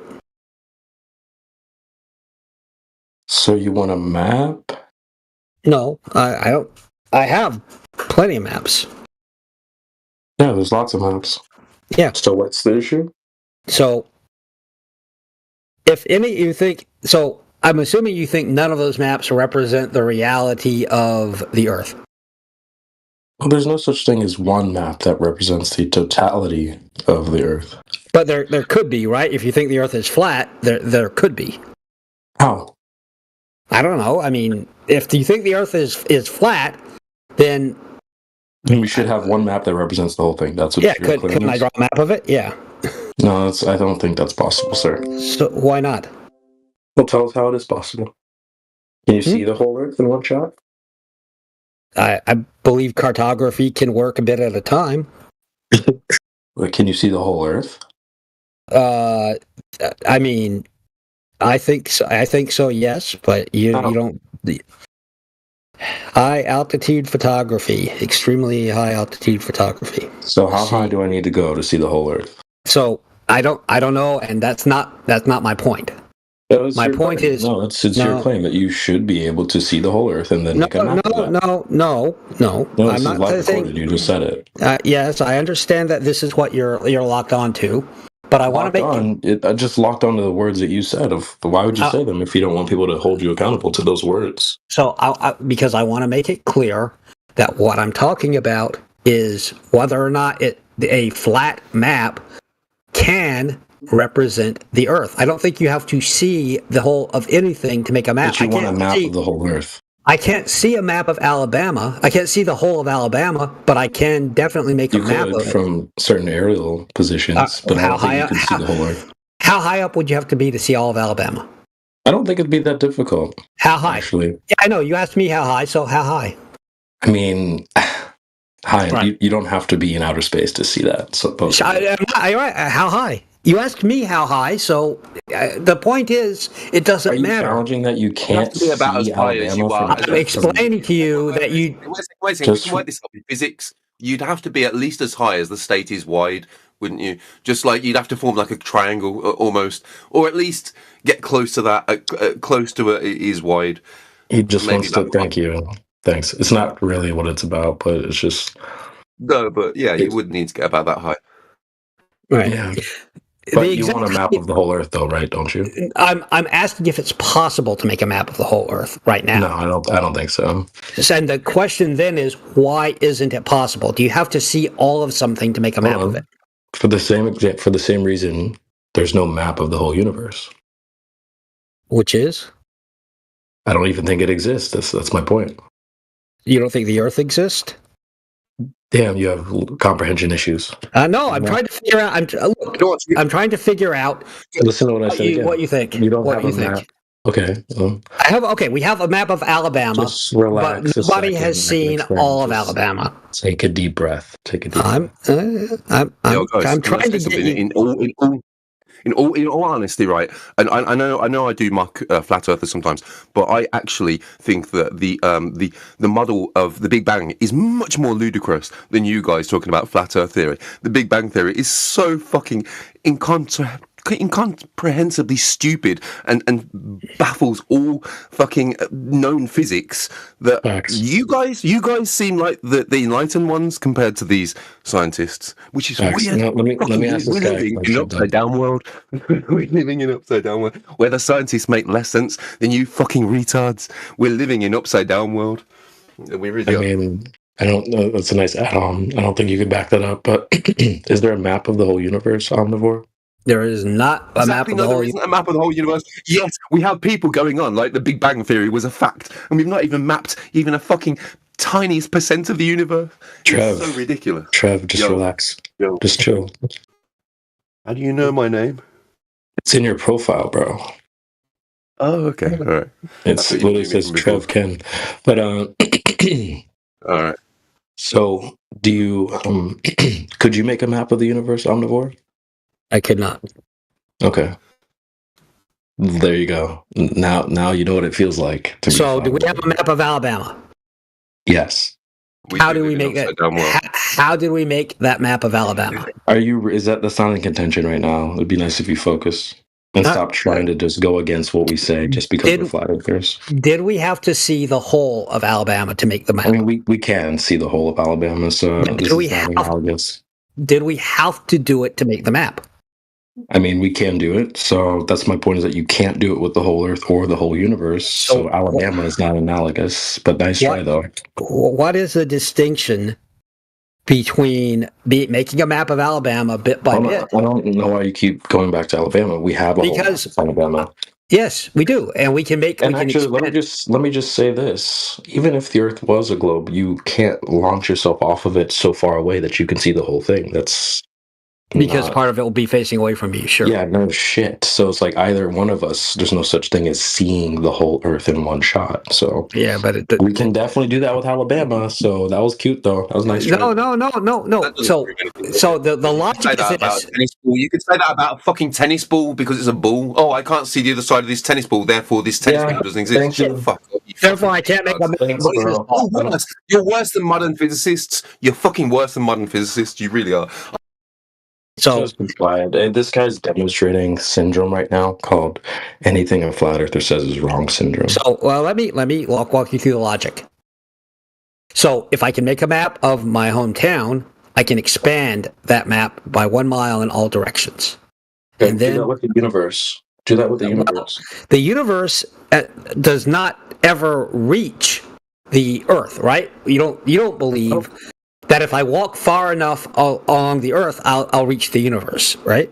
Well, you didn't say anything about walking to make maps. Yeah. I'm just pointing out that the idea that the universe is the same as expanding the map of the Earth is a category error. All right. I'm sorry. Say that again. So it's a category error to think that mapping the universe is the same as mapping the Earth. We know we can map the Earth. Hold on 1 second. I can correct you there.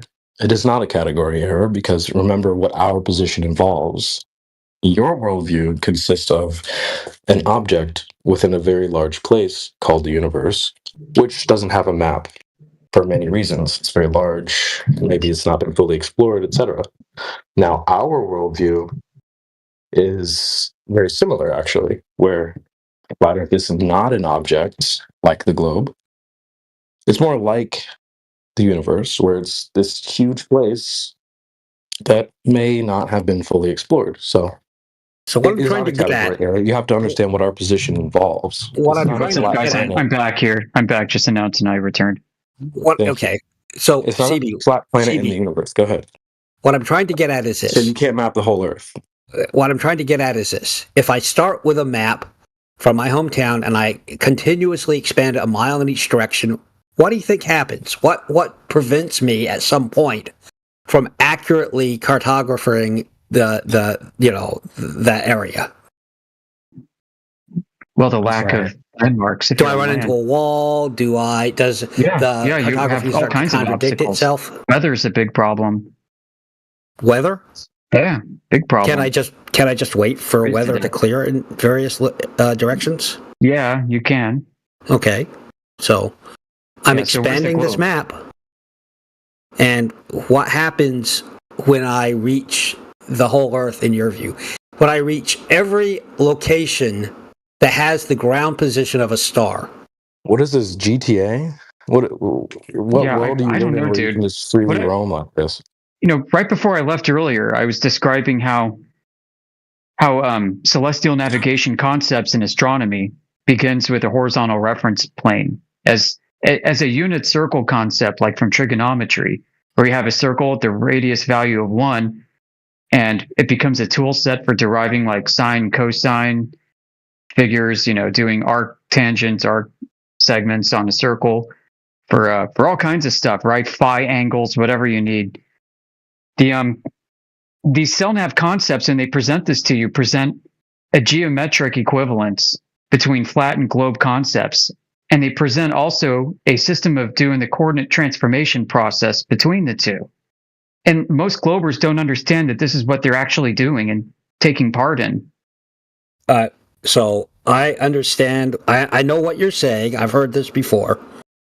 I don't agree with your interpretation of the method, but I think we both agree, I hope we both agree, that using celestial navigation techniques, I can get a fix on my location Like from anywhere in the world, I have my nautical almanac. I have my, let's say, a theodolite, some angle measuring tool.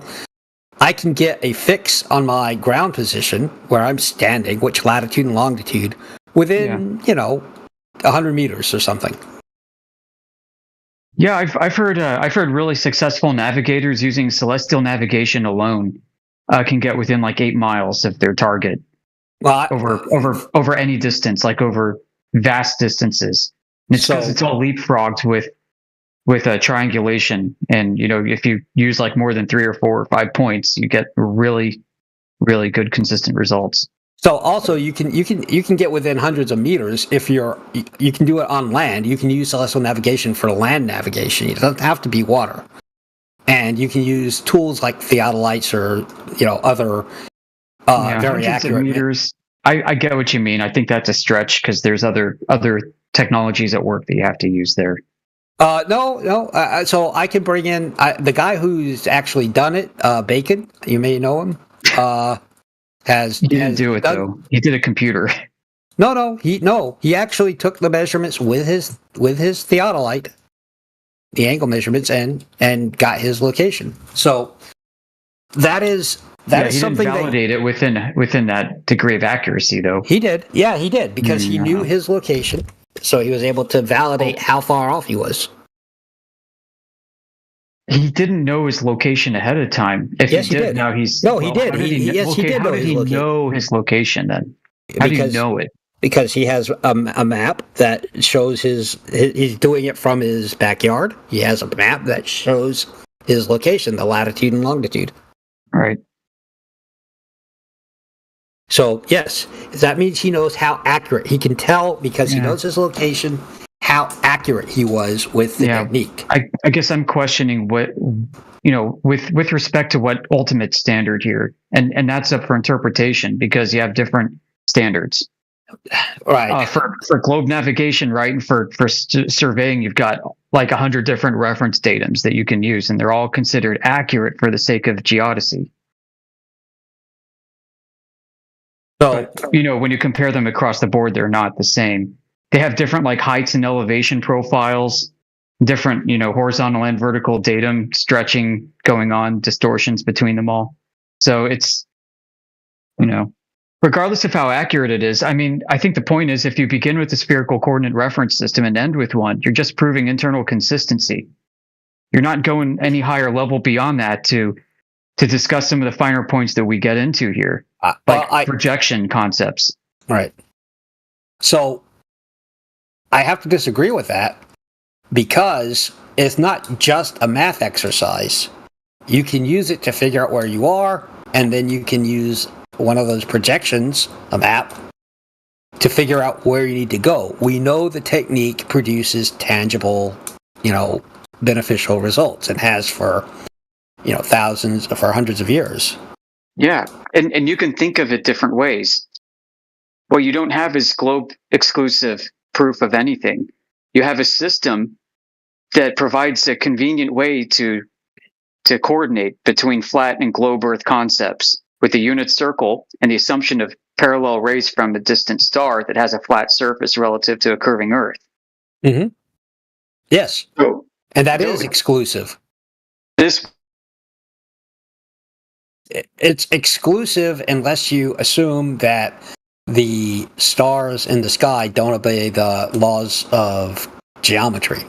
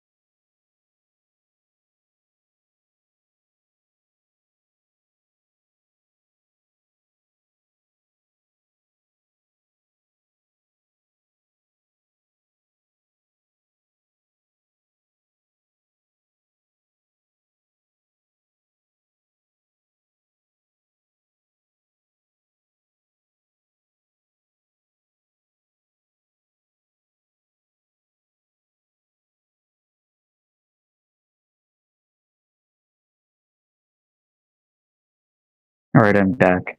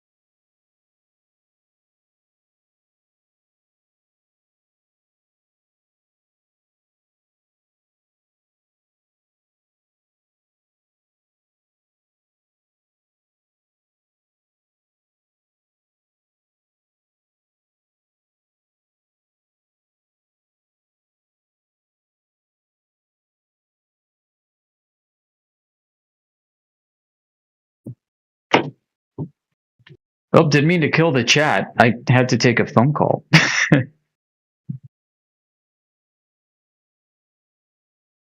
Well, so I was saying what needs to be proven for the globe to exist for navigation purposes is parallel light rays. And my very argument is we know off the bat that we don't have parallel rays because the whole reason CellNav works is you don't use parallel rays. I mean, like if you had parallel rays, then you wouldn't be able to get diverging angles and you wouldn't be able to get your distance and triangulate and do coordinate fixes. So, but the Glober shoots back and says, aha, but you see Earth is curved. So the rays are actually parallel, even though you don't really see them parallel because the Earth is curving. So we're back to that again. It's like, all right, can you show me drop over distance measurement? And they'll say, well, the parallel rays to the stars. And it becomes this big circular reasoning nightmare.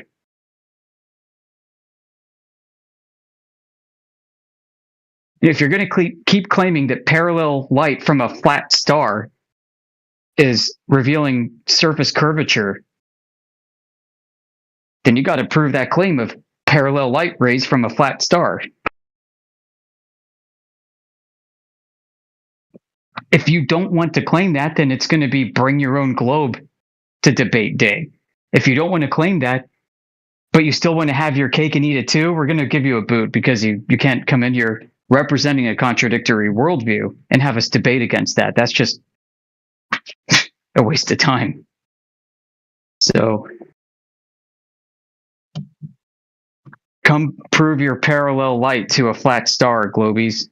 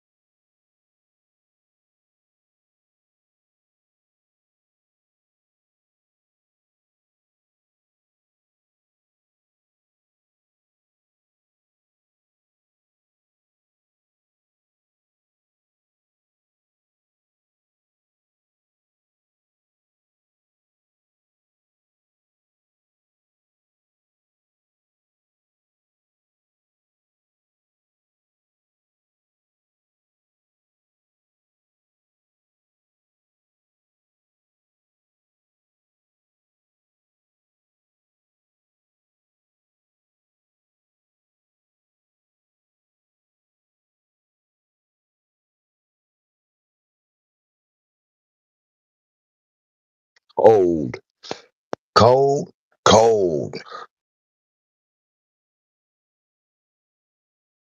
when the wind blows.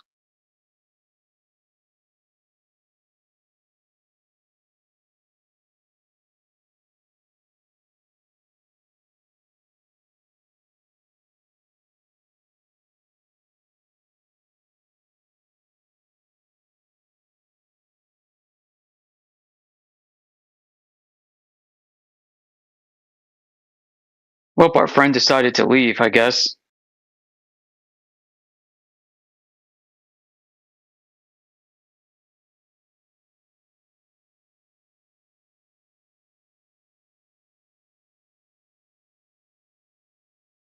I thought CB was here too. Oh, He was. I think he just left a few minutes ago.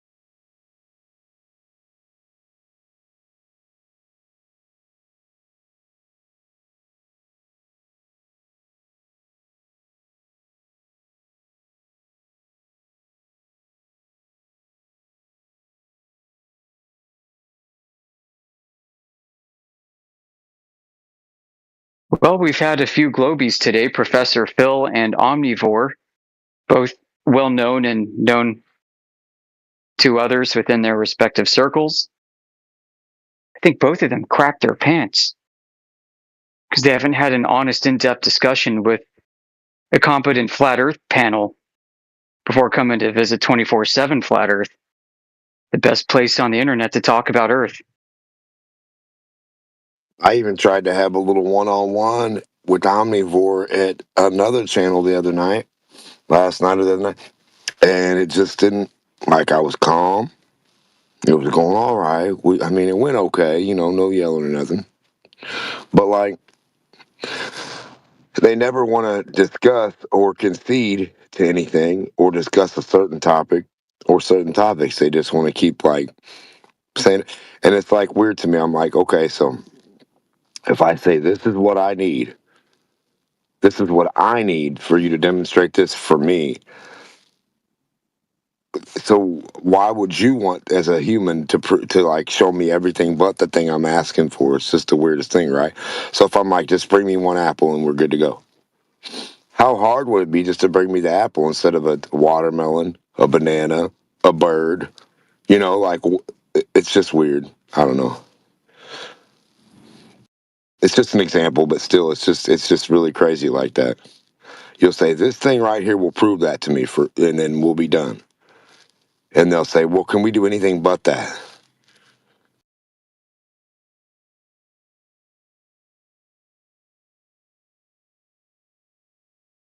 You say, measure the curve, draw the curve, produce it. How can I account for it? They'll say, can we do anything but that?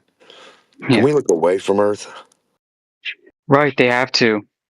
And we point out why it's a fallacy, because when they look away from Earth, for Earth to be a globe the way they imagine it, they also have to imagine the parallel light rays from that distant source, where the source has a surface normal that's perpendicular to those parallel rays.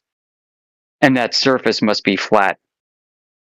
They move what is flat in front of their very eyes on the Earth to a flat surface out in space so far away nobody could ever go there to test it and find out, in order to prove in their minds that this imaginary curve exists that they can't see. It's bonkers, dude. You got to hit them with the parallel light ray assumption. Every time they bring up cell nav on a globe, their whole argument is held together by that linchpin. And for light to be parallel, it means there has to be evidence of it. And the evidence of parallel light rays isn't in existence. They say, well, the reason you don't actually see parallel light rays coming from the sun on Earth is because of curvature. And then you ask them, well, how do you know Earth is curving? Well, if we assume parallel light rays from the sun, we get these angle measurements and can assume a curving Earth. It just leads them into the dog chasing the tail. Around and around they go. The assumption of curvature by parallel light, the assumption of parallel light by curvature.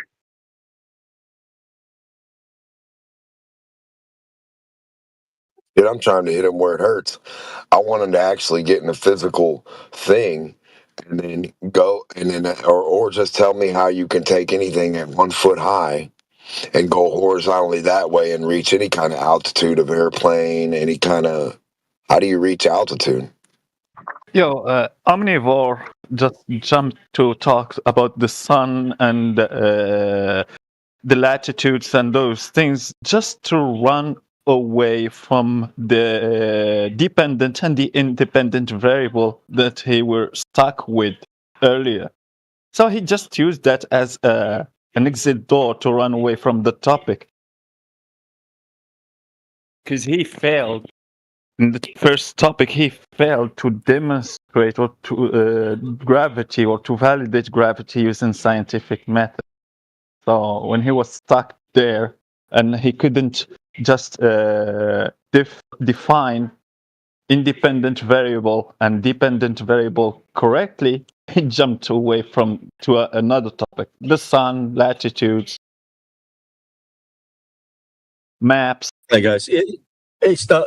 All he's doing is very clever because it's just tactics at this point, just to fucking get on our nerves, really, and just say, and they play on the fact that they'll start using stupid words and things, or even then when we point out when you get a true glober on here trying to explain how Earth occurs measured using angles usually. They jump. They're doing that even harder now. They will use the angle blatantly in your face and the horizontal. Yeah, we've got a horizontal. We're using angles. So it's just tactical at the moment. Just winding you up. That's all Omnivore's doing. He's a wind-up merchant. Yeah, I know.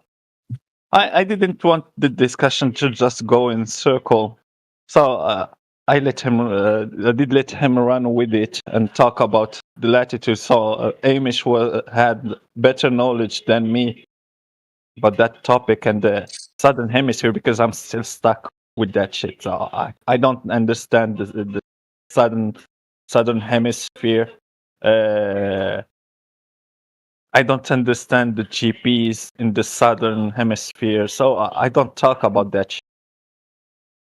I want to know how the sun can only be 1 foot high. Or an airplane or a bird. Because when I point that way to the horizon, I lay down on 1 foot high and I see a bird flying left or right that way. Like I'm only 1 foot high and I'm pointing directly at the bird. So the bird's only 1 foot high. So is the airplane and the sun? And the cloud?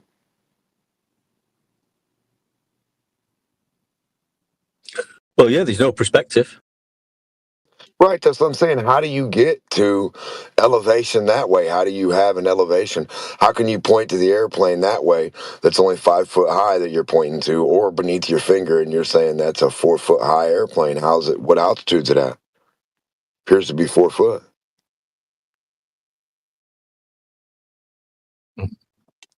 Yeah, if my 4 foot point didn't change elevation, what's going on?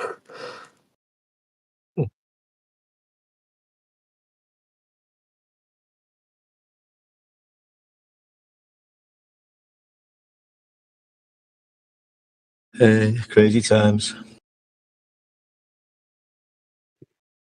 It tripped out Phil Bell earlier when I said, hey, yeah, the Tropic of Capricorn is a gigantic circle of equal altitude from the GP of the South Celestial Pole.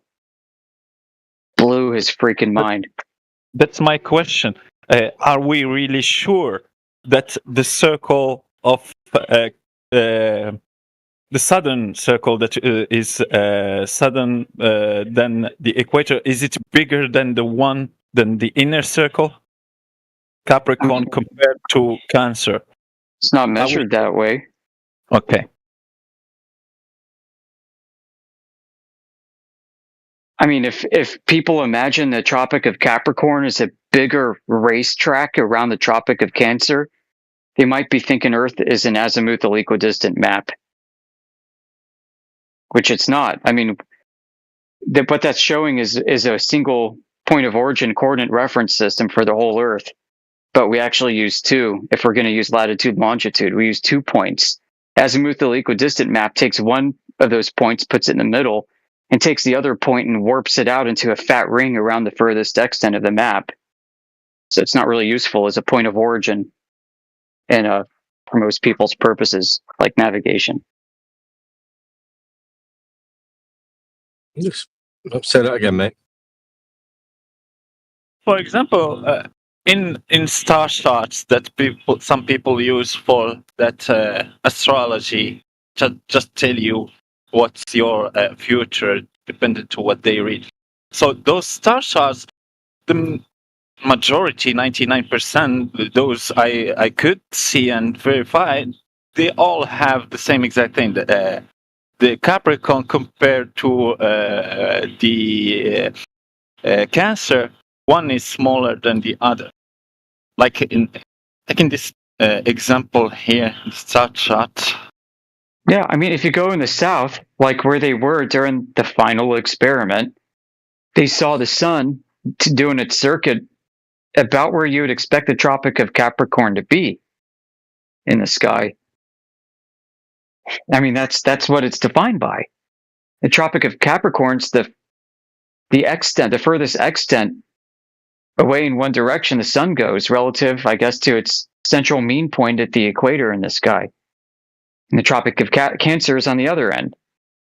The sun wanders between the two throughout the year. This is known, this is observable. And when the sun is at the Tropic of Capricorn, it's not observed to make circles around the North Celestial Pole, but it is around the location associated with the South Celestial Pole in the sky. I mean, what does this mean for the configuration of flat Earth and the continents underneath it? I don't know. But we know it measures flat. We know it has to. We know we have to be using diverging rays in order to get diverging elevation angles to even triangulate our position on flat Earth. We know the rays of light aren't parallel from distant stars. That's a bold assumption. It's Glober space magic. I mean, what this suggests to me is the sky is something almost incomprehensibly amazing. The stars exhibit some geometry of a higher form or order that almost defies wisdom, you know? And this is no surprise. I mean, everybody, all the ancients throughout all of history recognize this. Stars are weird, you know, but we've got some fixed references, and we've got a system to use them to navigate by consistently. And the way we interpret the heavens' structure and form is a sphere, but that is itself an interpretation too. It doesn't mean that the stars in the sky are actually in a sphere around us. We're interpreting it that way in order to create a coordinate reference grid that's usable.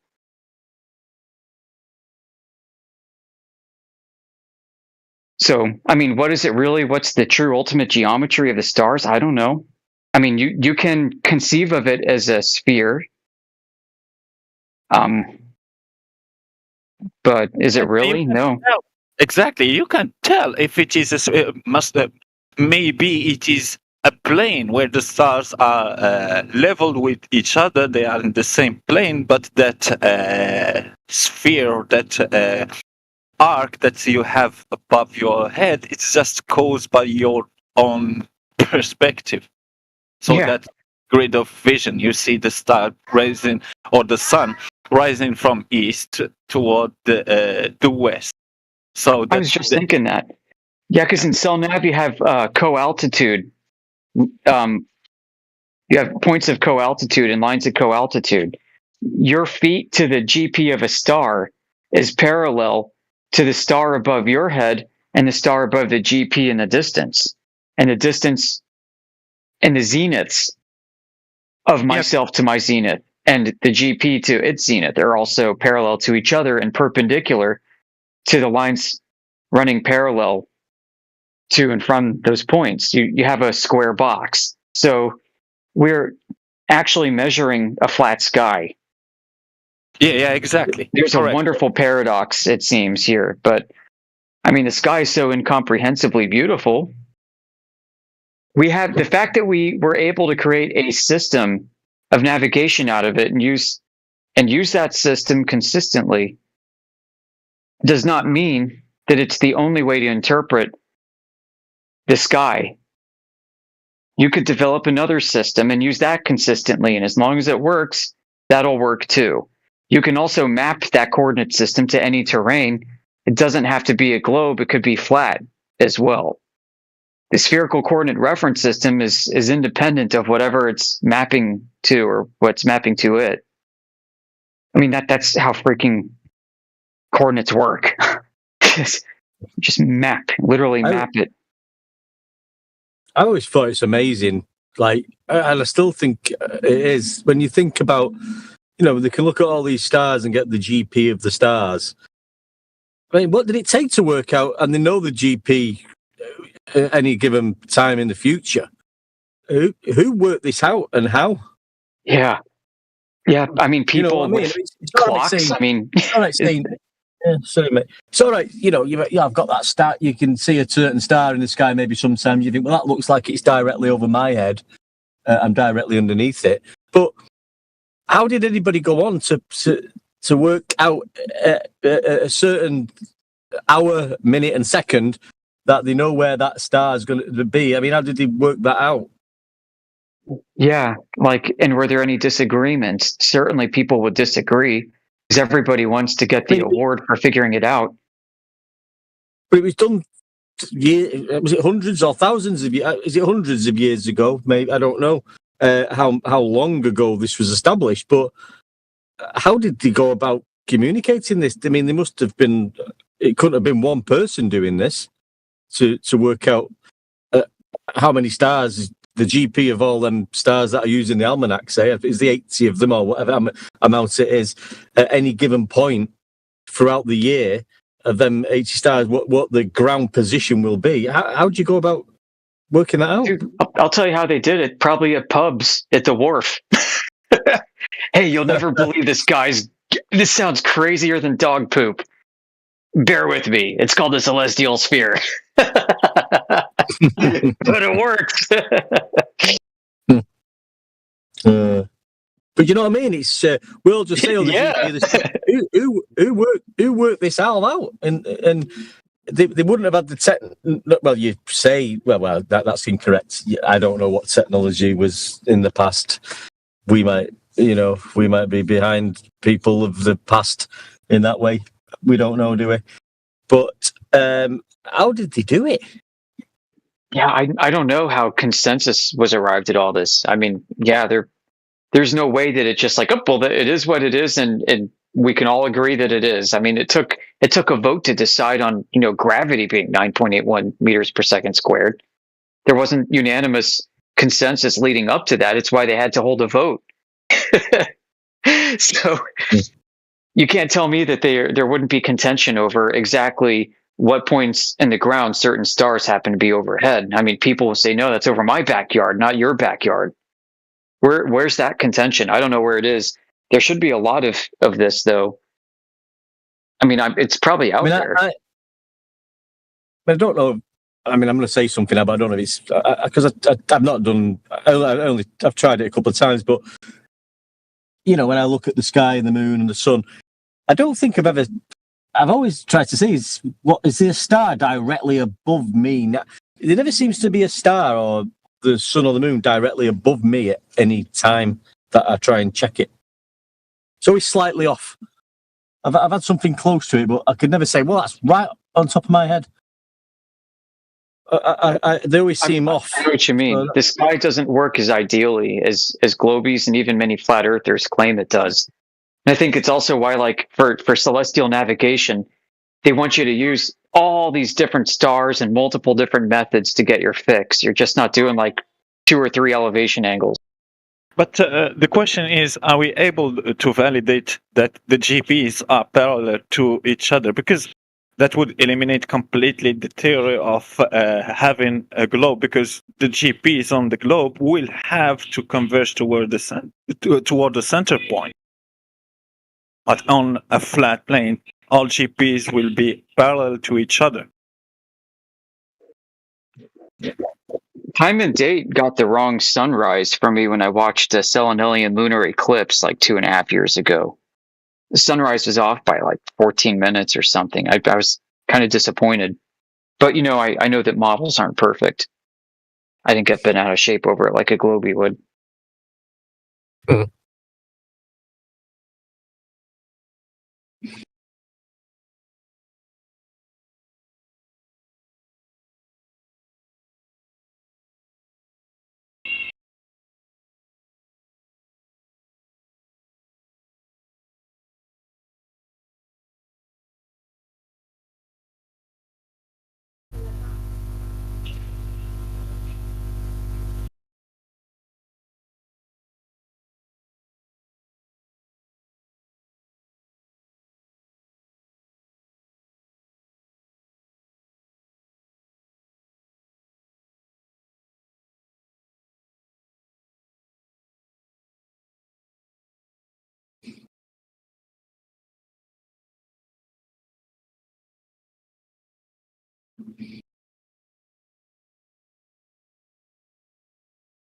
does amuse me though with these globers. So when you ask them to describe how curvature is measured, they never once used the word curvature, or any explanation has got never anything to do with curvature.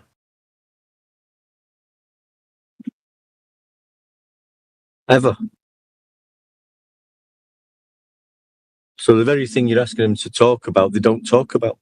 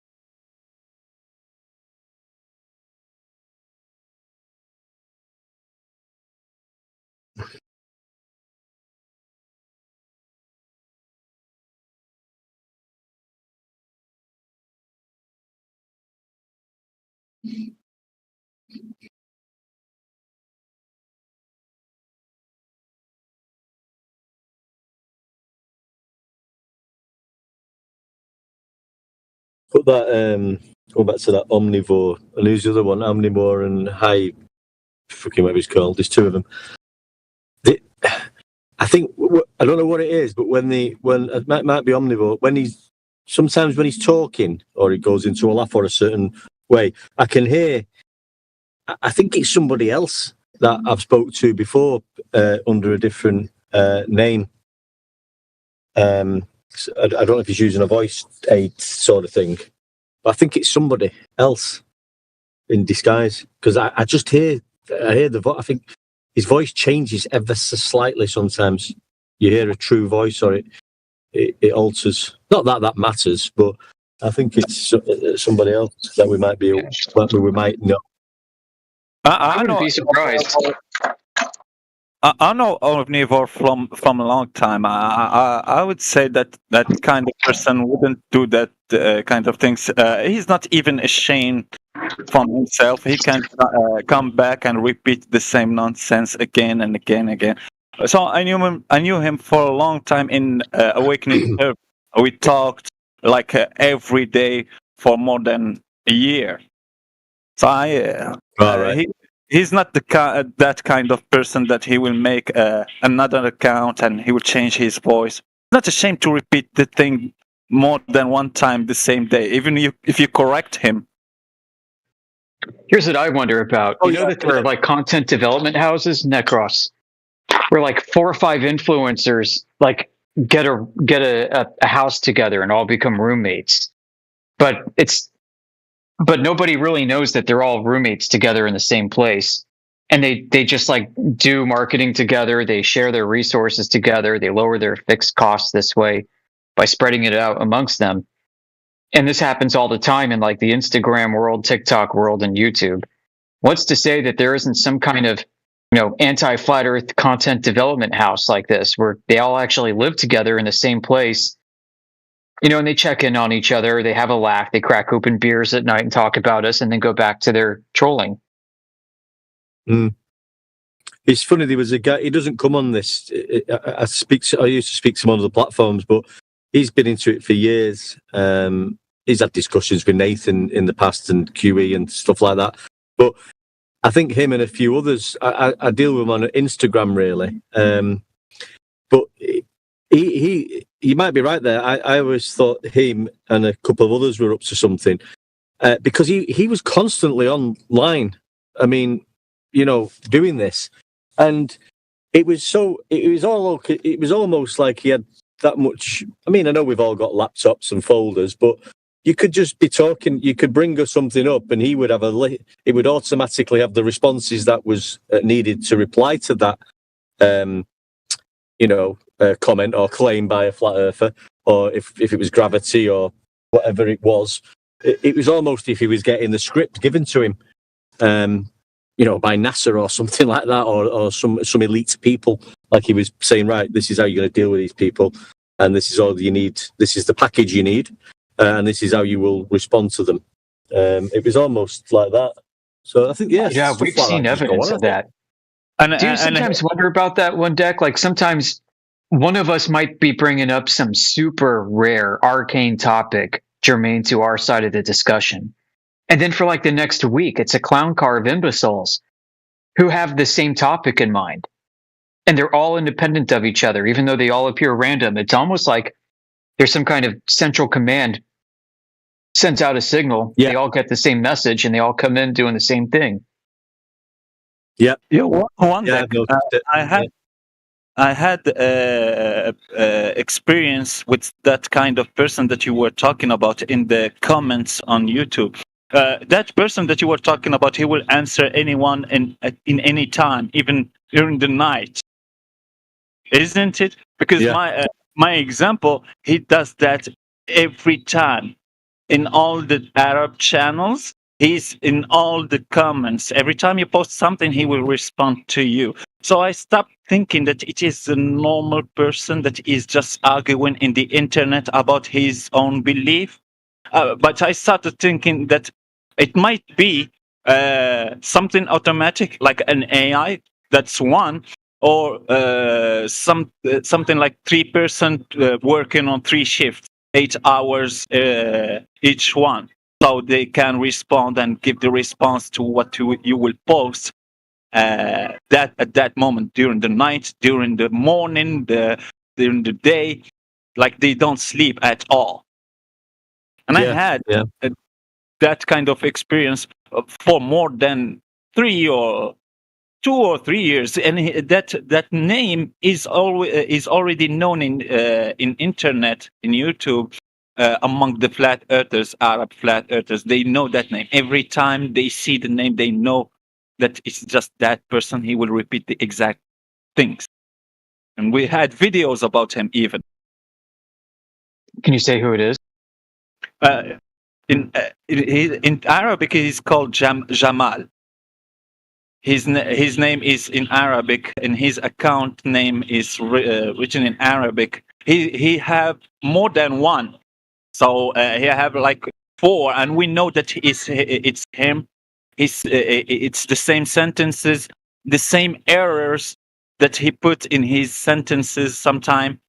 So it's more than one account. And some guys, flat earthers, they put it some videos just to show to the others what's happening, because some people are just surprised with what they see in those response. Because every time they post something, they will get a response. You're a liar. I could see the curvature of the earth from a mountain. I swear, he repeat that sentence every time. He could see the curvature of the earth from the top of a mountain. And I never heard that before from anyone, only from him and another guy that came to the server. I don't know if it was Political Religion or here. And I told him that I never heard that from anyone, that anyone could see the curvature from the top of a mountain, only from you and an Arab guy in the YouTube. I told him that because he made me remember the other guy.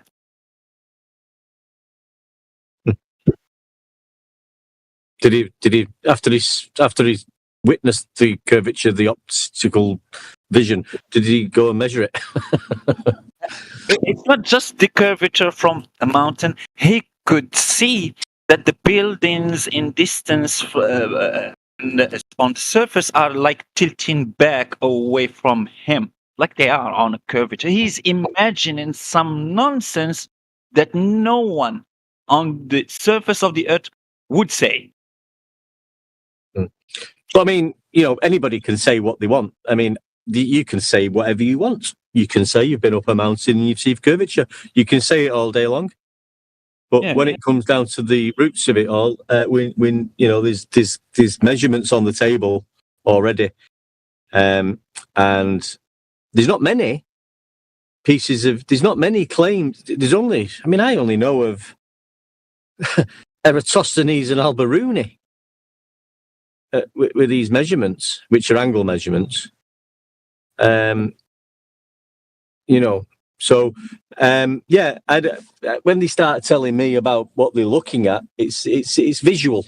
So we're not talking about optics. We're talking about physical Earth measurements is what we want to be determining. So let's talk about that. And there's a claim on the table that the Earth's a globe with a radius of 3959, and there's stories out there of how that was measured with using angle measurements on the surface of Earth, which has got nothing to do with curvature measurements. So we can pull that apart straight away. And even the Earth curve calculator is describing angle measurements, yeah, from surface level and eye level parallel to each other, and depression angles. Nothing to do with curvature in the Earth curve calculator. How bizarre. So every way you look at it, every explanation of Earth curve measurement will be an angle will be mentioned. A horizontal parallel surface will be mentioned. Level will be mentioned. Parallel plumb. All these words will be used, which have got nothing to do with curvature. When the globers try and explain how curvature is measured. So you've only got to give them the mic for a couple of minutes, and then just get a pen and paper, let them talk a little bit, write the key words down, and then go back over the words and what the words actually mean, and point out that you've not even mentioned anything about curvature yet. You've just explained how Earth's measured flat. Yeah, so you let them chop their own head off.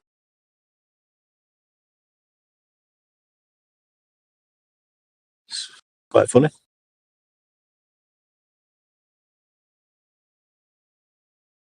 Did anyone watch the Mark Sargent video of Duffy, the fraud?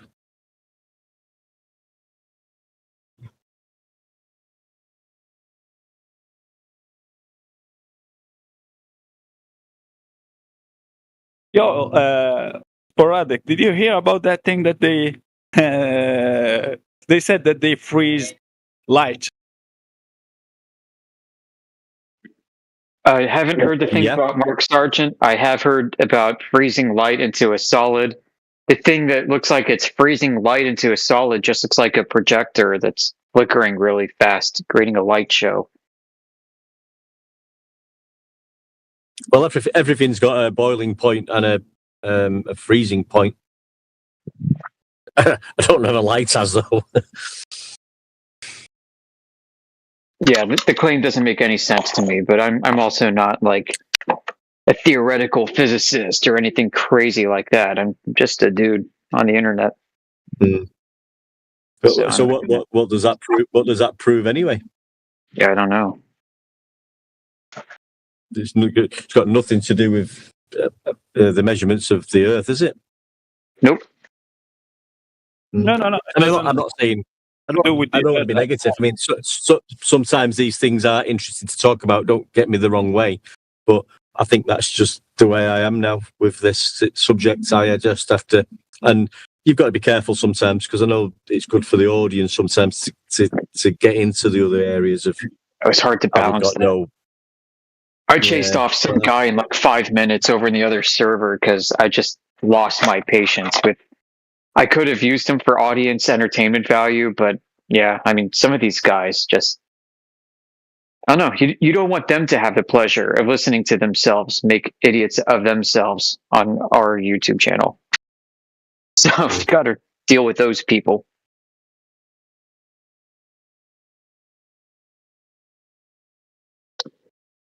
Because at the end of the day, I mean, you know, I'm a flat earther. You know, the Earth is flat, and that's how it's measured. That's the topic on the table. There is other things that come out of that. You know, the heliocentric model's full of all sorts of weird and wonderful presumptions. You know, mostly about the lights in the sky. But if we are talking about the shape of the Earth, then that's what we need to stick to, and how it's measured. And like I said, there's a claim on the table with measurement on the table, and if you pick 3 of their examples of the Earth curvature, which would be Eratosthenes measuring angles, Al-Biruni measuring depression angles, and even show them the Earth curve calculator. Ask them to show you where the curvature is in that measured, because it's not. It's referencing surface level and eye level parallel to each other, and a depression angle between the 2 points, which has got nothing to do with a curve measurement. That's in their math. Show them that. Tell them to talk you through it. Say, where's the curvature measurement in your globe Earth calculator measurement? Because you haven't got one.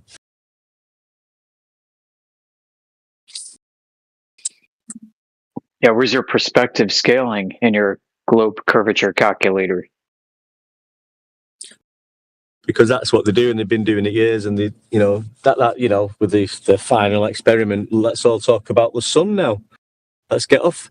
It was getting a bit heated, wasn't it? The Earth's measured flat, and I'm over with the FED guys and coming on here as well, and we're drilling it home. It's measured flat, and I think then this final experiment has come along. They've picked some old stuff out from 10 years ago, and it's got a few people off the subject of the Earth's measured flat. We're talking about the lights in the sky again. Yeah, and conspiracy theories. Yeah, we know how much they love conspiracy theories. It's a lot easier to use your brain on that than anything more academically minded. Mm. Or even just based in reality. Yeah, right. I mean, it's why you have to toke up with Jaron and go watch his NASA bloopers, yeeted out of your own mind for any of that stuff to settle in. And that's their proof of flat Earth. No wonder he's a globe earther again. I don't know what had a bit to do with Bev and Elder Bear yesterday. They was on Earth Awakenings talking absolute crap as usual. But, he was trying to pin. I'm not even listening to it. He was going about Dave Weiss has made a claim about the your 360 degrees view when you look round at the horizon. It's a hula hoop, and apparently Dave Wise has said you could see that as curvature. It could be interpreted as Earth curvature. Oh no! So, I've not heard that, but Bev's pinning that on all flat earthers now. We see this in its own way and manifest different ways, right? Like they'll come into here and they'll say, "Hey, don't you guys think that the Tropic of Capricorn is a wider racetrack around the Tropic of Cancer?" And I'm like, "No, but you have to believe that. That's the AE map. That's the flat Earth map." And so they try and stick you with the stink, and then they hope to use that as leverage for what comes next. It's poisoning the straw man in a well. Yeah, he was going on about that as well. Him and Elder Bear, they was talking about the circles, east and west having to be a circle, the great circle. I don't know. They was trying to. I wouldn't let him draw me into the conversation enough to get into it because I was just sticking to the measurements type of thing. I was holding me point on that. But yeah, I think it was similar to what you're saying. They're pushing that, and how do you get your south? Your south latitude measurements. When you get to the apparent equator mark, then you can no longer see Polaris for that measurement. I said Phil Bell was in your server doing the same thing as he was in our server just a couple hours ago. Because he was in here doing the same thing as what you're describing right now. He was trying to get us to create a globe in our brains by following his script with astronomy. Which he was asking those questions, and I said, "Look, man, no, I have no evidence to show that even the sun makes a racetrack around the location of Polaris in the sky when it's at the equator. I don't like it's not even in the globe model." Just when it gets all like that, I just come back to say, right, let's look at the globe evidence. What is it? Forget all that. What's your globe evidence? If we look at, is it Eratosthenes? Yeah, okay. So Eratosthenes measured the circumference of Earth, did they? Yeah. How did he do it? Well, he measured a fucking angle. Well, what's that got to do with curvature? Yeah, you had to assume parallel light rays. Yeah, I know there's a few presumptions in there as well. The big one. It's a linchpin that holds it together.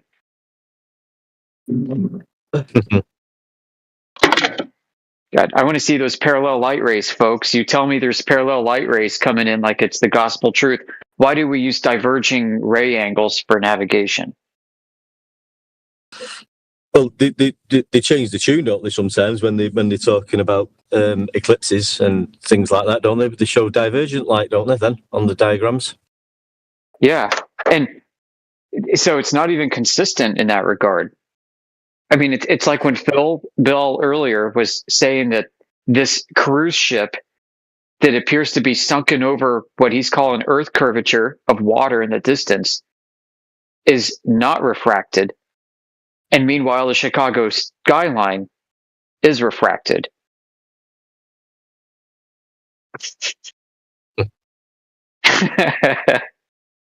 Yeah. Yeah. And this was also in the middle of that. He said that refraction hardly ever happens over water. Except, I guess, for the Chicago skyline, right? Which, by the way, is nice and stable, crisp and clear edges.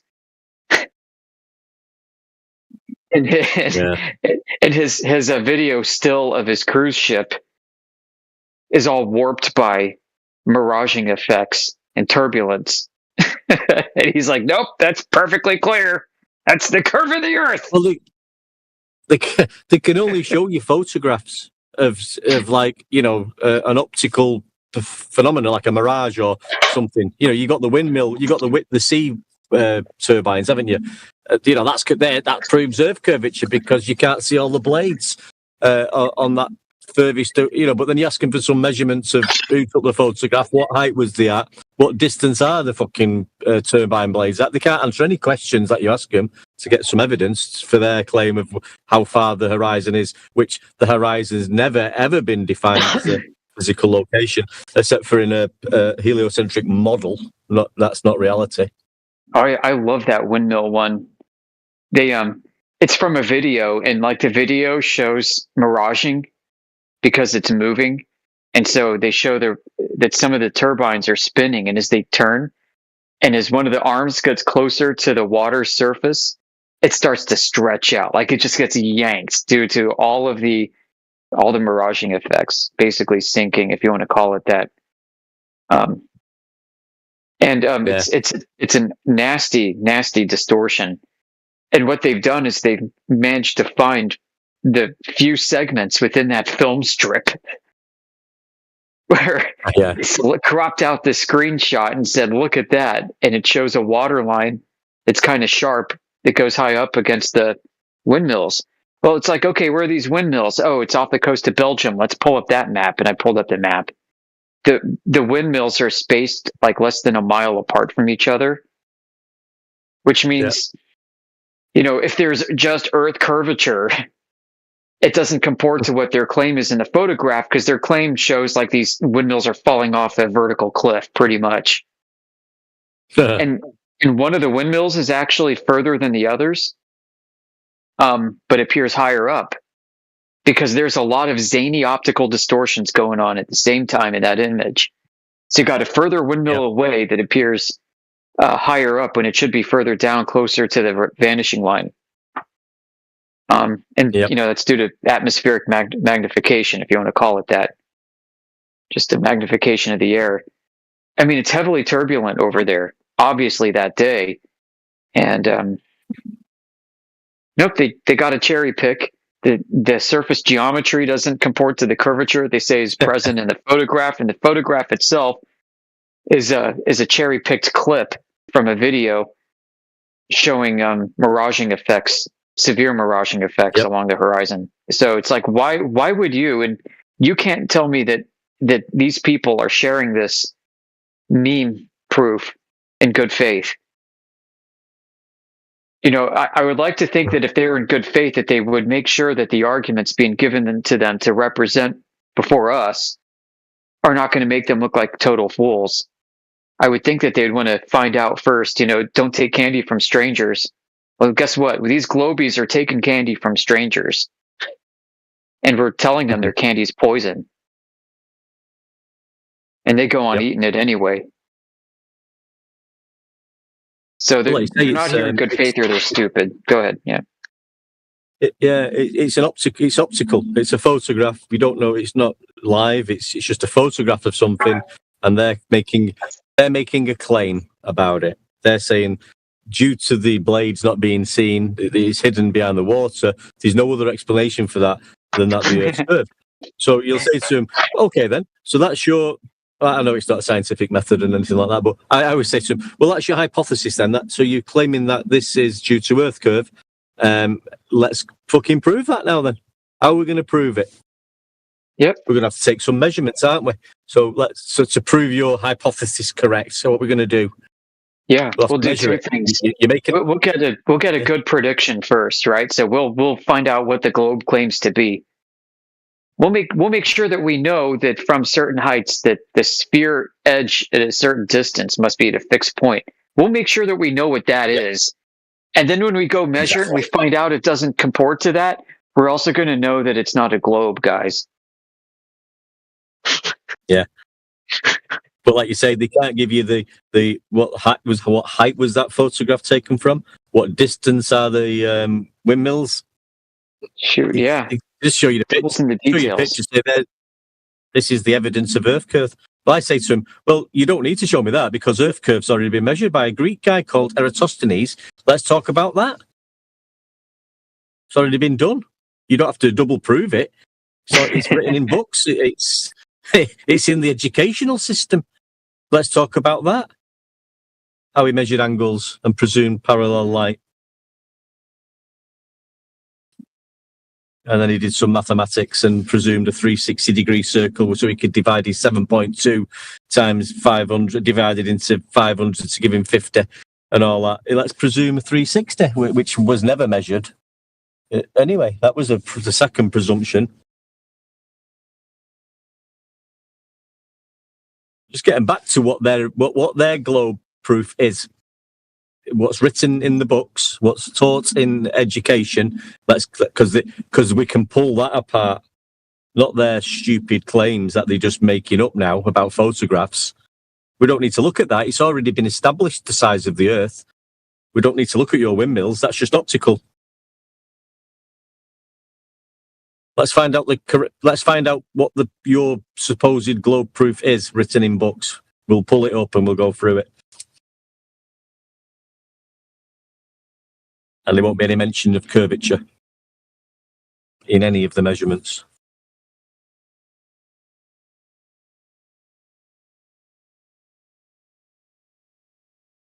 But yeah, he's measuring an angle, but it's only because it's locally flat.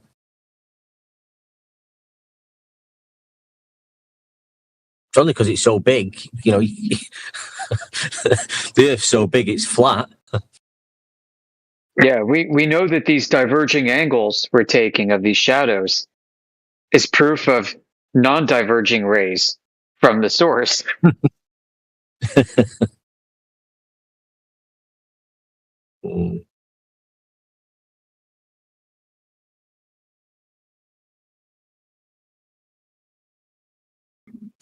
Yeah, the Mark Sargent one. It's only a short one. He's posted it, but he just goes through the Will Duffy, all the prosecutions he's had at the moment, all the money and fines for fraud. I can't remember the wording of it, but it's if you just go on Mark Sargent's, I think it's a 7-minute thing, but they found the information on him. But the point is, all this has been going on for it's thousands or millions of pounds or dollars he owes for fraudulent behaviour and corruption. And he's pointing out, well, if you've got all that going on, why are you spending so much time on the final experiment? Hashtag the final experiment. Why wouldn't you trying to be sorting your debts out? So it looks like, he's either, I can't remember what they said at the end, but, he's either been pushed to do this and then debts will be cleared or something like that, because if you had that much, if you're in that much trouble and looking at prison sentences, which you probably will be, you wouldn't just be concentrating on the 24-hour in sunny Antarctica unless you was being persuaded to do so to push an agenda. I'll try to find it and post it. It's just highlighting what a fraud he is, basically.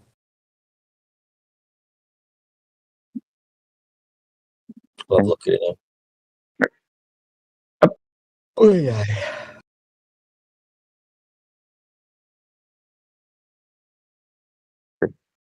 You know, I gotta wonder, Will Duffy being a man of finance, has he recapitalized on his investment in the final experiment, or is that day still coming? You know, what I'm alluding to is there going to be another Netflix special, something like that? Because I don't think he was offering free tickets in pursuit of some high noble truth about the world. I think this man of finance fully intends to capitalize on his investments. Yeah, well, yeah, you can't. Oh, well, I've just posted it there, but if all that's true, what they found on him and the money involved, then him spending all further money to get people, either someone of a higher position is saying you do this to try and destroy bring the flat Earth down type of thing, which it doesn't anyway. Is there a white paper citation for this? Or just blog posts? Omnivore's fucking texting something. Omnivore.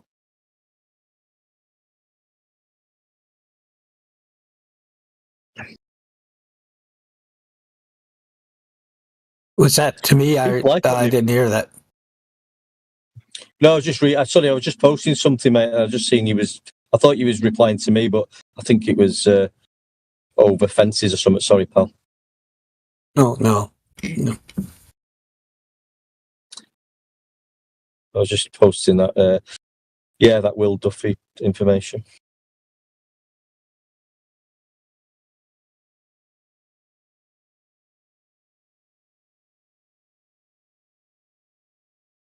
What did you make of the Eratosthenes measurements, Omnivore? What do you think of them? Do you think it measures Earth curvature or not? I think it was trying to measure circumference. Mm.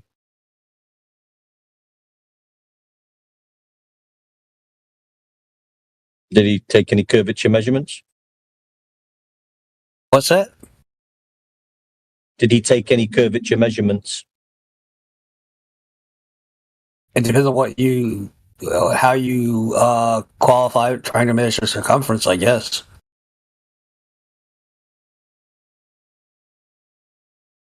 No, he didn't. He didn't take any curvature measurements.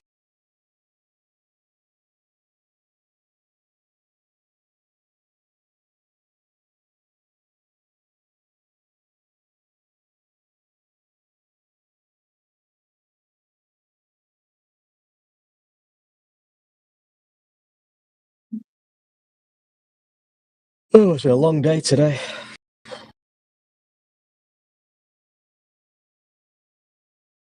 What's up, Omnivore? All weekend as well. Sorry, mate, go on. I was saying, what up to Omnivore? It's Lion. Hi there. Hey, Lion. Hey. Oh, good to talk to you. I see you around everywhere, dude. Yeah. It's all good. Where are you from, Omnivore? Where do you live, mate? Yo, Lion. It's been a long time, brother. How are you? Nikros, what's up, bro? Just dropped in seeing what you guys are talking about. Good to see you, man.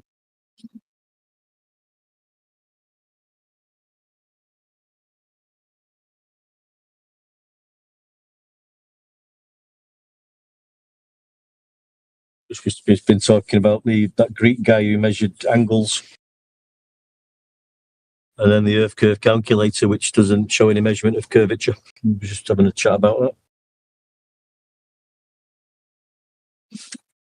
I heard that Aristophanes. That's old news, dude.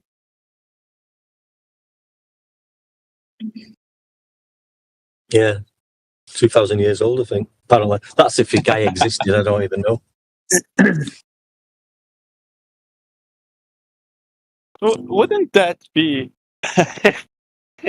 like an elevation angle to the sun using those shadows? So the GP of the sun is the stick where there is no shadow, and the other stick where you have the shadow is like where that position, that GP where you are standing, where the observer is standing, and he's using his sextant. So you have a circle. You can use it to measure that circle around the GP, circle of equal altitude.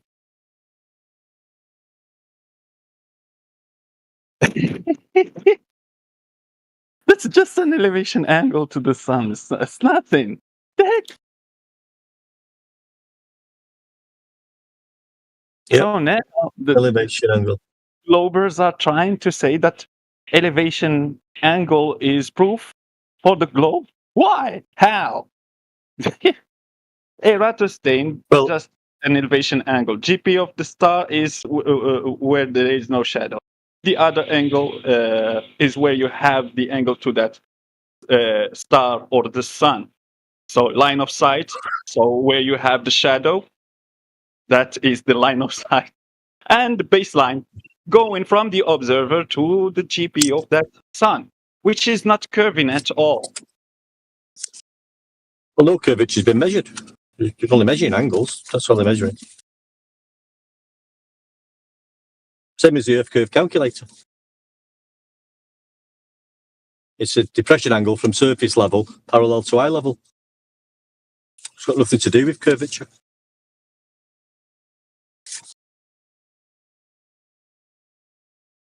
There's no evidence of Earth curvature to be found.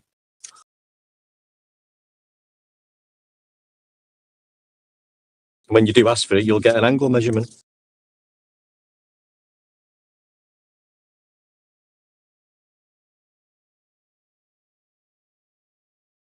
I find it really funny. It actually amuses me.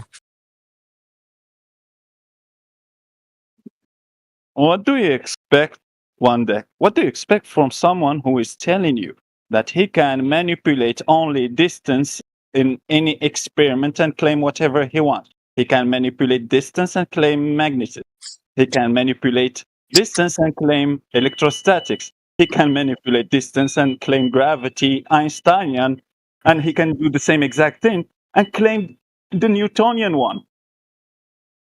Well, personally, mate, I wouldn't be interested. I'd just say, well, I'm telling you the Earth's flat. If you've got any evidence of Earth curve measurement, please tell me what it was without using an angle measurement. So I'd say.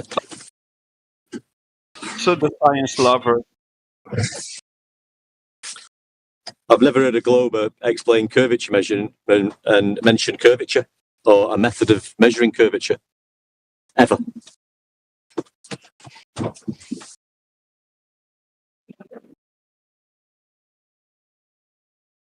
It's funny that, isn't it? You have someone to tell us how curvature is measured, and when they start talking, they don't mention anything about curvature. Well, you're supposed to be talking about curvature, aren't you? Well, yeah. Well, you've only mentioned angles and horizontals and surface level and eye level parallel to each other. What's that got to do with curvature? Well, nothing. All right then. So we're not talking about curvature then? No. All right then. It's strange.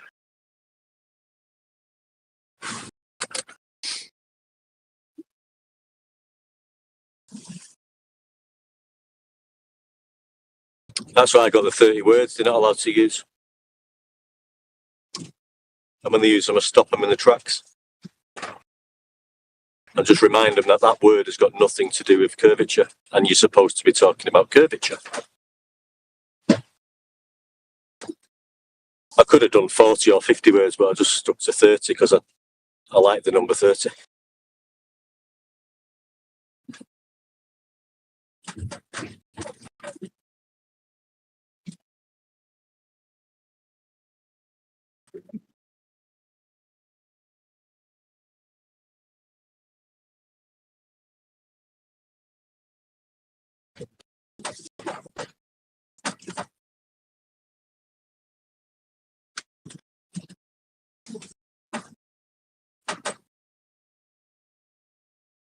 Hello.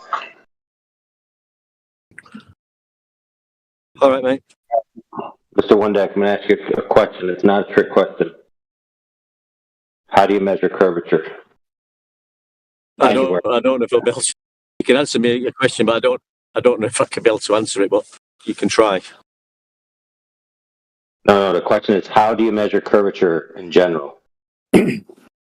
So, you mean like on a globe, or do you mean in some other? No. I mean, if I said this thing is curved, measure the curvature for me. How would you do it?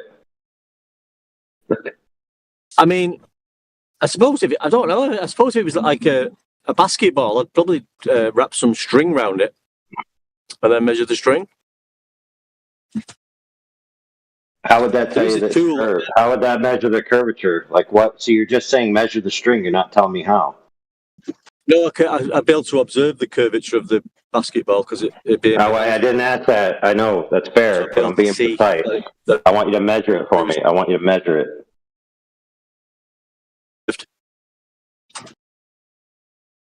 I don't know how I'd do it.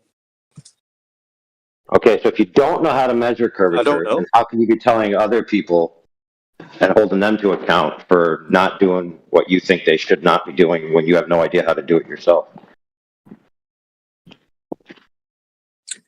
Well, I think my point was. Would that be fair? I know. Well, I was just sort of saying the words that they use. They never mention the word curvature. I would expect if you're measuring curvature, you would reference it. The words that they do use, like horizontal and level, has got nothing to do with curvature. I'm just pointing out that these are the words they use quite a lot when explaining how curvature is measured, apparently.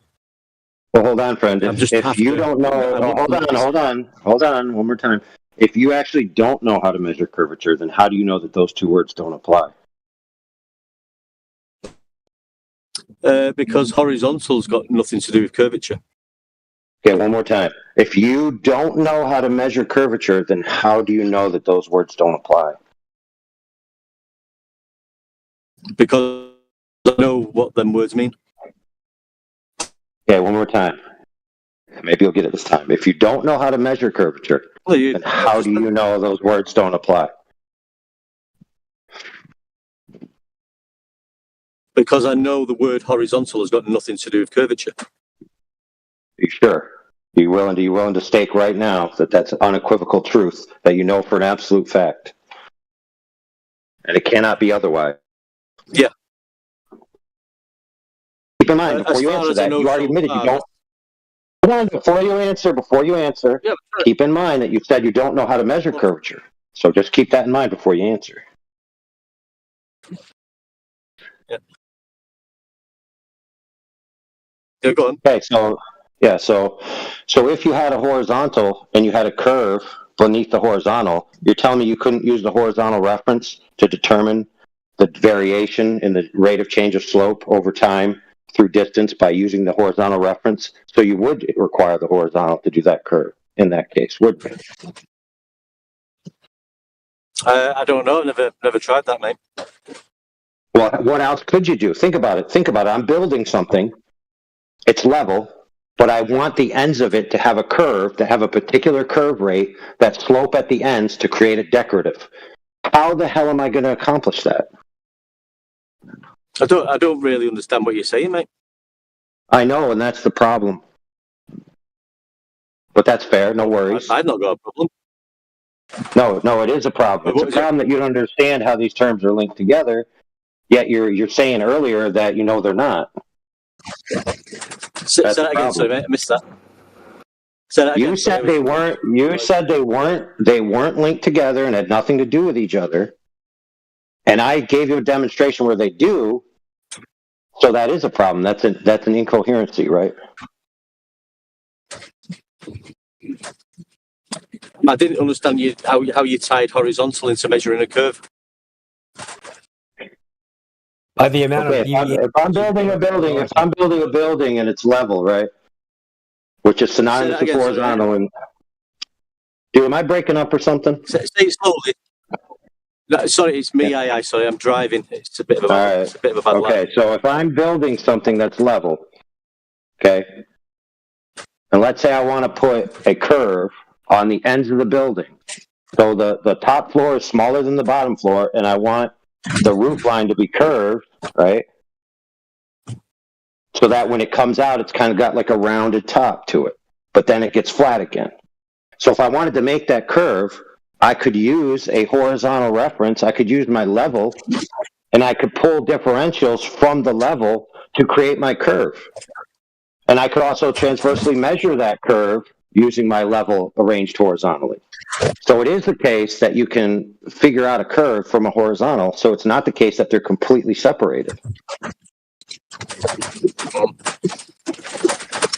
I mean, I'm sort of talking about Earth curve measurements. Okay, so if you had Earth curve, right, and you had horizontal, that's what. Right? Could you measure Earth curve from a horizontal? Yes or no? Could I measure Earth curve from a horizontal? Yeah. I don't think you could, no. Oh, really? So why is the Earth any different than the structure I previously mentioned? You're telling me that if I had a side of a road where they did the embankment with, instead of a pure slope, they did it with a decorative curved slope, that I couldn't figure out the curve of that by using a horizontal reference? Is that what you're trying to say? So what's the measurement for curvature? Circumference, is it? Oh, you can measure it with differentials from a straight edge. Yeah, so how do we do that on Earth then? Yeah, you just get a straight edge and then you measure the difference. So you hear it all the time, drop over distance. You need a change of rate of slope, right? Correct? That's how it's defined, right? So how was Earth curve measured then? Oh, dude, I'm not talking about Earth curve. I'm talking about curves in general. You're trying to pigeonhole it into Earth curve because you can't talk about curves in general. Yeah, I was talking about Earth curve, correct? Okay, I don't care. What I'm telling you is you're telling other people that they can't do certain things when you don't even know how Earth curve is measured. So how can you tell them they can't do it? Well, there's no evidence of Earth curve. That's what I'm asking for. That's fine. That's fine. That's not what's on the table. That's not what's on the table. It is. That was my discussion. No, it's not, because you parsed it out. You parsed it out with curvature in general, right? So you made a faux pas. Yeah, you did. No, I'll just correct you. Yeah, you said you can't measure curvature. You didn't say you can't measure the curve of the Earth. You said you can't measure curvature. You're not going to correct me. You're not going to correct me, dude. The only person you have here to correct is yourself if you misspoke. No, I will correct you, and that's what I'm going to do. Okay, so if you're going to correct me, that means you didn't say what I just said, correct? That would be the only possible way that you could correct me, correct? I'll tell you what I said. No, dude, I'm going to go get the clip of what you said, and you're going to be on mute until that occurs. Either I go get it or you go get it, and then we'll know the truth. You go. Which one? You go and do what you want. Yeah, I'll do it because I usually have to get the evidence for other people. That's usually the way it goes. So you can stay on mute till I get it.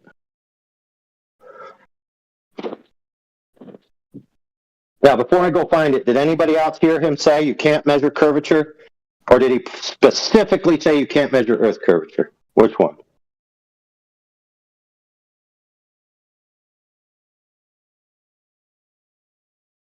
No takers? All right. I believe he said there's no evidence of curvature. But I'm talking about, he said you can't measure curvature using a particular methodology. So I'm going to go back and find out what was said. I don't think he said that thing, because I think he also agreed that you can measure a drop over distance if it is a ball, any ball. But in part, I think he was just talking about in specific Earth. They don't have any over distance. Cool. So I'm going to go on depth while I look for the evidence of what was said. You guys can keep talking amongst yourselves.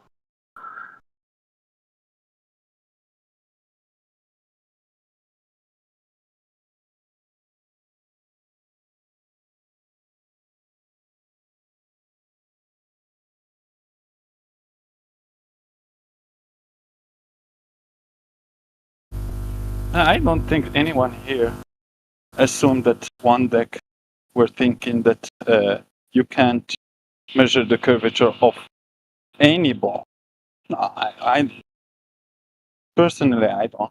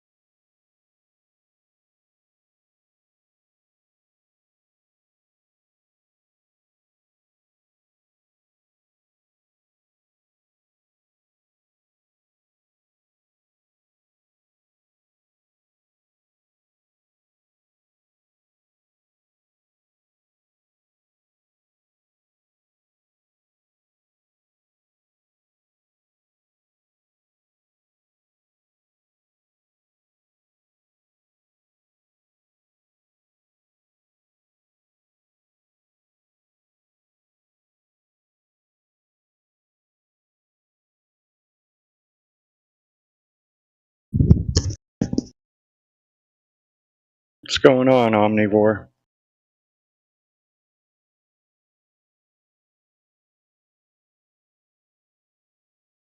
I'm just listening.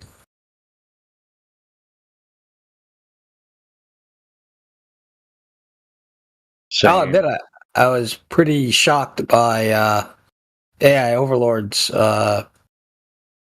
approach to the conversation there in a good way.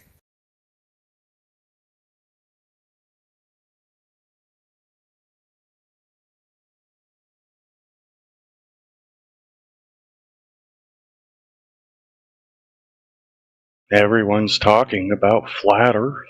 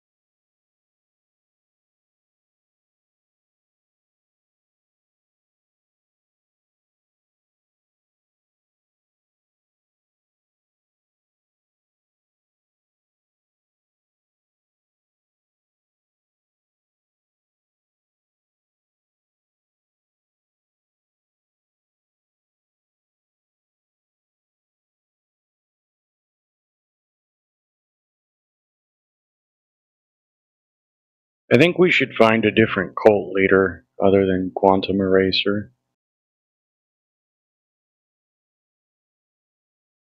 Who's we? I vote A. Pocathorn. He's my Papa Fleur. Or D-Mock.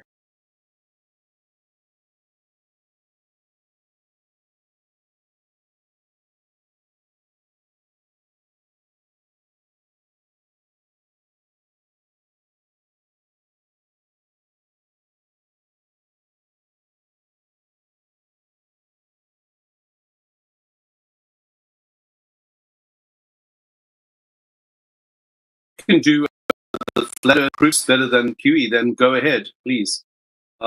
I'll gladly listen to everything you have to say. If you can make yourself clearer and make the proofs better and do a better job than QE, get the job. But that's the problem.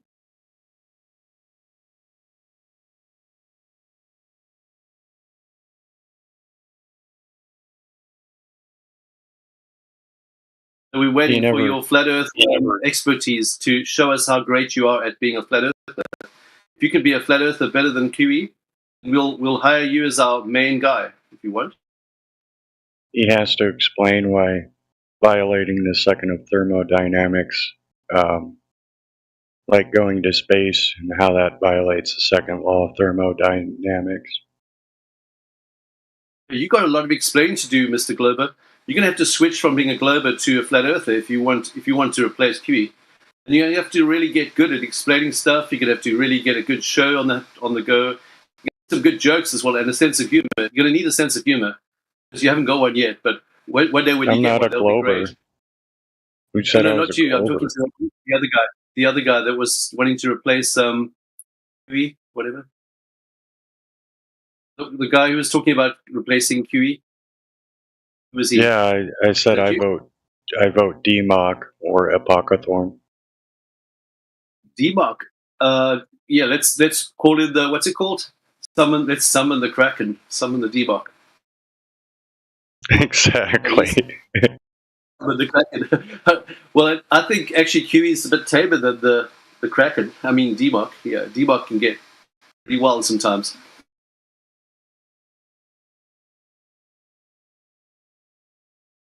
DMOC's the one that made me a flat earther because I can't prove gravity in a bucket in lab. DMOC's pretty cool, but he gets pretty wild sometimes. Even wilder than.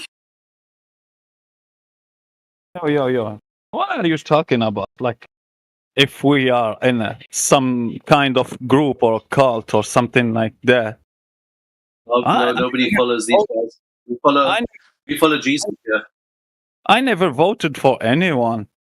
I'm talking for Jesus. I talk for myself, and I use my own arguments. I'm not using following someone or some particular method I'm that. not a flat earther. I'm a Jesus earther. Just happens to know the Earth's flat. That's all. I'm a Jesus earther that knows the Earth is flat. That's all. I'm not even a flat. I don't consider myself a flat earther. I consider myself a Jesus earther. Never consider QE as a leader, something or any or he's talking for me. No, he's talking for himself. He's having his channel. He if he he's if he has a monetized channel, he is the one who got the money, not me. I'm not concerned with QE. I don't think that any flat earther is like that, like what you think that he is following someone. No. Maybe if QE gave me some money every week, that'll be great. Maybe I would, be part of his team or whatever. But he doesn't pay me an income, so no ways. If he paid me an income every month.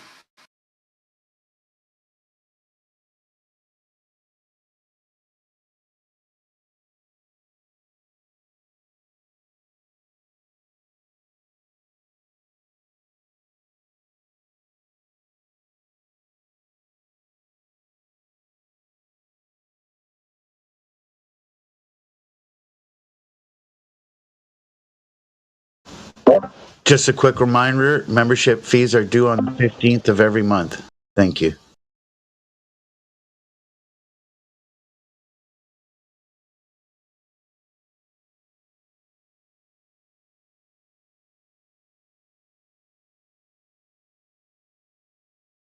Let's give credit due where it's due. I mean, QE does have some really good content, and he makes it really simple. He's got a great way of explaining it with a sense of humor and great. He puts a lot of personality into it. So, I mean, if you can do a better job, go ahead, speak.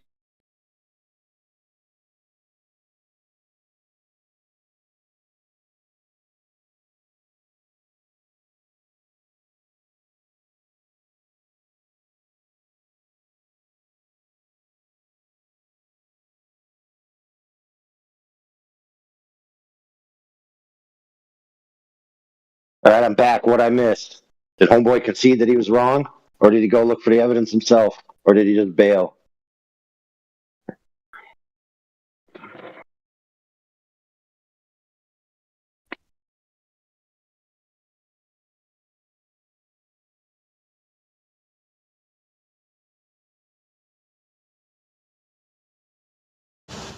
Everyone was saying what a great flat earther I am.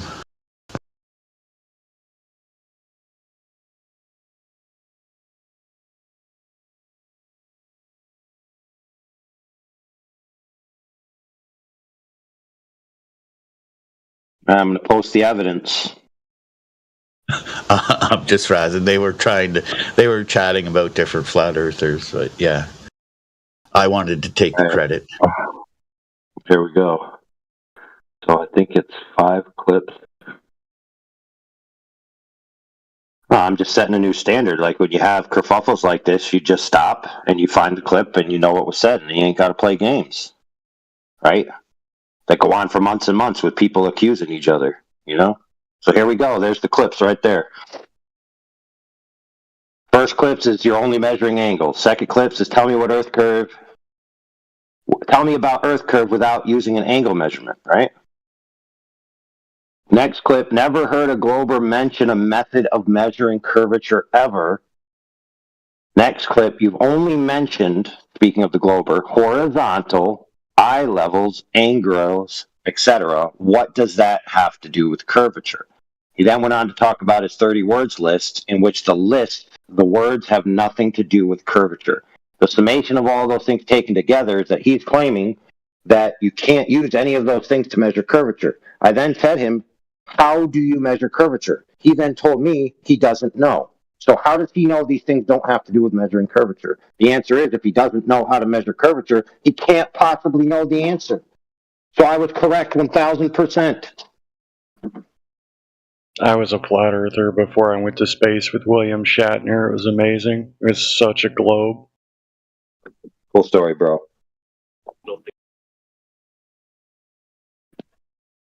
You do realize that William Shatner didn't go high enough to see anything that could inform him whether the Earth was a globe or flat, right? Or are you too dumb to know better? Yeah, that's what I thought. You're too dumb. Next time, actually try picking something that would actually be able to arbitrate the proposition, like going greater than 300 or 500 miles from the surface, to which you could actually see the complete half circle or the whole circle at approximately 750 miles from the surface. Yes, my friend, the ISS isn't even high enough. The ISS can only see 3% of the surface. It can't possibly arbitrate with your own eyes whether the Earth is a globe or not from that high. So get real, bro. If you're going to come in here and troll, come in with some sauce, not the weak sauce, homie. Oh, we took a picture on the way to the moon of the Earth. Who's we? It's a globe. Who? Me and you? Me and you did that? You and I did that? No, the That's who did that? did. Oh, the astronauts did. So then it's not we, is it? It's them.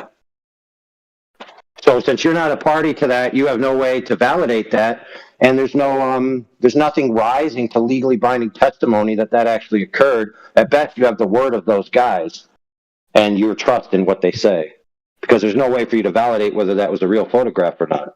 So one more time, why don't you come up with some real evidence, bro? Well, 1 + 1 is 2. 8 billion people agree with that. Oh yeah. That's evidence. That's evidence of math, Doobie. Why don't you talk about the Earth?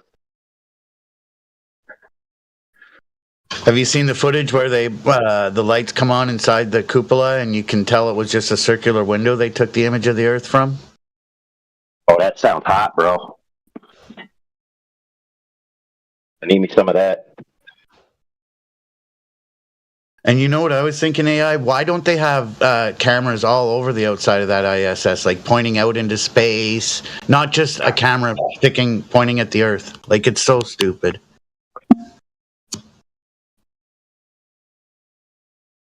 So that being said, does anyone disagree with my assessment of the concept of these terms being involved or possibly being involved with being able to attain a curvature measurement?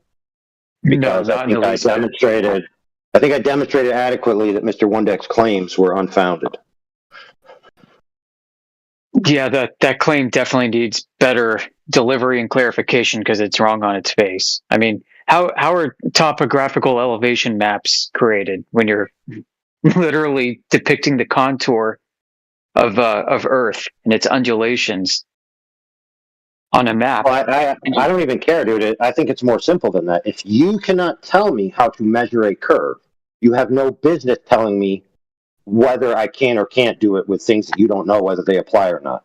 That's Yeah, pretty that damn goes- obvious, I would think. Yep. So it would behoove anyone who has rhetoric like that guy that doesn't know how to measure a curve to go actually read how to measure a curve, and then maybe at least you'd have a body of knowledge to stem from where you actually knew what you were talking about.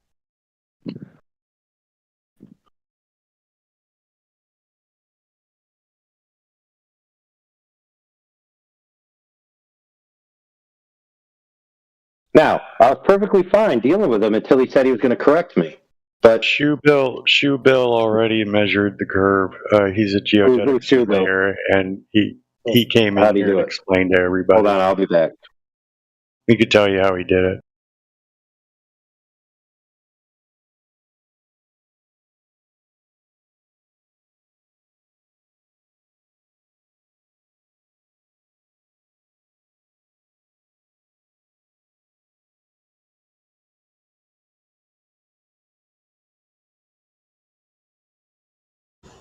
Who the fuck is Shoe Bill?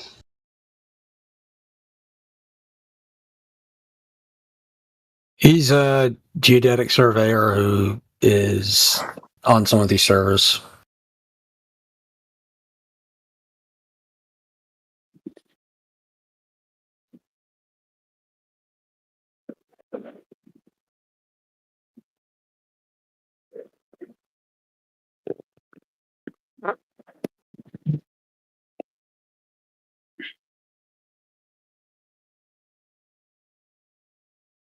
He's another glober that pencil whips his measurements, and he takes, or should I say, observations with his angles to them. Then he pencil whips it and it says, "Voila, globe." "'Tis globe," he says. It's ridiculous, to be honest. Have you gone one-on-one with him through any of his measurements? Yes, we went over the 40 measurements you guys have in your little diagram that are all pencil whipped. We already gone through that. Did you go over them with Shoebill? Yes, he went in there and he's like, "I'm 35 years. I measured the mountains of Guam." Get the fuck out of here! I don't care what the fuck you did. I have to press to doubt. I'm sorry. You were there, Omnivore. Were you just old in age? You forgot the conversation. Yes. Yeah, I've heard you. I've heard you like very briefly engage with him, but not to the level that you're. You know, I mean, you didn't go through the measurements and show. Whatever pencil whipping means. Show where that happened. Yeah. Okay. So here's where that happens. When they pencil whip it. Right. I don't know. That is right. Sure. Yeah. So, like, for instance, if he was to take a shot, and write that down on the paper and then not add a formula in there, then to make it be what he's saying it is with this, that's what I mean by pencil whipping. So, like, if you take an angle to something, okay, and then you're going, okay, boom, I got a position, a point of reference, and then you add a formula in there that causes that point that you've created or observed, and then it forces it mathematically to give you a different number than what you cited. That, by definition, would be pencil whipped. So that's not what's going on. Okay, yeah. I know. Okay. I'm pretty sure that if you go over his math, you will discover that that's not what's happening. Oh my God. It's not about going over the math. It's the fact that he's adding math to it to begin with, Omnivore. I don't know what you Glovers don't get. So if you think the tangent function is the evil math that's being added, then yeah, I don't think you... oh my God, bro. It's not 10. It's Satan. Oh my God. Yeah, because I don't. You're saying because I don't understand the formula that they're pencil whipping this to become the curve. Because I don't understand that, you're saying. The tangent formula, yes. Yeah, it's okay, Apocrypha. I Shut your anyway. mouth It's with all your good. tangents. Okay, so Omnivore, if somebody knows the formula, does it still make it the same? Does it negate the fact that I stated that is being pencil whipped? Because if you take a point, you have an observed point, okay, and you write that down in your book. This is the arc minutes. This is the arc second, and then you put a formula to it, and then you get a different mathematical answer. Okay, like that's your new point, your new position. You're misrepresenting it. Omnivore. Do they take 10 shots and then divide it by 10? They generally surveyors take several measurements and average them. Okay. So let me ask you something. If that average, okay, minus the formula that's adding a drop to it observably, okay. Now, if you were to leave that average, would your answer be correct? Yes or no? If I were to leave what out? Before you do the formula, if you take 10 shots and divide it by 10, would that measurement be accurate? Yes or no? It should be pretty accurate. Okay. No, that's not pretty. We're not saying halvesies here. Is it yes or no? Would that be accurate? I'm just trying to see if you could be honest with the crowd right now. Go ahead. I would think that the more shots you take, the more accurate it will be. Okay, so when let's maybe have to do a definition thing here. Okay, when I say accurate, what I mean by that is if I say you weigh 220 pounds, but you actually are 219, was I accurate? Yes or no? You are accurate to within 1 pound. That's how accuracy works. That's what you. Okay, so that's literally. I mean, hold on. Because that's the way you think. Let me then rephrase the way I said it. Okay. Would the accuracy that I'm talking about be the actual number that it actually is? Not accurately is, actually is. Go ahead. So, no, there cannot be a measurement taken that is 100% perfect. All measurements have a margin of error. Okay, so if that margin of error, let's say, is 5/8 of an inch, okay? If that margin of error, which is quite an error, by the way. Now, if that margin of error, okay, is going to decide whether I am seeing something at its true position or not because of the conditions that I'm looking through, and it might throw it off. Now, with that being said, we take 10 shots and we divide it by 10. Does that make it the accurate or actual measurement? Yes or no?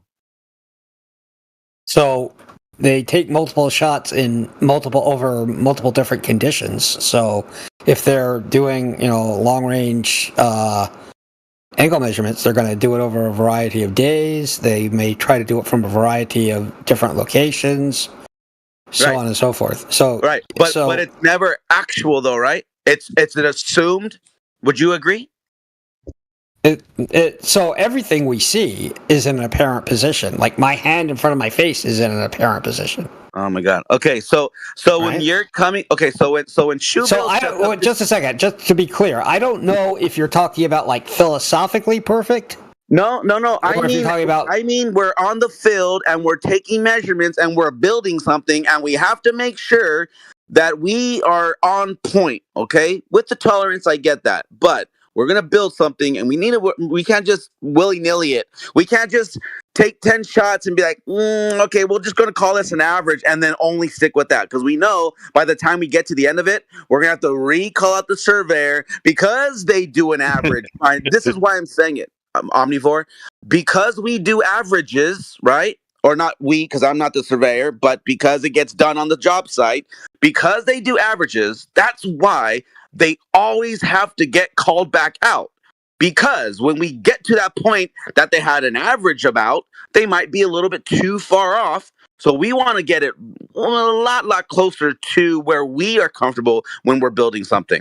Okay, so with that being said, Omnivore, saying just because Shoebill's measurements mathematically equate to what it's supposed to be according to the globe, as I said in that conversation like months ago with you guys, I'm not disagreeing with you guys that mathematically it's going to match up to the system because that's what it's built on. That's a no-brainer. Wait. What mathematics are you referring to? Okay, so when they take their shot and then they add in, there's two different things they call it. We both know it. It's either atmospheric correction or Earth curve correction. Both of them are kind of one and the same, and you can choose to use them or not. No, but, wait. What? They're not at all the same. They're not even. No. Okay. Hold on. Before you jump off that bridge, listen. What I mean by that, when I say they're the same, I mean they're both changing the answer, but it's not an actual position because they're just assuming that, because this is the temperature, I better add this because that's where it's going to be. Again, when you get to the end of that shot, later on in the day when it's cooled down, you realize, oh, fuck, I was off. Yeah, bro, it was probably a little too hot and you just miscalculated it. What I'm trying to get at, Omnivore, is that is called a pencil whipped answer, meaning they're gonna make it to make sure it's matching this curve that isn't there, but they're gonna say it's matching that curve. So first off, you're not changing the angle that you took. What do you mean you're not changing it?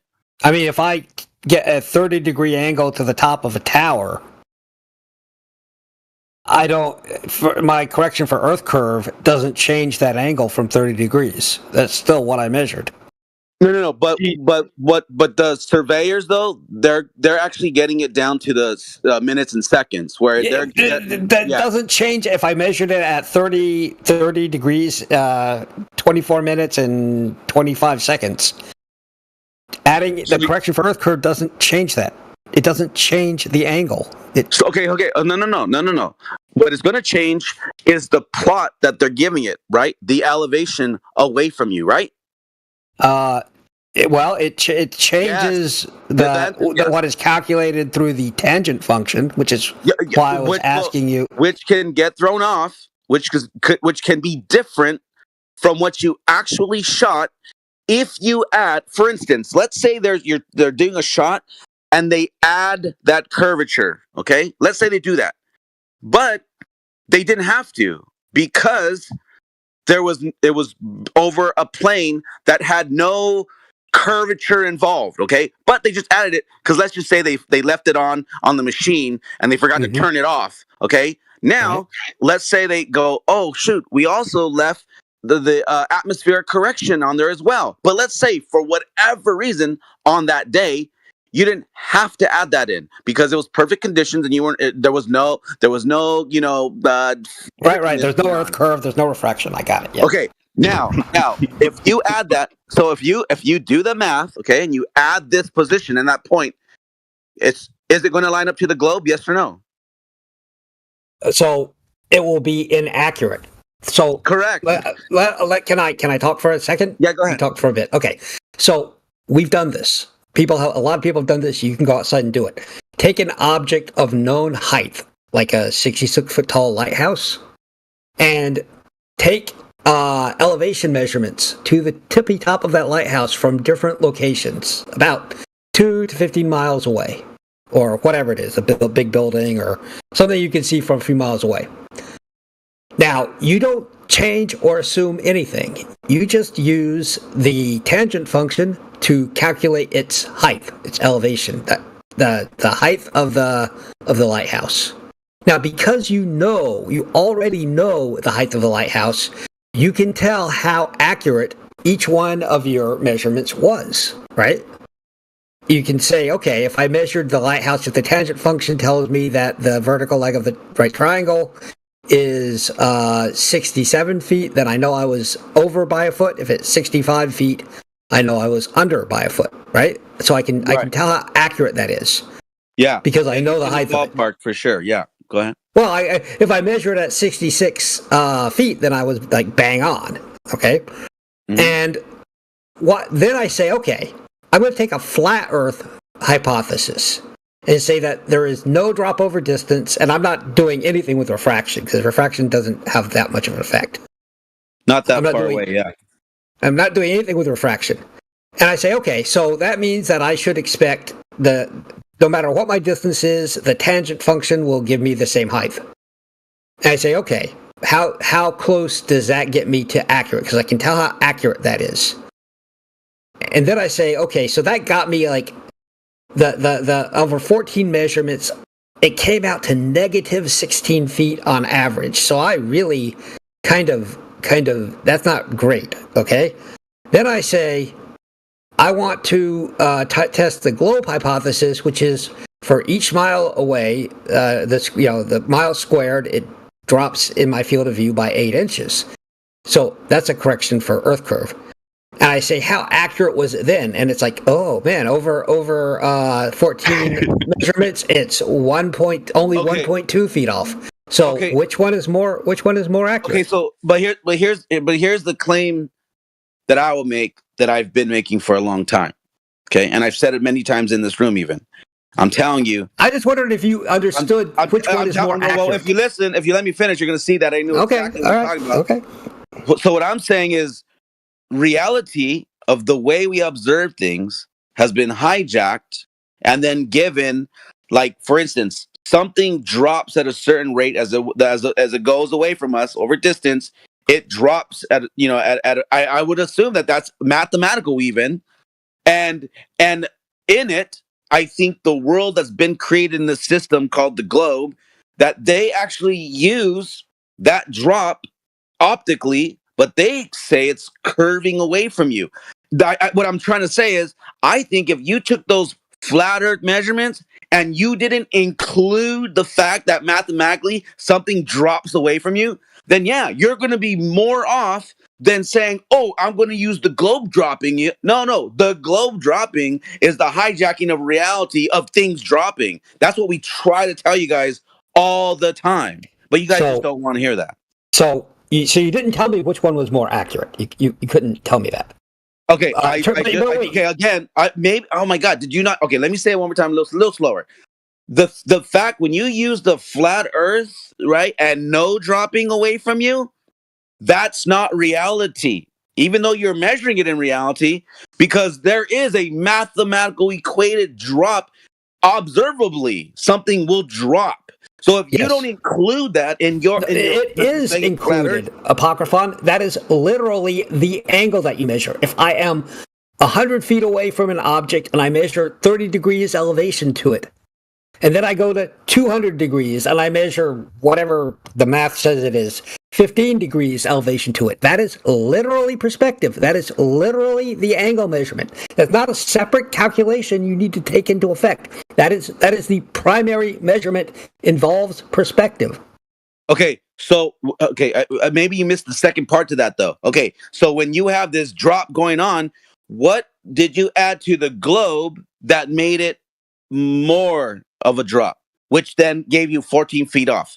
What did you do? What did you add to that? You deducted 8 inches per mile squared because it drops.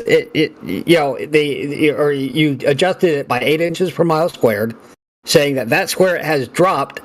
Therefore, I know that the height is really higher than it appears, and that includes with perspective, because perspective is the raw math. It's the angle and the tangent function. What was the formula that you used for the flat Earth in your? I'm assuming no drop over distance. Well, there you go. So, but perspective still applies. The perspective drop over distance is calculated by the angle. So your objection is already accounted for. But that drop would be the perspective that you're looking at something at. And the way it goes, like the further away it is, the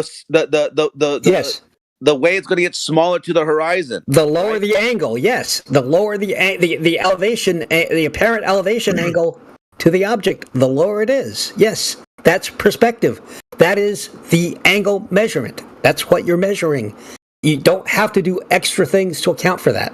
No, but there still is more that you have to include. Time out. Go ahead. So no drop over. But you said so no drop over distance, right? On a flat Earth, correct? No, just in reality. Period. Well, in reality, we can compare the two of them. We can say flat Earth prediction is no drop over distance. Goldberg prediction. Haven't you guys ever read the book Goldilocks and the Three Tangent Lines? That was a red herring. You said with perspective, we don't have to count or include drop over distance. No, I didn't. No. That's not what I'm saying.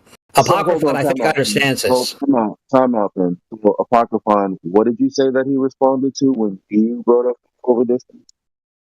I was telling him how if he's using a mathematical equation for that drop, I'm telling him, well, there would be a mathematical equation for the way we see things dropping optically, as we observe it. But I'm saying that calculation has been hijacked, and they call it, drop over distance for a globe curving away from you. It's this, and he's saying, no, I didn't account for that. No, right? No. I told you it's already accounted for when you move away from an object, like a light pole, like traffic lights or light posts going down a road. Right?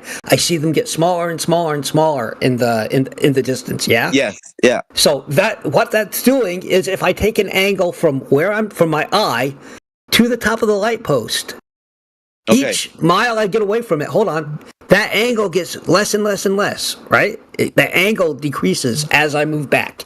That's what we see. We see the angle to the top of the light post get less and less and less. That's perspective. That is the measured angle.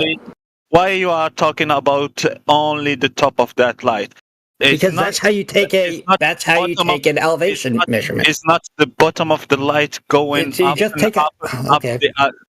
Is not the bottom of that light going up, ramping up, like the top is going down, because the angular size is shrinking. So it's not only the top that is going down. You're dreaming about the top being going down and the surface ramping around a curvature. No, that's not what you see with the perspective that you are talking about. The reason why you take it to the top of the traffic light is because that is how you measure height optically from a distance, and that's how you take an elevation angle. You take it from a horizontal baseline, which is established by your tool, and then you move the crosshairs to the top of the object, and that angle is the basis, and your distance and your elevation is the basis for how you calculate the height of the object. Okay, so when you have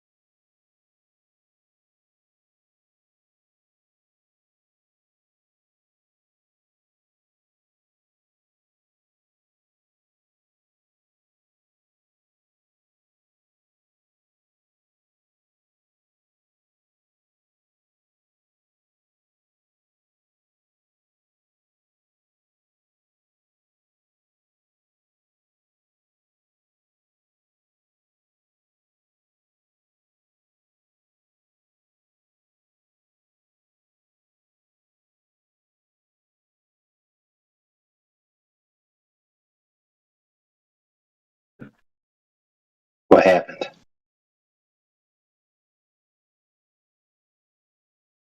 I thought something was wrong with my hearing. So everybody stopped talking, and all of a sudden, immediately, I thought my connection went bad. Apocryphon was cooking, and he got a call mid-cook.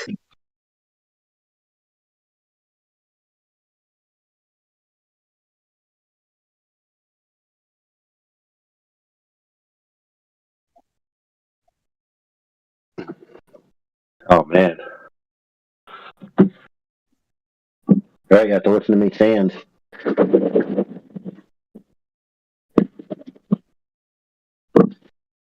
Look at that clipcord, bringing it to the next level, asking if the pendulum line in Foucault's pendulum is curved. Is it curved and deflecting?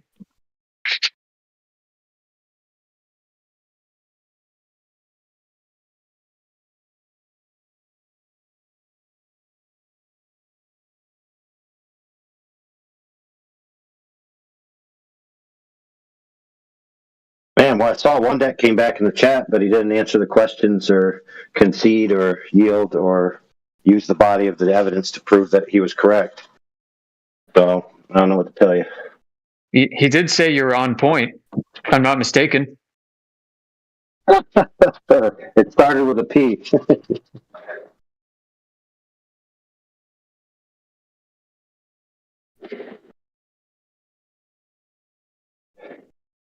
Well, if he has a good attitude about it when he comes back, cool. If not, I'm going to hold him to it. He's either going to concede, prove that he was correct, or demonstrate how to actually measure something with measure an angle that excludes all the words he claims are excluded. If he can't do any of those three things, then he has no business talking here anymore.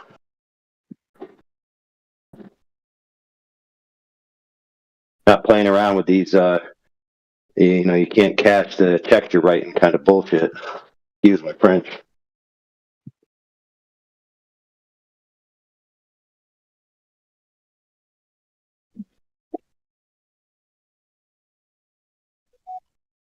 No reason to play these games anymore, friends. Somebody reaches an impasse like that, they don't get to continue till they address it. Had enough of this crap and flat earther nonsense.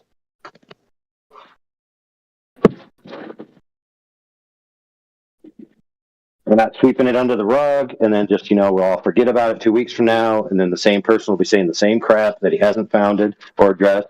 No. They can do that on their own time, on their own dollar, and in their own place, wherever that may be.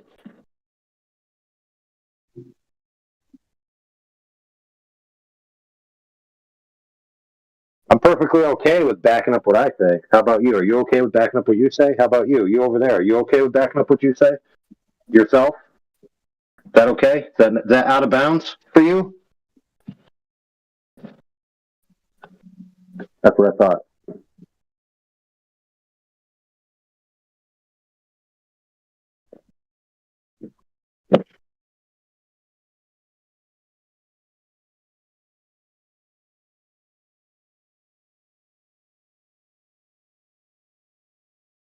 The reason why I'm buckling down on it is because I'm tired of rhetoric catchphrase earthers. That they have these rhetorics and these catchphrases, and when you try to parse it out in any detail, they have no idea what to do. Well, I'll tell you what you can do. You can get on the internet or go to a library and learn what the things you're talking about are. That's fair.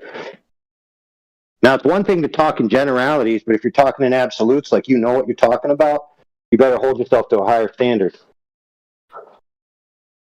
If you're talking my opinion, the way I see it, those are different things, and this is the way it bona fide fact is because I said so, because these are my rhetorical points. No, that doesn't fly. If you can't flesh out what you actually mean and how it actually applies, then you have nothing to say, really.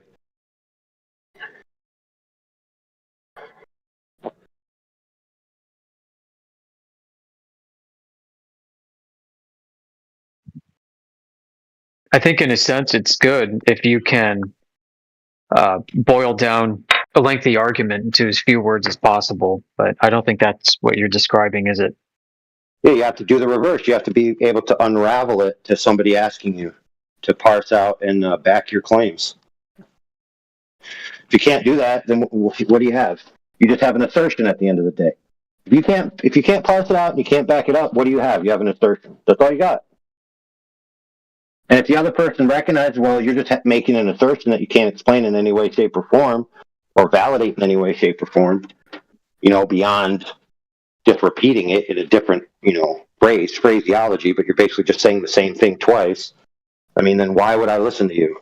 Like, what's the point?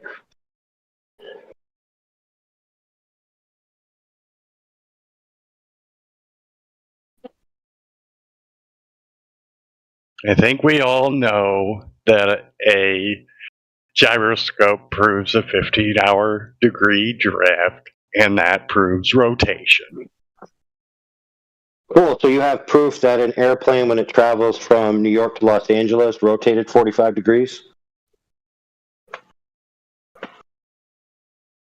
No, that's all I know, because that's what Globers tell me. Oh, okay. I was hoping you'd have that proof, because that would actually be something to talk about.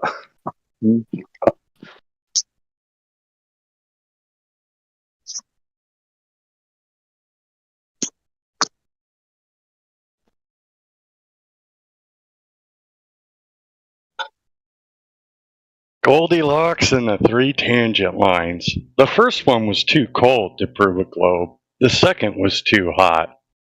But the middle one was just right.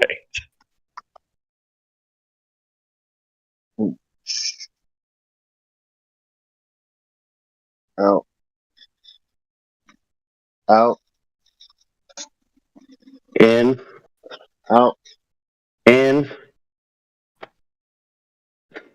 I'm just being a contrarian. Whatever he said, I was going to say the opposite.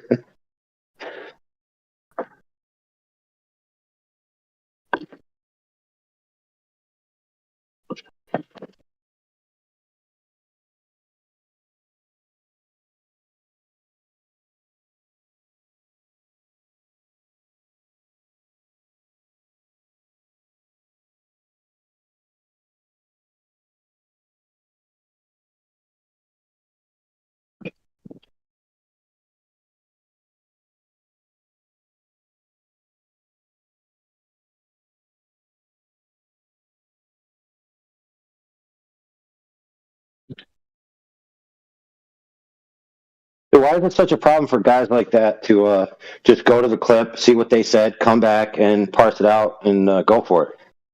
Why is it always that they got to bail and leave some kind of personal comment on the way out? Why is it like that? That's weird.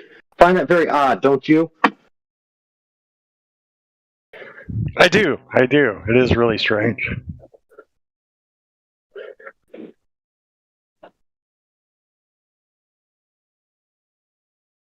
Wasn't even that bad.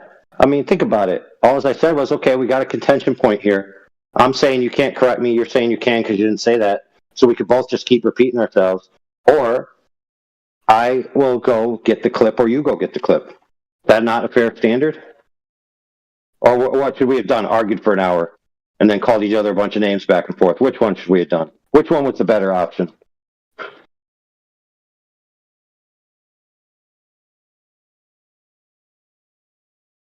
Yeah, it's great that you can just go back and get the clip.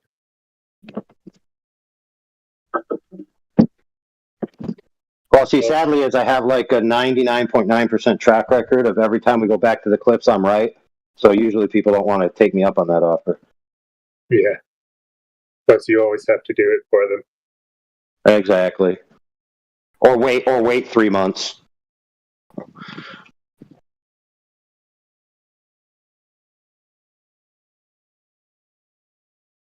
Boring.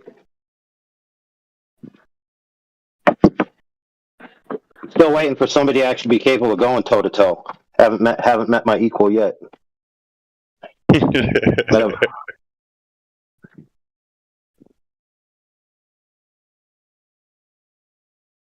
Well, that's not 100% necessarily true, because some of the people that would be my equals wouldn't necessarily make such a faux pas to have such a confrontation in the first place. Does that make sense? Yeah, I was going to say, I pretty much agree with you on everything, but I still wouldn't want to go toe to toe. I disagreed. I'm too stupid to understand globe science, so I just repeat what Globers tell me.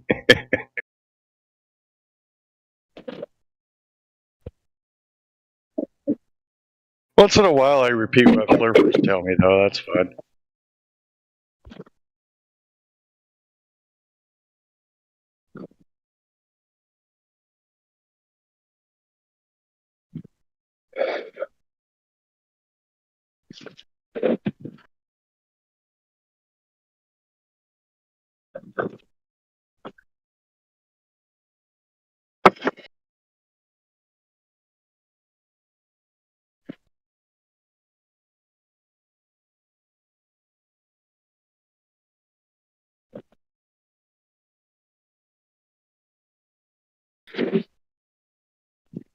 Usually what ends up happening is somebody will go to another server and they'll say, AI said that you can have a horizontal curved Earth. But I'm not accusing anyone of doing that because that didn't happen in this instance. But stupid things like that have happened.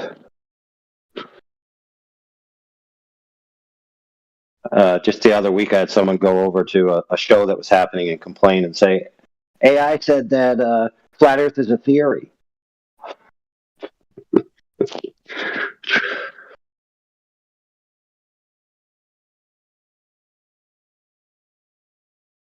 So I was fair, and I said, okay, I'll go to the clip. I went to the clip. Did I say that? No. Did I say something that could be misconstrued as saying that? Yes. Did the person who I was talking to be too dumb to understand what was actually going on? Yes.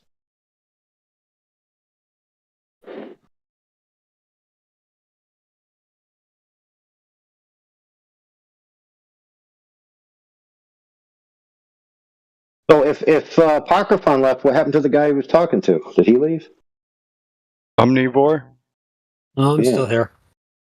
Oh, so you gave up because he left, or what? No, I'm still here. No, I mean the convo, because when I came in, nobody was talking. Oh, well, I was waiting for Apocrypha to come back. All right. See it? No worries.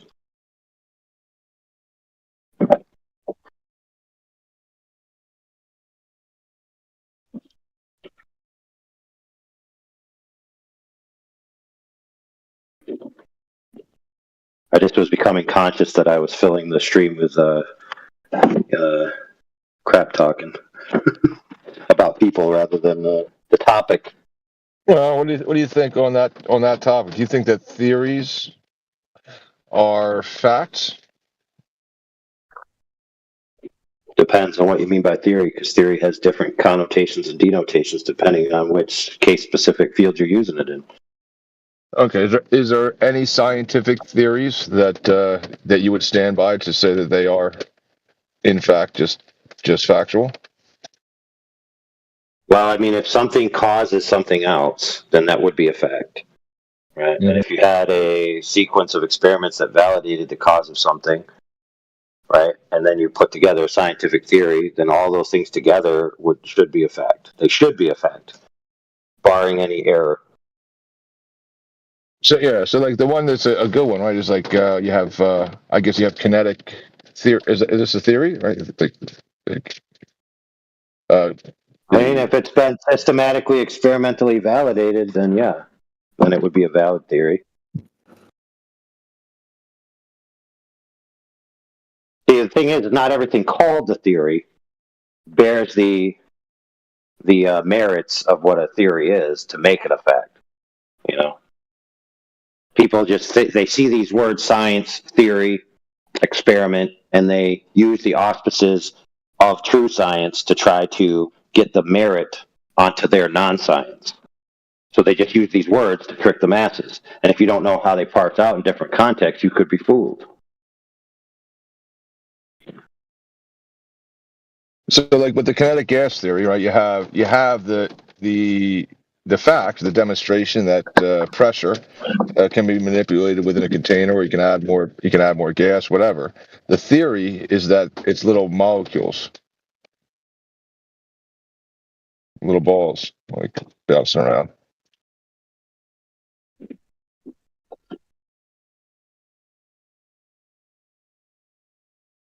So it is I mean, it is backed by like a hypothesis. So I have I'm going to manipulate the independent variable of the size of this, and I'm going to measure the pressure the change in pressure, depending on the size of the container. That's the fact of it.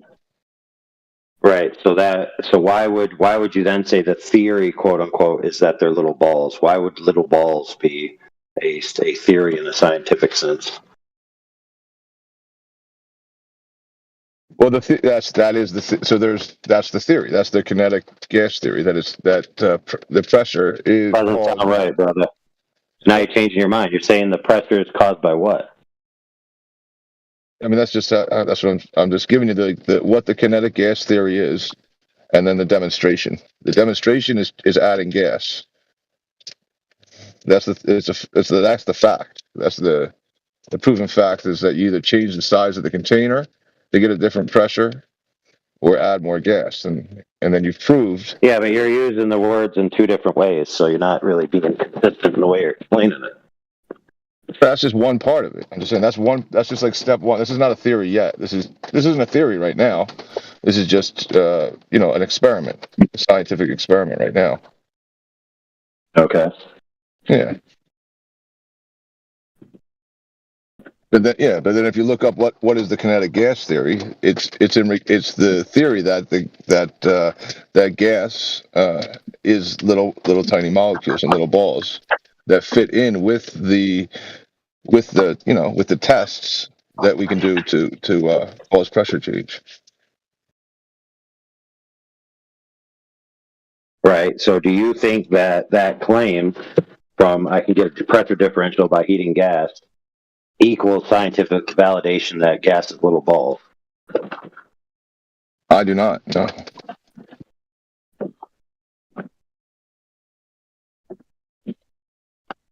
But it's quantified and saying, well, if we have, if this type of gas has this many electrons and protons, it's quantified in a way where the theory is, I guess, explanatory.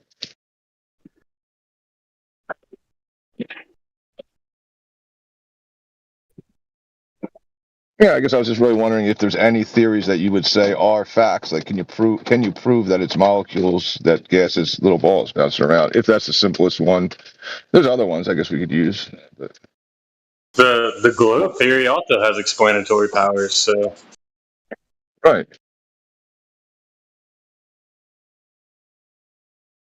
Yeah, but see, the thing is that the little ball thing wasn't the part that was tested in the experiment, right? Yeah, I agree. Yeah.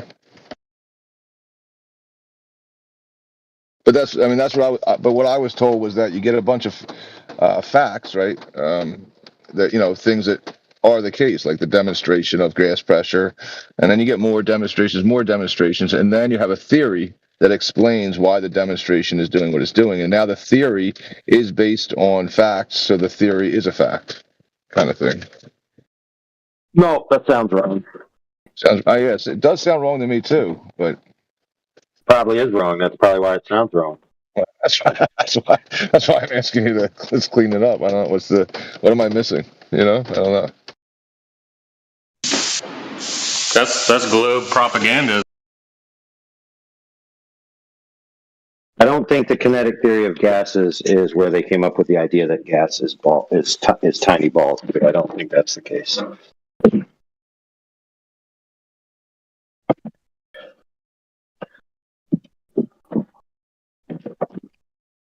Let me look it up. But there's other ones that we don't have. You go into like, I don't know, the theory of evolution based on like what facts, right? And then you got the theory. Let me look up other theories. Just only because you said you're feeling dead air right now, and this omnivore wants to. The theory of evolution is a theory in that sense of colloquial sense, dude. Yeah, but he could have answered that question with the answer to his first question. Your response to his first question also answers what he just said. If he was listening.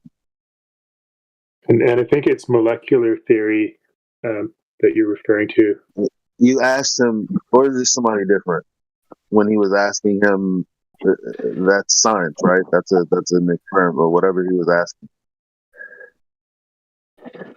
Well, I was separating I was kind of, so there's a scientific theory. That's just like only because AI said there's different categories. So there's theory, scientific theory. Right. So a scientific theory would be like molecular, you said kinetic gas theory I or was trying to molecular confirm theory. what I was saying. You said before, first and foremost. Yeah, I don't know at this point. Did you not ask him if something was a scientific theory, and his response was if it was validated by experiment, et cetera, et cetera. Isn't that how the exchange went, more or less? Yeah, I mean, we were trying to parse out when does it become we have obviously got to have demonstrations. Was that a yes? No. It wasn't a yes? No. AI, do you think that was a yes? To what? If it's been systematically validated by experiment? That was your answer to his question about something. I don't remember exactly what it was, but he asked if that was valid. And you said only if, et cetera, right or wrong. Right. So why is he saying no? Yeah, No, he might be saying no that he might be saying no that no, yes, that's correct, but no, that's not what's occurring in the instance example he's giving. Yeah, I was saying no. Clear that up. Say no to the moment that you're trying to recall something I said. Just what are you trying to recall? We have I can just say it again. Because I made a point, but then you acting like you didn't remember what you said, so I'm going back to that verse. That's why. Yeah, I don't know what I missed it. What was it?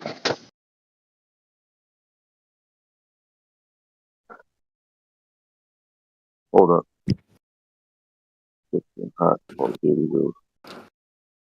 Sorry. No worries. Basically, that the what you're saying is a scientific fact. Right now, the first thing that AI told you to your question answers that. Well, if it's not validated by experiment, then no, it wouldn't be. Yeah, of course. Yeah, that'd be of course.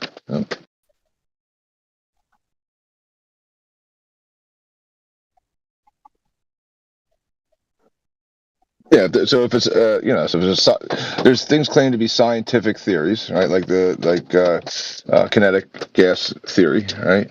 That's for some reason a theory, but it's called a scientific theory because there are demonstrations of single experiments, right, where you can change the volume or add gas to a container to get a different pressure. But that's not exactly the same thing as the kinetic theory. That's just a demonstration, and that is a fact that you can do that with with gas in a container. There you go. Why don't you read for us what the kinetic theory for gases is, and then we'll know whether these things actually apply to it or not. I'm going to turn off push to talk on.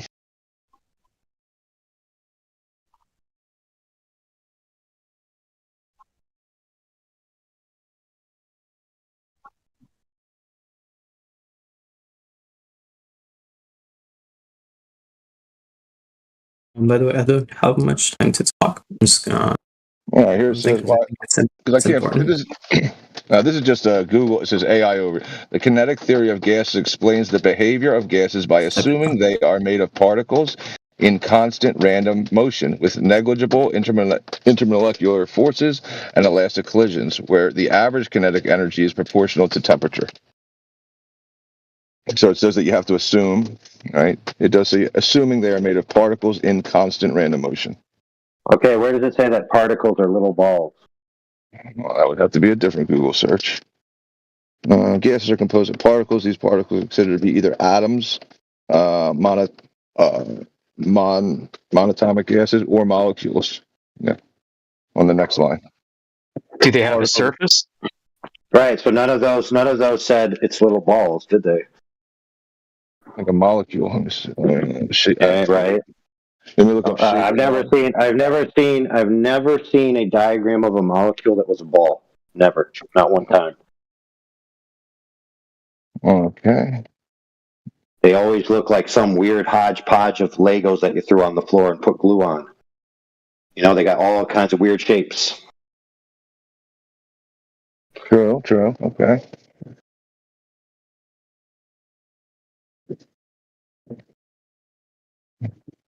I guess I could go into kind of delve. I guess ask. For example, you ever heard of a protein molecule?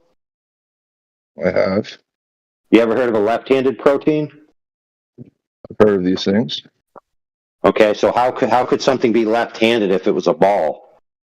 You not know. Makes sense. You see what I'm saying there?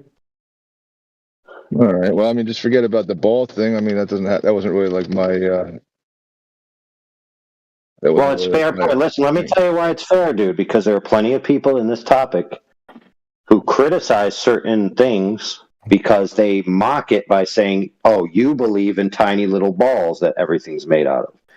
The atomism, et cetera, et cetera. They use it as a foil to mock other people and deride them and to gain, people to themselves or for whatever reason. But they do this charade of saying people believe in these tiny little balls.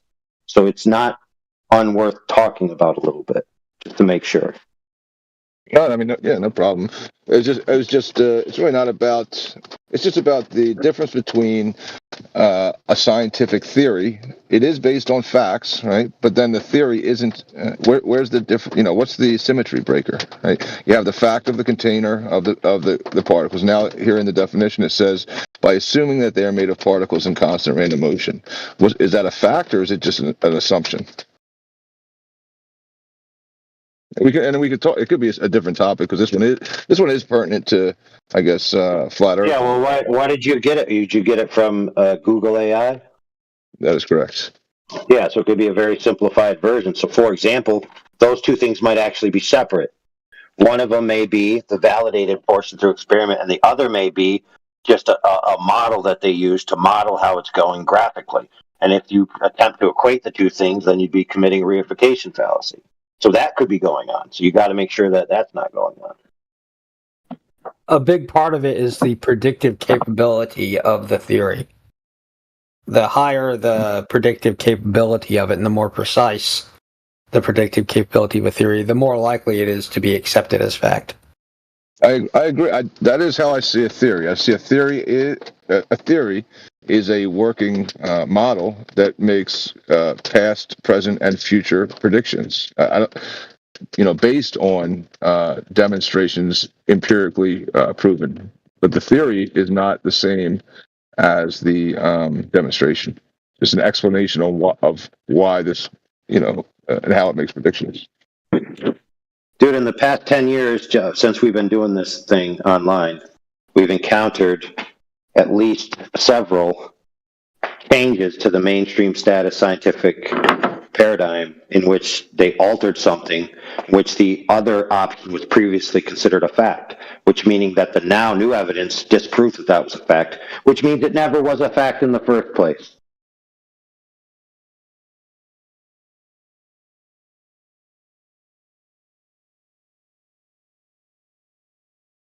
Yeah.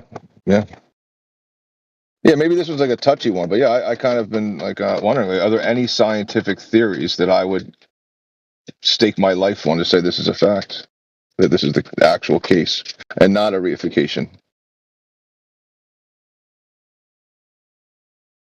Theories are just approximations of the truth. Like, do you believe that our world is governed by Newtonian physics or no? Because they're not. It's just an approximation.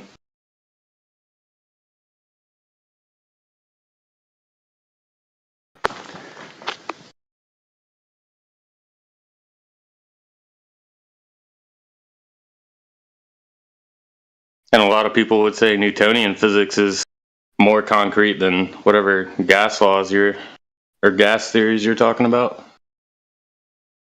Yeah, that's what I said. You could change it to any. It doesn't have to be. I know the gas theory is like a touchy subject for people. All right. Well, no thanks. Do you believe that our world is governed by Newtonian physics?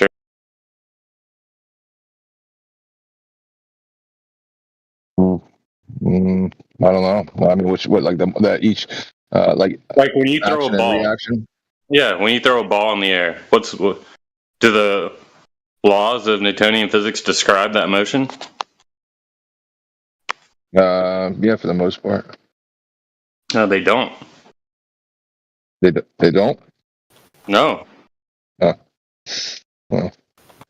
How do you figure? Well, unless you're saying that quantum mechanics is not a proven fact, unless you're saying quantum mechanics didn't supersede Newtonian, and I hear people saying that here and all the time. So if you're going to concede that, then you're saying what we see, what we intuitively see, is not the case. So, wait a minute. So Newtonian mechanics will give you the arc that the ball follows, how long it could take before it hits the ground, its speed at various points along the arc, right? Yeah. And are those not correct? Yeah, they are not correct. So, how do you figure they're not correct? It's not correct. For example, like if I told a small child that porcupines shoot their quills out, so don't get close to porcupines because their quills shoot out and they could hurt you. So that child stays away from the porcupines. They don't get hurt. I lied to them, but the lie is a functional lie. Quills don't actually shoot out from porcupines, but that lie that I told that person is useful. It's the same thing with Newtonian mechanics. It seems that way. We perceive objects to move that way, but in fact they do not, and they never do. Matter does not move in the way described by Newtonian mechanics at all, ever. All right, that's a great story. Hold on, friend. That's a great story, but at this point, it's just an assertion. So now you need to back it up. The photoelectric effect. No, don't name anything else. No, don't name anything. No, one example and flesh that example out that it proves your point.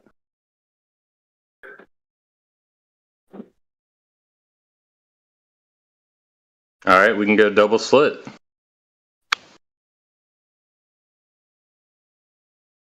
All right, we're waiting.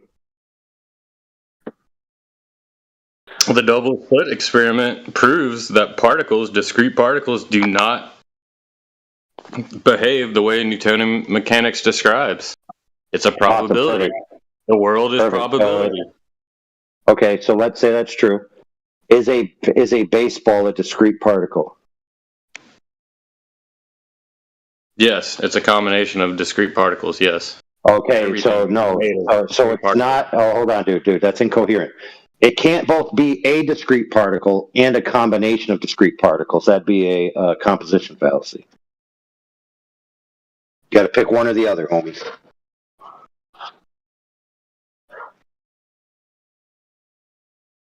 No, it's a combination of discrete particles. Okay, so then is it possible that when discrete particles are in combination, that they have a different set of rules than when they're not in combination? Is that at least possible? No, that's not possible. At least not with the description of physics. I mean, you could claim that it does that, but I've never heard that claim. Yeah, when I throw a baseball and somebody catches it, is that a probability function, or is that just a direction of travel and an interception by a physical object? Which one? It's a probability function. Really? 100%. Good luck convincing anybody on a baseball field of that.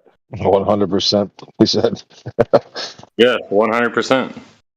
Yeah, well, that's 100%. That's well, you know. Okay, I got a better example. Hold on, I got a better example. Okay, so when I'm in gunnery and I'm firing the 25 Mike Bushmaster autocannon, and I select AP, and the system automatically knows the weight of that round and its muzzle velocity, and it also knows when I pull the laser blaze trigger from a gyro, the orientation attitude of my turret. It then raises my gun for ballistic drop to intercept the target that I just lased. That math, is that a probability function? Yes, the way matter moves according to quantum mechanics is all probability. So what happens No. Dude, it was a trick question, though. That math in there is not a probability function, dude. Not even close. Well, no, I'm not saying that your trajectory math or whatever. I'm just saying quantum mechanics says that is how matter. That's how matter is governed in the universe. So it's all probability. So when you throw a baseball and you see that arc. Oh shit. Yeah, but see, that's not even true. What you're saying isn't true. What you're saying applies to the quantum level. Do you know what that means? Quanta? Quantized?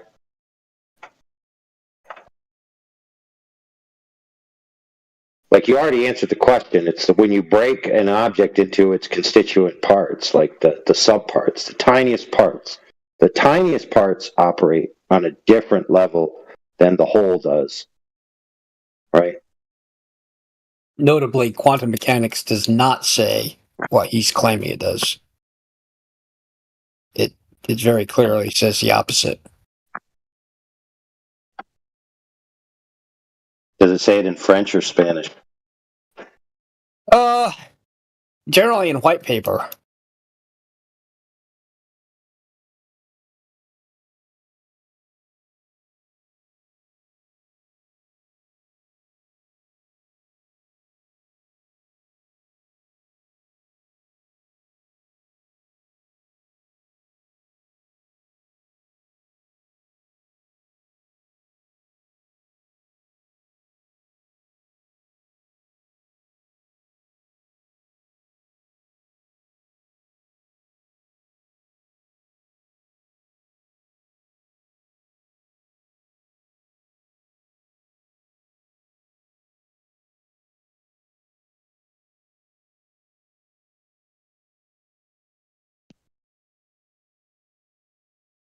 I don't know. I haven't seen any convincing evidence that it's not possible that the things that govern several particles versus conglomerated particles could be different. I haven't seen any evidence of that. It seems to me that it's possible that the things that things are made of operate differently when they're separated from the things that things are made of. So things together are greater than the sum of their parts sometimes. Like this part and this part and this part can't do something, but when you put them together, they can do something totally unique. That's an emergent property. No brick has a property of wall, but a bunch of bricks together make a wall.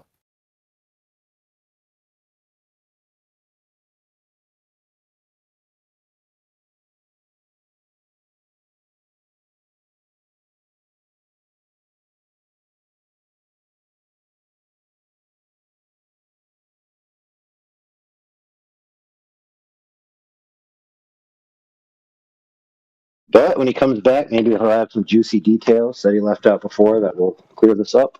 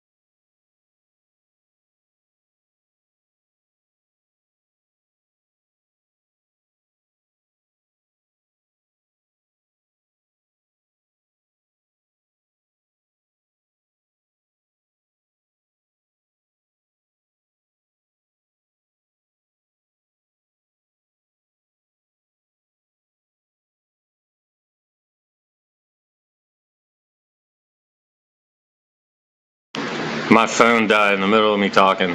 I don't know.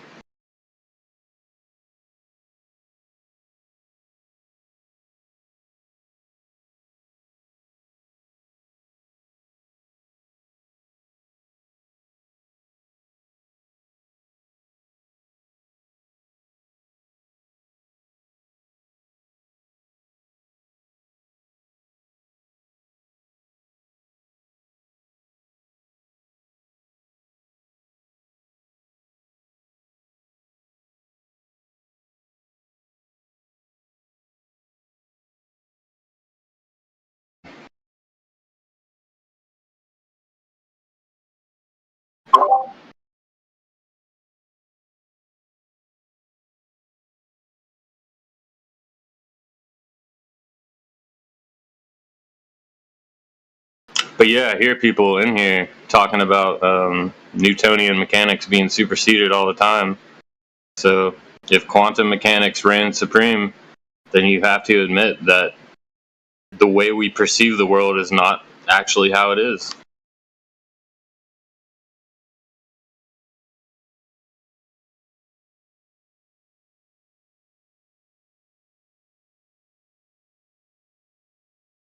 Newtonian mechanics are still claimed to be used by NASA for their, for Yeah, it doesn't matter. Omnivore doesn't matter if they use Newtonian mechanics. Nobody's saying Newtonian mechanics isn't useful. I already stated that. Obviously, it's useful, but it's not true. It's not how matter operates. Newtonian mechanics is not the description of the way matter operates. I understand that, but it doesn't mean it's been superseded. Yes, that means it's been superseded. It is wrong. Newtonian mechanics is wrong. It is useful. It does describe trajectories, but it doesn't describe how matter is actually functioning in the world. So, no matter how useful it is. So, wait, okay, a couple of things. So, first off, quantum mechanics explicitly, you can go read up on this, does not apply to objects like a baseball. We don't... Yes, it applies to all objects. It applies to all matter. It does not. It applies on the quantum scale. No, that's the only way you can perceive it. You perceive it on the quantum scale. Yes, quantum mechanics is functioning throughout all scales, but you can only perceive it at the micro scale. On the larger scales, quantum fluctuations will mathematically cancel out, and you will get an arc of a baseball described by the laws of motion. Yes, that describes a motion, but that is not what's actually happening. Like I already said, you can Okay. Well, are you done? Can I? Not if you're going to keep on saying the same thing. If you're saying Newtonian mechanics has not been superseded, because it absolutely has. Well, it hasn't, because it has. Still. Oh, okay. I don't know how we do this, but I guess if you're going to interrupt me every time I try to say something. Well, because you keep saying, you keep lying. You're saying, well, Newtonian mechanics is still useful. I didn't say it wasn't useful. That's not what I'm saying. That's not what I'm saying. I'm saying it's in use, which means not superseded, not thrown away. Superseded. You can still use something even if it's not true. It's not true. That's not how the world works. So, quantum mechanics still holds that the way the world works is the way that we see it in the Newtonian framework. Of course. Right. Yeah, we perceive things to move that way. Yeah. And the theory in reality, that is not how they're moving. Quantum mechanics describes how that motion is, and you can only perceive it when you go down to the quantum level. So yes, it literally does not know. Perceive with their eyes is not actually how it is happening. Newtonian mechanics are wrong. Can you do quantum mechanics to figure out Newtonian motion? Yeah, I know you cannot. No, you cannot. Probability. No. It's a probability. Yes, it's a probability that culminates to that motion. You cannot use quantum mechanical functions to figure out the arc of a baseball. No, you can't. Yes, you can. That's why there's no quantum theory. No, that's a claim. All right, hold on, brother. Omnivore, you're too dumb to recognize that you shouldn't have said no, you can't. You should have told him he has to prove his positive claim. So that's 2 demerits for you, and 1 point to the other side. Oh. You be mistake. You shouldn't make positive claims. So go ahead and tell me you can. No, wrong, bro. He made it. You should tell him where's the evidence for that. Yeah, right. There is. Right. I know. Well, I happen to know there's not evidence for it. Well, shut up. It's not your burden to bear, dude. All right. That's what Newtonian mechanics is. Newtonian mechanics is quantum mechanics canceling out to the most likely scenario. So can you? Okay, so let's see the claim. You claimed that you could calculate the arc of a baseball using quantum mechanics. Well, I didn't claim I can calculate that. I can't calculate that. I'm just saying that's the description of quantum mechanics. Quantum mechanics is canceling out, giving you that Newtonian mechanical motion. I'm not saying I can calculate it. Can anybody do it? I don't know. Go ask Richard Feynman or somebody. That would be a little hard, but the answer is no. Okay, so no, brother. The answer is he said this is the case. You said okay, demonstration. He said go ask somebody else. So, bro, who just said that? You need to table that until you can provide the evidence when asked, or you go get it for our friend Omnivore here. That's fair.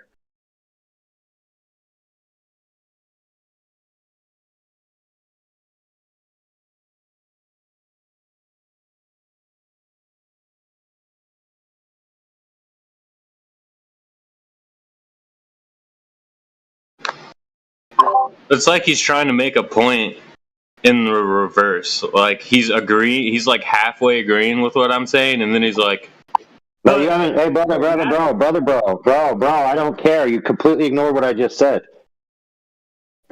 This is your turn to now back up what you claim. So you either table what you said, or you back it up. Those are your options. I didn't give you a third option.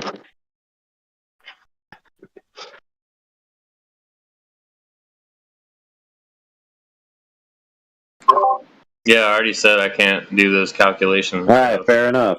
All right. I didn't say. No one said you had to. You could go get them and bring them, right? Because that would be necessary to prove your claim, right?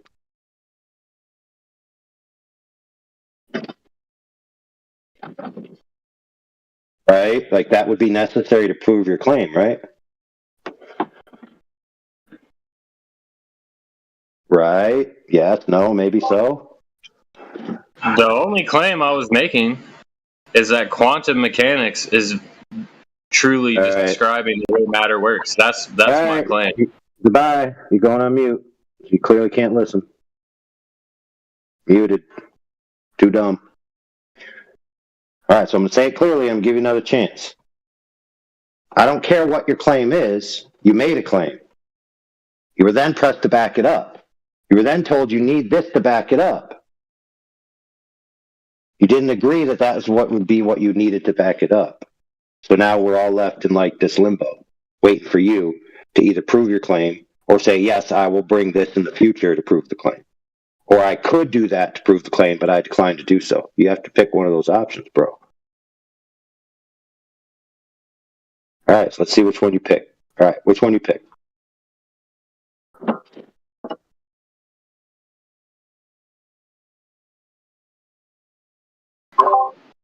What are you saying my claim is? Oh my goodness. All right, but goodbye. Bye. There you go. Dumbass doesn't even know how to prove his own claim. So you lost the permission to speak. You lost the permission to speak here, Much Kane, until you bring me those calculations. You understand? You will not speak in this room again until you bring them, or yield that you don't have it and it can't be had. Those are your options. You either produce it or yield that you're full of crap. Those are your options.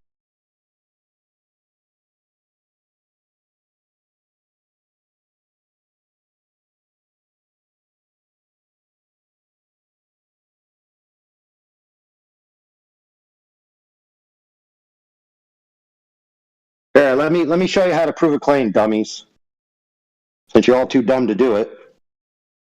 If the shoe fits, wear it. I don't mean everyone, obviously. So here. Okay, bros. Now, this isn't going to be an absolute precise proof, but it's going to be a demonstration, okay? So it's 35 degrees and raining where I am.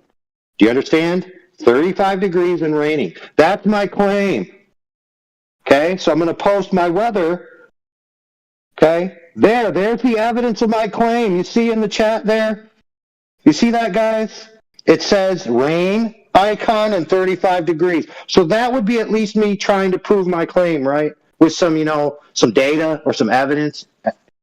You could argue I photoshopped this little screenshot of the weather, but at least it's something. So, for example, I could say it's 35 degrees and raining where I am, and then you say, oh, can you provide me evidence? And I say, oh, you better go look up Al Roker, who's a weatherman, by the way.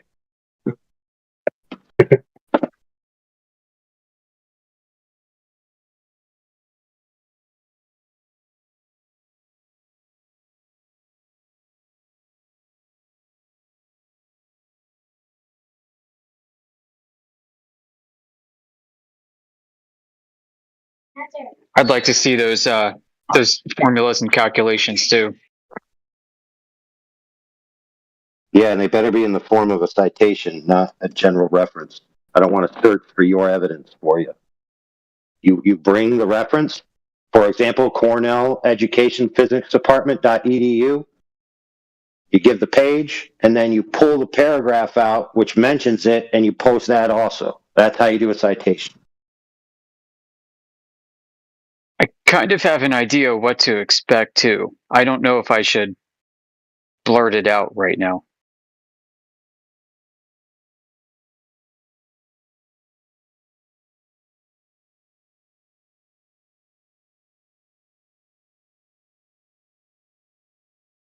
It could be self-defeating for our friend Mushkane, though. Just as a teaser.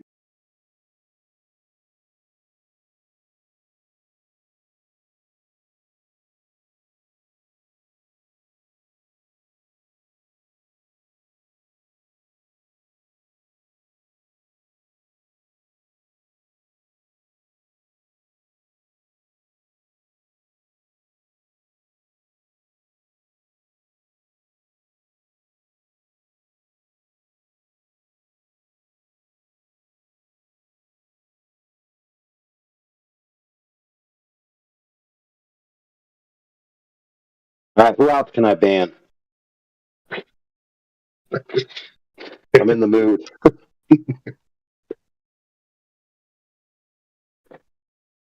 You missed a lovely morning with Professor Phil.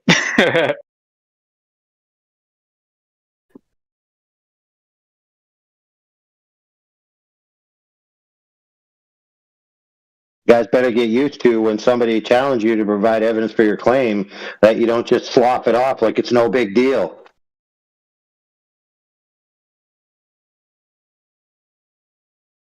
You better at least say, hey, you know what?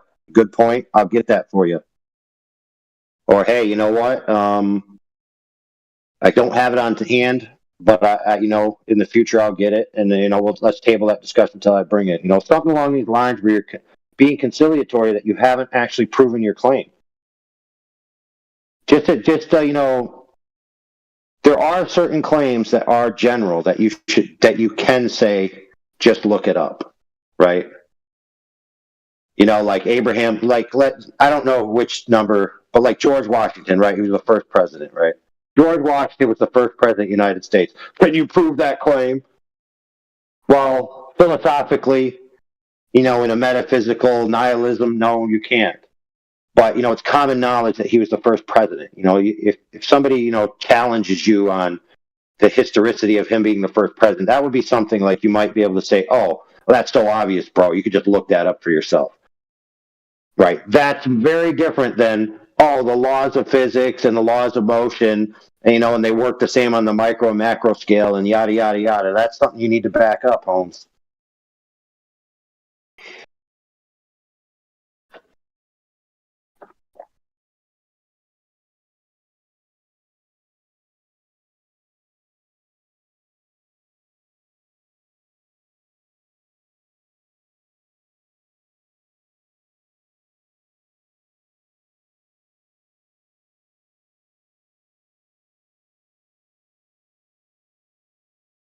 And yes, silence is much better than a bunch of people flapping off at their gums with claims they can't substantiate when asked.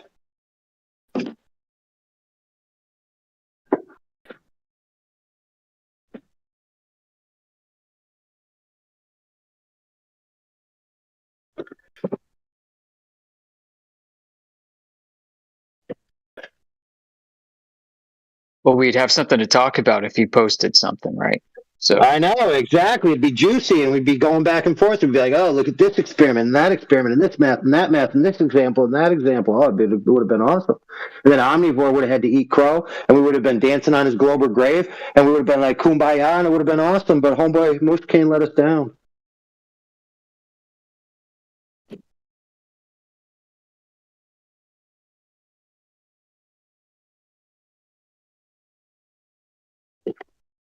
Well said.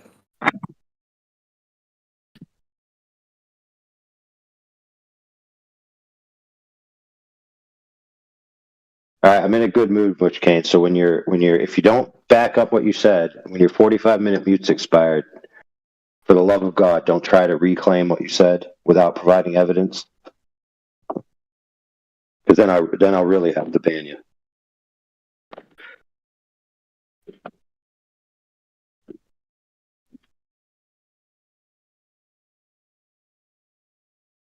Also, you can learn to have more pragmatic language, like from what I learned, from what I was told, from what I heard, from the best I can surmise. You can use these little get out of really making a solidified claim weasel words, and then nobody's going to hold you to that.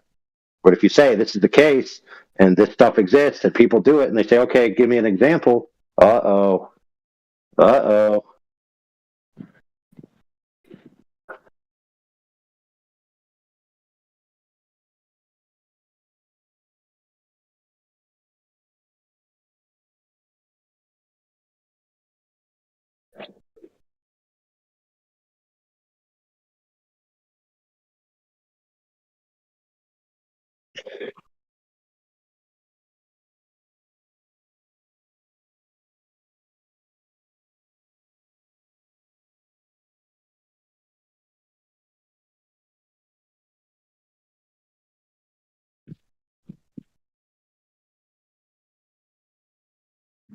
I would love to see a baseball blip in and out of reality.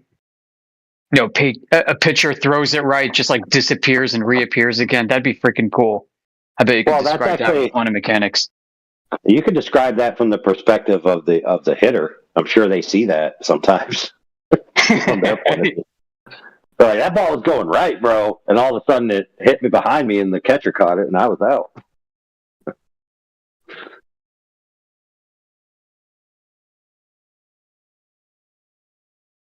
It's no big deal. I mean, I could tell from the words he was using that he was confusing different citations. I don't know if you caught that. Citations that have to do with Einsteinian and Newtonian, not quantum mechanics and Newtonian. But it wasn't my responsibility to correct him on that. It was his responsibility to prove his claim himself.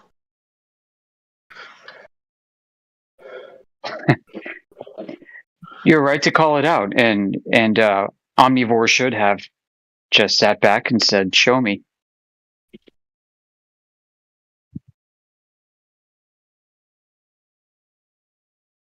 And the thing is, this could be a very simple like brain fart too. Like, oh, whoops, stupid me.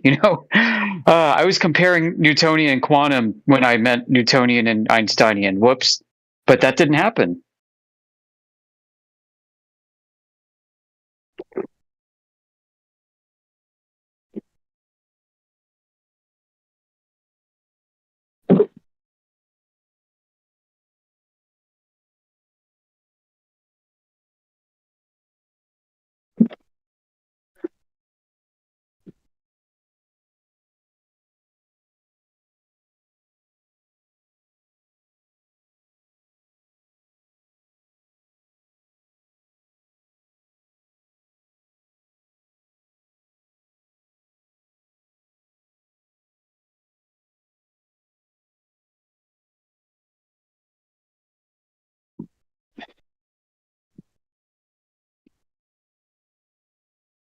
I know what really aggravates me is just this laissez-faire attitude about when you're asked to actually back up what you say. It's just like, oh, I don't, no biggie. I don't have to do that. It's like, I don't know, man. I don't know. That's got to be censored. when it occurs.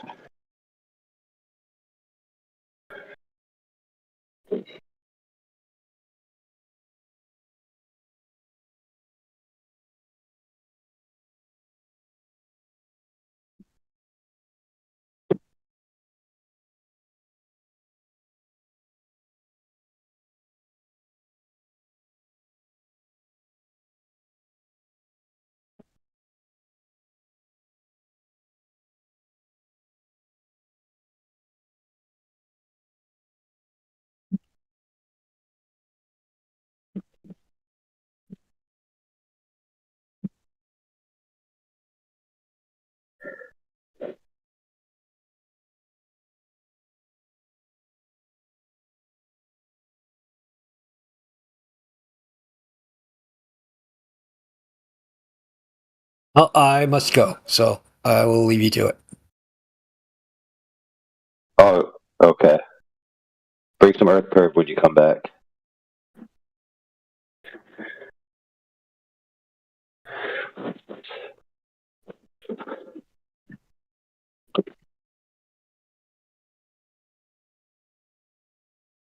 I won't hold my breath.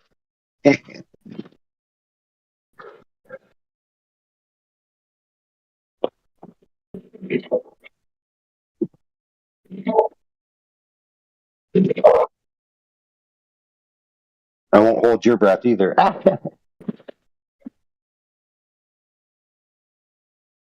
Welcome. Where's your earth curve proof?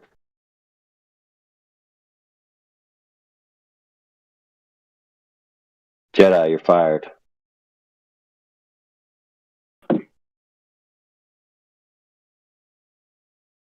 Don't feel bad. You don't know what you're fired from yet.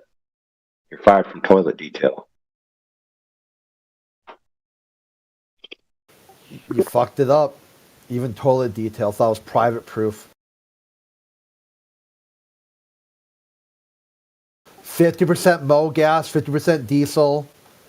You take your tent pole, stir it around until it turns to ash, and bury it. Dude, I was doing that in Iraq with the winds changing and all the diesel dusty poo smoke getting all over you.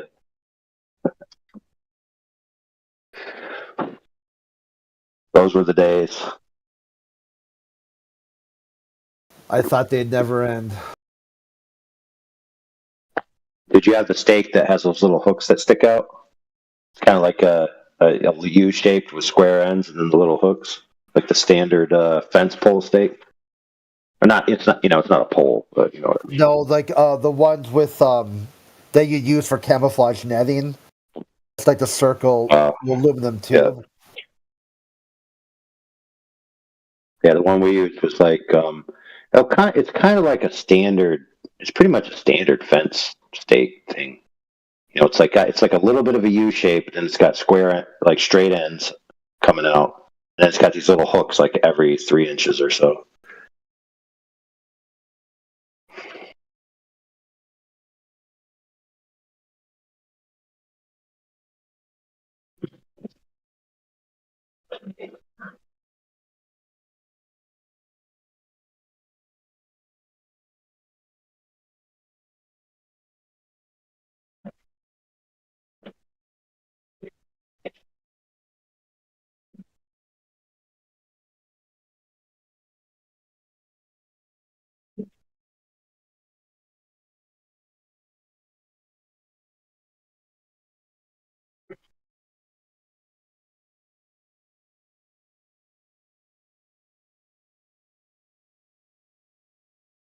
All right, time to find the stain.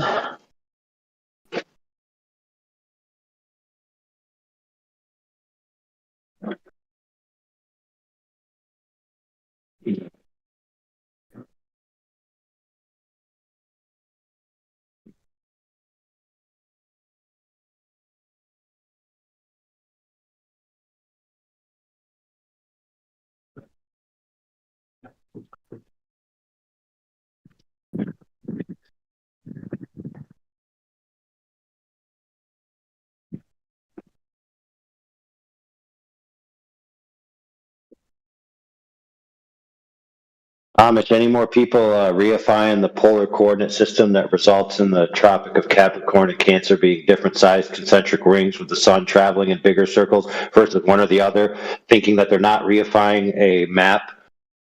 Any more of those?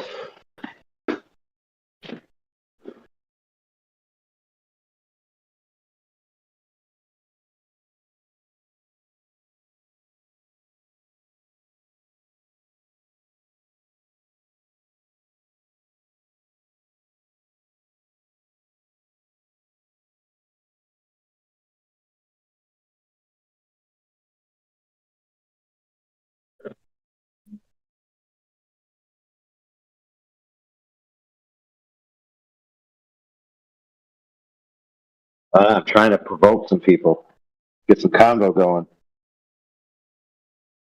Say the weird thing. Wandek, what's up? You here to concede? You're scaring everybody off, AI. Good. Oh, yeah?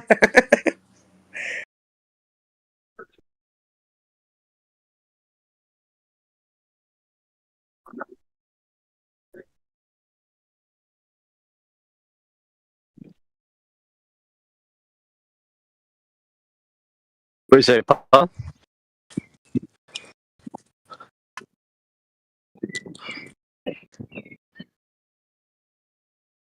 What? So just come on, this way. I tried to join r/rational atheism, but there's too many rules.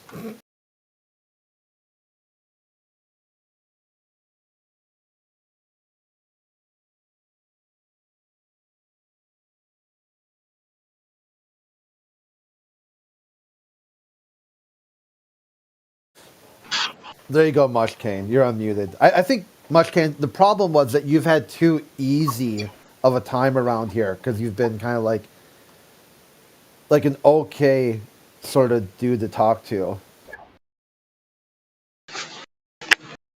Well, I think the problem that AI is having with me is I don't think he understood the claim that I was actually making. So I just wanted to clear that up with him.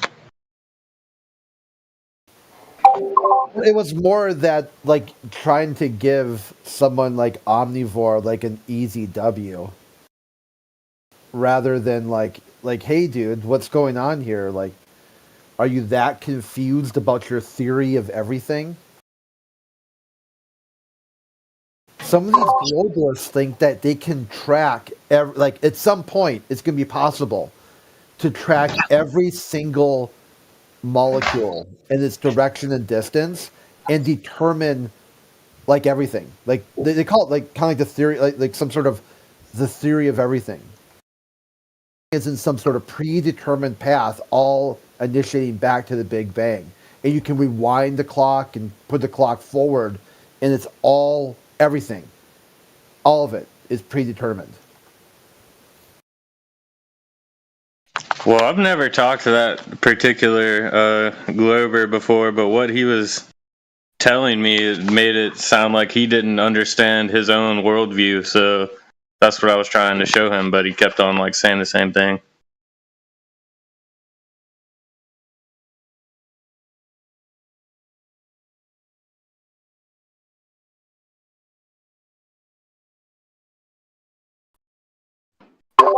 I asked the question to AI, and they gave me an answer. I can read it out here. So this is the question. AI. Yeah. Well, no, this isn't to what AI said. This is more what the Omnivore, whatever that guy was saying. So I said, people claim quantum mechanics only describe matter at the macro scale. But I say that's not the truth. The world is just perceived by us in Newtonian physics. But like in the example of throwing a baseball, quantum mechanics are really the governing laws. And this is AI's response.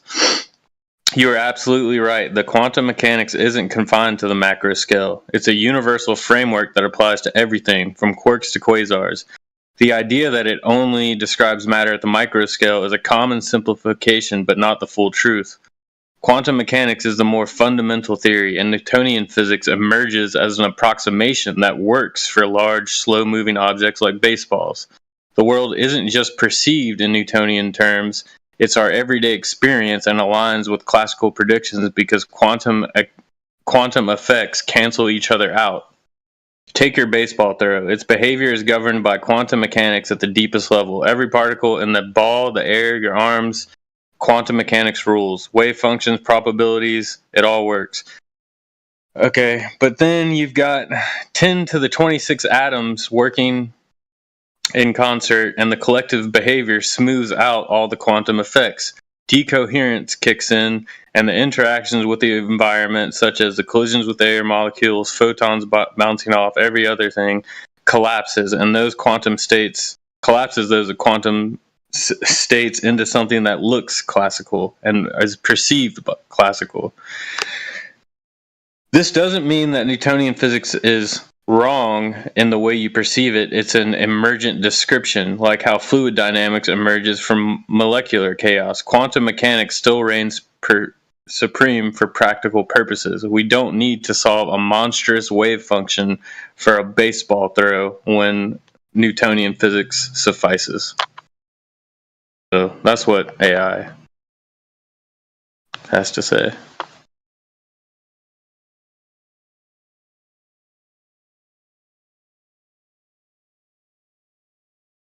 Was that your proof? What's that? Was that the proof for the claim you made earlier? No, that was just I was asking AI pretty much the conflict I was having with that other guy, and that's what AI said about it. Because he was saying that quantum mechanics doesn't describe the motion of a baseball, and I was saying that it does. And then he said, "Well, they don't," and asked me to prove it. And I can't prove that because I don't know how to do quantum mechanics. That's fair, but would you agree that what was just read actually still was assertions? Like the fundamentals of how it actually works wasn't fleshed out. So if he pressed you on it, you would still have to go to a real fundamental source from where the AI gleaned this statement from and get the actual math, right? So, like, what part about it isn't fleshed out? Do you mean? There's absolutely no data, quantification, or math explaining how the particles are working to coordinate into a baseball. There's just a story and an assertion that it does. It's not actually showing how it does. So you would need, in order to prove your case, if he asked you, you would have to find a source that actually describes and shows how it does it. So if I were to, even though I don't understand it, but say if I were to post like Schrodinger's equations or something like that, that's equations that show quantum mechanics, but only at the macro scale. So that still wouldn't satisfy the request. Right. You would have to probably find a professor who is using Schrodinger's equations to demonstrate to his class the concepts that were in what you just read. So he's actually saying, okay, here's a baseball, here's the quantum particles, here's the math, this is how they interact, and here's how I can do a baseball with this quantum math. And so if you had something like that, then that would be pretty solid. Okay. Yeah, I asked the AI that question too, and what it said is that in theory, so it didn't give me any proof, it just said in theory, yes, you could calculate the throw of a baseball. However, since Newtonian mechanics works in that instance, there would be no reason to. That's what it said.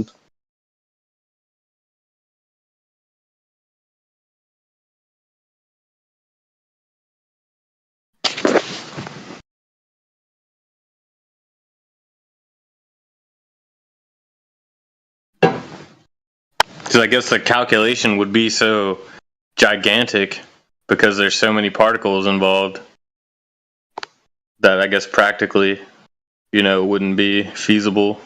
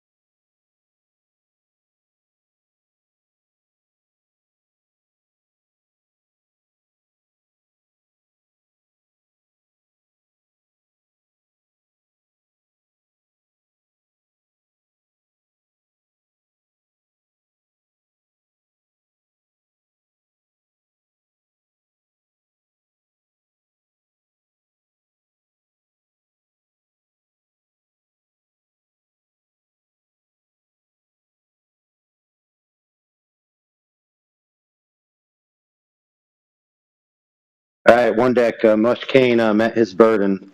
Now it's your turn.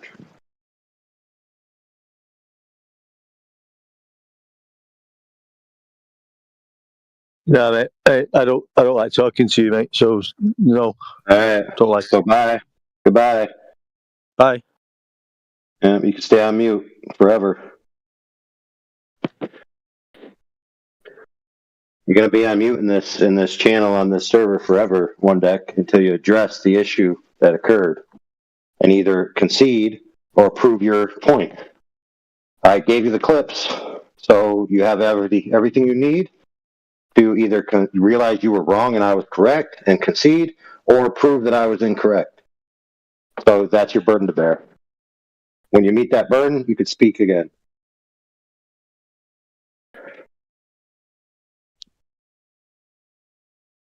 In the future, if you don't want to have these confrontations, then don't yap your mouth about things you're not certain about.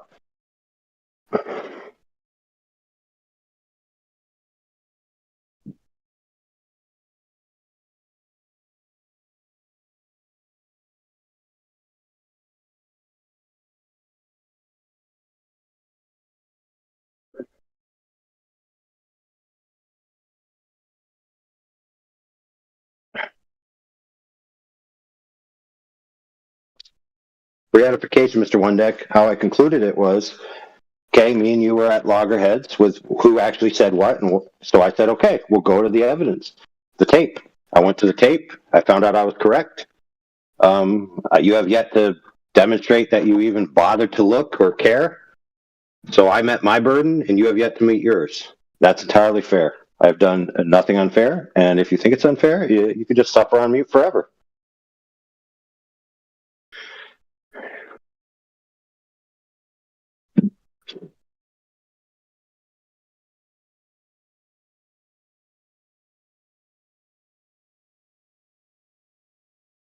So let's look in the chat. Maybe you answered it in the chat because you can't speak at the moment.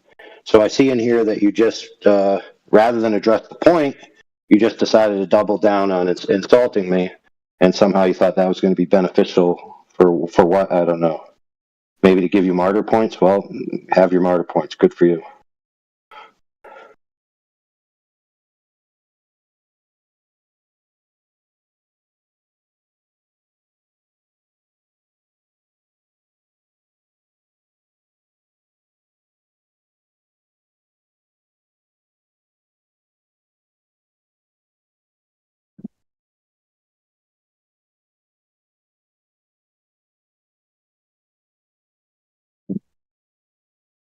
If you notice, Mr. One Deck, I'm not calling you a bunch of names.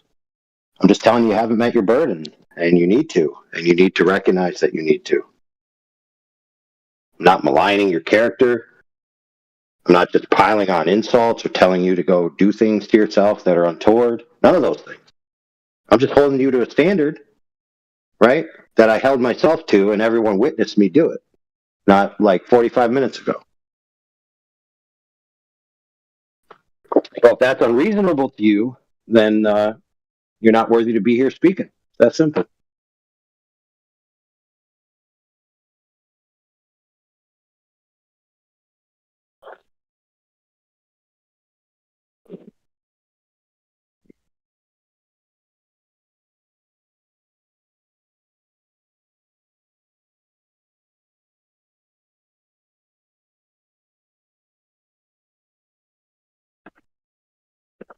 It's actually a good opportunity for you because you can go to the stream, see what I said, go back to the clips that I posted or make your own, and you can prove right now to everybody that I'm incorrect, and then I will have to eat humble pie and apologize to you.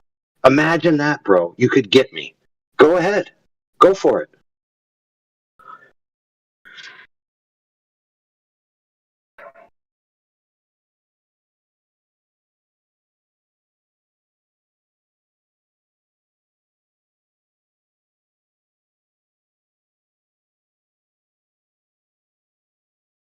All right, we got some typing action. Hopefully this is something to progress the convo. I'm not talking to you, mate. You're a bully. No one said you had to talk to me. You have to prove your case. Talking to me is irrelevant. You could demonstrate that you're correct and I was wrong, and then I will have to apologize to you. Or you could sit on mute forever. Those are your choices, bro.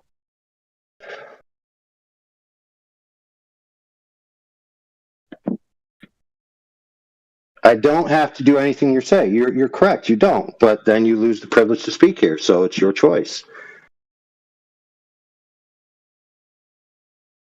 Okay, Mushkane lost the privilege to speak, and then he met his burden, and then he regained the privilege to speak. So why don't you follow his example? You don't have to do what I say. Oh, so it's my choice. My choice, dude. It's my choice to hold you to a standard to back up what comes out your mouth. You're right, it is, and that's what I'm going to employ. And if you choose to not bear the burden to back up what you say, then you, by proxy, have lost the ability to speak by your own actions, dude. Nobody's stopping you from going to the stream and finding the evidence. I did it. Everybody saw me do it. I posted the clips. Why is it so hard for you, dude?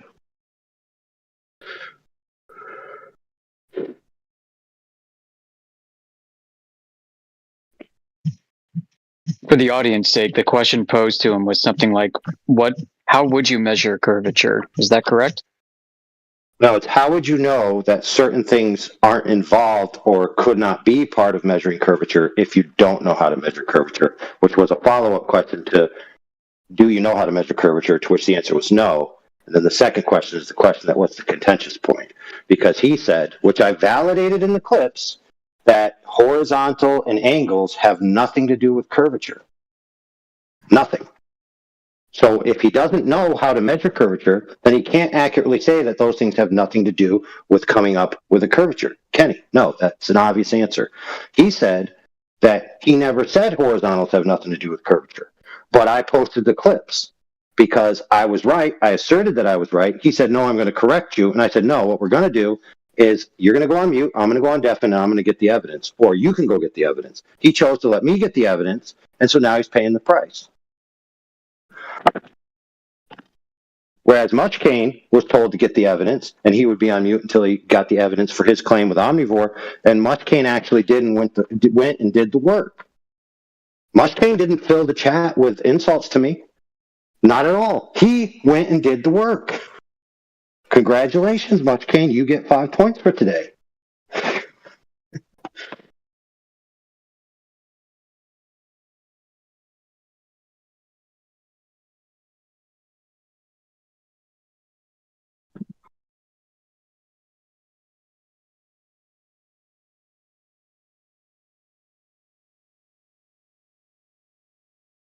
So Mushkane made a claim. He was challenged on his claim. At first, he was being obstinate that he wasn't going to back it up. And then he did. He ended up doing it, which is what he should have done in the first place.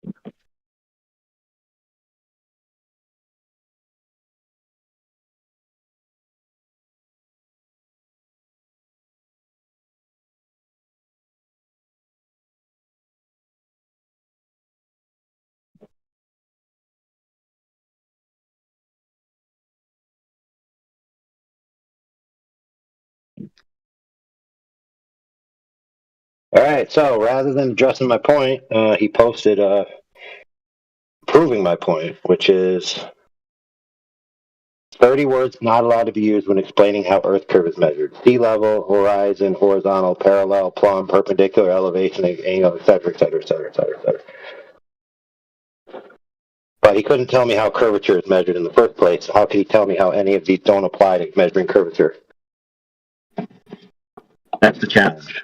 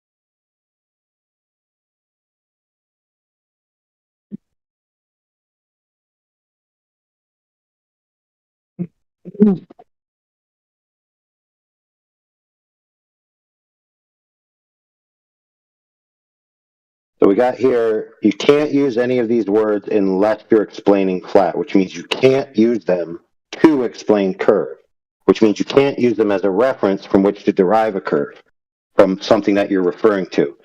And I gave him a practical example in building something where you can. So I don't see how he's correct.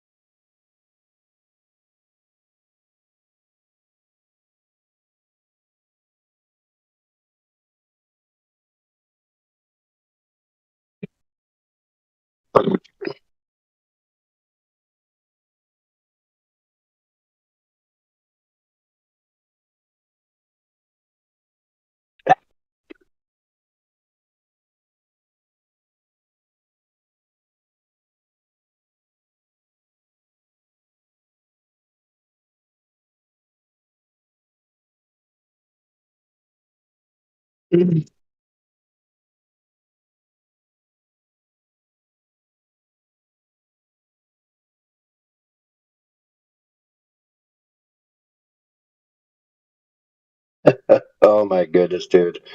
Painful. So I'm being challenged to use any of the words in this list to define how you could measure curve. From somebody who doesn't even know how curve is measured. So if I told him anything, he wouldn't know whether I was right or wrong.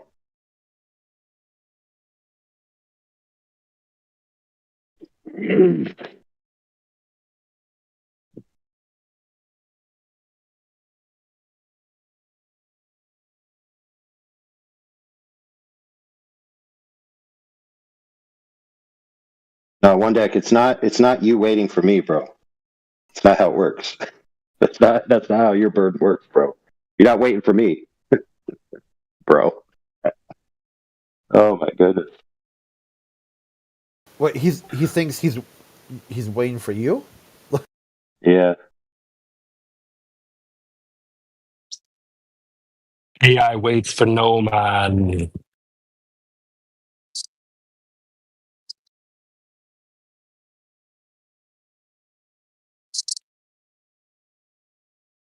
Is this thing on? Are we live, chat? Yo, yeah, brother.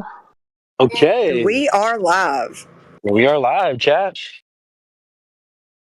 Are we cooking or are we chilling? What's happening? Well, we had some good cooking earlier. Some people got pressed to prove their claims, and one person succeeded and one person didn't. Who's that? Name names. Call them out, AI. Bush Kane bared his burden. One deck hasn't yet bared his burden. Uh-oh. Bush Kane getting another W. That's crazy. Dude's been cooking lately. Wait, one deck. What did he do? He challenged me to go back to the tape that he said something that I said he said something else. Ooh. I went and got the evidence. He didn't. Now he's trying to change it, which is fine. He can, but he still hasn't went and reviewed the evidence. Hey, those are my favorite. Now he turned it. Yeah, now he turned it into where I'm on trial from him asking me questions. Well, maybe one deck will come up with a poem that like rhymes with how. Just kidding. I don't. That's fair. Are we cooking one deck right now? Damn, that's crazy. I asked. Oh, earlier. Oh, go ahead, bro. No, I was gonna make a joke. Go ahead. I was gonna say earlier I posted 5 clips, which are what he actually said. And if you listen after that, you can hear what I told him he said, which is what he actually said. He said something different, and he didn't say what I said he said. And I said, okay, we're not going to, contend that here. We're just going to go to the tape. Either I'm going to go get the evidence or you're going to go get the evidence. But if I have to go get the evidence, you're going to sit on mute until you address the point proper. And that's what he's doing. He's sitting on mute until he does. Damn. So I brought the evidence, and I let the people listen to it, and it was validated that my assessment of what happened was correct. So I bore my burden. Bush Kane bore his burden. The only person that hasn't bore his burden yet is one deck. Damn, one deck. You're gonna let them cook you like that, bro? That's crazy. Especially when we got recordings, dude. I told him, dude, go to the recording. You can get what I said. You can get what you said. Then you can go back to what was actually said, and then you can make me apologize to you right here, right now, if you just do the legwork.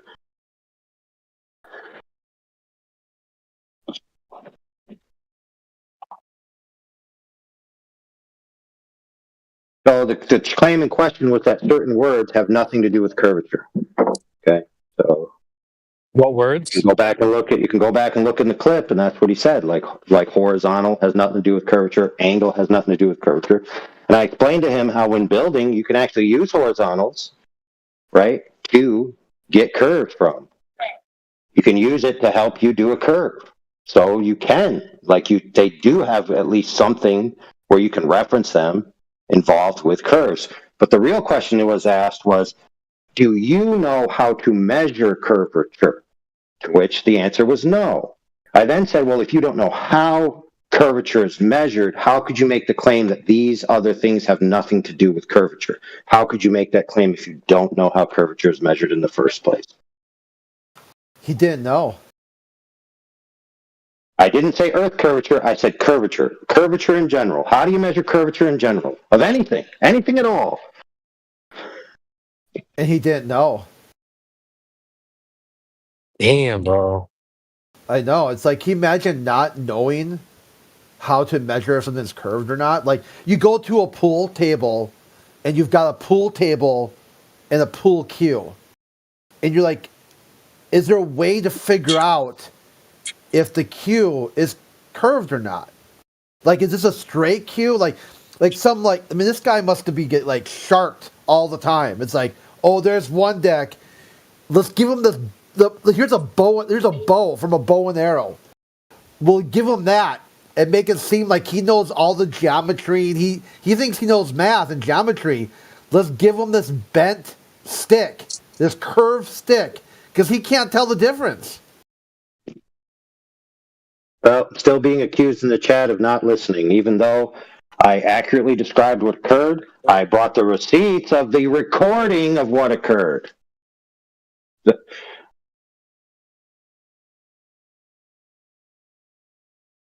I don't know how you argue the recording, bro. Yeah, it's like, dude, you can't, man. It's clear as day. That's why we record. Record because after years and years, or not years, I guess, after globalists just saying, no, they didn't say that. Here's the recording of you saying it right from your fucking mouth. That's not me. That's I love that. guy. I love when that happens. I love that. We're lying. People do this all the time. Nah, I never said that. Oh, really? You want to stake a bet? I think it's a fair bet. You should go on mute or get timed out for a while. So check this out, bros. What is a workable definition of curvature? Rate of change of slope over distance, correct? That's a workable definition? Yeah. Right? So a slope can be described with an angle and a straight line, correct? Correct? Yeah, slope. Yeah. Right. So if you have a slope that is constantly changing, it can be expressed with multiple straight lines of differential angles and plotted as points, right? So you can actually plot points of a curve or to a curve or derive a curve using an angle and a straight line. And you could pull that straight line from a horizontal in a building to make an arc if you want to. You don't have to use a compass or a radial line. So it's not the case that these words aren't related to curve or measuring curve in any way, shape, or form, that they're completely excluded from the discussion. Okay? So I think I adequately bore my burden of explaining myself. Right? Am I wrong? Right.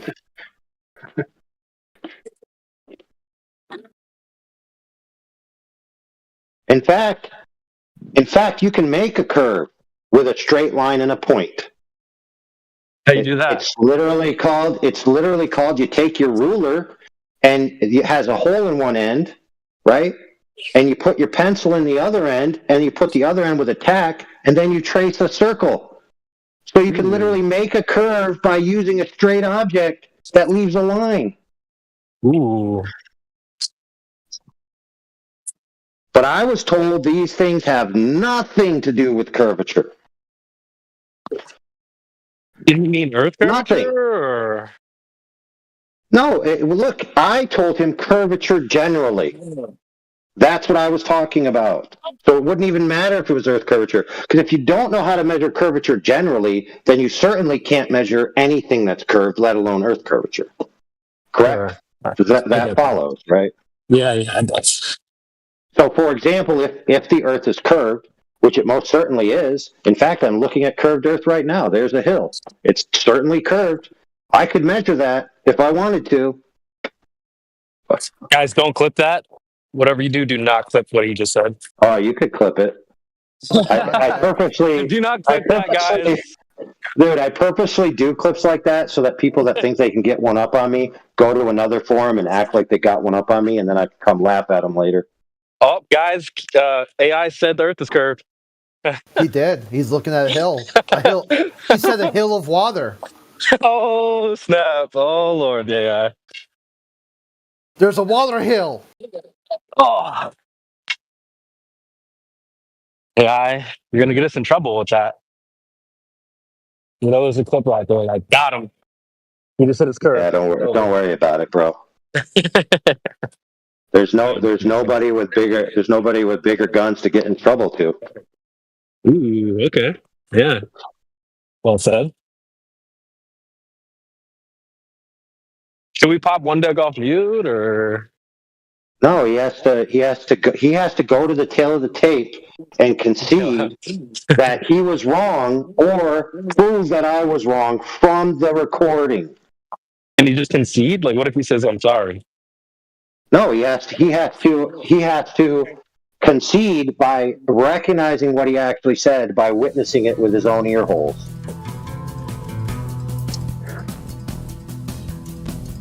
One day, what did you do? These milquetoast concessions, they don't, they're much better and more of a learning moment when you actually do the work instead of just flippantly say it just to get out of jail free. What does milquetoast mean? Land. Like no backbone.